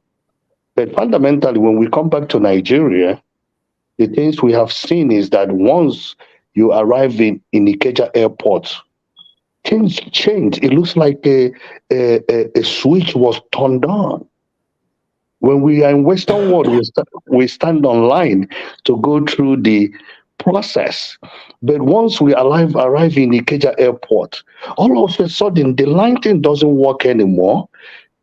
Everybody is trying to bribe their way out. Everybody is trying to do things. It looks like there's a light switched on our head. So, unfortunately, uh, I don't know the remedy for Nigerian problem, because if we have these people that have studied in the Western world and doing what they're doing now, unfortunately, I don't know if we have a remedy. Then when we talk about the ladies, I think somebody alluded on that most of the time, even another person alluded that the person says, men really don't know women don't know what a man wants or what a man is looking at. Fundamentally, I have never seen a guy that said, damn, that weave, that hair is beautiful. I love that girl because of that hair. I have never seen a guy that says that. But they say that the men though do go for women that wear those things. So is it not a little bit contradictory? No, because I think I have never seen, honestly, I have never seen a guy that says, oh, that woman's weave is awesome. No, but how that woman, how that woman present or carry themselves matters to a guy. Because how you carry yourself, how you portray your image matters to a guy. I So, disagree. Yes, you Some men might don't decide. even know what they want, to be honest. Well, yeah, That's why when okay. you see some men that look so posh and catwalking, they are so rich, and you would see the women beside them. That's why they say beauty is in the eyes of the beholders. Even the prostitutes, self, some of them marry men. In it, it's someone that married them. So it's difficult to. They say beauty is in the eyes of the beholders. Even some men self will even go and buy you that wig and say wear it. I like It's it. not So it depends even. on individual. Well, you're talking about weave. It's not even only weave now. Women go and get fat on the other parts of their skin and put it in their bum bum. I mean, I don't know why you want to do that, but that is what is trending in the society, both in Nigeria and Western world. Sorry, I keep So, interjecting. Is it not the men that are paying for it? see, I That's why I think for, say for this is me, this is for a me, very the bomb difficult bomb one, as you put it, the I bomb bomb agree with one, you. eh, I eh, told you the see a forefathers, the man, problem is with the men, wait, not with the so women. forefathers, you see a man with a so-called homely lady, that look like Maria Amaka, no earrings, possibly her short hair or afro hair, well, like an ideal African woman that is an African man's dream. And then you will see that when the man is with that sort of a woman outside, the man still will be looking. When he sees that those women with long hair and wig, they will be staring and forget that they have the well, so-called ones they want beside them. So does it mean that men don't know what they want, or is it well, for the once again, confusion? I think, like you said, it's in the eyes of the holder. I give you an example. When I met my wife, the way she carried herself was what attracted me to her. Before I started knowing what is in her head or how her behavior is, but how she carried herself is number one thing that attracted me to her. Not her weave on, not her beauty, not how the way she handled her surroundings. then why are the women thinking that the men prefer it? Then how do explain it now? Men, we still have our lay. What are you talking about? That they call their prostitutes. What are you talking about? Why do men go to prostitutes even though they have the Mary Amaka at home? Men No, don't know that what they is. want. Yeah, I think fundamentally that is a different story. That is a So, that part is a different story. There is so if other what is a man? factors that. How do they think?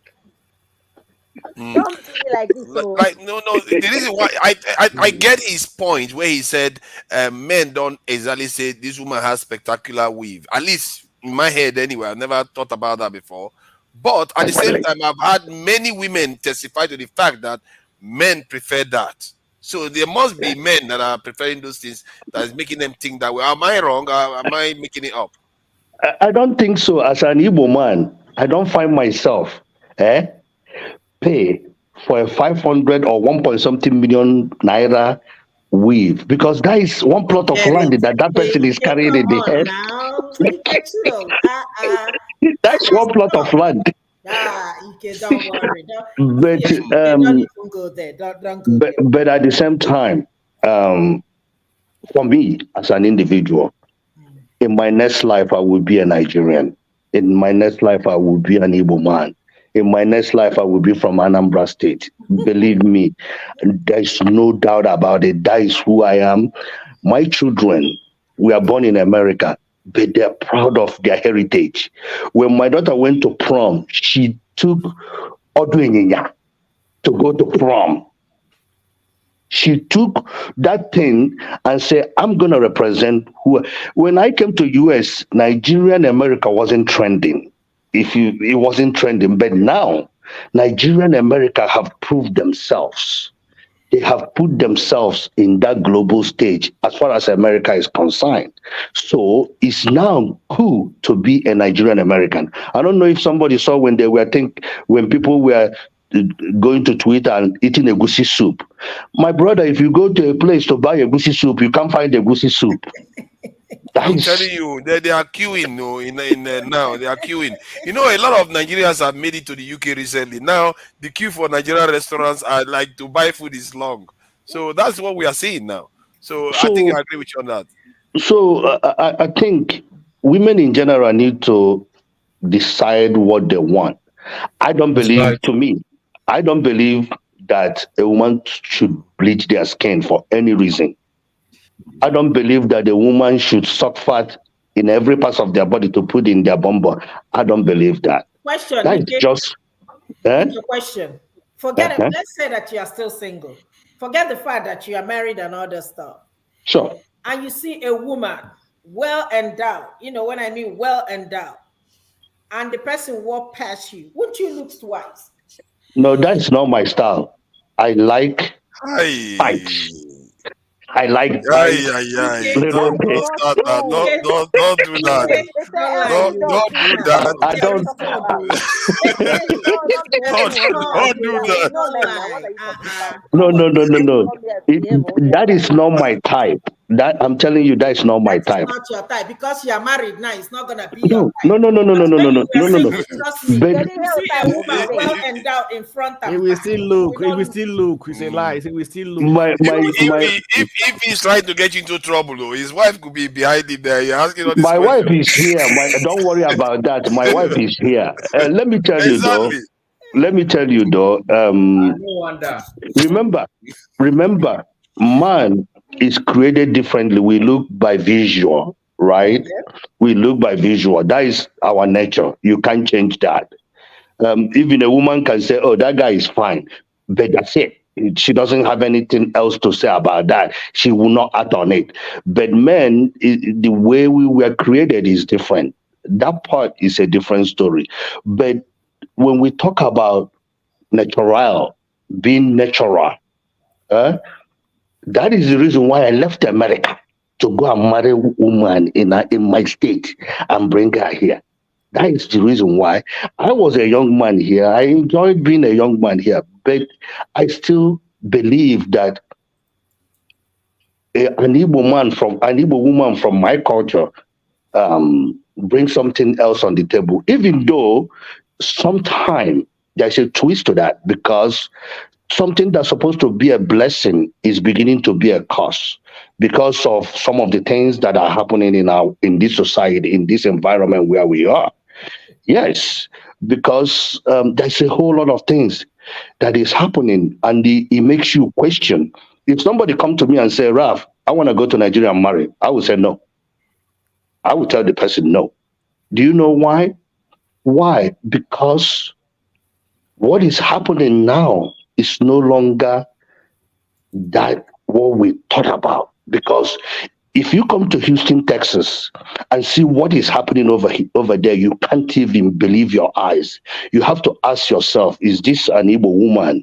An Igbo woman that we take pride on, that this Igbo woman is a vessel that we have to respect and we have to treat like a vessel. Things have changed. Don't make it tribal. Well, I'm using Igbo as because of that is what I know. But as a Nigerian woman, they are not what. Sometimes I question if they are cultural, if they have culture. Because I was talking to somebody, I said, "Do you understand how our women are raised? Sometimes our women are raised to, oh, you're gonna learn how to cook. You're gonna learn how to do this. You're gonna learn how to do this because the heart of a man is his belly." I think that's a wrong narrative. That is 100% wrong narrative, because the heart of a man is not his belly. To be honest with you, there's other things that are the heart of a man, but the belly is not the heart of, because the belly, you feed him, all of a sudden he have stomach infrastructure. The belly is all bring out, but the heart of if your wife cannot cook, I'm sure you not marry her. That is not true. That is not true. My grandmother taught me very well how to cook. My brother, I cook very well. I cook past my wife. Hey God. Okay. I hope she's not standing next to you now. No, she is. If you want her to come and say hello to you, she will come. But I'm not a typical. But at the same time, I'm not a typical Igbo man that when you come home. Some men, when they come home, the wife must give them that fufu. If he doesn't give them fufu, problem day. Nah, when I come home, if there is no soup, I go and make one for myself. Even when I finish, I serve her. That is the reason why it works. Because when you go to Western world, you need to evolve with the Western world. You cannot just go home. You treat your wife the way we treat them in Nigeria. Yeah. I'm actually shocked. An Igbo man to cook for their wife. I've seen it. I've seen it here. If I finish cooking for you, you go lick your hand. Forget that. Sorry, Ismail, where are you from? How do you mean that? It's That not you have like that social- any longer. We, men No, are cooking when I mean cooking. Men No, cook, but they still maintain that kind of argument. no, The woman's the kitchen is a woman's office. No, that's a Maybe, black. but maybe instead of cooking, they it, should be but the way going they to behave. do all the things that is going to make Nigeria way they better. behave when they Maybe come that's back what they from should be work. preoccupying themselves for, instead of dragging pot and pan with women in the When the kitchen. man comes back from work, the eyes he will give No, to but you, I'm you know not that talking to you, it's Ike. You know you're in the West. That's a different thing. So who's next? I think it's Masca and Ovie. The one. The Blackstone. Are you? Yes. Okay. You know, Masca was here earlier on. He kept getting cut out. But He has stuck now. He has stuck before he left out. Before he left. oh, you saw him? Of course. Okay, Blackstone, go ahead. Welcome, Blackstone. And thank you for your patience. And yeah, what do you think about all the opinions so far? Thank you very much. Anyway, I know there are all this. If I think there's about 4 different topics we have been discussing since, right? First of all, we come about women wearing their wig, bleach and everything. The Blackstone is mostly one topic. Those are just examples under the topic. Right. So it doesn't look like we are just talking about women's hair and stuff like that. So talking about women wearing wig and things like that. I think one of the biggest problems that women have with about this is the men. Men actually the problem. The cause of women changing their color, bleaching, or wearing wigs and everything. Men is one of the major reasons for all these things. Because they are the ones that try to tell the girls that show to the girls, this is what we want. That's why they go for it. Right? Normally, I do tell women, I said, it is good to be natural. Just be yourself, be natural. It is good to be natural, right? If you think that, okay, let me bring it even the issue how the bleaching become a thing for every guy who has money to do it in Nigeria. This started from the Nollywood industry. There was a time that Nollywood industry were not taking girls, actors who were dark in color. They said because they are dark, it's not good for camera. So, and once they feature them in movies, they are dark, it's not bright, and so on and so forth. That led to most women going for bleaching, right? And also the event of spa coming in as a common thing in Nigeria, because most of them get bleached when they go for spa, because most of the chemicals they use, bleaches, they mix them with bleaching substances and they use to bleach. So, and most men go for fair ladies more than the black ladies. That is established because they said that the fair ladies are more attractive than the dark ladies. But actually, as we say, black is beautiful. Black is beautiful. Blacks are the most beautiful class of people.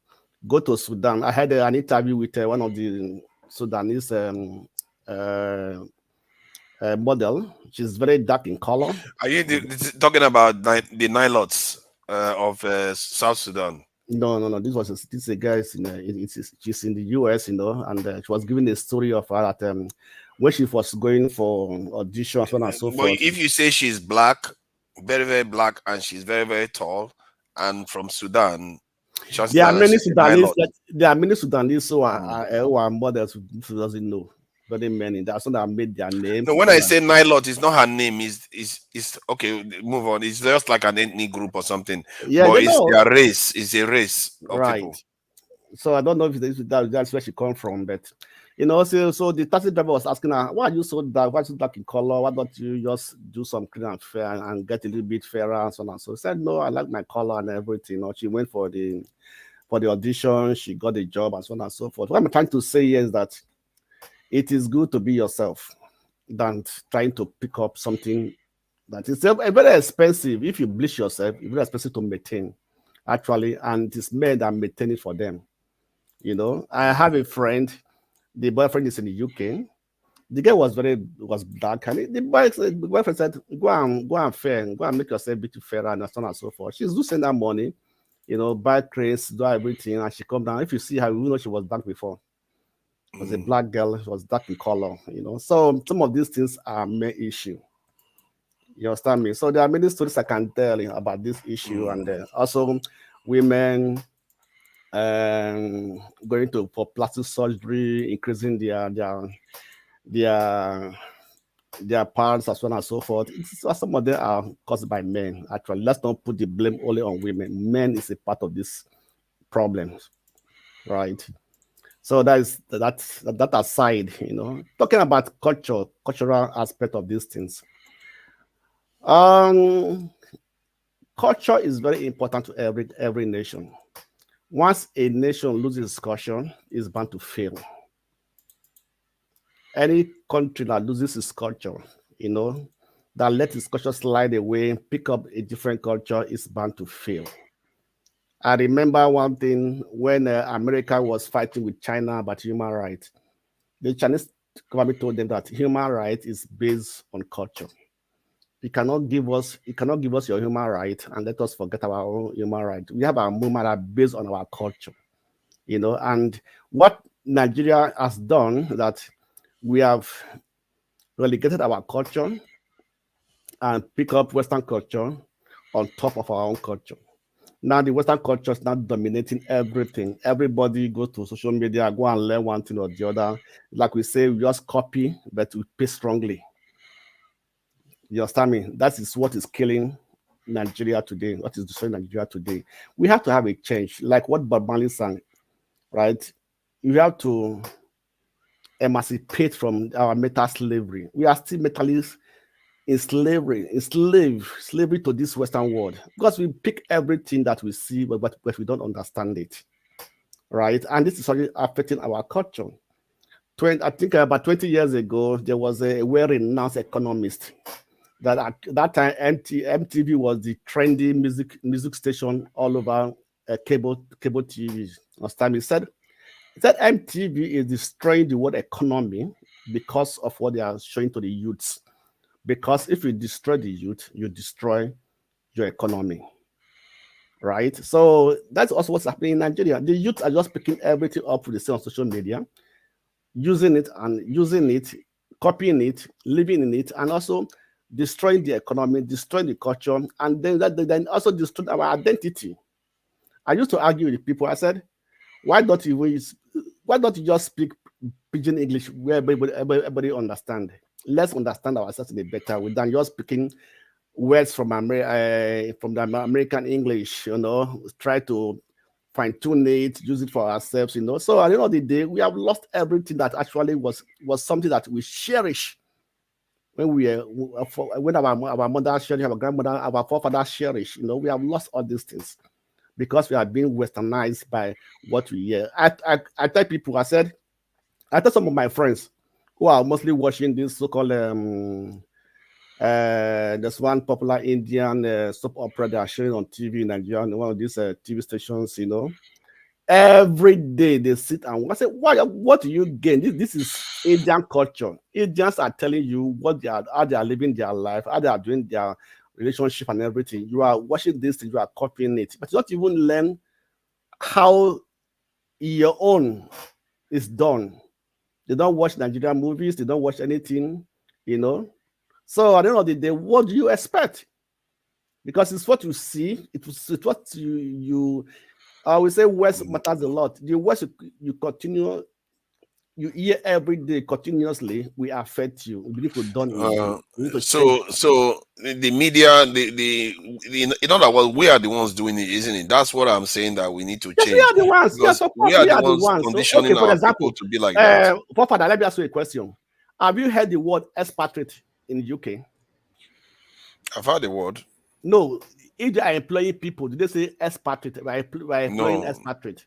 But in no, they Nigeria, don't. what did they say? We are employing Expatriate, expatriates. So what made the expatriates? from overseas, isn't it? From overseas. So why are they expatriate? Are there not people from India who are coming to UK? Do they call them expatriate? You are employed under the same rules and regulations. Under the same British laws, employment laws, and so on and so forth, right? So, but in Nigeria, they call them expatriate. They disregard Nigerians and give all these people the upper hands, say they're expatriate. At the end of the day, they start abusing Nigerians. Why? Because this is what we have set for ourselves. You don't even know those people most of them doesn't even have degrees. They are just people just like do the normal training and everything. They come back and call themselves expatriate in Nigeria. So what I'm trying to Okay, say, are you okay with the like judges headgears? No, of course, totally I'm against it. Let them wear our traditional agbada, go and sit down there. It's quite interesting though that most people that I've spoken to so far are against it, but somehow top Nigerians tend to be for it. Like, do you one time they don't care. Do you remember one time when the bank workers went on strike against the dressing code in Nigeria?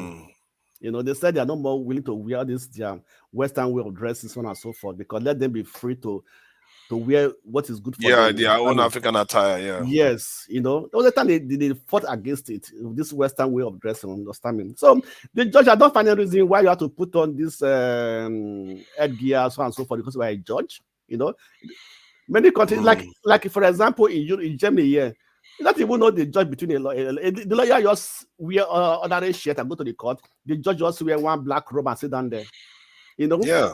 So that's just let's make it simple. That's what because the impression it gives is that when you look at it from afar, it looks like a white man is judging black people every day, and they don't see that. And it's a hand down from something that you want to do away with. You just move. It's not because you hate foreigners. You're just saying now it's our own. We make it our own, not using this out. That's what I subscribe to anyway. And you clearly share a similar opinion regarding this. And let me just share some basic facts. You see, the Nilots of South Sudan, they are some of my favorite people in the world, actually. Their patrilineal line is about the oldest DNA on earth. They were some of the, when you are talking about human Adams, they are the closest as they come to the human Adams, the Nilotic distant men. So that's why I literally consider them some of my favorite people on earth.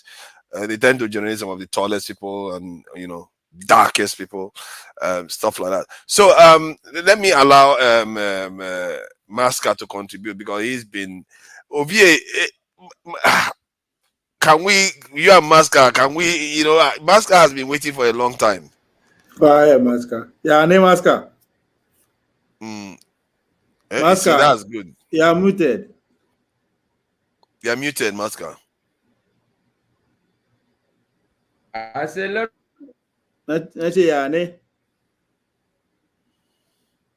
Your audio is gone anyway.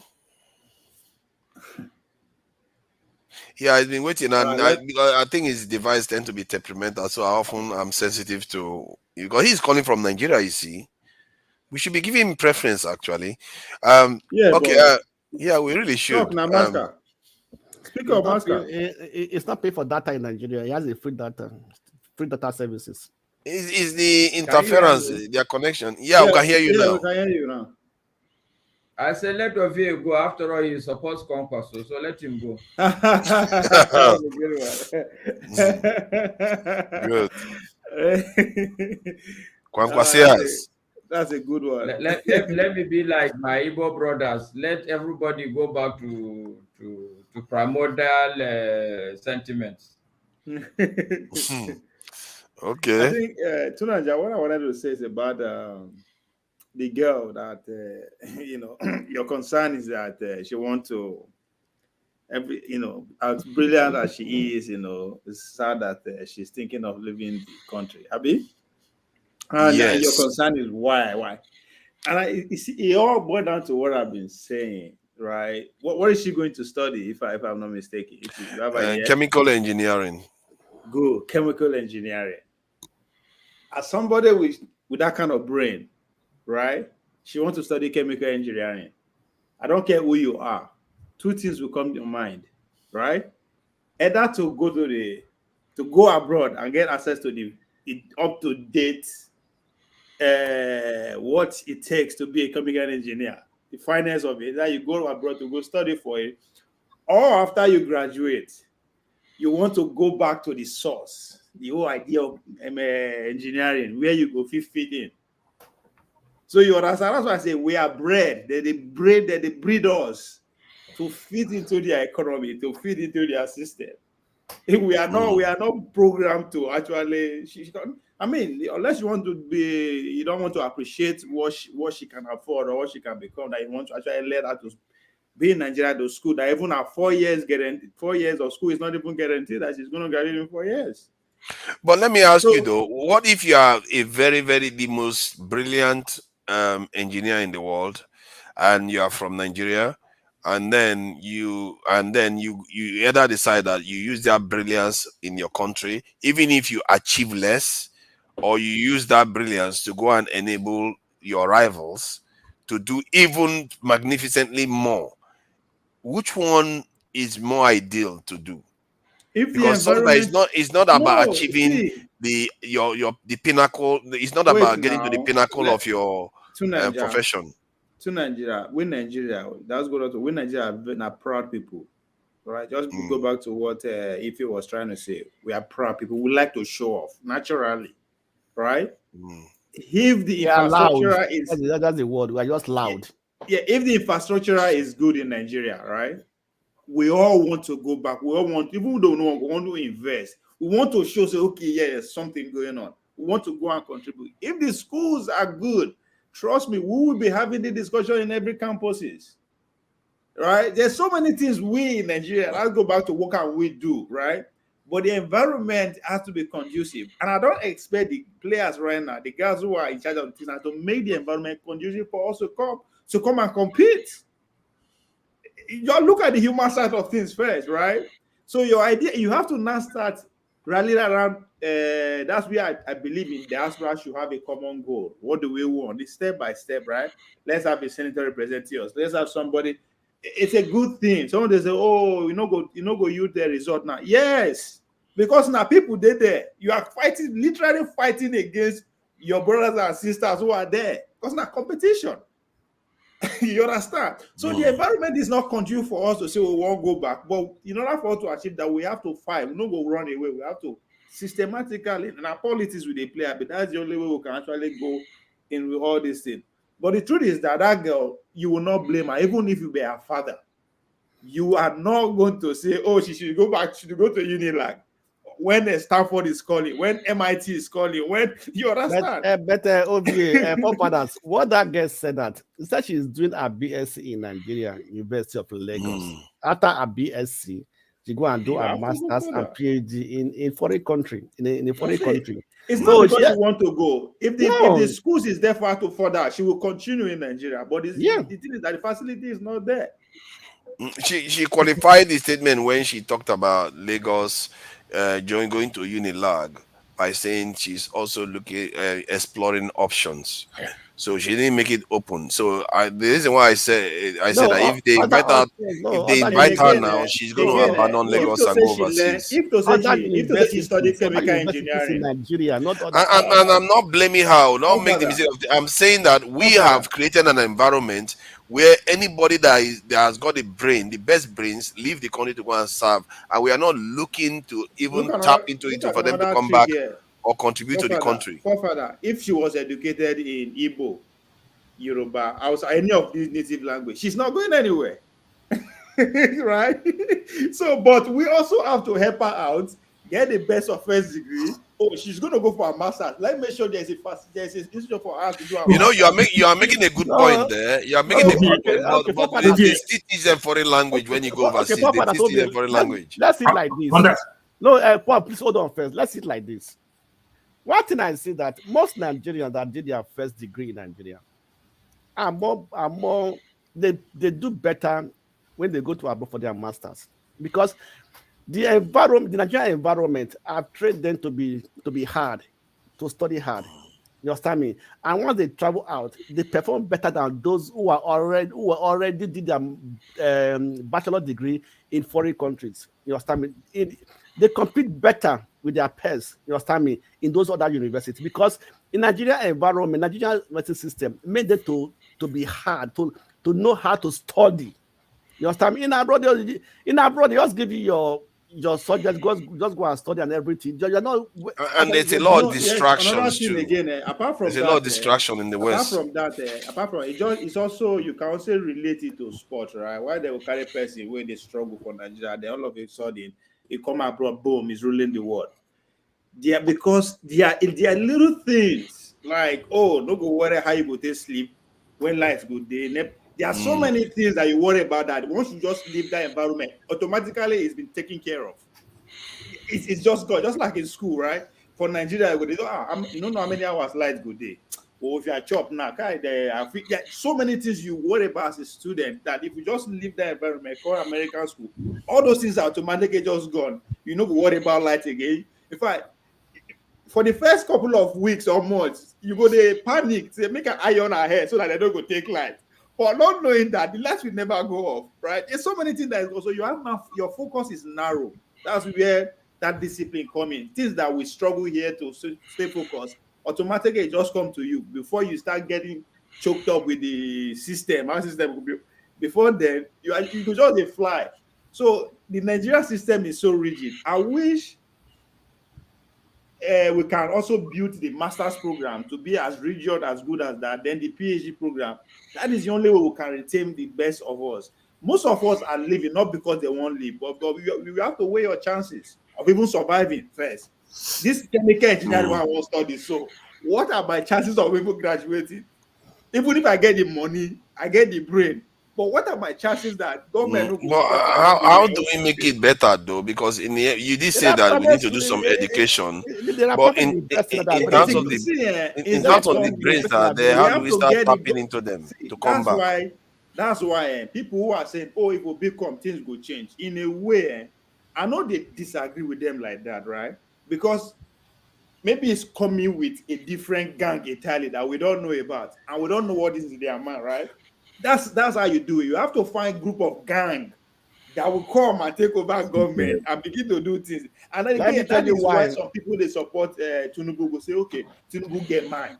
Maybe he go against the power that be and say make I change things, right? So it's all I did the start. That's why when people they say you have to start from the top, I kind of agree with that, but the top has to be an agenda that come. That's why people they fear Trump. They believe if he come, he's going to fight the swamp, even though now just campaign slogan, right? But it's all about gang. If me and you now able to form group big enough, form a party, take over power, the way we go run things is different. So all these ideas, that now one. Two, now to they get small, they go lobby for this legislator because then go pass law. So if you cannot take over power, got enough money, enough interest, and lobby to have all these things in place. Change rules. Okay. Let me tell you why the Blackstone. Let's let Masca speak. He's in Nigeria. Your data is not. Let me short it to something. Why does it destroy in Nigeria? Because one, all the doctors in Nigeria who are in the public hospitals, they have their private clinics, so they are no more interested in giving full time or their effort treating people in the public hospitals. The universities, most of them belong to politicians. So that is why the public education is being destroyed. Because these are all personal interests. You understand? So any country whereby the politicians, the people who are civil servants, are supposed to build up the public utilities, public institutions and having their own personal ones, just forget it. They will kill it. Yeah. So where you want me that girl work now? If she go Unilag now, get first class graduate. Where you want me she go work? Innocent Motors. See, it's not about my wish. My wish is more like we need to figure because after all, the Indians don't import foreign cars. They retain their own people with industries and innocent motor. After innocent motor, what next? That's our only option. Many Indians end up in Silicon Valley. Chemical engineering, you can work in so many places. You can work in the food and beverages. You can work in the oil and gas. You can work in so many places. But another thing is that let's put it this way. Paul, what did you say? Huh? Hey God, see, hold on, please. Let's Masker speak. He's in Nigeria. Engineering. Where will they find the job? Who will hire them? No. Are you people not hearing me? Let Masker speak. He's in Nigeria now. He needs to. Masker is not sleeping. Masker is not sleeping. Masker is not sleeping now. He's in Nigeria. We need to, give him a little bit of because we are supposed to give a bit of difference to people in Nigeria. Don't worry about me.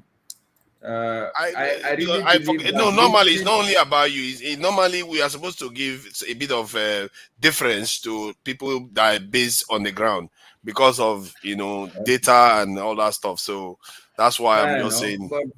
Fair enough. Well, I think for me, my contribution will be directly to you. What I will tell you is that I don't think you should worry too much. The way I see it is there are two prisms through which I see this. First, the reality is that there is a lot of people that, like that girl, there will be 1,000 of her that will still go through Nigerian system. People that are even more intelligent than her. Probably they didn't get the opportunity, they didn't get the grooming, they didn't make the marks, but they are clearly intelligent.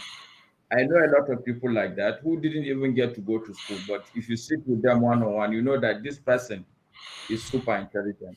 So don't worry about that. There are a lot of people that will go through Nigerian schools. The second reason is that it's good that Nigeria today is educating a lot of people even outside. The reality is that the day the conditions in Nigeria becomes good, what you will see is that we will not be lacking in terms of human resource or capacity. People will just come back and overnight this country will change. Simply because we have had a lot of good people. We did not, how do I put it now? The way the country is structured, the spirit of the country is so strong that the reality of the country is not breaking our good people. If you are intelligent enough, you are determined enough, you still find your way outside the country and make it in life.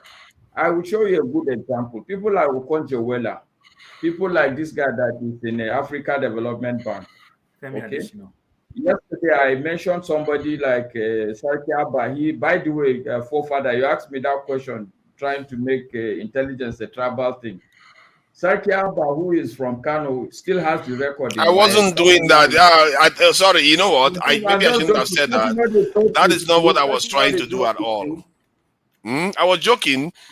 I was saying whether you were marginalized. Okay, good. I don't want to come across as I'm trying to pick on any group. Go ahead. Okay. No, I'm not. It's not finished though. Okay, so the point I'm making is that a lot of these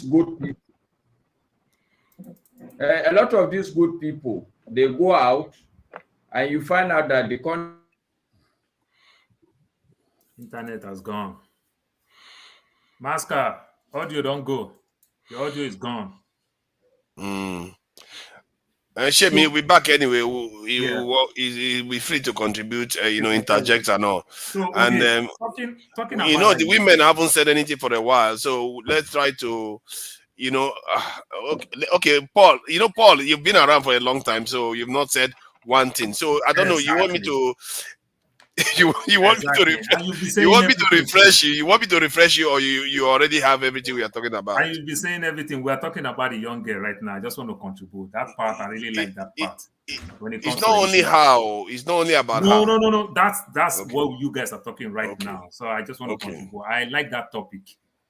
Okay. So talking about the young girl, first of all, the school that the girl went as a high school, it has become went now, as a high school, that girl, the school fees can pay 4 times the amount of school fees in Unilag. But when it comes to this abroad thing, sometimes people dream, their their expectation may be too high, so they might not see themselves. That's why the girl aim for the high, Unilag. But now that Unilag has become something that is coming for her easily and every other thing, probably family and friends, like let me put it this way, me now living in the state of Arizona, if I know the family now, I want to convince her that, oh, come to Arizona, I will take care of you. I will even help the parents. I strongly believe all Nigerians will do these things in our different states. You understand? So the girl have so much opportunity. She's going to come to school in the West. It's going to even be cheaper for her to come to school in the West because she's going to get all those type of juicy scholarship and the likes. So thinking about Unilag She's now, got to pay back now. It's not free. There is a scholarship. She's got to pay back now. You don't pay scholarship back, do you? How do you pay scholarship back? I don't know what you're talking They about. don't- How I do don't you know, pay Blackstone. scholarship That back? have you given scholarship that they have to pay back? Sorry, I mean, student loan. I was trying to refer to Student loan. That girl is not a candidate of student loan. She's smart. So she's not a candidate of student loan. You understand? Then the little money that will cost her here and there for the type of high school that girl is going, they pay almost 400,000 for the high school that girl is going. So something will tell you that basic amenities that parents can send to their child schooling in abroad, the parents can do that for the girl. If you even take them to court, maybe our other siblings, to go low a little bit, let them give her that facelift till she will get her feet together. So I don't really see that girl school in Nigeria, even though it might be a wish. But as I'm telling you now, she has make headline. Family and friends will do everything possible to convince her to go school in the West. That Arise will and make her definitely popular. happen. Arise and make her stand. That will definitely, it will definitely happen. So there's no two ways about it. And Going schooling to in the West, is it not? It's not only about going to the West, because I feel like sometimes when our people go to the West, we send them like, go, never to be returned again. Father, it is easy. It's like you talking or you are talking. You've been in the in the West for first some place, time. you know that there are many people You've in Nigeria very acquired intelligent. skills in the West, but you've not gone back so yet. Yes, So Paul, soon. Paul, You understand? you know So that the there are same many. thing still apply to every one of us. What I tell people, like me now, my daughter, she was 10 years old, going to 10. You understand? She flown to Nigeria herself. She flown to Nigeria herself when she was 12. You understand? This December again, she's telling me that she's going to Nigeria again. You understand? 10, almost 10. She fly herself to Nigeria and come back herself to the US. You understand? My daughter, she has very strong bond.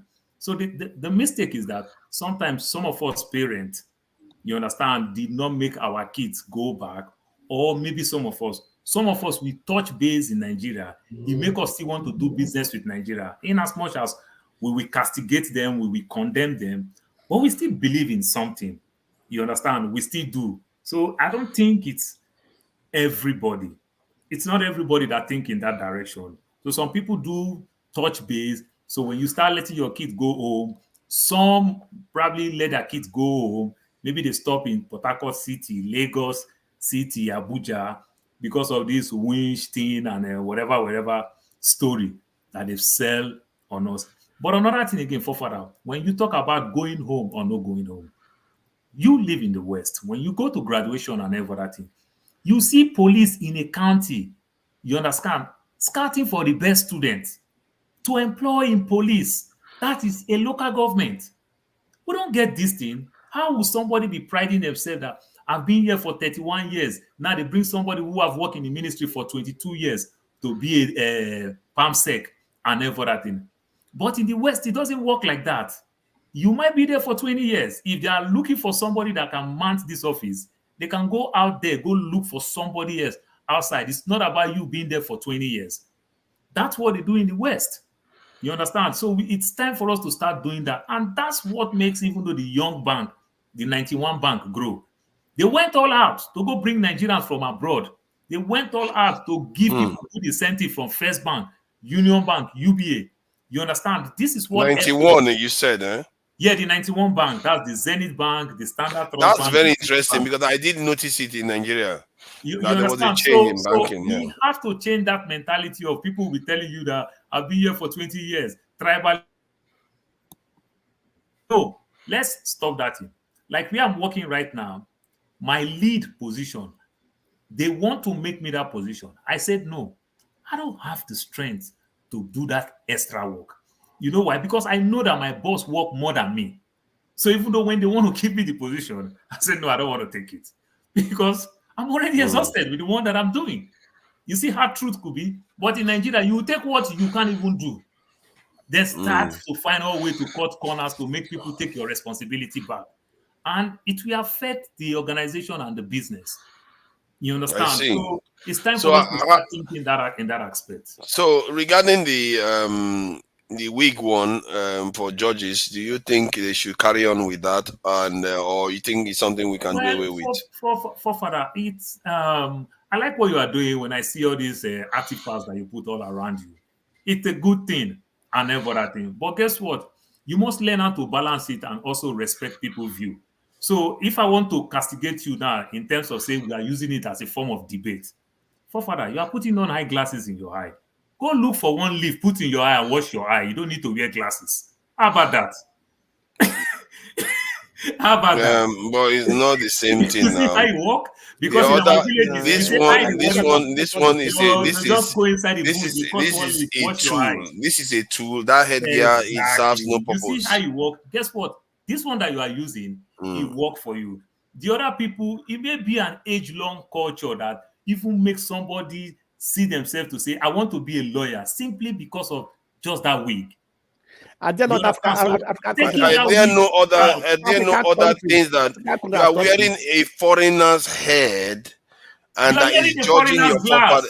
See, hold on. No, it's not foreigner. It's not foreigner. This is based on in our villages. No. It's a totally different thing. Someone that is saying close. When you say exactly, this is a symbolic thing. They has no real function. It's a symbolic thing. It's like saying don't drive any car that is owned by a foreigner or don't wear any shoe that is a foreigner. People, my mother of blessed memory always dreamed for any of his kids to wear uniform. You understand? My mother prayer, which of my kids will be a doctor? Which one will be an army? Which one will even be a prison service warder? Because her younger brother used to be a warder. Just wear uniform. She loved uniform. But uniform is not Western. No, I'm just telling you. That is how some people dream to be a lawyer just because of that wig. That wig. But it may be because of the wig, but they can also aspire to be a lawyer without the wig. That is the point. People aspire to be a lawyer because of the wig. What about so that? You are arguing for the wig now? In other words. Okay, you know what? You are a minority, to be fair. Okay, and without the wig, no, Paul. Without the wig, they also have their own gun that tells you are a lawyer. You understand me? The wig, I don't know. The wig is a vestige of colonization, and you are saying that you want it to be kept. I agree. But what I can contribute to that aspect is that they can make the wig, if you want to fight the fight, let the fight be good. They can make the wig optional. So, which means if I go to the court to represent a client, if I don't wear the wig, the lords don't need to call me out. The court registrar don't need to call me out. How about this? How about this? If they are so keen on wearing wigs, let them make it a black wig for black people's hair. Make it optional. Than just say throw the child and the bat. Oh, okay. Wait. No, what is the important? Even the gun they wear. What is the important? You know, there was a video that was a trend that guy that said that that dressed as a native doctor, that lawyer that was fighting against the dressing code, that just as a lawyer, as a native doctor going to the court, I think the importance is the same. See, the Blackstone, the let's importance. let's Can be I ourselves. make That's the the most point? Can I important make the thing. point I'm making? The Blackstone, there is something they call subliminal messaging. It's extremely powerful. Somebody can use subliminal messaging and ask you to pick numbers, and they will be able to guess the number you will say. That is how predictable it is. So if you are in a this thing, you have you have white Jesus, white blonde hair, blue eye Jesus. You are worshiping that, and you think you are going to go into a boardroom and compete with a white man. You're not going to be able to do that because subliminally you're already compromised. So this is what we are talking about. If you imprint on your young people, professionals, that the right way to be is to for the judge, not even the lawyer alone. The judges wear this in the white hair and everything. This is something that came down from Europeans, and when you see it in the picture, it says the law, the person that has the power of the law is judging black people. That's how it still looks, and it doesn't indicate that we have taken ownership of our own this in governance. So that is, we have not even renamed our country. We have not even done that. We rename our children every day. We've not figured out how to rename our country yet. So these are the kind of things. That's why I feel like it's not about hating foreigners. It's about saying, you know what, this is our own. Let's give it our own name so that our children tomorrow will say, they will grow up and say the name of the way our people are dressing is handed down to us by another race. The way the name of our country is handed to us by another race. But can I We don't want ask that a to be the question, case. forefathers? Yeah, please go ahead. Well, I think the argument can be made, but the question, therefore, that people will ask that is it not also a European law that these people are practicing?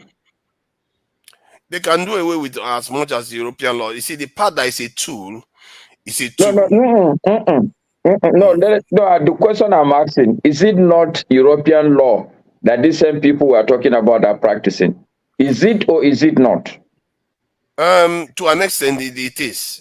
You can say that. You can argue that. It is, right? So Let me add I something to think that. that is okay. Can I add something to that? Go ahead. Because I think there are Go some ahead. aspects of society that is not even purely European. It's just that it emerged there first. They too were subject to changes of industrialization of this modern era. So they had to change their own way of life to adapt to it too. So let's say they had to change. They are wearing suits now. The suit is not their traditional dressing. They had to do away with that to start wearing suit. It's not their tradition. It's just how many years ago it came online. It started becoming a thing. So that's what we have to recognize. We have to differentiate between those, and even then, even those two, if it was handed down to us and it's quite symbolic of power, especially when it's symbolic of power, we need to start moving it out. Laws are not necessarily tied to them. You are not swearing allegiance to the queen. You are swearing allegiance to Nigeria. It's like saying we should not speak any language because they were the ones to write that poem or write a Bible or something. I don't understand whether you get what I mean. We have to still follow laws. Laws are a construct. They are like saying these are the rules we live by. And sometimes they also copied ours. If you look at the Egyptians and the Ten Commandments, there's the connection between them. So they copied from us. The Greeks copied from us. We are all copying each other. If this was a WAEC exam, it's like Expo everywhere. Everybody's copying from each other. So to an extent, you can say there are certain things you will keep.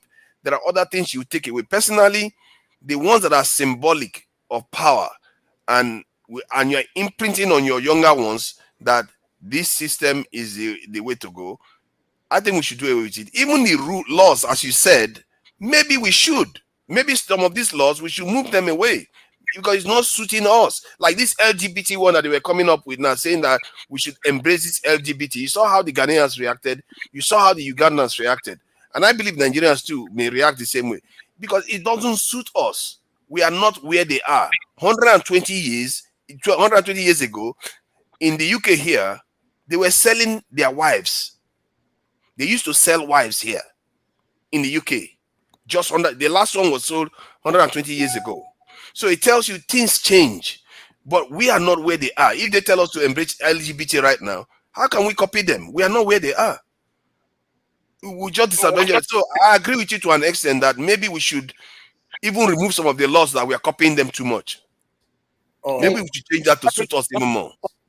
Short forefathers, I have to say good night to everyone. Hey, good night everyone, and we'll speak next week. Ikolala, thank you for coming in. Thank you. And if you wanted to add something before you leave, that too is fine because you've not said a lot. You just spoke once. No, I'm fine. Fine. It's been a wonderful time. Listening to everyone. Thank you all of them. It's good to see you looking all trim and shaped up. You've gotten out lately. You decided to get out there. Me too. I went out. I went to see my mama and all of them. Since the last time we met, I went to see my mama too. So we are all trying to do better. Thank you for coming in. Are you suggesting that I should go and see my Baba forefathers? No, believe me, the last time I saw my mama is a long time ago too. No, the last time Okonala was around, both of us, I don't think we've seen the Baba for a year or so, and we were laughing at each other because of it. So, and it's been a while till now. So you are all good. You are all good. So who is next? I think Ismiri hasn't said anything, and if he is not around, Ismiri, are you still there? Yeah, we can see you. So, everything you've heard so far, do you have anything to add to it? Not really, but I'm thinking if you're saying the people in the court or whatever wearing the wig they are wearing, then we should not wear the white man's clothing. We should go back to our leaves, make the rules that suit us. We should never have, copied their laws. We should have made, elaborated or upgraded our laws from our forefathers, and go back to the drawing board. So it's not just the wig, it's the law written in English as well, their languages and stuff like that. So if you actually want to get it right, it's not just the wig. I agree with you. Maybe I think Masca, it kind of hinted the same thing that maybe we need to go further. I guess maybe I'm a little bit, gradual. You at least you remove for me the symbolism, the ones that seem to be very symbolic. And generally, people wear this type of clothes that we are wearing. And I always like to say that it doesn't even belong to the white man because the white man didn't involve wearing this. This stuff happened to them too. Modernization happened to them. And we tend to miss that fact that it's not just their own invention. They had to change to adapt to the changes that are happening around them. So we can decide to wear it or we can choose not to wear it. As a matter of fact, most Nigerians don't wear these things. Look, Masca is not wearing it. Our lawmakers don't wear Western clothes. They don't. Most of our people, when we are going to parties, we don't wear Western clothes.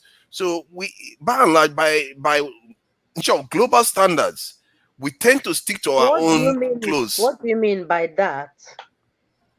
I think we tend to wear our own clothes more. What's our original way of dressing? Babariga and Agbada and you need to go back.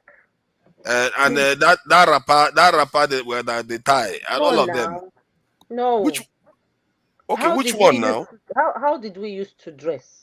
Our forefathers, how did they used to dress? I think it's that white wrapper thing. That white wrapper thing that they used to tie. The Benin one, I remember. Wrapper from where? Okay, which one are we wearing? I don't know. How far are you trying? What are you trying to say? He's talking about the early man. Are you talking about you want us to go back to the cave? He's talking about we wear leather or wear leaf now. Is that where we want to go to? We can modernize it, isn't it? That word is going to be hardcore now. You can't survive in this modern world now. the point I'm trying to bring out there is that it's good to borrow from other cultures as long as you can make it your own, modify it to suit your own environment, your way of life, and your belief system. I don't also agree that they should be wearing that white wig. To me, it doesn't even match. Maybe even go for a black wig that match their kind of hair or something like that. Why does it? I don't understand it as well. So that's my People are now saying that I need new glasses. You don't understand. it's all right. All these chat people, they are No, funny. Go ahead. Oh, it's broken. Your audio is gone again. Your audio is gone. I'm sorry, Master. Yeah. Yeah, go ahead. Are you familiar with a system called Ogboni confraternity? Have you researched? I've heard of it. It's often in a negative light, though. No, that because of the religion of the thing. That's the Yoruba judicial system pre-colonial. So the way the judges are dressing today, that's the way they dress. They usually have the wool on their head, covered. So, you mean our judges dress like Ogboni? The way they are dressing today. Yeah, go and check. But you mean Oyibo dress like Ogboni? That wig that you seen on their head, that wool that you are seeing covered. Hold on. Anyway, I can share the picture with you. And besides, we shouldn't be dressing like Yoruba people. This is Nigeria. Secondly, are you telling me Oyibo people were dressing like Ogboni too? It's they are still dressing like that in the UK here. It's not because they copied from Ogboni. If I can share the picture with you, I don't know. Okay, let me find Ogboni hair here. Let me search. Yes. Ogboni. It's just similar. It's not exactly. Yeah, this guy is just making it up. They dress the same way, No, it's not the same way. Body is not the same way. It just seems they've got a headgear, but it's not. No. Let me land. You don't know what I'm talking about. It's not before me, please. Let me speak for myself. When forefather was talking, you are talking about symbolism. That's the point. That why we don't get rid of it? Does it symbolize power? But when did the headgear start? And I quickly look into the pre-colonial. What's going on? What does our judicial system look like? You have to research that before you go concrete. But is it pre-colonial? That's pre-colonial. Are you sure it's pre-colonial? Go and check. That's pre-colonial. That seems like a modified form of your clothes, really. I don't know. Research papers on the role of Ogboni confraternity in Nigerian society. That's another subject here. But you know that what the judges are wearing has nothing to. Hold on, now you know what the judges are wearing has nothing to do with the Ogboni. So why are you connecting both of them? The reason why the connection is this.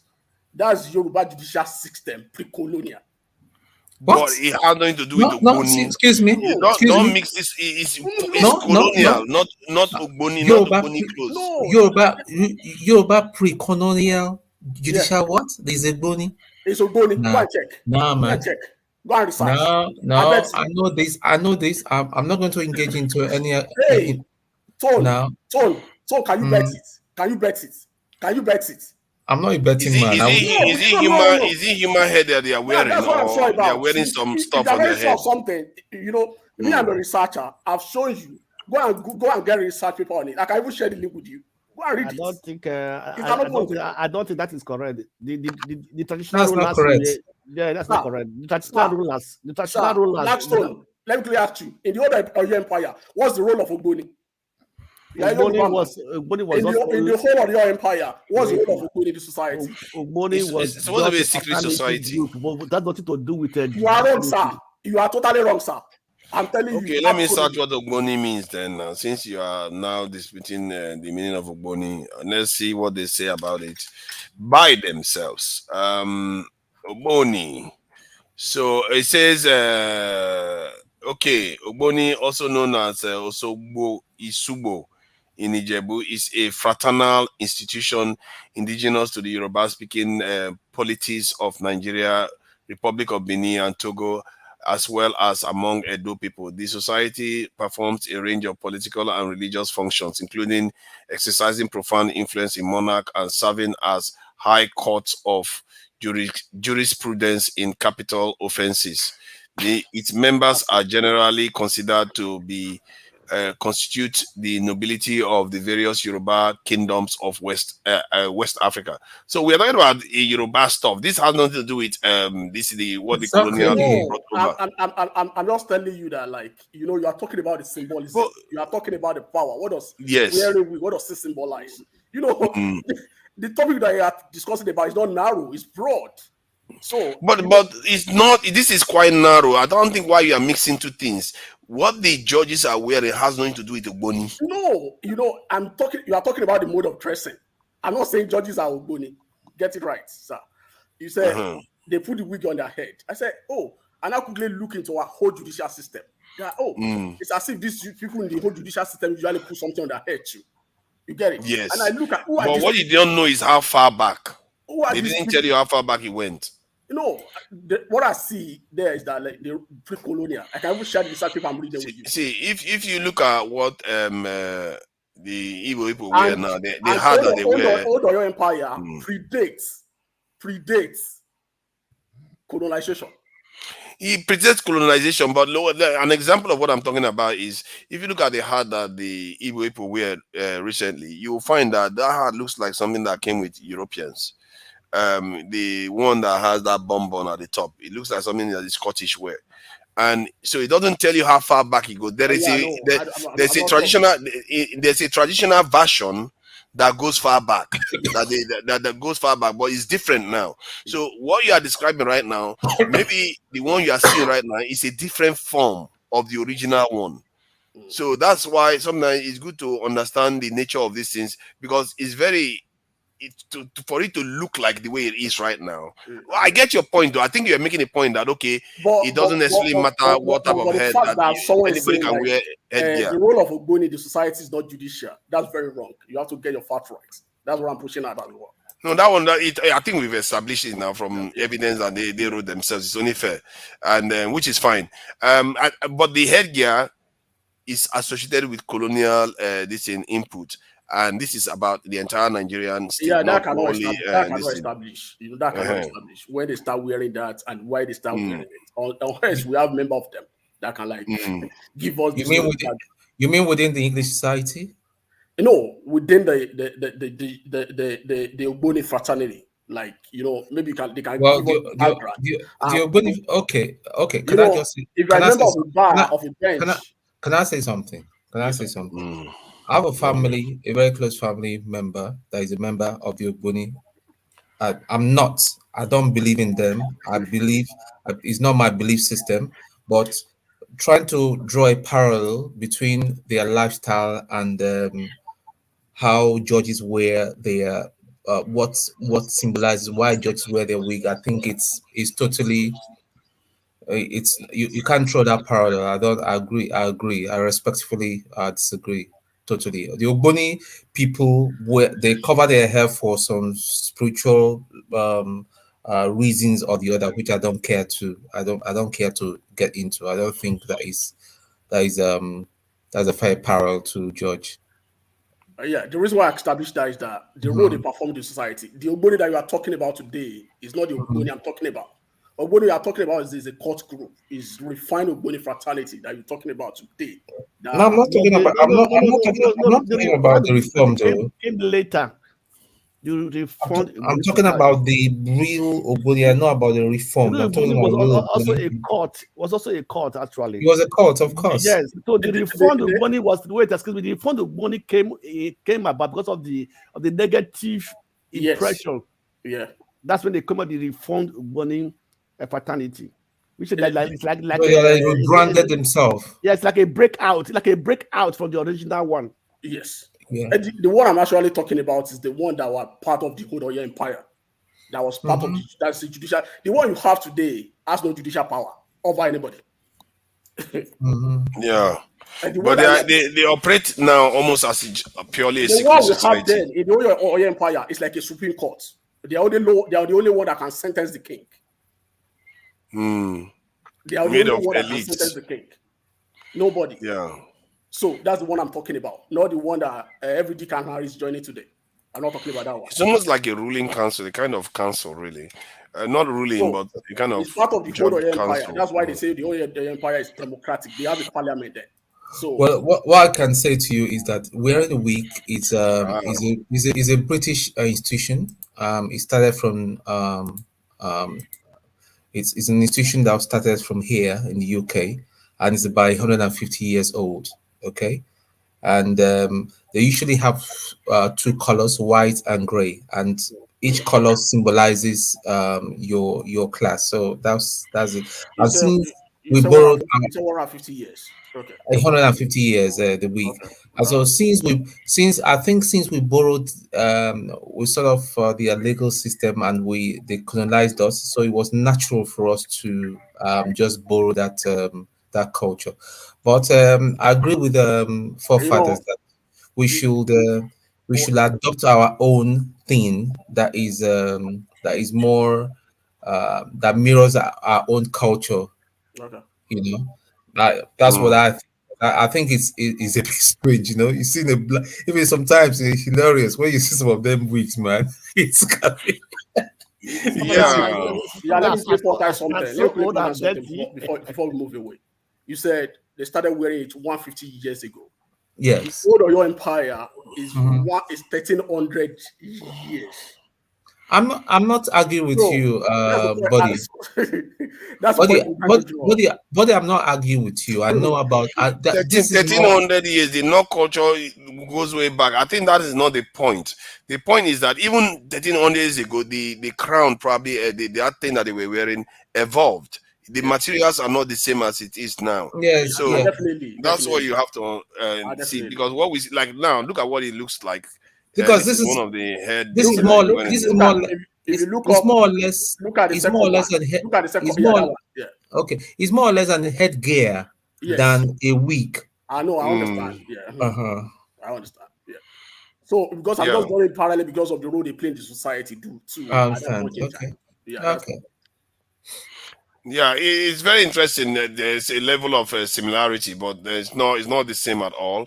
The Europeans came with it's basically their hair, and we are wearing it and maintaining it. And the truth is, many African countries have done away with it because they know what it means. And the question is, are we so reluctant to do away with it? I don't get that. It's not a big deal. We should just do away with it and move on. Rename the country. Those are low-hanging fruits of things you can take care of. There's a lot of house cleaning that we need to do. Then we can start dealing with the bigger issues that we face in the country. Because, look at Adeleke when he got into office. He renamed the state immediately. It's like it didn't take him a day. He renamed the state. He corrected the name of his state. I don't see a reason why we couldn't have done this thing. And it's taken us how many decades? We've not renamed the country. Even Ghana renamed their country. That used to be Gold Coast. They turned it to Ghana. Burkina Faso did the same thing. Not all the renaming it doesn't guarantee you success, but it's a start in the right direction. It was a kind of creating an identity for ourselves. The issue is that as long as there's no unity among the three major groups and other ethnic groups, that's why things are very difficult in Nigeria. Every ethnic groups are protecting their own identity or their own language. You understand me? So if you have to rename the country now, how are they going to come together? Somebody proposed Wazobia. Nobody ever talk about it. You understand me? Wazobia is not going to fly. A lot of no. I'm just saying. I just got an example. Nobody ever discuss it beyond that stage. You understand me? So if we are going to make any significant change in Nigeria, all the ethnic groups have to agree that there's an issue from this and this. Let's not try to find a way to change it. Let's take a new route, a new route, a new dimension. Let me see if I can find the name. Nigeria was trying to rename itself. Nigeria rename. They were trying to rename Nigeria a few years ago. What we should do, as long as these three major ethnic groups cannot agree on anything in Nigeria, the name was the United African Republic. What do you think? What African Republic? Is why the name Africa? No, why the name Africa? Like suppose I call it. Yeah, the Africa in it is not very liked because they say Africa is not this Like is Africa anyway. So like a show where that's name is political party Africa something. What are you going to do with Africa? You're not even be able to solve your own internal what's wrong with you? What have you got a problem with Africa? Are you not a Pan-African? What's the problem? No, Pan-African person, so no, Pan-Africa is quite different. You understand me? Even on other Pan-Africa, even Africa, everybody say have their own country. So your country is first before your look at Europe. You say EU, but they still keep their own country to have their own right and regulations. You understand me? So I think we need to find something in common that we all have in common to rename the country, or just forge one of these like United African, or find something that makes it. Even the low-hanging fruit that the state should be able to latch on. You know, Nigeria is a federation, and then we have state as a federating unit. Each state should have its anthem. They should have their flag. Each state. Do they have that in America? None of the states. Almost, I can count probably 3 or 4 states embrace that energy. I think Lagos, I think Bayelsa, I think Osun and Oyo. I think they have their own anthem. They should. Every state should have their own flag. Okay, hold on. Does the US? Sorry, does the US states have their own anthem? United States, the states in the United States, do they have their own anthems? Oh, they might. I don't know, but those are. Then why would you want Nigerian states to have their own anthems? Those are the stores that identify you as a federating unit. You know, Nigerian constitution allows that. Each state should have their own flag. First of all, their own flag, their own coat of arms, their own coat of arms that actually identify them as a state. So, that's interesting. You know, I don't know. Changing the state, you know, it's just like, you know, because the former governor named it as a state of Osun, and they came around and they reversed it. That's just a matter of semantics. So, you know. Yeah, still, it didn't take him a day, though. Because he just came and swapped it quickly. Because the court has already ruled on it that is not the way it's been pronounced is not recognized. Yes. So was it okay? Did the change of name go through the House of Assembly? Was it approved by the House? Yeah, it was approved by the House. You know, I think I court in the state ruled at a point in time that that's not the way it's written in the Constitution. Even in the Constitution, it wasn't written as state. It's only written as Osun. The state. So somebody was able to rename it the other direction, and he was able to reverse it again. So it's the same problem. They can easily do it. That's the point I'm trying to make. Either direction they can go. Regarding the Nigerian state, we need to figure out something that we have in common, or something. Because River Niger, they didn't even deliver. They have to do it the way of Abuja. You know, the way they did Abuja was that they easily picked the alphabet, the initial letter of the name of those area. They took the that constitutes Abuja. So that's why they arrive at the word Abuja. Maybe they can do this. Okay. If we try 36, that's going to be one long country name. Let them let me talk to me. Yeah, the Blackstone. You know what? That could work. So maybe they can come together. You know what? That's a bit genius there. He just said the balance, so that could work because it's just black. Nobody can fall that one. We have to find the Black River. You know, the River Niger is what brings Nigeria together. I don't know. Maybe we need to rename the River Niger. If you rename the River Niger, whatever we rename it is what we can call this in Nigeria, because River Niger is very emblematic of what Nigeria represents. Are you saying that the River Niger did not have a name for itself before? It had a name for itself before. If you ask everybody have different name. If a man call it different name, how do you want to agree which one is which one? That's the problem. Not argued again. You have to give it a common meaning. You know, whatever it means to them, bring it together. What does it mean to you? What does it mean to me? We have to find a name, call it, and say this is it for us. But the problem with all these rivers is that the problem with all these rivers is that it cuts through Nigeria to other countries. I think it's through ECOWAS. It's through ECOWAS we could rename it, because we control ECOWAS and we cut through Nigeria. So if they rename it through ECOWAS I think many ECOWAS countries will agree Anyway, to it. forefathers, those are not what is some Nigerian problem. What is some Nigerian problem is the people. It is the No. I know, It is but the it's people. not as complicated as we think. That's what I'm saying. Okay, It's for not as example, complicated. okay, forefather, I was like, if you were saying that somebody was saying that all the people in government supposed to be studying abroad and came back to Nigeria. You know, I remember one of the biggest problem we have in governing Nigeria is also the people. The people. Let me give you an example. I have an in-law. I think it was one time. I think the head of one of the ministry of the oil ministry or something. You know, that guy did not employ anybody from his family or the state. You understand me? You know, do you know that it became a problem? All his people, everybody become an enemy to him. And once his term was over, everybody abandoned him. Simply because it did not give that priority to his family and to his people to give them employment in that ministry. You understand me?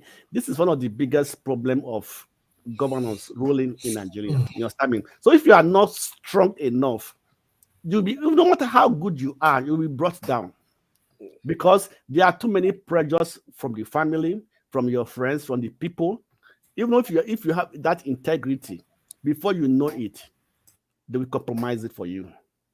Simply because you want to have, you know, when people start begging you all the time, coming back begging and begging, because you were hard before, because you have soft mind, you know, because it continue, they keep on coming back to you. I believe that most of the people in government today want to have good Nigeria that is working for everybody. But at the end of the day, your kinsmen will come and say, we put you there, remember your people. This one you come and say this one. So I come and say this one. At the end of the day, you are already confused because even the time you have to sit down to think of what to do, they are coming to disturb you. Yeah. You know, so this is the problem of Nigerians. So so this is the pressure you have in government. I said to the people, I said, don't condemn too much. Wait, let me finish. Don't condemn too much until you get there. You understand me? Also, till you get there, that's when you know actually how things work. I'll give you an example like this. The last the media speaker for Buhari. What's his name again? Additional, yeah. Additional was a writer in Guardian. It was only a person that was criticizing the government. But when he entered there, he now become the praise singer. Look at that's his role, though. Yes, of course. But no, sometimes when I say that if you have dignity, if you have integrity, you can't go against your own principle. You understand me? So if you go against your own principle, you are no more human. Actually, you have belittled yourself, you have disgraced yourself, you have put yourself down. There are people in Nigeria that said, "I will not stand on this." For example, I can't remember the guy's name. In terms of Jonathan, wanted to privatize the power sector. The guy resigned. He said because the pressure on him. I remember the guy you are talking about. The guy that was in Tama. Yes, he resigned. He didn't resign. He was forced to resign because he has dry interest. The guy from here. Yeah. The guy from Woman here, I think. Yeah. What's the name? The former Minister of Power. Yes. Naji. You know, so there are still people who still have that integrity. Say, I want to keep my integrity. People like Ngozi Iweala and all those people that came from abroad, you know, like this lady, the former finance minister, that because of said he did not go for NYSC. Yes, he has to go. You know, so if you have integrity, you will stand and protect and defend your integrity and stand your integrity. Not because now you are in power, now you're to sing a different song. And when you are not there, you're singing a different song. Now you're not then singing a different song. You know, look at Keyamo, who was the first person that took Tinubu to court over his certificate. That defended Tinubu over his certificate. So this is Nigeria for you. So these are the things at least people who have integrity will not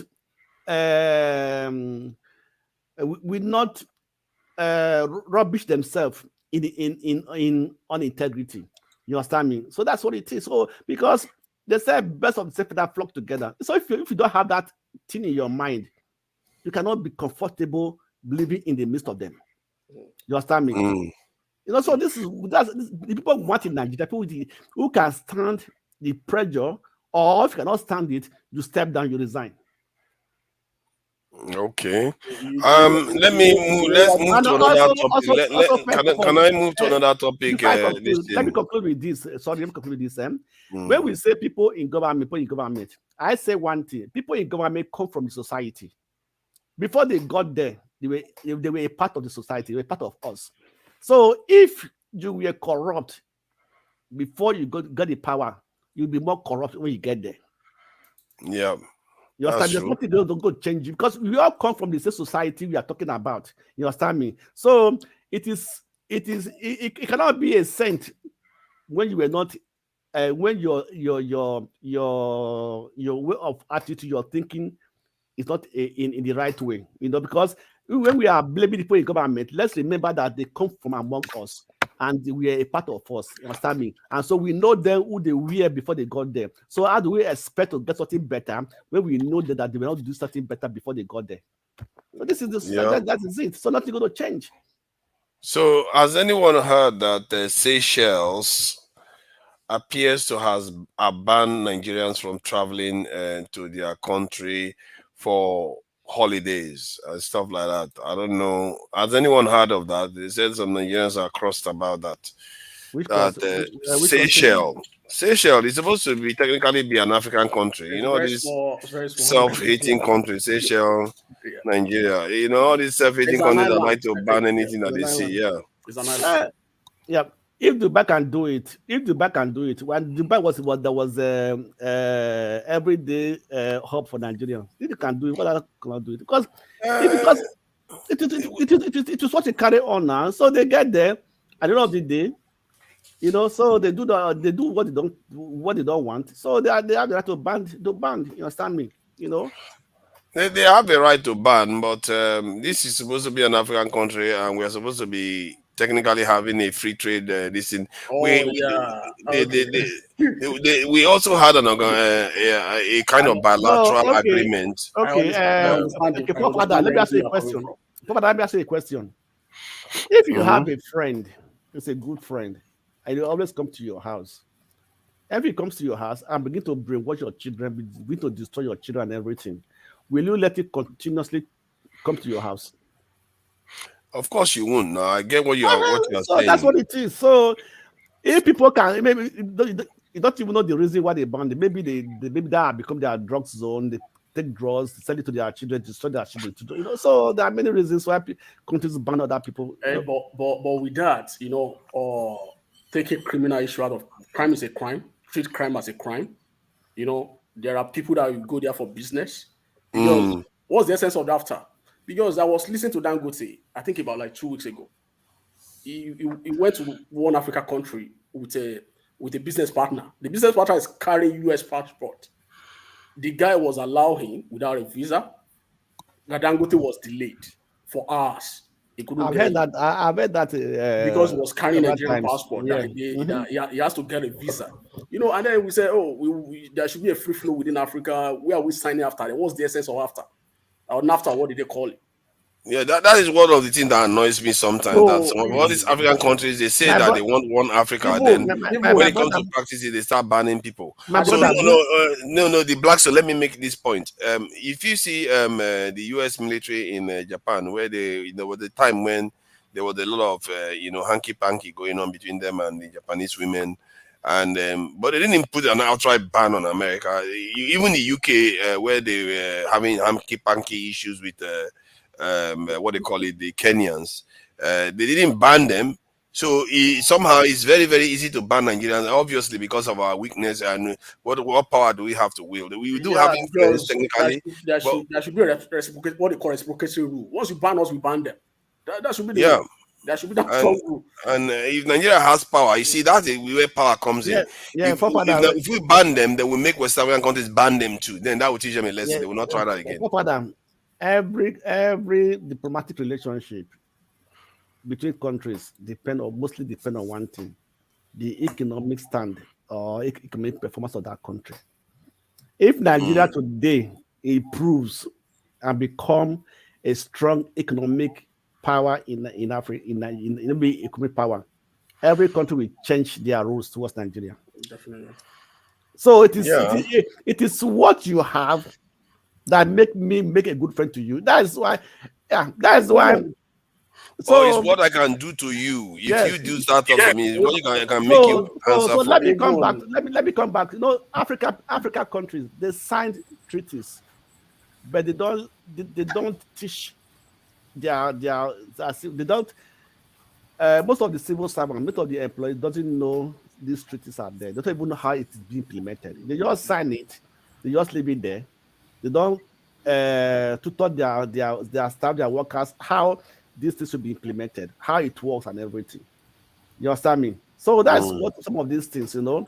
If in Western world, once you sign a treaty, they begin to teach their staffs, teach them how it is being to be implemented. You understand me? But Africa, they all sign it and then don't put it under the table. We have done it. I think it's too. I think it's too early to comment about this because we don't know the details that surrounds it. So somebody, from what I heard this evening, I think it borders on drug. They're having drug issues with Nigerians that are drug carriers. So, but my number one in Africa in terms of problem of heroin. Was how about people that are living abroad? Like if you're living in the UK and you're still carrying your Nigerian passport, does that mean that you're banned? I don't think. Yeah, I don't know. That's what I'm saying. Like, you know, treat crime as a crime. You know. Yeah, they shouldn't be banning. They find it very easy to ban Nigerians because they know another thing you understand, they also travel history. Again, one of the things when you come to eligibility, Seychelles currency is bigger than the dollar. So when Nigerians go there, they don't want to go back. That Seychelles 77 cents is to $1. Their currency is bigger than the US dollar. When Nigerians go there, they don't want to come back. You understand? It's as good as I'm living in the US. Oh, see, this is why I call Paul a museum. He knows all these things that I don't know how he managed to know it. Since as he lived everywhere. It looks like he has had time to live everywhere and know about everything. He comes up with all this. I wanted to go to Seychelles. When I saw Airbnb a night for 200, 180, 200. See, these people crazy. Irregular this thing. Then I went online. It's an island. It's an island. That's why most islands are very expensive to live in. No, the thing is, they're going to clarify. According to them, they say they're going to clarify what the ban and all that. But it was reported. I think it was sensational reporting that I mean, they can't just throw a blanket ban on every Nigerian that's got a Nigerian passport. Oh no, it's just for specific one short-term this instead. Or if you're living like, for instance, if you're coming straight from Nigeria, it's going to be harder for you to get in. I think. Yeah, it's going to be definitely harder, especially if you're applying for short-term stay. Okay, what about Dubai? What about Dubai that banned all Nigerians? What about Dubai? That's been resolved. Nigerians are not banned. You know, Dubai still allowed family. You know, if you have a family, you're still allowed in Dubai. If you have a family in Dubai, or you have a family where in Nigeria, you have a family in Dubai, or you are going there with your family, you don't go alone. Now. No. It's been sorted out. Even if you're a single person, you can still go. Now. Okay. Yeah. It has been sorted out. Like I told you, it's not like it's a blanket ban. The restriction is too much in Dubai right now, so it's really affecting Nigerians. But you know how many? But you know the number of Nigerians that are living there illegally now. They go on a tourist visa and they don't want to go back again. There are loads because of the situation in the country. That's very common. That's very common with Nigeria. Now. That's not a news. That's not a news. That's very common with Nigeria. Everywhere Nigeria goes to, they find a place to stay, or they feel that this place will be better than Nigeria for them. They stay. Even if it's Russia today, they still go to Russia and go and live in Russia. I think Ukraine. They're from there. They be looking their way out to that part of Europe. So it is like that. If you know the So number of Nigerians that are schooling in Ukraine, there are lots. yeah, not because it was a free education now. It is Is free there education. nowhere Nigerians are not going to go to? So I don't know. It It's is like free we are education now. everywhere. It was free for them. We are inside Russia. We are in every Father, corner. there are Nigerians in Afghanistan, in Iraq. Definitely. But I as a won't be self shocked. review, you see this local 419 that they do, that wash currency.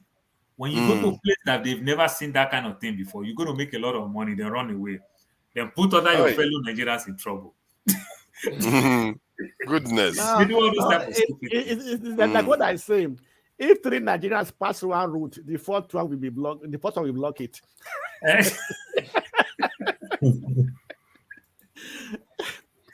Yeah, foreign countries don't respect Nigerian passport. I think so. Part of this thing is our need to go somewhere else and never wanting to go back. And not to mention the criminals. To be fair, even if we have criminals, Europeans have criminals. The Americans have criminals that break the law all the time. But you don't see them their country being banned. Most countries have criminals. It's not a big deal. No, but Father, how many Europeans come to your country illegally and stay illegally? That's what we're saying. But in the US though, Europeans, the white people are the biggest overstayers in the US. You agree? No, it's a statistical fact. Okay, let me pull the information so you see. It's a statistical fact. This depends on the country. It depends how you portray your country to other part of the world. You understand me? Nigeria, even the government,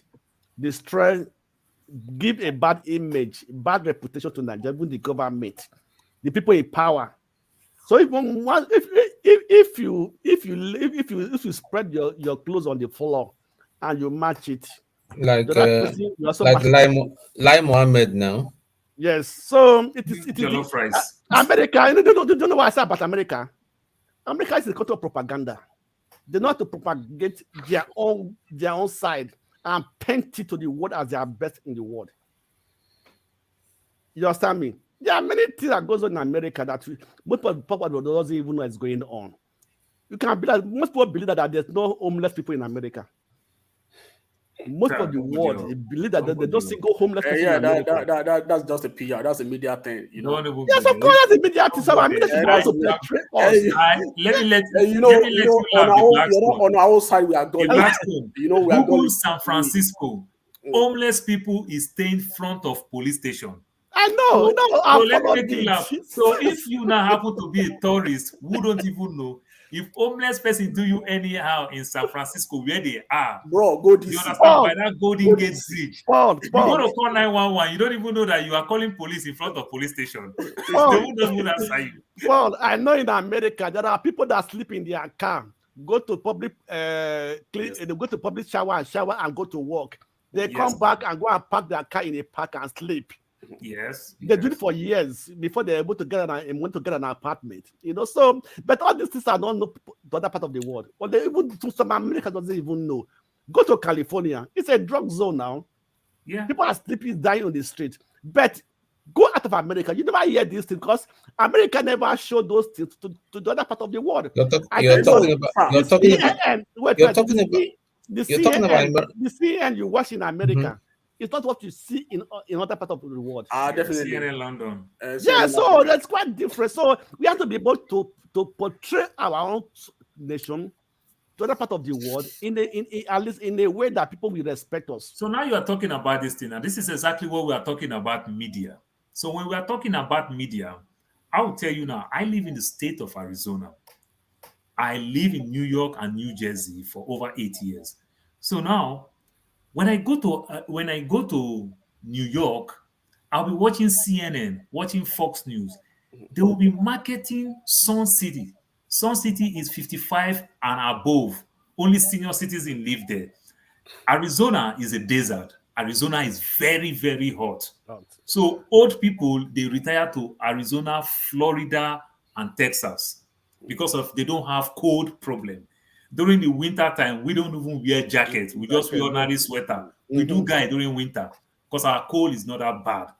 Now, what am I saying is that you see the market Sun City, Youngtown. These are where senior citizens live. They market it in CNN for people in the East Coast where they have cold problem to come. So now they are building all these houses in Lekki, Parkview, Banana Island. In Nigeria, nobody is living there. Did you see it in CNN for them to go market it? I'm telling you, a white man will come there, it will be cheaper for him, and he will like the weather to stay. We build, we don't market, we don't do anything. You understand? We don't know how to use the media. That's why even our media is even poor, because people don't know how to even use the media to sell their products. So they look the Facebook and everything. They sell product on Facebook, Instagram, and everything. You paid for ad so that you be on top. Whenever you press anything, you see those things there. So we don't really know how to use the media. So that is the same way we too can portray Nigeria in good light in CNN. This is how we portray. When we are shouting, I want to go to Tanzania, I want to go to Namibia. Is it not the sweet thing that they put in our front that we see? Even if we portray good light, the moment they have one bad experience, they ban us again. And it depends on, I think the only thing that can stop them is when they know we have something to retaliate with, and that they wouldn't like. If they know that we are going to cause problem for them, they are not going to like it. When you see Jamestown, in Ghana, you understand the ghetto, the everything in Ghana. But how come the whole African Americans are trooping in Ghana? And Ghana is almost 7 times expensive in real estate than Nigeria, and they are building the same property in Nigeria. Ghana is safe. That's the biggest difference. You might say Ghana is safe, but guess what?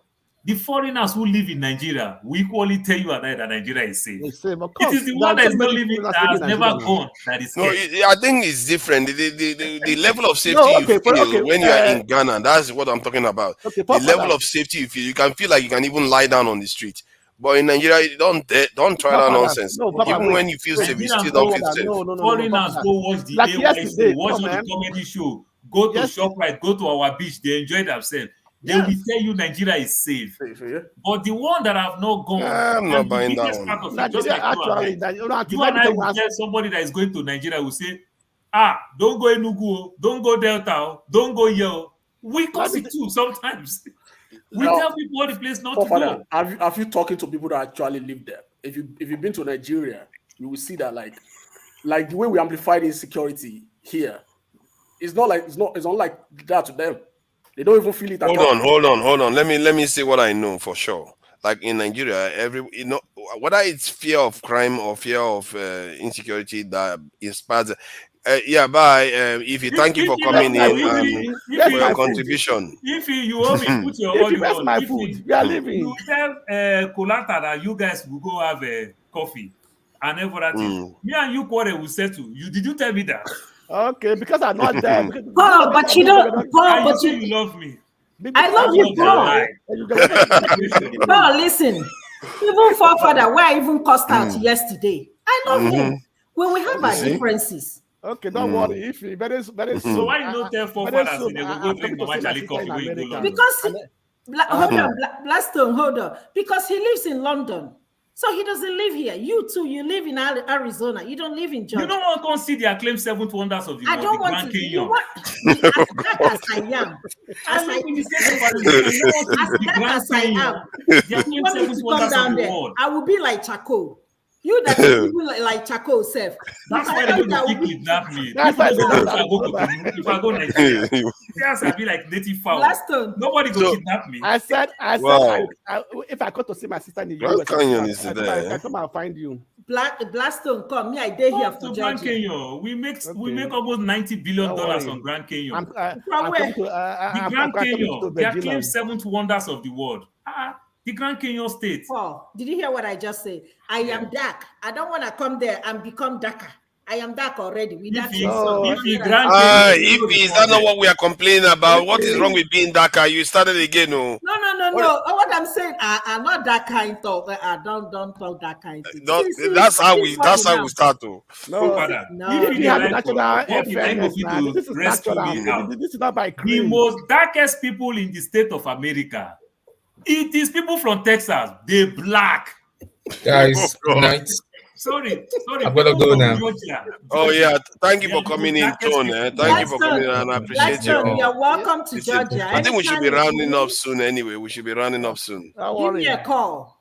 Call me. If I have your number, that's the problem.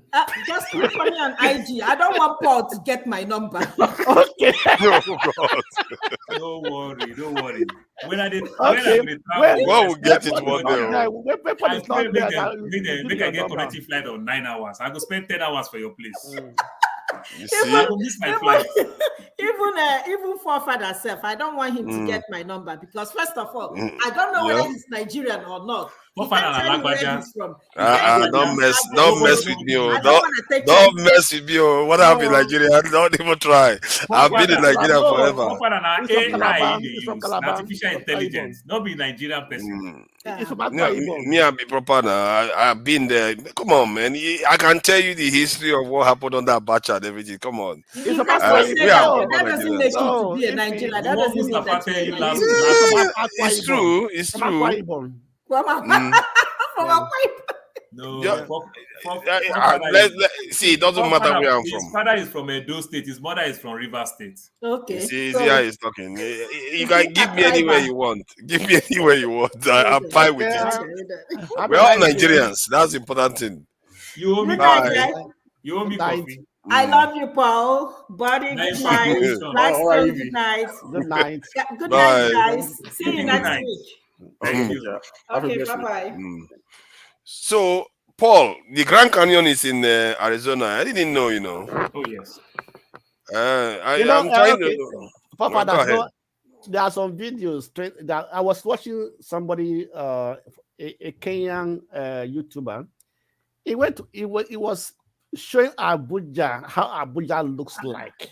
We're not going to let this Abuja till let us rest. No, what I mean that the beauty of Abuja, so from either in Abuja, if you see it from the video, you will that is Abuja. You understand me? Because there are some very beautiful places in Nigeria, even tourist attraction places, place of attraction for tourists. You understand me? Nigeria are not been able to develop their tourist industry.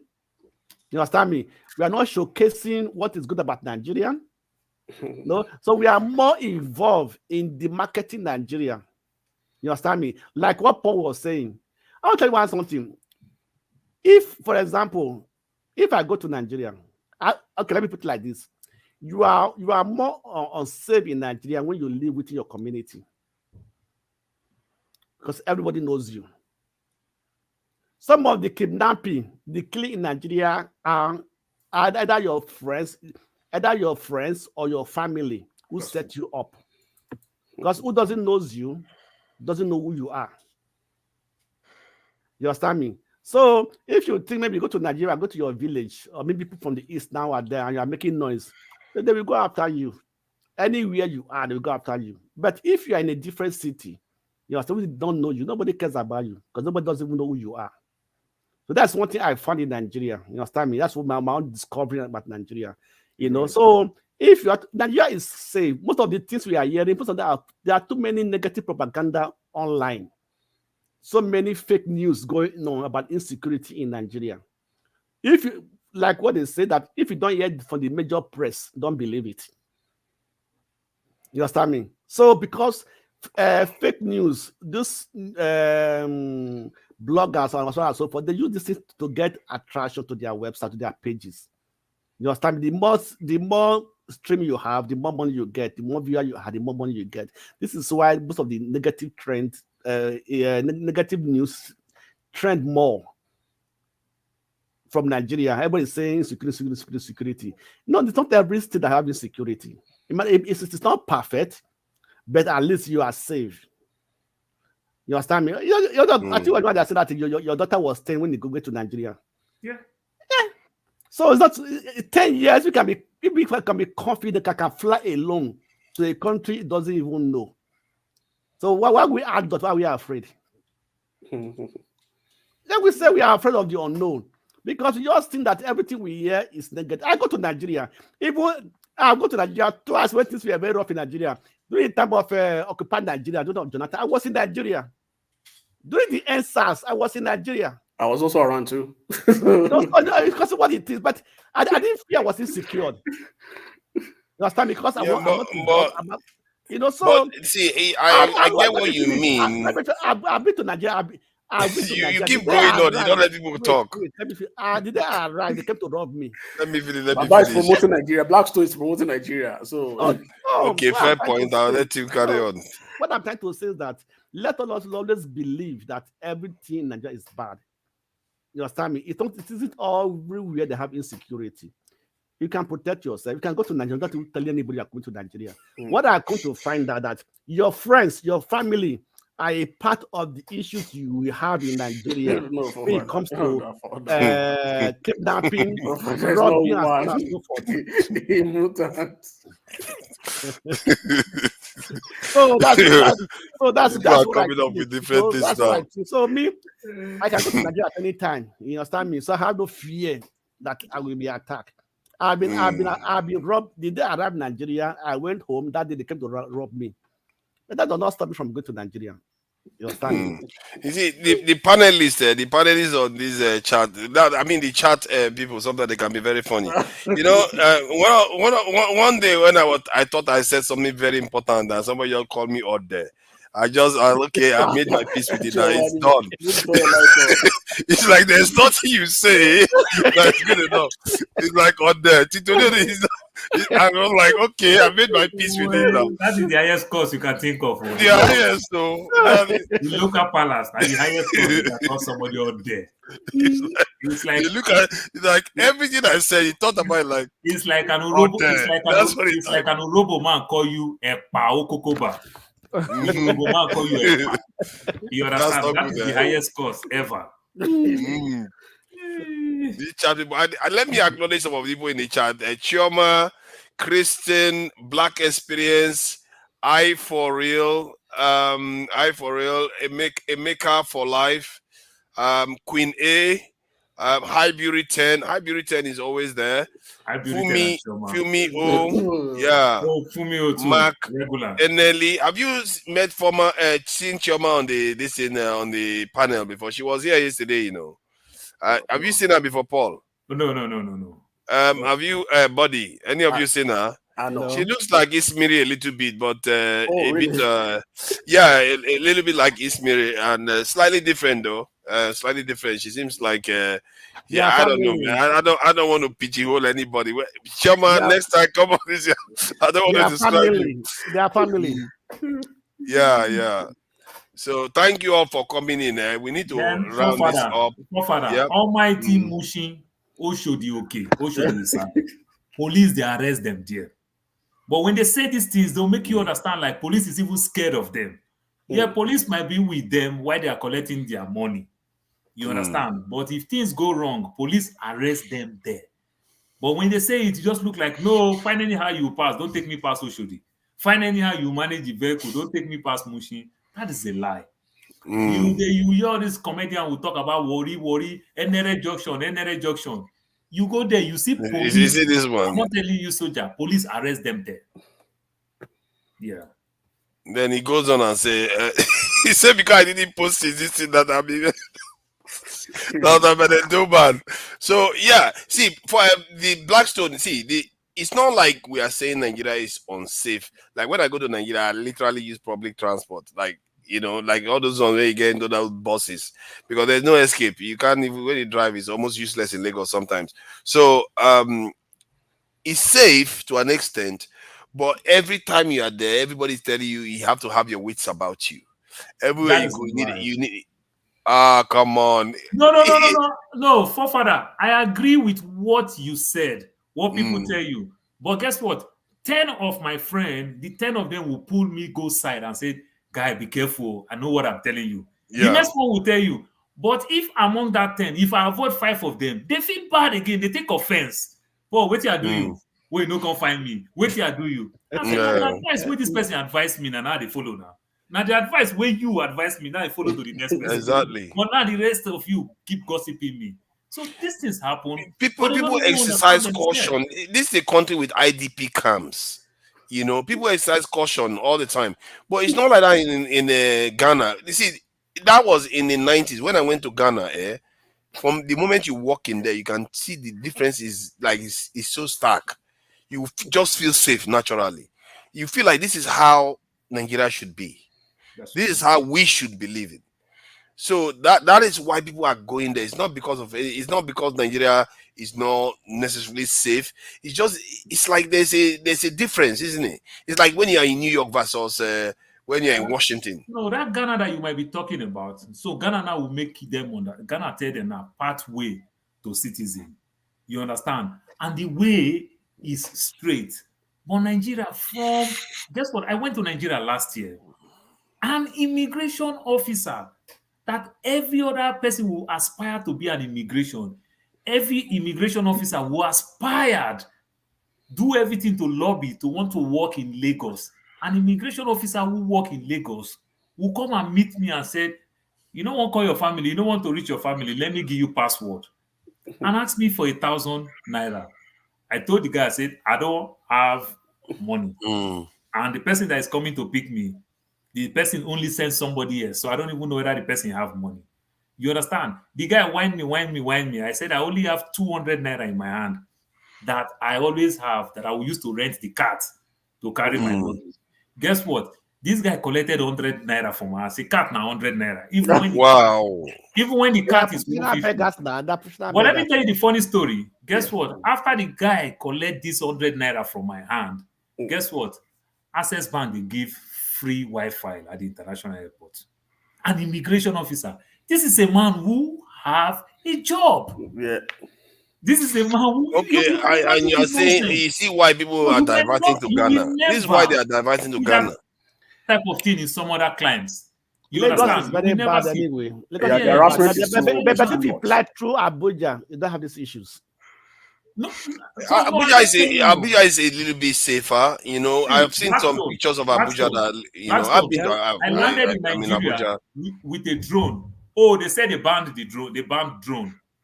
They banned drone. That did this and that. Then they start telling me I should give them 50,000, 100,000. What year was this? They said that was what year? 2 years ago. They even bargain with you. They don't so they normally. told me that they banned drone. And you know the funny part of it? It's a toy drone. I like drone where I fly drone. They don't care. This is a toy drone. They said they fly banned at the airport. I told the guy, I said, they're supposed to arrest you. I showed the guy my badge number at this airport. I said, me, I work in this airport. Even though it was so crazy because it was back then in the days. I showed the guy my on-duty badge number. These are things that I want to make them understand that I work in this airport. Yeah, one of them, yeah. Well, you know the funny part? When they drag me, I told the guy, I say, my brother, this drone, I buy this drone for $11 to give to my little nephew. I can't give you 50,000. I can give you 1,000 naira. The guy was mad. I tell the guy, the drone at me. So I took the drone. I just use my hand, I break the drone, break everything. That's painful. Break the drone. I just break the drone. I said, are we done now? And then for that thing, I tell the guy, I say, you see, I say it's cheaper than me giving you money. They ban the drone. Let me be a good citizen. I just break the drone. I break everything. The father is asking for money, and that's in Lagos, eh? Custom. Yeah, in Abuja, they seize mine. They don't take prisoners. What are these stories? The customers are one of the richest people in Nigeria now. So because that's where the issue of Nigeria is, the rottenness of Nigeria. The rottenness of Nigeria. It's because your drone was small, they were even asking for money. If the drone was a little bit bigger, they would take it and they will even detain you. I'm telling you, Nigerians don't play around with that stuff. And I've seen cases whereby the agent, shipping agent, they were like, we even tried to bribe them, they refused to take it. So, and when sometimes some of these experiences that I've seen happen, made me realize that there are certain things in Nigeria that, it's not as easy. You can bribe, but the bribery level goes on top, goes one other layer. And to a point whereby you even get like a previous custom controller, that controller general, you got the previous, he'll be like, you need to follow the law. They too are scared. That's how some of the laws of Nigeria are done. Let me tell you, when we come to that level, they are scared. Once it's more than 2-3 people that's already aware what is going on, they become scared. If it's only one person, it's dealing with you. That another person knows what is going on. they will get what you want to get and let you go. Wow, you see what Blackstone just said now? He's confirmed some theory I had about transparency, that we need, when you want to increase transparency in the country, more and more people need to be aware. Yeah, more and more. Yeah. You need to have people track the money. So many groups tracking the Nigerian finances so that they cannot be stealing our money like crazy. That's why in Western countries, the police are always 2 or 3 working together, moving together. Three of them. I think people will start worrying for their safety. Yeah, 2 or 3. Can you imagine 3 police officers in the US working together? People will start worrying. Because definitely 2 of them must be on different page. That is why it's always made for an agreement on any crime, on any issue. You understand me? So, and at the end of the day, they know how to report themselves to their manager or their boss, understand me? Because the more you report your other colleague, the more the chance you have to be promoted, to have a good mark on your performance or your understand me, you know. So that's why they are all somehow afraid. That's why they go in twos, you know. Yeah. So the Blackstone, thank you for coming in, and Buddy, man, I really appreciate you coming in. And clearly your knowledge is quite solid. You see, that's the thing now. When you brought that Boni stuff, I checked it out. It confirmed. I know at all. You know, why are you scared of being a member? Don't let him push you out. Father, you know, I'm an avid reader. I'm versatile about like researching about a lot of things, getting to know stuff. That's just me, you know. So yeah, I appreciate that. It's good to know these things. Because I thought the Boni was just secret society, and now it turns out that they do enforce some laws, in traditional laws. That was those days, or this modern was secret society. But their look is not very pleasant. Look at some of the pictures I saw. They look like people that are like they are nice guys now. All kinds of stuff. The stuff they have right now is for big people, for big guys in the society.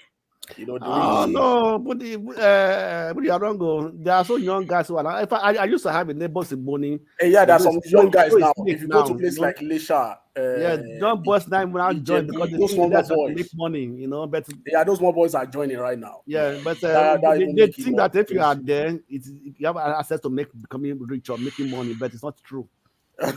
I know a neighbor was very poor and he died as a poor person. Oh God. We have to. I have to, and we all the children. We all grew up together. You know, understand me? How do you know he's not a floor member? Just one of those people that you bring around. I don't know if it is true. What I heard that once you join, you know, you take that there's something they do that if you fall on the one that make money, you'll be rich. You understand me? But if you fall on the one that does not make money, you'll be poor. That is a lie. That's what I heard. I don't know. That's what I heard. Paul, when you want to tell somebody that what they are saying is inaccurate, there's no need to call them liars. You're like, that's a lie. No. Just like when you say false accusation, it varies. No, that's what I heard. I don't say I'm not. That's what I heard. But I'll make you understand something. So when you see these great guys, one place that is very, very good in things like that, when you go to a place like you go to like Catholic church, you go to Baptist, some of these Methodist, Methodist, African church. Yeah, so you see these big guys, general manager in all these multinational companies. They sit in the front. These same people are Boni. These same people are elders, deacon in the church. Yeah, of course. So what you do, it's connection, protection. Yeah, you join those things for link. We demonize our own African fraternity so well that we just call it evil. But people do it for protection and connection. You understand? Your Christianity can be protection to yourself. The way you choose to practice it, you can practice your Christianity for protection or for religion or just for teaching's sake. You understand? That is the same way it is. Okay, then another thing, let me say one funny thing again. Even though when you want to say that to some extent, let me agree with you. But I will tell you somebody like Nelson Mandela, Professor Wole Soyinka said that I am not as strong as Nelson Mandela.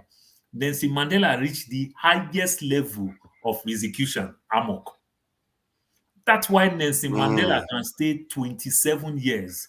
The question I'm asking you, if the white people buy Mandela, then what will happen? Nothing. You don't understand. Nothing, But why nothing. did they keep him? The people who take those type of heavy decision, you understand, in the fraternity, you understand, in their execution order, Nelson Mandela is their senior, and dog don't eat dog. Oh, yeah. So they cannot take one of their own down where they practice. So they make mistake to let Nelson Mandela practice to that level. That affects. But I may be concerned. I've never heard this one before. That the execution order is the reason why Mandela was spared. Is that accurate? Now, you might say it's not accurate, but I've seen even Wole Soyinka. No, I'm not saying it's not. I'm just saying is there evidence for this? No, when Wole Soyinka said it, and I reasoned it very well, I am asking you, white people detained Mandela by so many people while he was in jail. If they buy him that time, ask yourself, what do you think will happen? Nothing. Exactly. So why did they keep him? But because of he was their senior. You understand? They may have kept him because they want to use him for what they used him for in the end by having him unite the country. Not that. And they don't want to make him a martyr anyway. That's some that concern people have. Not that long. Not that long. They would have taken him down. You bring another person and everything. Not that long. You understand? So are you saying that the Nigerian government, because Kanu belongs to some secret society, that's why they are sparing him? I don't know. But that's not that. No. Kanu, what is giving Kanu this leverage that I'm telling you now? I know my Oga, my tech man will attack me now, Mr. I have to cry. They know how to whine. You know they see Kene, you know they see CM. You understand? So that's why some people will tell you that Kanu was also lucky that it was not in the time of Obasanjo, who will say anything we want happen, make it happen. You understand? So that is just the thing. Because the Igbo people, truth be told, they are fighting a very just cause fight. What they are doing is very, very good. Because if nobody say anything, things will even get much, much worse. So, but what they are doing is a very good thing. And why they are doing what they are doing, just imagine if they take Kalu down. What do you think will happen in that region going forward and everything? Too many propaganda. And automatically they will raise somebody that will be worse than Kalu. So that is the more reason why they want to let him be. Yeah, but that's why they kept Mandela alive too. You can argue that that's the bigger argument why they kept Mandela alive, not necessarily because they just. So you find that Mandela was a warrior. He was fighting them. Mandela is one of the 3 people that get to the level of a grandmaster in execution order in the whole of Africa. He was number 1 to get to the grand master in execution order. Do you know what is called? Was it Wole Soyinka that said it? Yes. Soyinka was also a execution. No, Soyinka was is a free thinker. Free thinker, is that a thing? No, he doesn't believe anything. Other than the pirates. You know, he's the one that founded the pirates in Nigeria. The pirates one very strong and powerful. He's a free thinker. It's secret society in the world now. The pirates. See, dog. I do like the Rosicrucian kind of this, and it seems a little bit more. How do I put it? Pardon? It's almost academic to an extent. There's a bit of studying involved. It's very academic. Not too ritualistic. Yeah, there's something about it that seems a little bit. That is a lie. When you reach level 5 to level 6, then it changes. So from level 1 to level 5, the people, you start getting like prophecy. Somebody will tell you, don't go out tomorrow, don't do this tomorrow.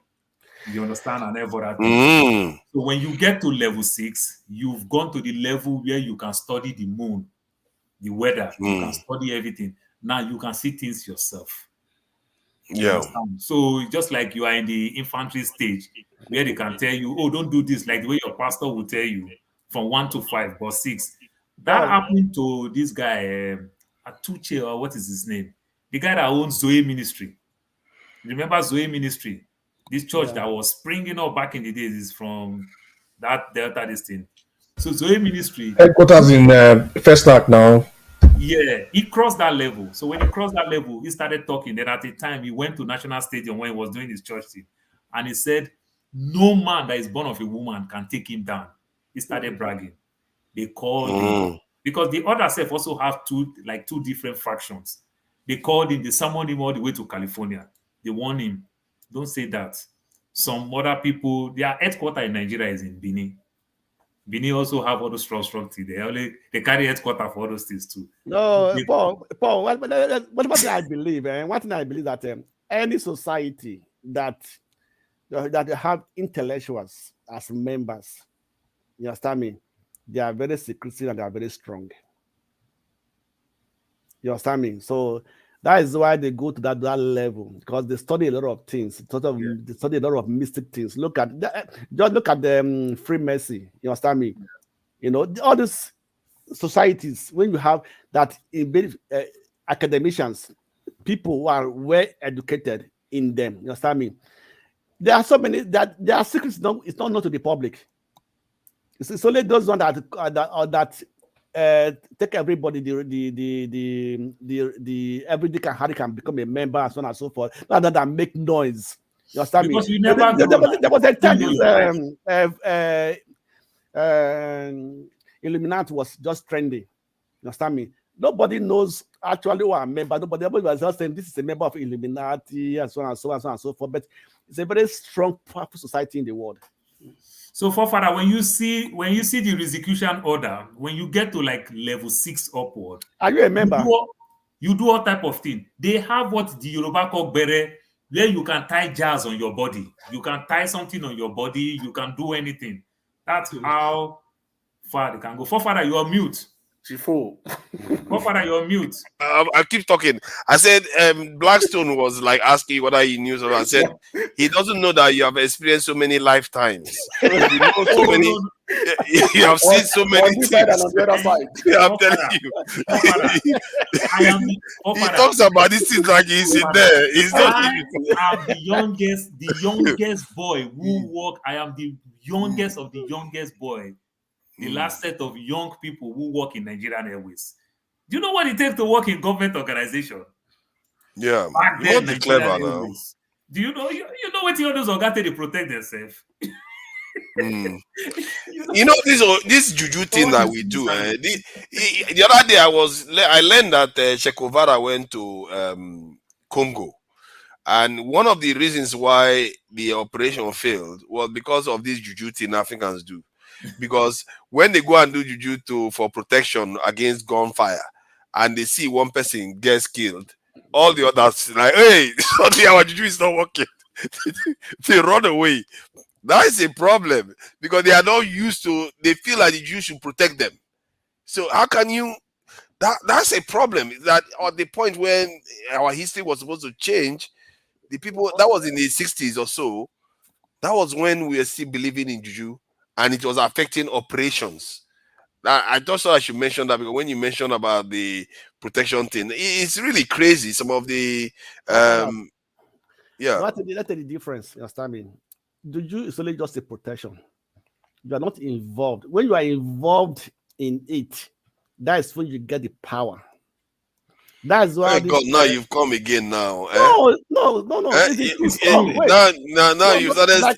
Wait. It has to be repeatable. We have to be able to test it before you start. Now, Paul was just talking about requisitions. You understand me? People, if you are a member, somebody can come and give you that power.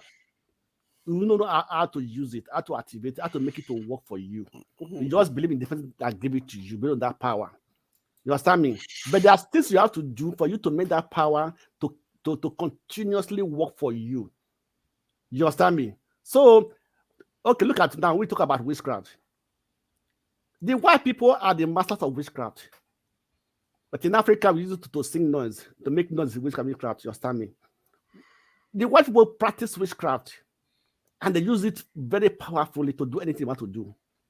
But Africans, you just say, this person is a witch, as well and so forth. You understand me? Because And everything you are doing, if you're not personally involved, it doesn't actually work for you the way it ought to work, because you have to be a part of it. You have to try to have that belief and activate it, or take that incantation, meditation, believing what you are doing. That's when you begin to have effect, having a powerful effect on you.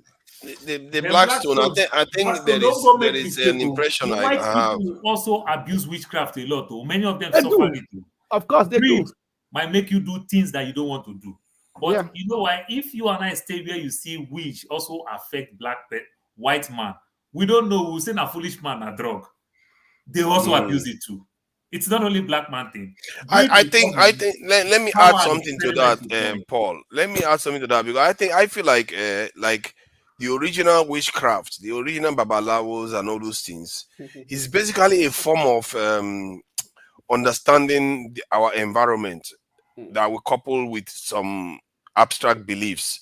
That is what it is. But the Europeans, what they've done is, that's why we tend to say their witchcraft is, their true witchcraft is separating superstition from science. Their science is the true witchcraft now.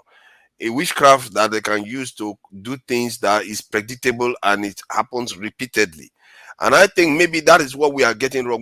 We are thinking that their witchcraft is some kind of esoteric stuff, or like, some spiritual stuff that we used to associate with our own kind of witchcraft. I think their true power comes from science. They've separated the superstitious aspect of it from something that is testable, repeatable. And this is why those people that made those charms, when they found that the charm wasn't working for one, they completely lost faith, and they wouldn't accept anything anymore, because clearly it wasn't based on something that was repeatable. That is the problem. The issue we have with our own stuff is that because we often bring R&D into it, because they make it so secretive. The information about it are not exposed; they're not out there, except you are how do I call it? You are initiates. If you're not an initiate, you won't get to certain. They won't give you certain information. So that means it's not open. So I didn't mean that they can allow people in the formal society, like the researcher, to come in, talk to them, review certain things. We can carry around on this thing, test it. Buddy, I like where you're coming from. You're almost right, but not completely. So even though the Western one that they practice, you understand, when you're on that infant stage, you also don't know anything. You just read. It's like going to college. Your first 2 years is just general study. Yeah. Your 300 level, that's when you start following your major. You understand? So it's general study. So as adults time and everything, even though while you are in it, you don't know anything. But sometimes when you see most people who join this thing in the name of power, not a kind of a way of life, you tend to go faster than your shadow and make mistake. It's like science. You make one little mistake, it brings all your hard work down. You have to tell yourself. So it's not like, but what happened to my African people a lot? Good percentage of people who know these things want to leave it with their children, and equally lie to themselves that they know when they will die. So they want to give their children the power in the evening hours. They don't understand the faces, and also illiterate again.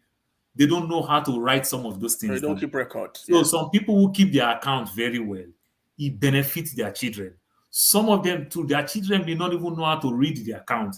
Then they give it to somebody else to teach them the account. The person again will steal the account from their children and keep it to themselves. So that greed and everything also really affects in terms of how we keep our account and our archive.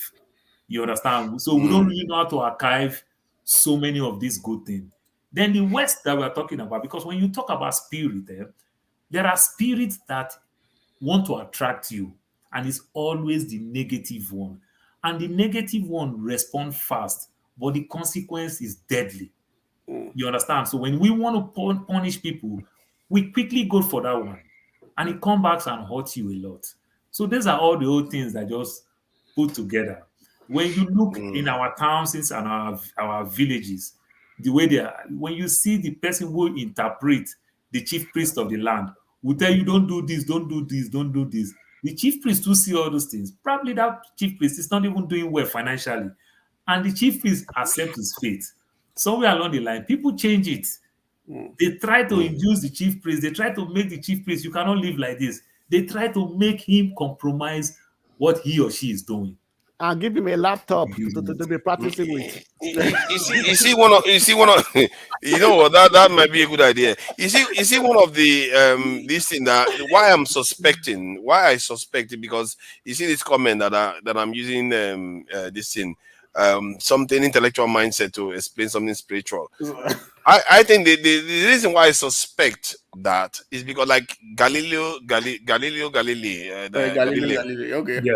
that first they said that the earth was traveling around the sun and all. Nobody liked him for saying that, because religious people didn't believe in that kind of stuff. They believed in more spiritual stuff. So they put him in house arrest for life. There are a lot of people that were burnt at the stake for saying things that were scientific but not generally believed. And if you look at our forefathers and those ancient times when they talk about the witch doctors and all these things, they were actually going to study things like leaves and roots and all those things. They were basically studying the environment. Some of them are work, some of them are based on superstition. So I think those things are interwoven to our belief system. And maybe what Europeans were able to do was decouple them. Decouple both sides. Somebody discovered along the line that maybe these things we can do it in a more controlled way. What we used to call babalawo and all those things, it can be done in a more controlled way. That it's not that they understand everything, but it will be more useful for daily life and for doing whatever they need to do. Clearly, it did work for them. That a small country like the UK can conquer half of the world. That is remarkable juju. No, if there's anything like juju, that's remarkable juju there. Actually, what is also that actually this may not also be juju. It might be the mindset of people, the zeal to find out things. You understand me? So but they had the tools. The tools were based on science. The boats, the ships, they have to navigate. It's based on scientific knowledge. I want to take a different perspective. Has anybody read this book, Anti-Fragile, by Nassim Nicholas Taleb? No. And the basis of this book is about how from randomness things can grow. How from pain things can grow. And he's a Greek Orthodox guy. And a lot of that idea, this is a business book, by the way. Well, business and personal help, but so he's trying to prove, after many years of being a options trader in New York, with his Lebanese Greek Orthodox religious background, and use that to kind of explain some of these things that we're saying. I think, in my humble opinion, you might call it juju or whatever. I think it's the mind. I don't think it has much to do with channeling your being. Obviously, there are celestial powers. There's no doubt about that. But but also those celestial powers. Well, allegedly, those celestial powers were believed that we are an image of God, right? So if we're an image of God, that means that we have some things in common with God in terms of what we can do. So I think you guys can, maybe if you look into like how randomness can bring things, I think like forefathers say, it's a lot about those who are able to, or is it forefathers or somebody that said, I think it was Paul that said something about like sometimes the older ones, they leave it to the very last period in order to hand it over to their kids. That is so typical of Africans, right? So I don't want to go into my personal history, but there are instances in my family where that has cost us badly. Third, 10 generations, things that we hear from folklore, and then we know that our ancestor was involved in that, but we don't. Other people who their ancestors document or sort of like pass down those stories are the ones telling us what we're even denying it. We're like, you people are stupid. Like something's wrong with you upstairs. Our ancestor was not involved in that. So I think it's more about when you being conscious of randomness, being conscious of what pain can produce, and then being able to harness it. Because if you watch, it's most things come from pain. most things come from randomness. Like randomness, when he says about randomness in the book, he's talking about a lot of people try stuff. They try and then if they fail, but each time they keep trying, like Edison, right? Edison is a trial guy. He kept trying. He said about the electricity bulb. He said, You see, now Scribe has come again. no. He said, I'm going to end. Last week he did us with that. Hold on now. Last week he did us with that ideology tied to feelings. You know what? I suspect that what he's saying makes sense, but I'm sure nobody's brain has connected read to the book. it yet. Read the book. Read the book. It has become what the same thing. I agree with Read It has become intellectual again. Anti-Fragile by Nassim. Anti-Fragile. Anti-Fragile by Nassim. I agree with you. Because there's a saying that they said necessity is the father of invention. That's true. You understand me? So there's a necessity for something. So that makes people grip to find a solution to it. Like I said, pains. Now, if you have some pain for something, you try to find a solution. You understand me? Yep. So it is have to do with our mindset. And I know there's power. Every human being have embedded power, and you are connected one way to that to the spiritual world. You understand me? That's why people says meditation. If you meditate, that you are connecting yourself to the spiritual world. If you meditate over a problem, and definitely after a while, you need to see the solution coming in. You understand? This self-help will tell you that when you focus, like what he said that thought is a thought create things. You understand me? So the people that are inventors, they continuously think of solutions, how to resolve issues.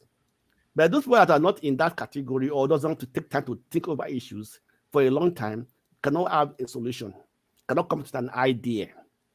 You understand me? So your thought can give you an idea, and when you begin to work on that idea, we need to find a solution to it. I watched a movie, what they call the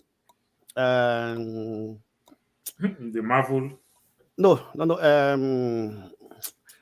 It was one time. Was strange. This was a movie. I will remember the name. You understand me? So that movie was trying to prove that how the scientists, how they begin to do things, how they begin to think and bring out solutions to things. You understand me? Okay. The Secret is the name of the movie. The Secret. Oh, I know about that one. Yes, understand me. So if you go through it a lot, you will see that there's a real fact in your thought, your power of thinking, your mindset. You understand me? Sometimes I saw refer to the Bible that say that at the last time, knowledge shall increase. If you look the way knowledge is increasing in the world today. But that seems like a bit of it seems like a bit of a pseudoscience. Yeah, okay. Blackstone, are you a Christian? Yeah, I'm a Christian, yeah. Do you have money? If I have money. Financially, are you doing well? You just okay, doing well? Of course I'm doing well. Yes, of course I'm doing well. So which means, so now I want to put this funny thing. Okay. Christ himself said, for a rich man to make heaven is like for a camel to pass through the eyes of a needle. So why do we Christians pray to have money? Wait. Are we equally praying not to make heaven? Wait. Blackstone, don't be annoyed. Don't be annoyed. Let me say something. They are not going to heaven yet. Let me say something. Right? Yeah. The Bible is the most erroneous document on earth that hasn't been addressed. The translation from Aramaic, go online and look for the original Aramaic to English translation of our Lord's Prayer. The translation from Aramaic to Greek and from Greek to one other language and Latin or something like that, and then went into Latin to Greek. No, Latin to Greek. Latin to Greek and then Greek to English. The thing distorted a lot of the language. Like, for example, the word is supposed to be Old Covenant, not Old Testament, right? So, Paul, I want to crave your indulgence, like that. If we are looking at the Bible as is, it's kind of very, very unfair, honestly.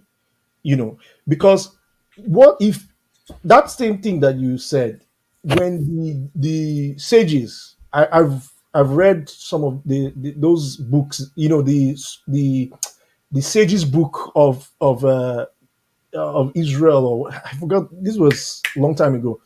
So my dad is a practicing Messianic Jew, right? So he practices kivota meat. So my dad since the 80s has been into most of these, things, and he knows he made us understand some of these disparities between what the Bible is and like the differences.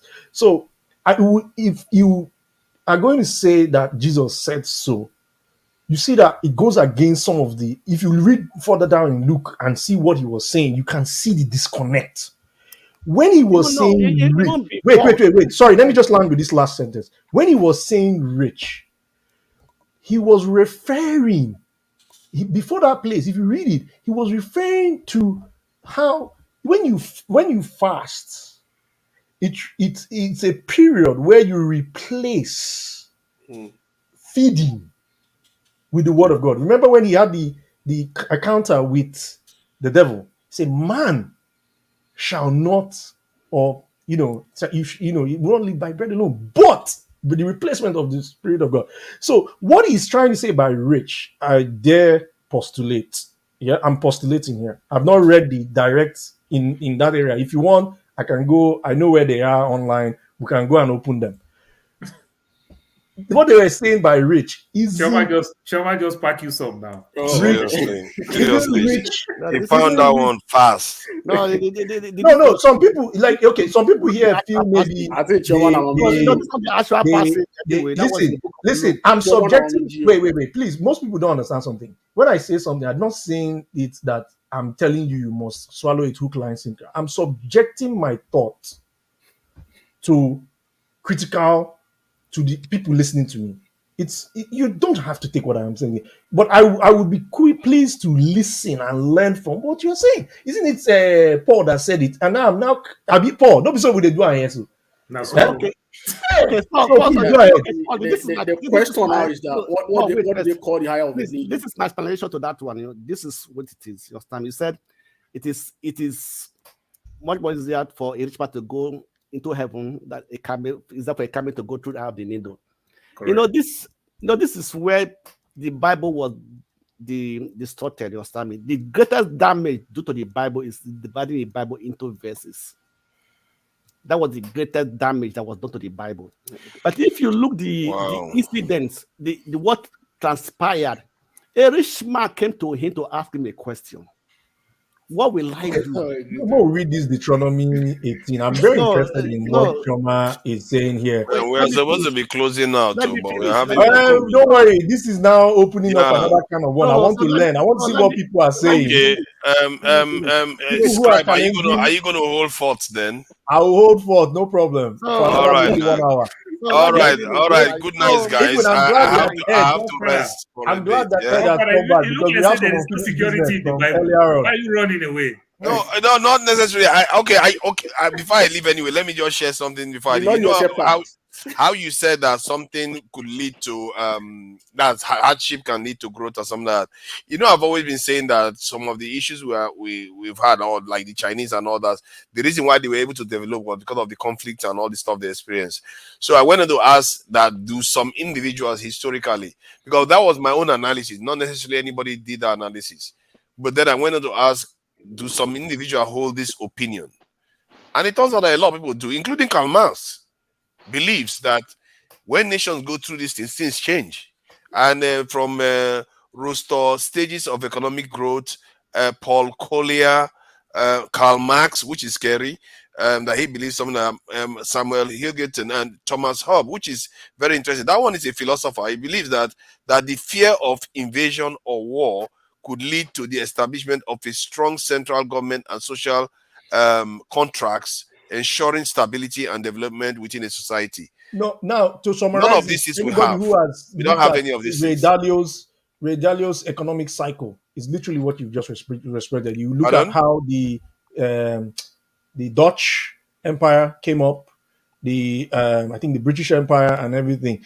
These are cycles, right? It is there, and it is heavily in my humble opinion, though. Anybody can have their opinion.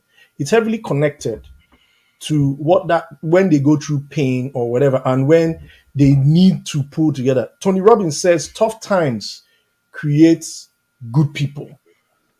Easy times create bad people. And I But think our yeah, hard go ahead. times is creating bad people. That's the problem. But No, that's an anomaly. except because it's supposed Are to you say, saying okay, we are so breaking the law of gravity I, in I, Nigeria? I think I think that hard times, what they mean by that hard times is this type of specific conditions. They even talked about catalyzing societies to change. And this is why all the nations that were defeated in the Second World War, they seem to be doing better than us, which is crazy. But that's the topic for another day. But I just thought I Another should topic. put Listen, information the out. thing is that the permutation. The thing is that if one other thing with this argument, with this discussion, not really necessarily an argument, is if we can first identify and reduce the number of permutations. Because remember, religion. This is heavily steeped in religion, and a lot of people, my pastor said, and you haven't really researched it. Yeah. So I'm scared of going into this conversation. But Scribe, you've made a lot of conjectures that are not founded. First, Okay, go ahead. Go ahead, it please. was quite heavy of you to say that the Bible Please go is ahead now. Yeah, I want to filled listen. with that the Bible is You one of know, the it's most. clear. It's clear. Eddie is a rascal. He came in. He didn't greet Yeah, let him. anybody. He I'm just sorry. came straight I'm in and sorry. started. No, don't Forgive my worry. You're manners. welcome. This is where we are. Forgive my This manners. is where you are welcome. Eddie, I've been You waiting know, for you all day. don't Come worry. on, let's You're Forgive do my it. welcome. manners, but I actually came for this purpose. You're Okay. welcome. That's a point. Let me finish my thought of Paul passed me the question. So let me give you my point of view. Then Eddie, you can then Okay, go thank on. you. Thank you. So what I was trying to So say let me just take a break. I need to step out, and maybe if you guys are still on when I come back, I'll join. But if not, good night, everyone. Don't go eat And fufu. pardon. Don't go eat fufu. I got to eat something now. I've been around for a long time, and today is Monday. So bye everyone. Let me sign off for now. All right. Bye. So like what I was saying, I said the greatest damage I've done to the Bible was dividing the Bible into verses. You understand me? Like the question, Paul, you understand me? There was something that happened that made Jesus Christ made that statement. You understand me? So somebody kept to asking, what can I do to go into the kingdom of God? He told him, go and sell all you have and everything and give all the money to the poor and come and follow me. The guy got angry and went. That's what Jesus Christ. So after he made the statement, they said, the love of money is the root of all evil. Jesus never condemned riches, but it is a practice how you love money. You understand me? So if you are going to make money as your love of life, this is the problem. You understand me? You can be rich and be very good. Can be rich and be very can be a philanthropy, very good, helping people, pleasing, doing good things to people. You understand me? That will not stop you from going to the kingdom of God.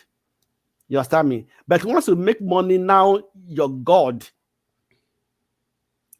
You understand? Like some people will say, "Do you know who I am?" Mm-hmm. They can't talk because of where they are, because of the money they have. There can be an issue. You understand me? So we know that even in the Bible, I think Solomon said, money answereth all things. He said money answereth all things. So it's good to have money, but it is good also that money should not control you or should not become your love or your God. That's where it comes. That's where the issue comes from. You understand me? You know? So you can see people today that because they are rich, even pastors and everything can't talk to them. You know, that's not described in the Bible. Pastors are supposed to humble themselves. Supposed to be on. That is why Jesus can give an example when he washed the feet of his disciples. No pastor today can kneel down and wash the feet of his members. But you have to understand one thing. The context of everything that Jesus did is the Torah. And he was Jewish. Mm-hmm. So most things that are very westernized, you have to be very, very careful. Because the times in which he did his stuff, so he brought culture. These writings that people, these New Testament writings, were not in vogue. They were clearly based on what the Greeks called the Pentateuch, and then the books of the prophets, right? So you cannot come now and tell me that, Jesus, Yeshua HaMashiach, is going to be going against the law. They will stone him to death immediately.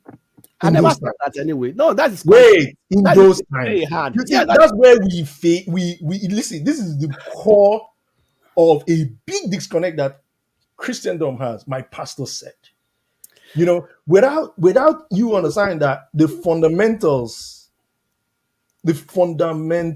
are there. I'm missing. Can I also And I want to debate Scribe. anybody now that can Scribe. genuinely show me that the Bible is not erroneous. Scribe. You go dead up today. If you clearly listen to the explanation by Blackstone, let me clear that one.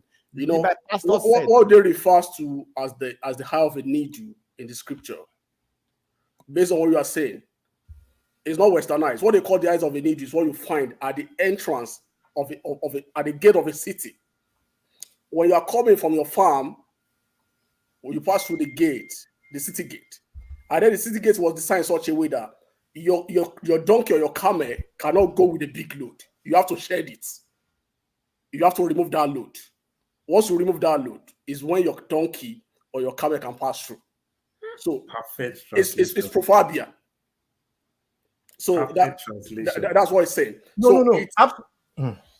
If you look at it, it's accurately aligned with what Blackstone was saying. Like, it's not to really make heaven. Listen, maybe we can. I want to hear the side of people who said that the Bible is okay, Scribe. No, you know one thing. I want them to is what we call dismiss comparative analysis. Because the way I'm going to laugh at you today, because this is a proven scientific fact. Mr. Scribe. That's what we're talking about here. That's what so many scholars have written on this thing that sometimes when I listen to people, like I'm like, are you? Scribe, let me clear something. Scribe, let me clear something. Scribe, this is now an adopted worldwide fact. Mr. Scribe, are you living under a rock? Adopted by please hold on first, please. Mr. Scribe, let me tell you something. The Bible is a spiritual word. Every word of Jesus Christ has to do with something with spiritual interpretation. That's a lie. Christ's word is terrible. It's story. Let me finish. You can come with your intellectual and explain it. You understand me, right? One thing I always tell people: if you have any question with the word of God in that Bible, go to prayer and ask for God interpretation. It will give you interpretation. That is what is called the Blackstone. What you just said now is what is called figment of imagination. What you imagine before you go to pray, that is what you get after finishing your prayer. And that's what gave them the opportunity to corrupt. And then you say it's God. That's what allowed this corruption that we have in the Christian. Correct. That's what brings the corruption that we have in the Christian. Exactly. If you have questions, everybody can bring their different interpretation. If your daughter has a question, wait. Stories. They are just parable. Nothing of fire people are in the comments. Saying Jesus is Lord, please. It has interpretations. Please, I want to listen to Ed. I've been waiting for Ed all day. Like, I want really understand where this guy they get if your child has I've been wanting to hear this guy. Please, guys, please. Wait, let's hear Ed, please. No. I want to really understand where. Ed, okay, I want to put a wager. If you are able to prove beyond reasonable doubt that the Bible is not erroneous, I mean, the burden of proof is on you. You're the one who's alleging. Okay, for me, I can present my case. You're the one who's alleging, but I want to let you know something. Okay, go ahead. To even start with, what was the original scripture written in? Like the New and the Old Testament? It's written in Aramaic. Which of Aramaic you mean for the Old and the New Testament? Everything is written in Aramaic. Aramaic was the language. That's wrong. That's wrong. That's in wrong. Bible times. That is the language, my brother. Okay, tell me what language. Let me explain to you. The New Testament was written in Koine Greek, which was like the pidgin English of the time in Jesus' day. So Jesus Christ spoke Koine Greek as well as Aramaic, but the Bible was written in Koine Greek, which was the language of scholarship. Please quote your source. No, you can Google it. You can Quote Google your it. source. No, not Google it. No, I will it's be not quoting about. my own It's not sources. about. No. I'm Okay, leaving fine. If it you to don't you quote so your that you source, don't that's think fine. I'm bringing my. Just look for the word That's fine. Koine Greek. Yeah, look for it. No, wait, see, my brother. Wait. No, I'm waiting. I'm not You in a didn't hurry. quote your source. Okay, I'm going to quote my source. Okay. My source is very simple. Say it. What was the language? Wait. What was the language that was spoken in Nazareth in Jesus' times? Can you answer? Okay, what's the language Wait. that's no. Wait. I'm an Igbo person. Wait. I'm an Igbo person. Okay. What did my ancestors speak? They spoke Igbo. No. You're not. The Hebrews. Now the Jews. What they spoke till 300 BCE was Aramaic. And in only the only place on earth that same source of Aramaic still exists is somewhere in Iran. Patrick You're not getting the point. You're not getting the point. But Patrick Bet David, Patrick Yeah, Bet I David, know the guy, the valuetainment guy, right? From the It's from tribe. there. He's from the tribe that still maintains that purest form of Aramaic. Yeah. Okay, let's leave that alone. Let's go now. No. Let's start from there. I'm giving you the way. I've given you my own now. So okay, what else? Okay, can I respond to that? You just said you are Igbo, right? So if we talk about Enugu, right? Enugu in the 1960s, what is the common language of the city of Enugu? Igbo, right? But in what language will you find scholarship? In what language will you find scholarship among the people of Enugu Can I just 1960? read this just to clarify this point? The Bible was originally written in multiple languages. The Old Testament, also known as the Hebrew Bible, was primarily written in Hebrew with some portions written in Aramaic. Okay, please, let's stop that word Bible. Sorry, let's stop that word Bible. Wait, let me carry on. Don't worry. Let me carry on. You are going to get all the answers you want. It's not very long. It's very short, actually. See, the Hebrew Bible includes books such as Genesis, Palm, and amongst others. Then the New Testament of the Bible, which includes the life and teachings of Jesus Christ and early Christian writings, was written in Greek. The New Testament consists of books such as the Gospels, the Epistles. Where we failed it. Wait, I mean, where we failed it. You are using the word Bible. I don't in this debate. What are we arguing about? Wait. Listen. It was not even the Bible. What document existed? It was the Torah. And when wait now, don't be. Listen. You are just listen. First of all, this is being recorded. I'm warning you because I'm going to cut this thing. Wait, listen. You see, when we have this discussion, I'm going to cut it, and I'm going to make reference to it, and I'm going to send it to scholars. Listen, people that I know.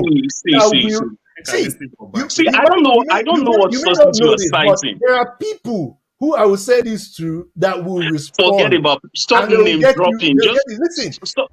The Bible is not the context. No, you're just making a lot of allegations. I will not accept that. Answer the simple question. Wait. Listen, the Bible is not the context, my friend. Don't do that. The Torah was before the Bible. What are you talking about? No, wait. What is the subject of our debate? What's the subject of our debate? The Torah was written in Aramaic. Why are you shifting the post? Why are you shifting the goalpost? I'm not shifting the goalpost. Do you know the meaning of Bible? You know the meaning of Bible? Wait, Mr. Scribes. Mr. Scribes, do you know the meaning of the word Bible? Wait, Mr. Blackstone. What's the meaning of the word Bible? Without even looking at anything, what's the meaning of the word Bible? Come on, man. What are you talking about? The Bible started from the scrolls. No. Calm down. Let's take. There's something called. If you want me to go into the debate with you, there is something called etymology, the origin of words, right? Calm down now. Calm down. I'm asking you questions. What is the meaning of the word Bible? Like the word Bible. What does it mean to you? You think that word even has a Christian origin? Bible simply means book, Biblia. And that's why when you do a scientific work, you have a bibliography, which is a compilation of the books you're referencing. So when we say Bible, we mean the books that have been ordained as sacred scriptures for the Christian faith. And when you look at those books, when you even say Torah, what do you even understand as Torah? Let's start from there. The Torah is if you use Greek terms, it's a 5 the books. Torah is not even a Greek word to start with. Wait, now it's the parasha. Come on, man. Why am I even here, man? Like you have the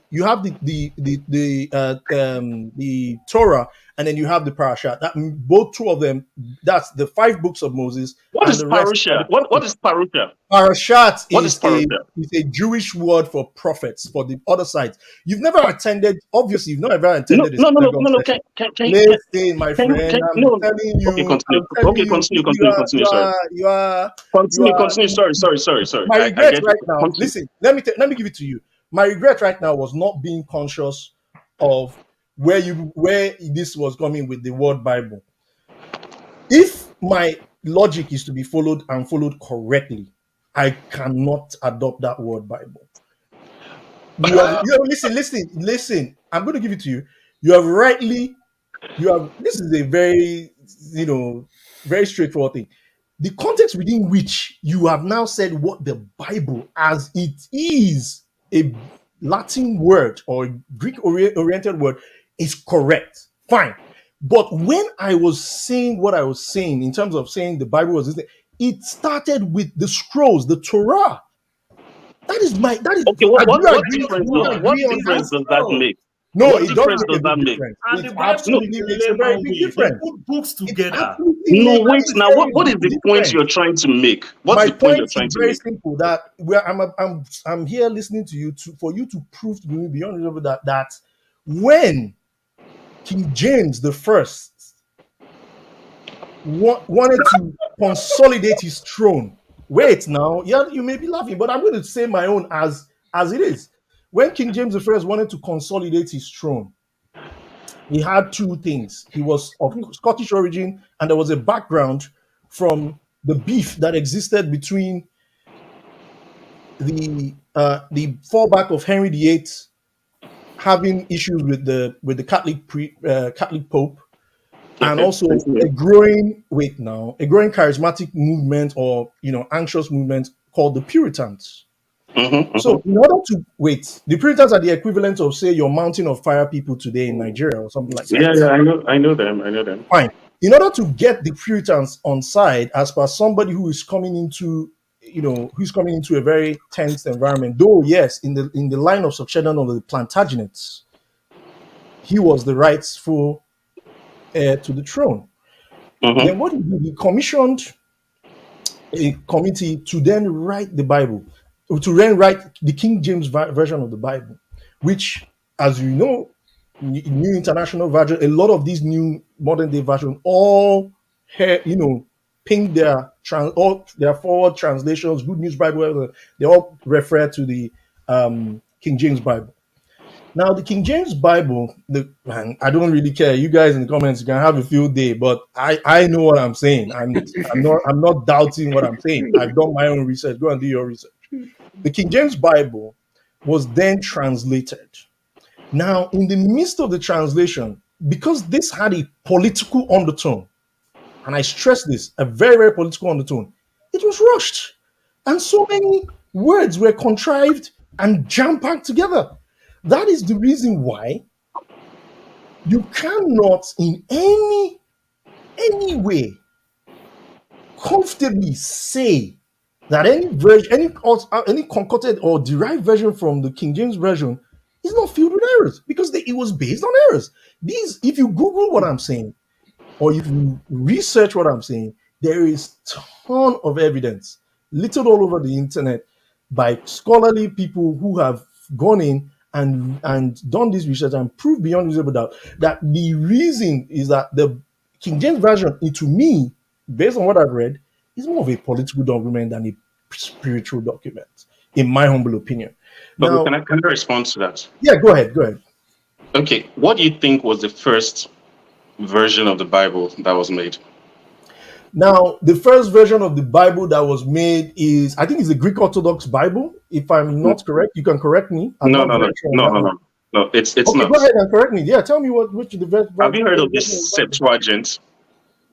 I've heard of the Septuagint. Yeah. Mhm. So, when you talk about Bible, are you referring to King James Version or the Bible? Because the word Bible, as in, when you think about the Bible that we read today, the Bible we use as our holy book, there are three ways to think about it. There's something called the version, there's something called a translation, and there's something called a paraphrase, right? A version is something like King James Version. That's why it's called King James Version. Because when you use King James Version, they actually go to a manuscript, right? They go to one of the earlier manuscripts, and then they try to translate those original words from whether Aramaic, Hebrew, or Greek into context that we understand today. So that's a version. And then there's a translation. A translation is usually maybe they try to like look at a version to translate. So you have things like New Living Translation. And then there's a paraphrase. So things like the Message Bible, the Passion Bible, I think the paraphrase are the more recent ways of looking at Bible. Like I like when at the time in my life when I read the Bible, I jot stuff. So like I try to like, make the Bible understandable to me in my, as in, I don't know if you get what I'm saying. So I'm when hearing you. when you read books like, when you read I don't want to use the word version because I already defined what a version. When you read the Bible like the Passion Bible, the Message Bible, you'd actually, if you read the Message Bible, you actually think it was written by like an American from the Bronx. You can go through, like they use very contemporary language, very colorful language, but it's really the paraphrase of a person, right? So the King James Version that you're referring to was actually translated from one of the more recent manuscripts, and I'm not even talking about version. It was translated from a very recent manuscript, not Can from I the ask older can I ones. ask you some basic questions? Some basic questions. Let's build on Continue. this. Let's build on this. Continue. I'm okay. Do you believe that in that translations there were lost of linguistic nuances? Do you believe that there was a Of course, significant loss? every That's one thing about translation. language. Do you believe that there were ambiguities and multiple meanings applied by these translations? That's synonymous with language. Wait now, wait. Yes or no? These are yes or no questions because I'm beginning to feel a little. I'm beginning to feel like maybe, like like maybe like I'm taking it a little bit too like far on the everything that you've No, mentioned is literally it's not far from what most of the stuff that I've said, but I think we are losing the weight of the argument. My argument is centered on that there is a loss in linguistic nuances as a result of that translation.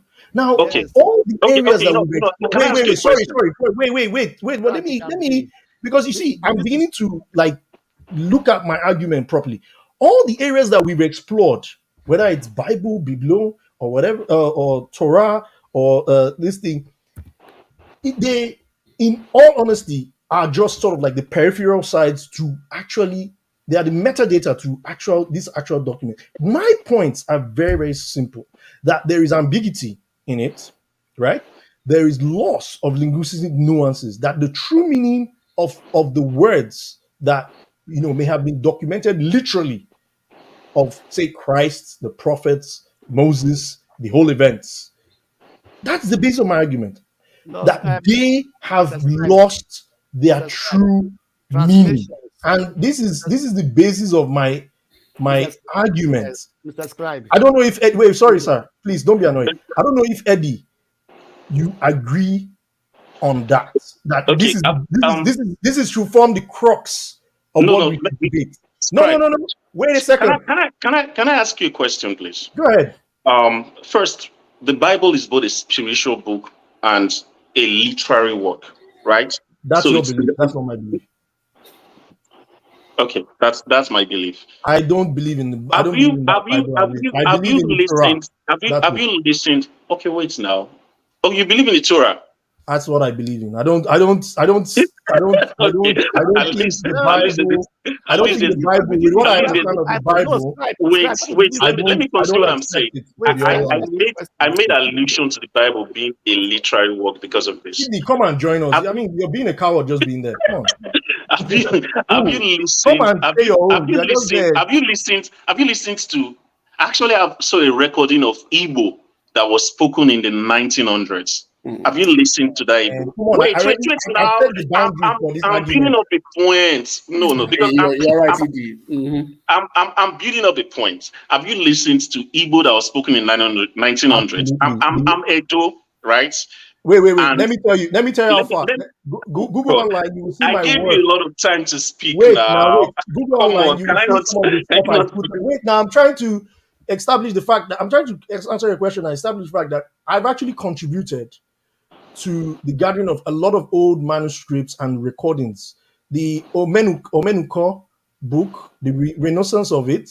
You can Google my name. You can see No. what works I've That's done not the with point I'm what trying. it No, means that's to not the Igbo. question I'm So trying go to ahead. ask. I'm just trying to I'm say asking you that that have yeah. you heard Igbo from the 1900s, and do you think that okay, like when you try to translate Igbo from the 1900s, are there words that are lost to you?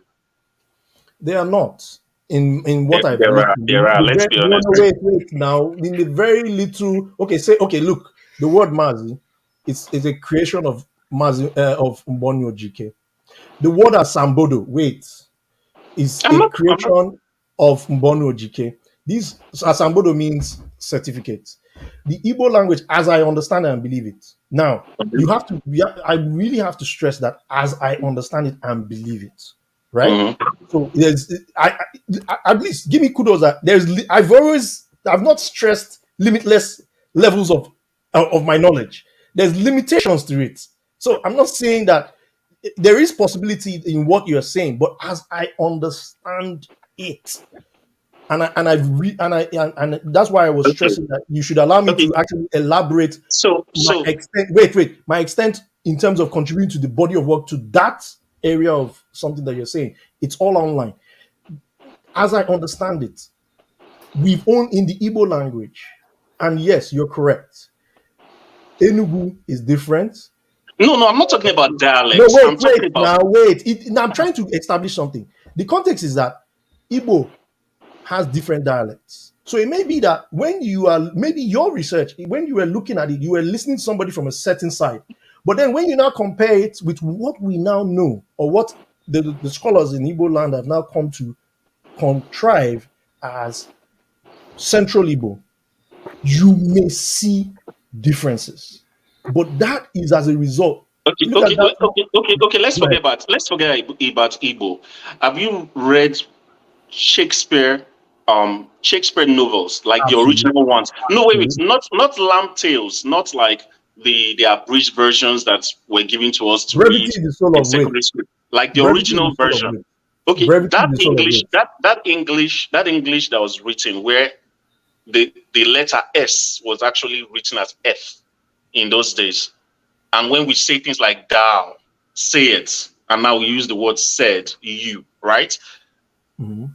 Do you see that there's some sort of evolution of the English language? There is clear in the English language. There is clear. Okay. Now that you agree on that, the point I'm trying to make to you is that there are a lot of ancient Hebrew and Greek words, right? That the exact translations, right? They were correct on the original manuscript. The exact translations were not very easy because those languages have evolved over time. And do you know what the people that wrote or translate the Bible did? In some cases, they had to use filler words, which they annotated, right? So there are some cases where you see words like, okay, he slept, morning, went to work. So those guys who translated, right? they had, if you read even the King James Version, you're going to see a lot of words that are italicized because those authors took some sort of literary liberty and they annotated those. The reason being that because of the evolution of the language, some of those words, it's hard to know the exact meaning. At least you should appreciate the honesty of these translators. So when we say that the Bible is error-free, you're actually making my point. It's totally erroneous. It is erroneous. No. Come on, No, what are you talking about? Come on. No. That's That's not. That's too the Jewish people, those days, they write from right to left. Wait, excuse me, they write from right to left. Exactly. No. Okay, go ahead, please. Sorry, go ahead. They write from right to left, and English is from left to right. You understand me? These were some of the issues in this translation. Yeah, not the original manuscripts. At that time, English at that time was quite a different English that they were speaking at that time than what we have today. Okay, let me ask you guys. At that time was not as easy as it is now. Has any of you read the original Aramaic to direct English translation of the Lord's Prayer? Okay, let's pull it up. Let's pull it up. And then compare it with the No. Wait, excuse me. Compare it with the one that we have, you put in your Bible, the so-called spiritual document, which I think is a yeah. Let's see. Put it up. I'm actually on Google now. Let me give you access so that you can because I don't want to, because what I just realized that the more I'm listening to you, the more you are actually coming down.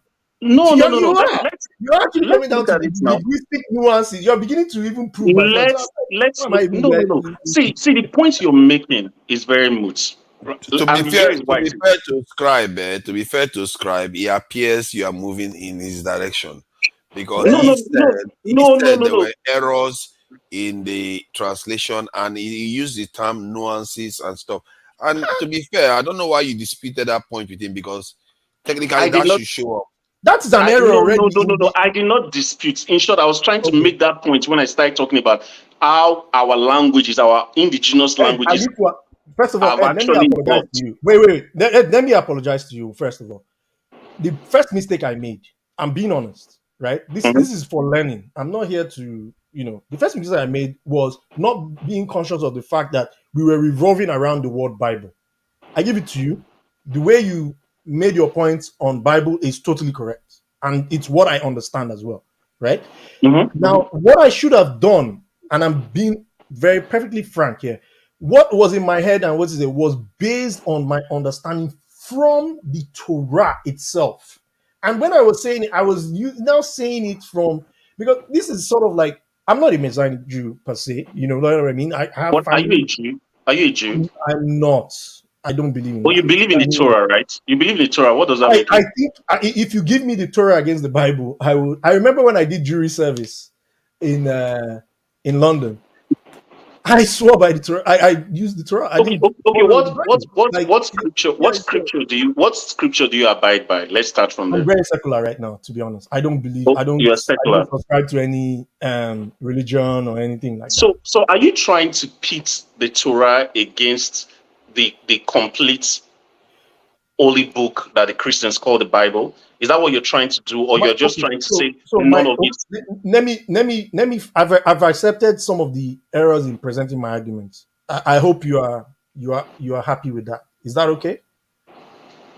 Okay, so to be honest, to be honest, go ahead and say what you want to say. I mean, I really let's talk. Like I'm here for So now my context is very simple, right? The Torah, as it is, right?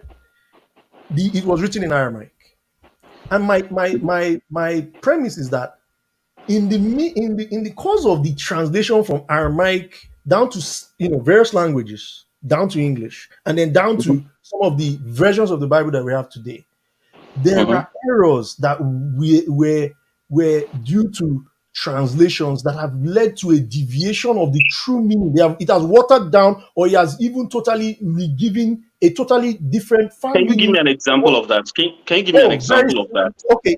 And no. And wait. Give me an example of that that goes like that, that deals a big blow. I gave you the general Lord's Prayer. body of faith of No, Christianity. the Lord's Prayer. Let me the pull Lord's it up. Prayer. If you Okay, me give me your. I mean, you are the one. You have the knife. You have the yam. I'm going to Give find me the it. translation. You Okay, can hold on. project I'll it on the find it. screen. I'll find it. Project Okay, it on the screen. Wait. problem. Lord's Prayer in Aramaic to English, and then we'll pull up the regular one. Hold on. The one that says Cosmic Our Father, original Aramaic. Okay, most of us know the Lord's Prayer here, so it's not a big deal. Where is this? Yeah, okay, all right. So at least this is one of it. I mean, now let me also be very careful here, because now I'm not an expert in. Let me set the tone, because I think I should be doing this more when I'm coming into these arguments. Let me set the context of this. I'm not a Jewish expert, right? Neither am I. Neither am Okay. I. Yeah, I'm So not I'm trying to learn. I don't belong to any religious sect or whatever.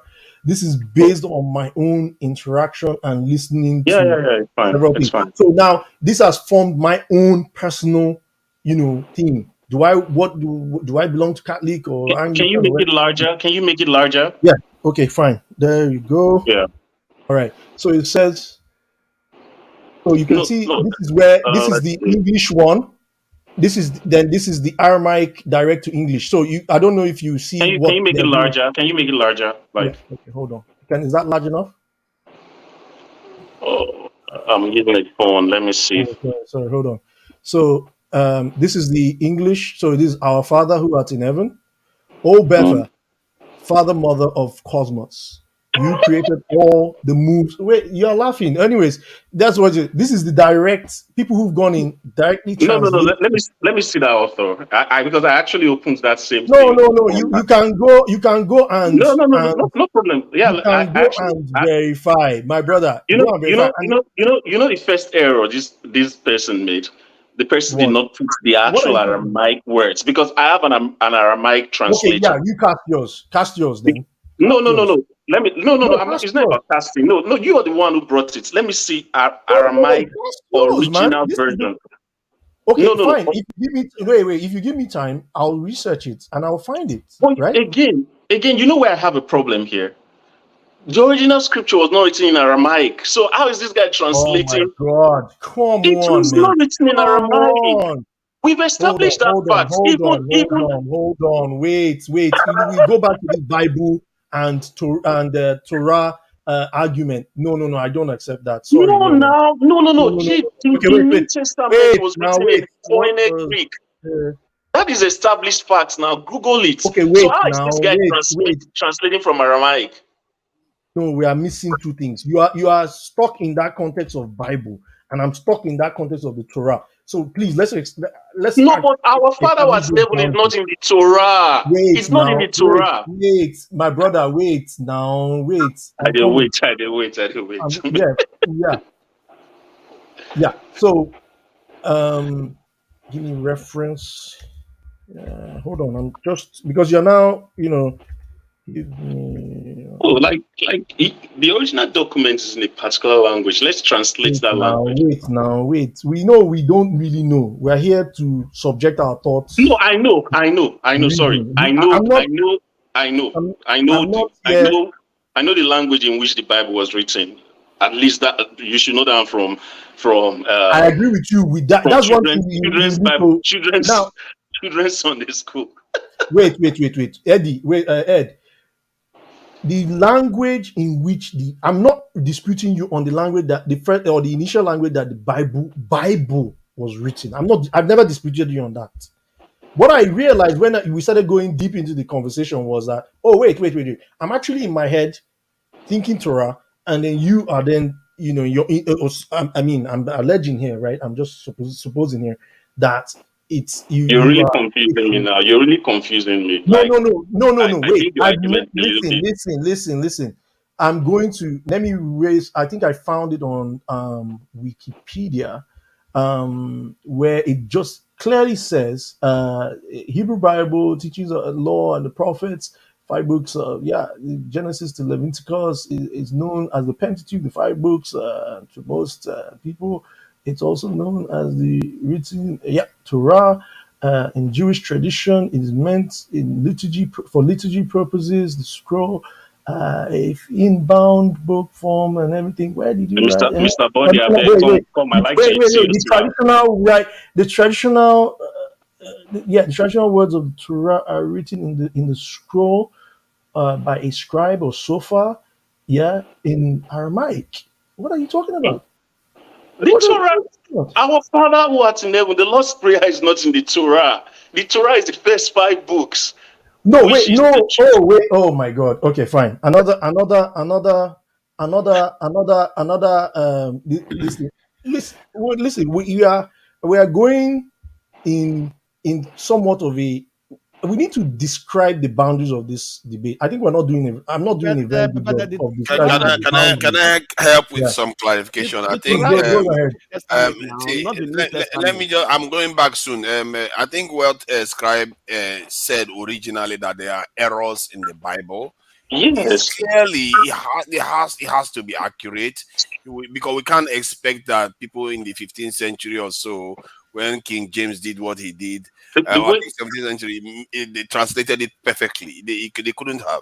So let me read some of the stuff that they said about this thing. They said regarding King James Bible specifically, some scholars and experts have pointed out potential oh my errors. God! When did I say the Lord's Prayer is in the Torah? Oh my God! You see, this is terrible, man. I think you said something about Aramaic. Around here. That's why you lost me. I never said it's. I was trying to use it as an example.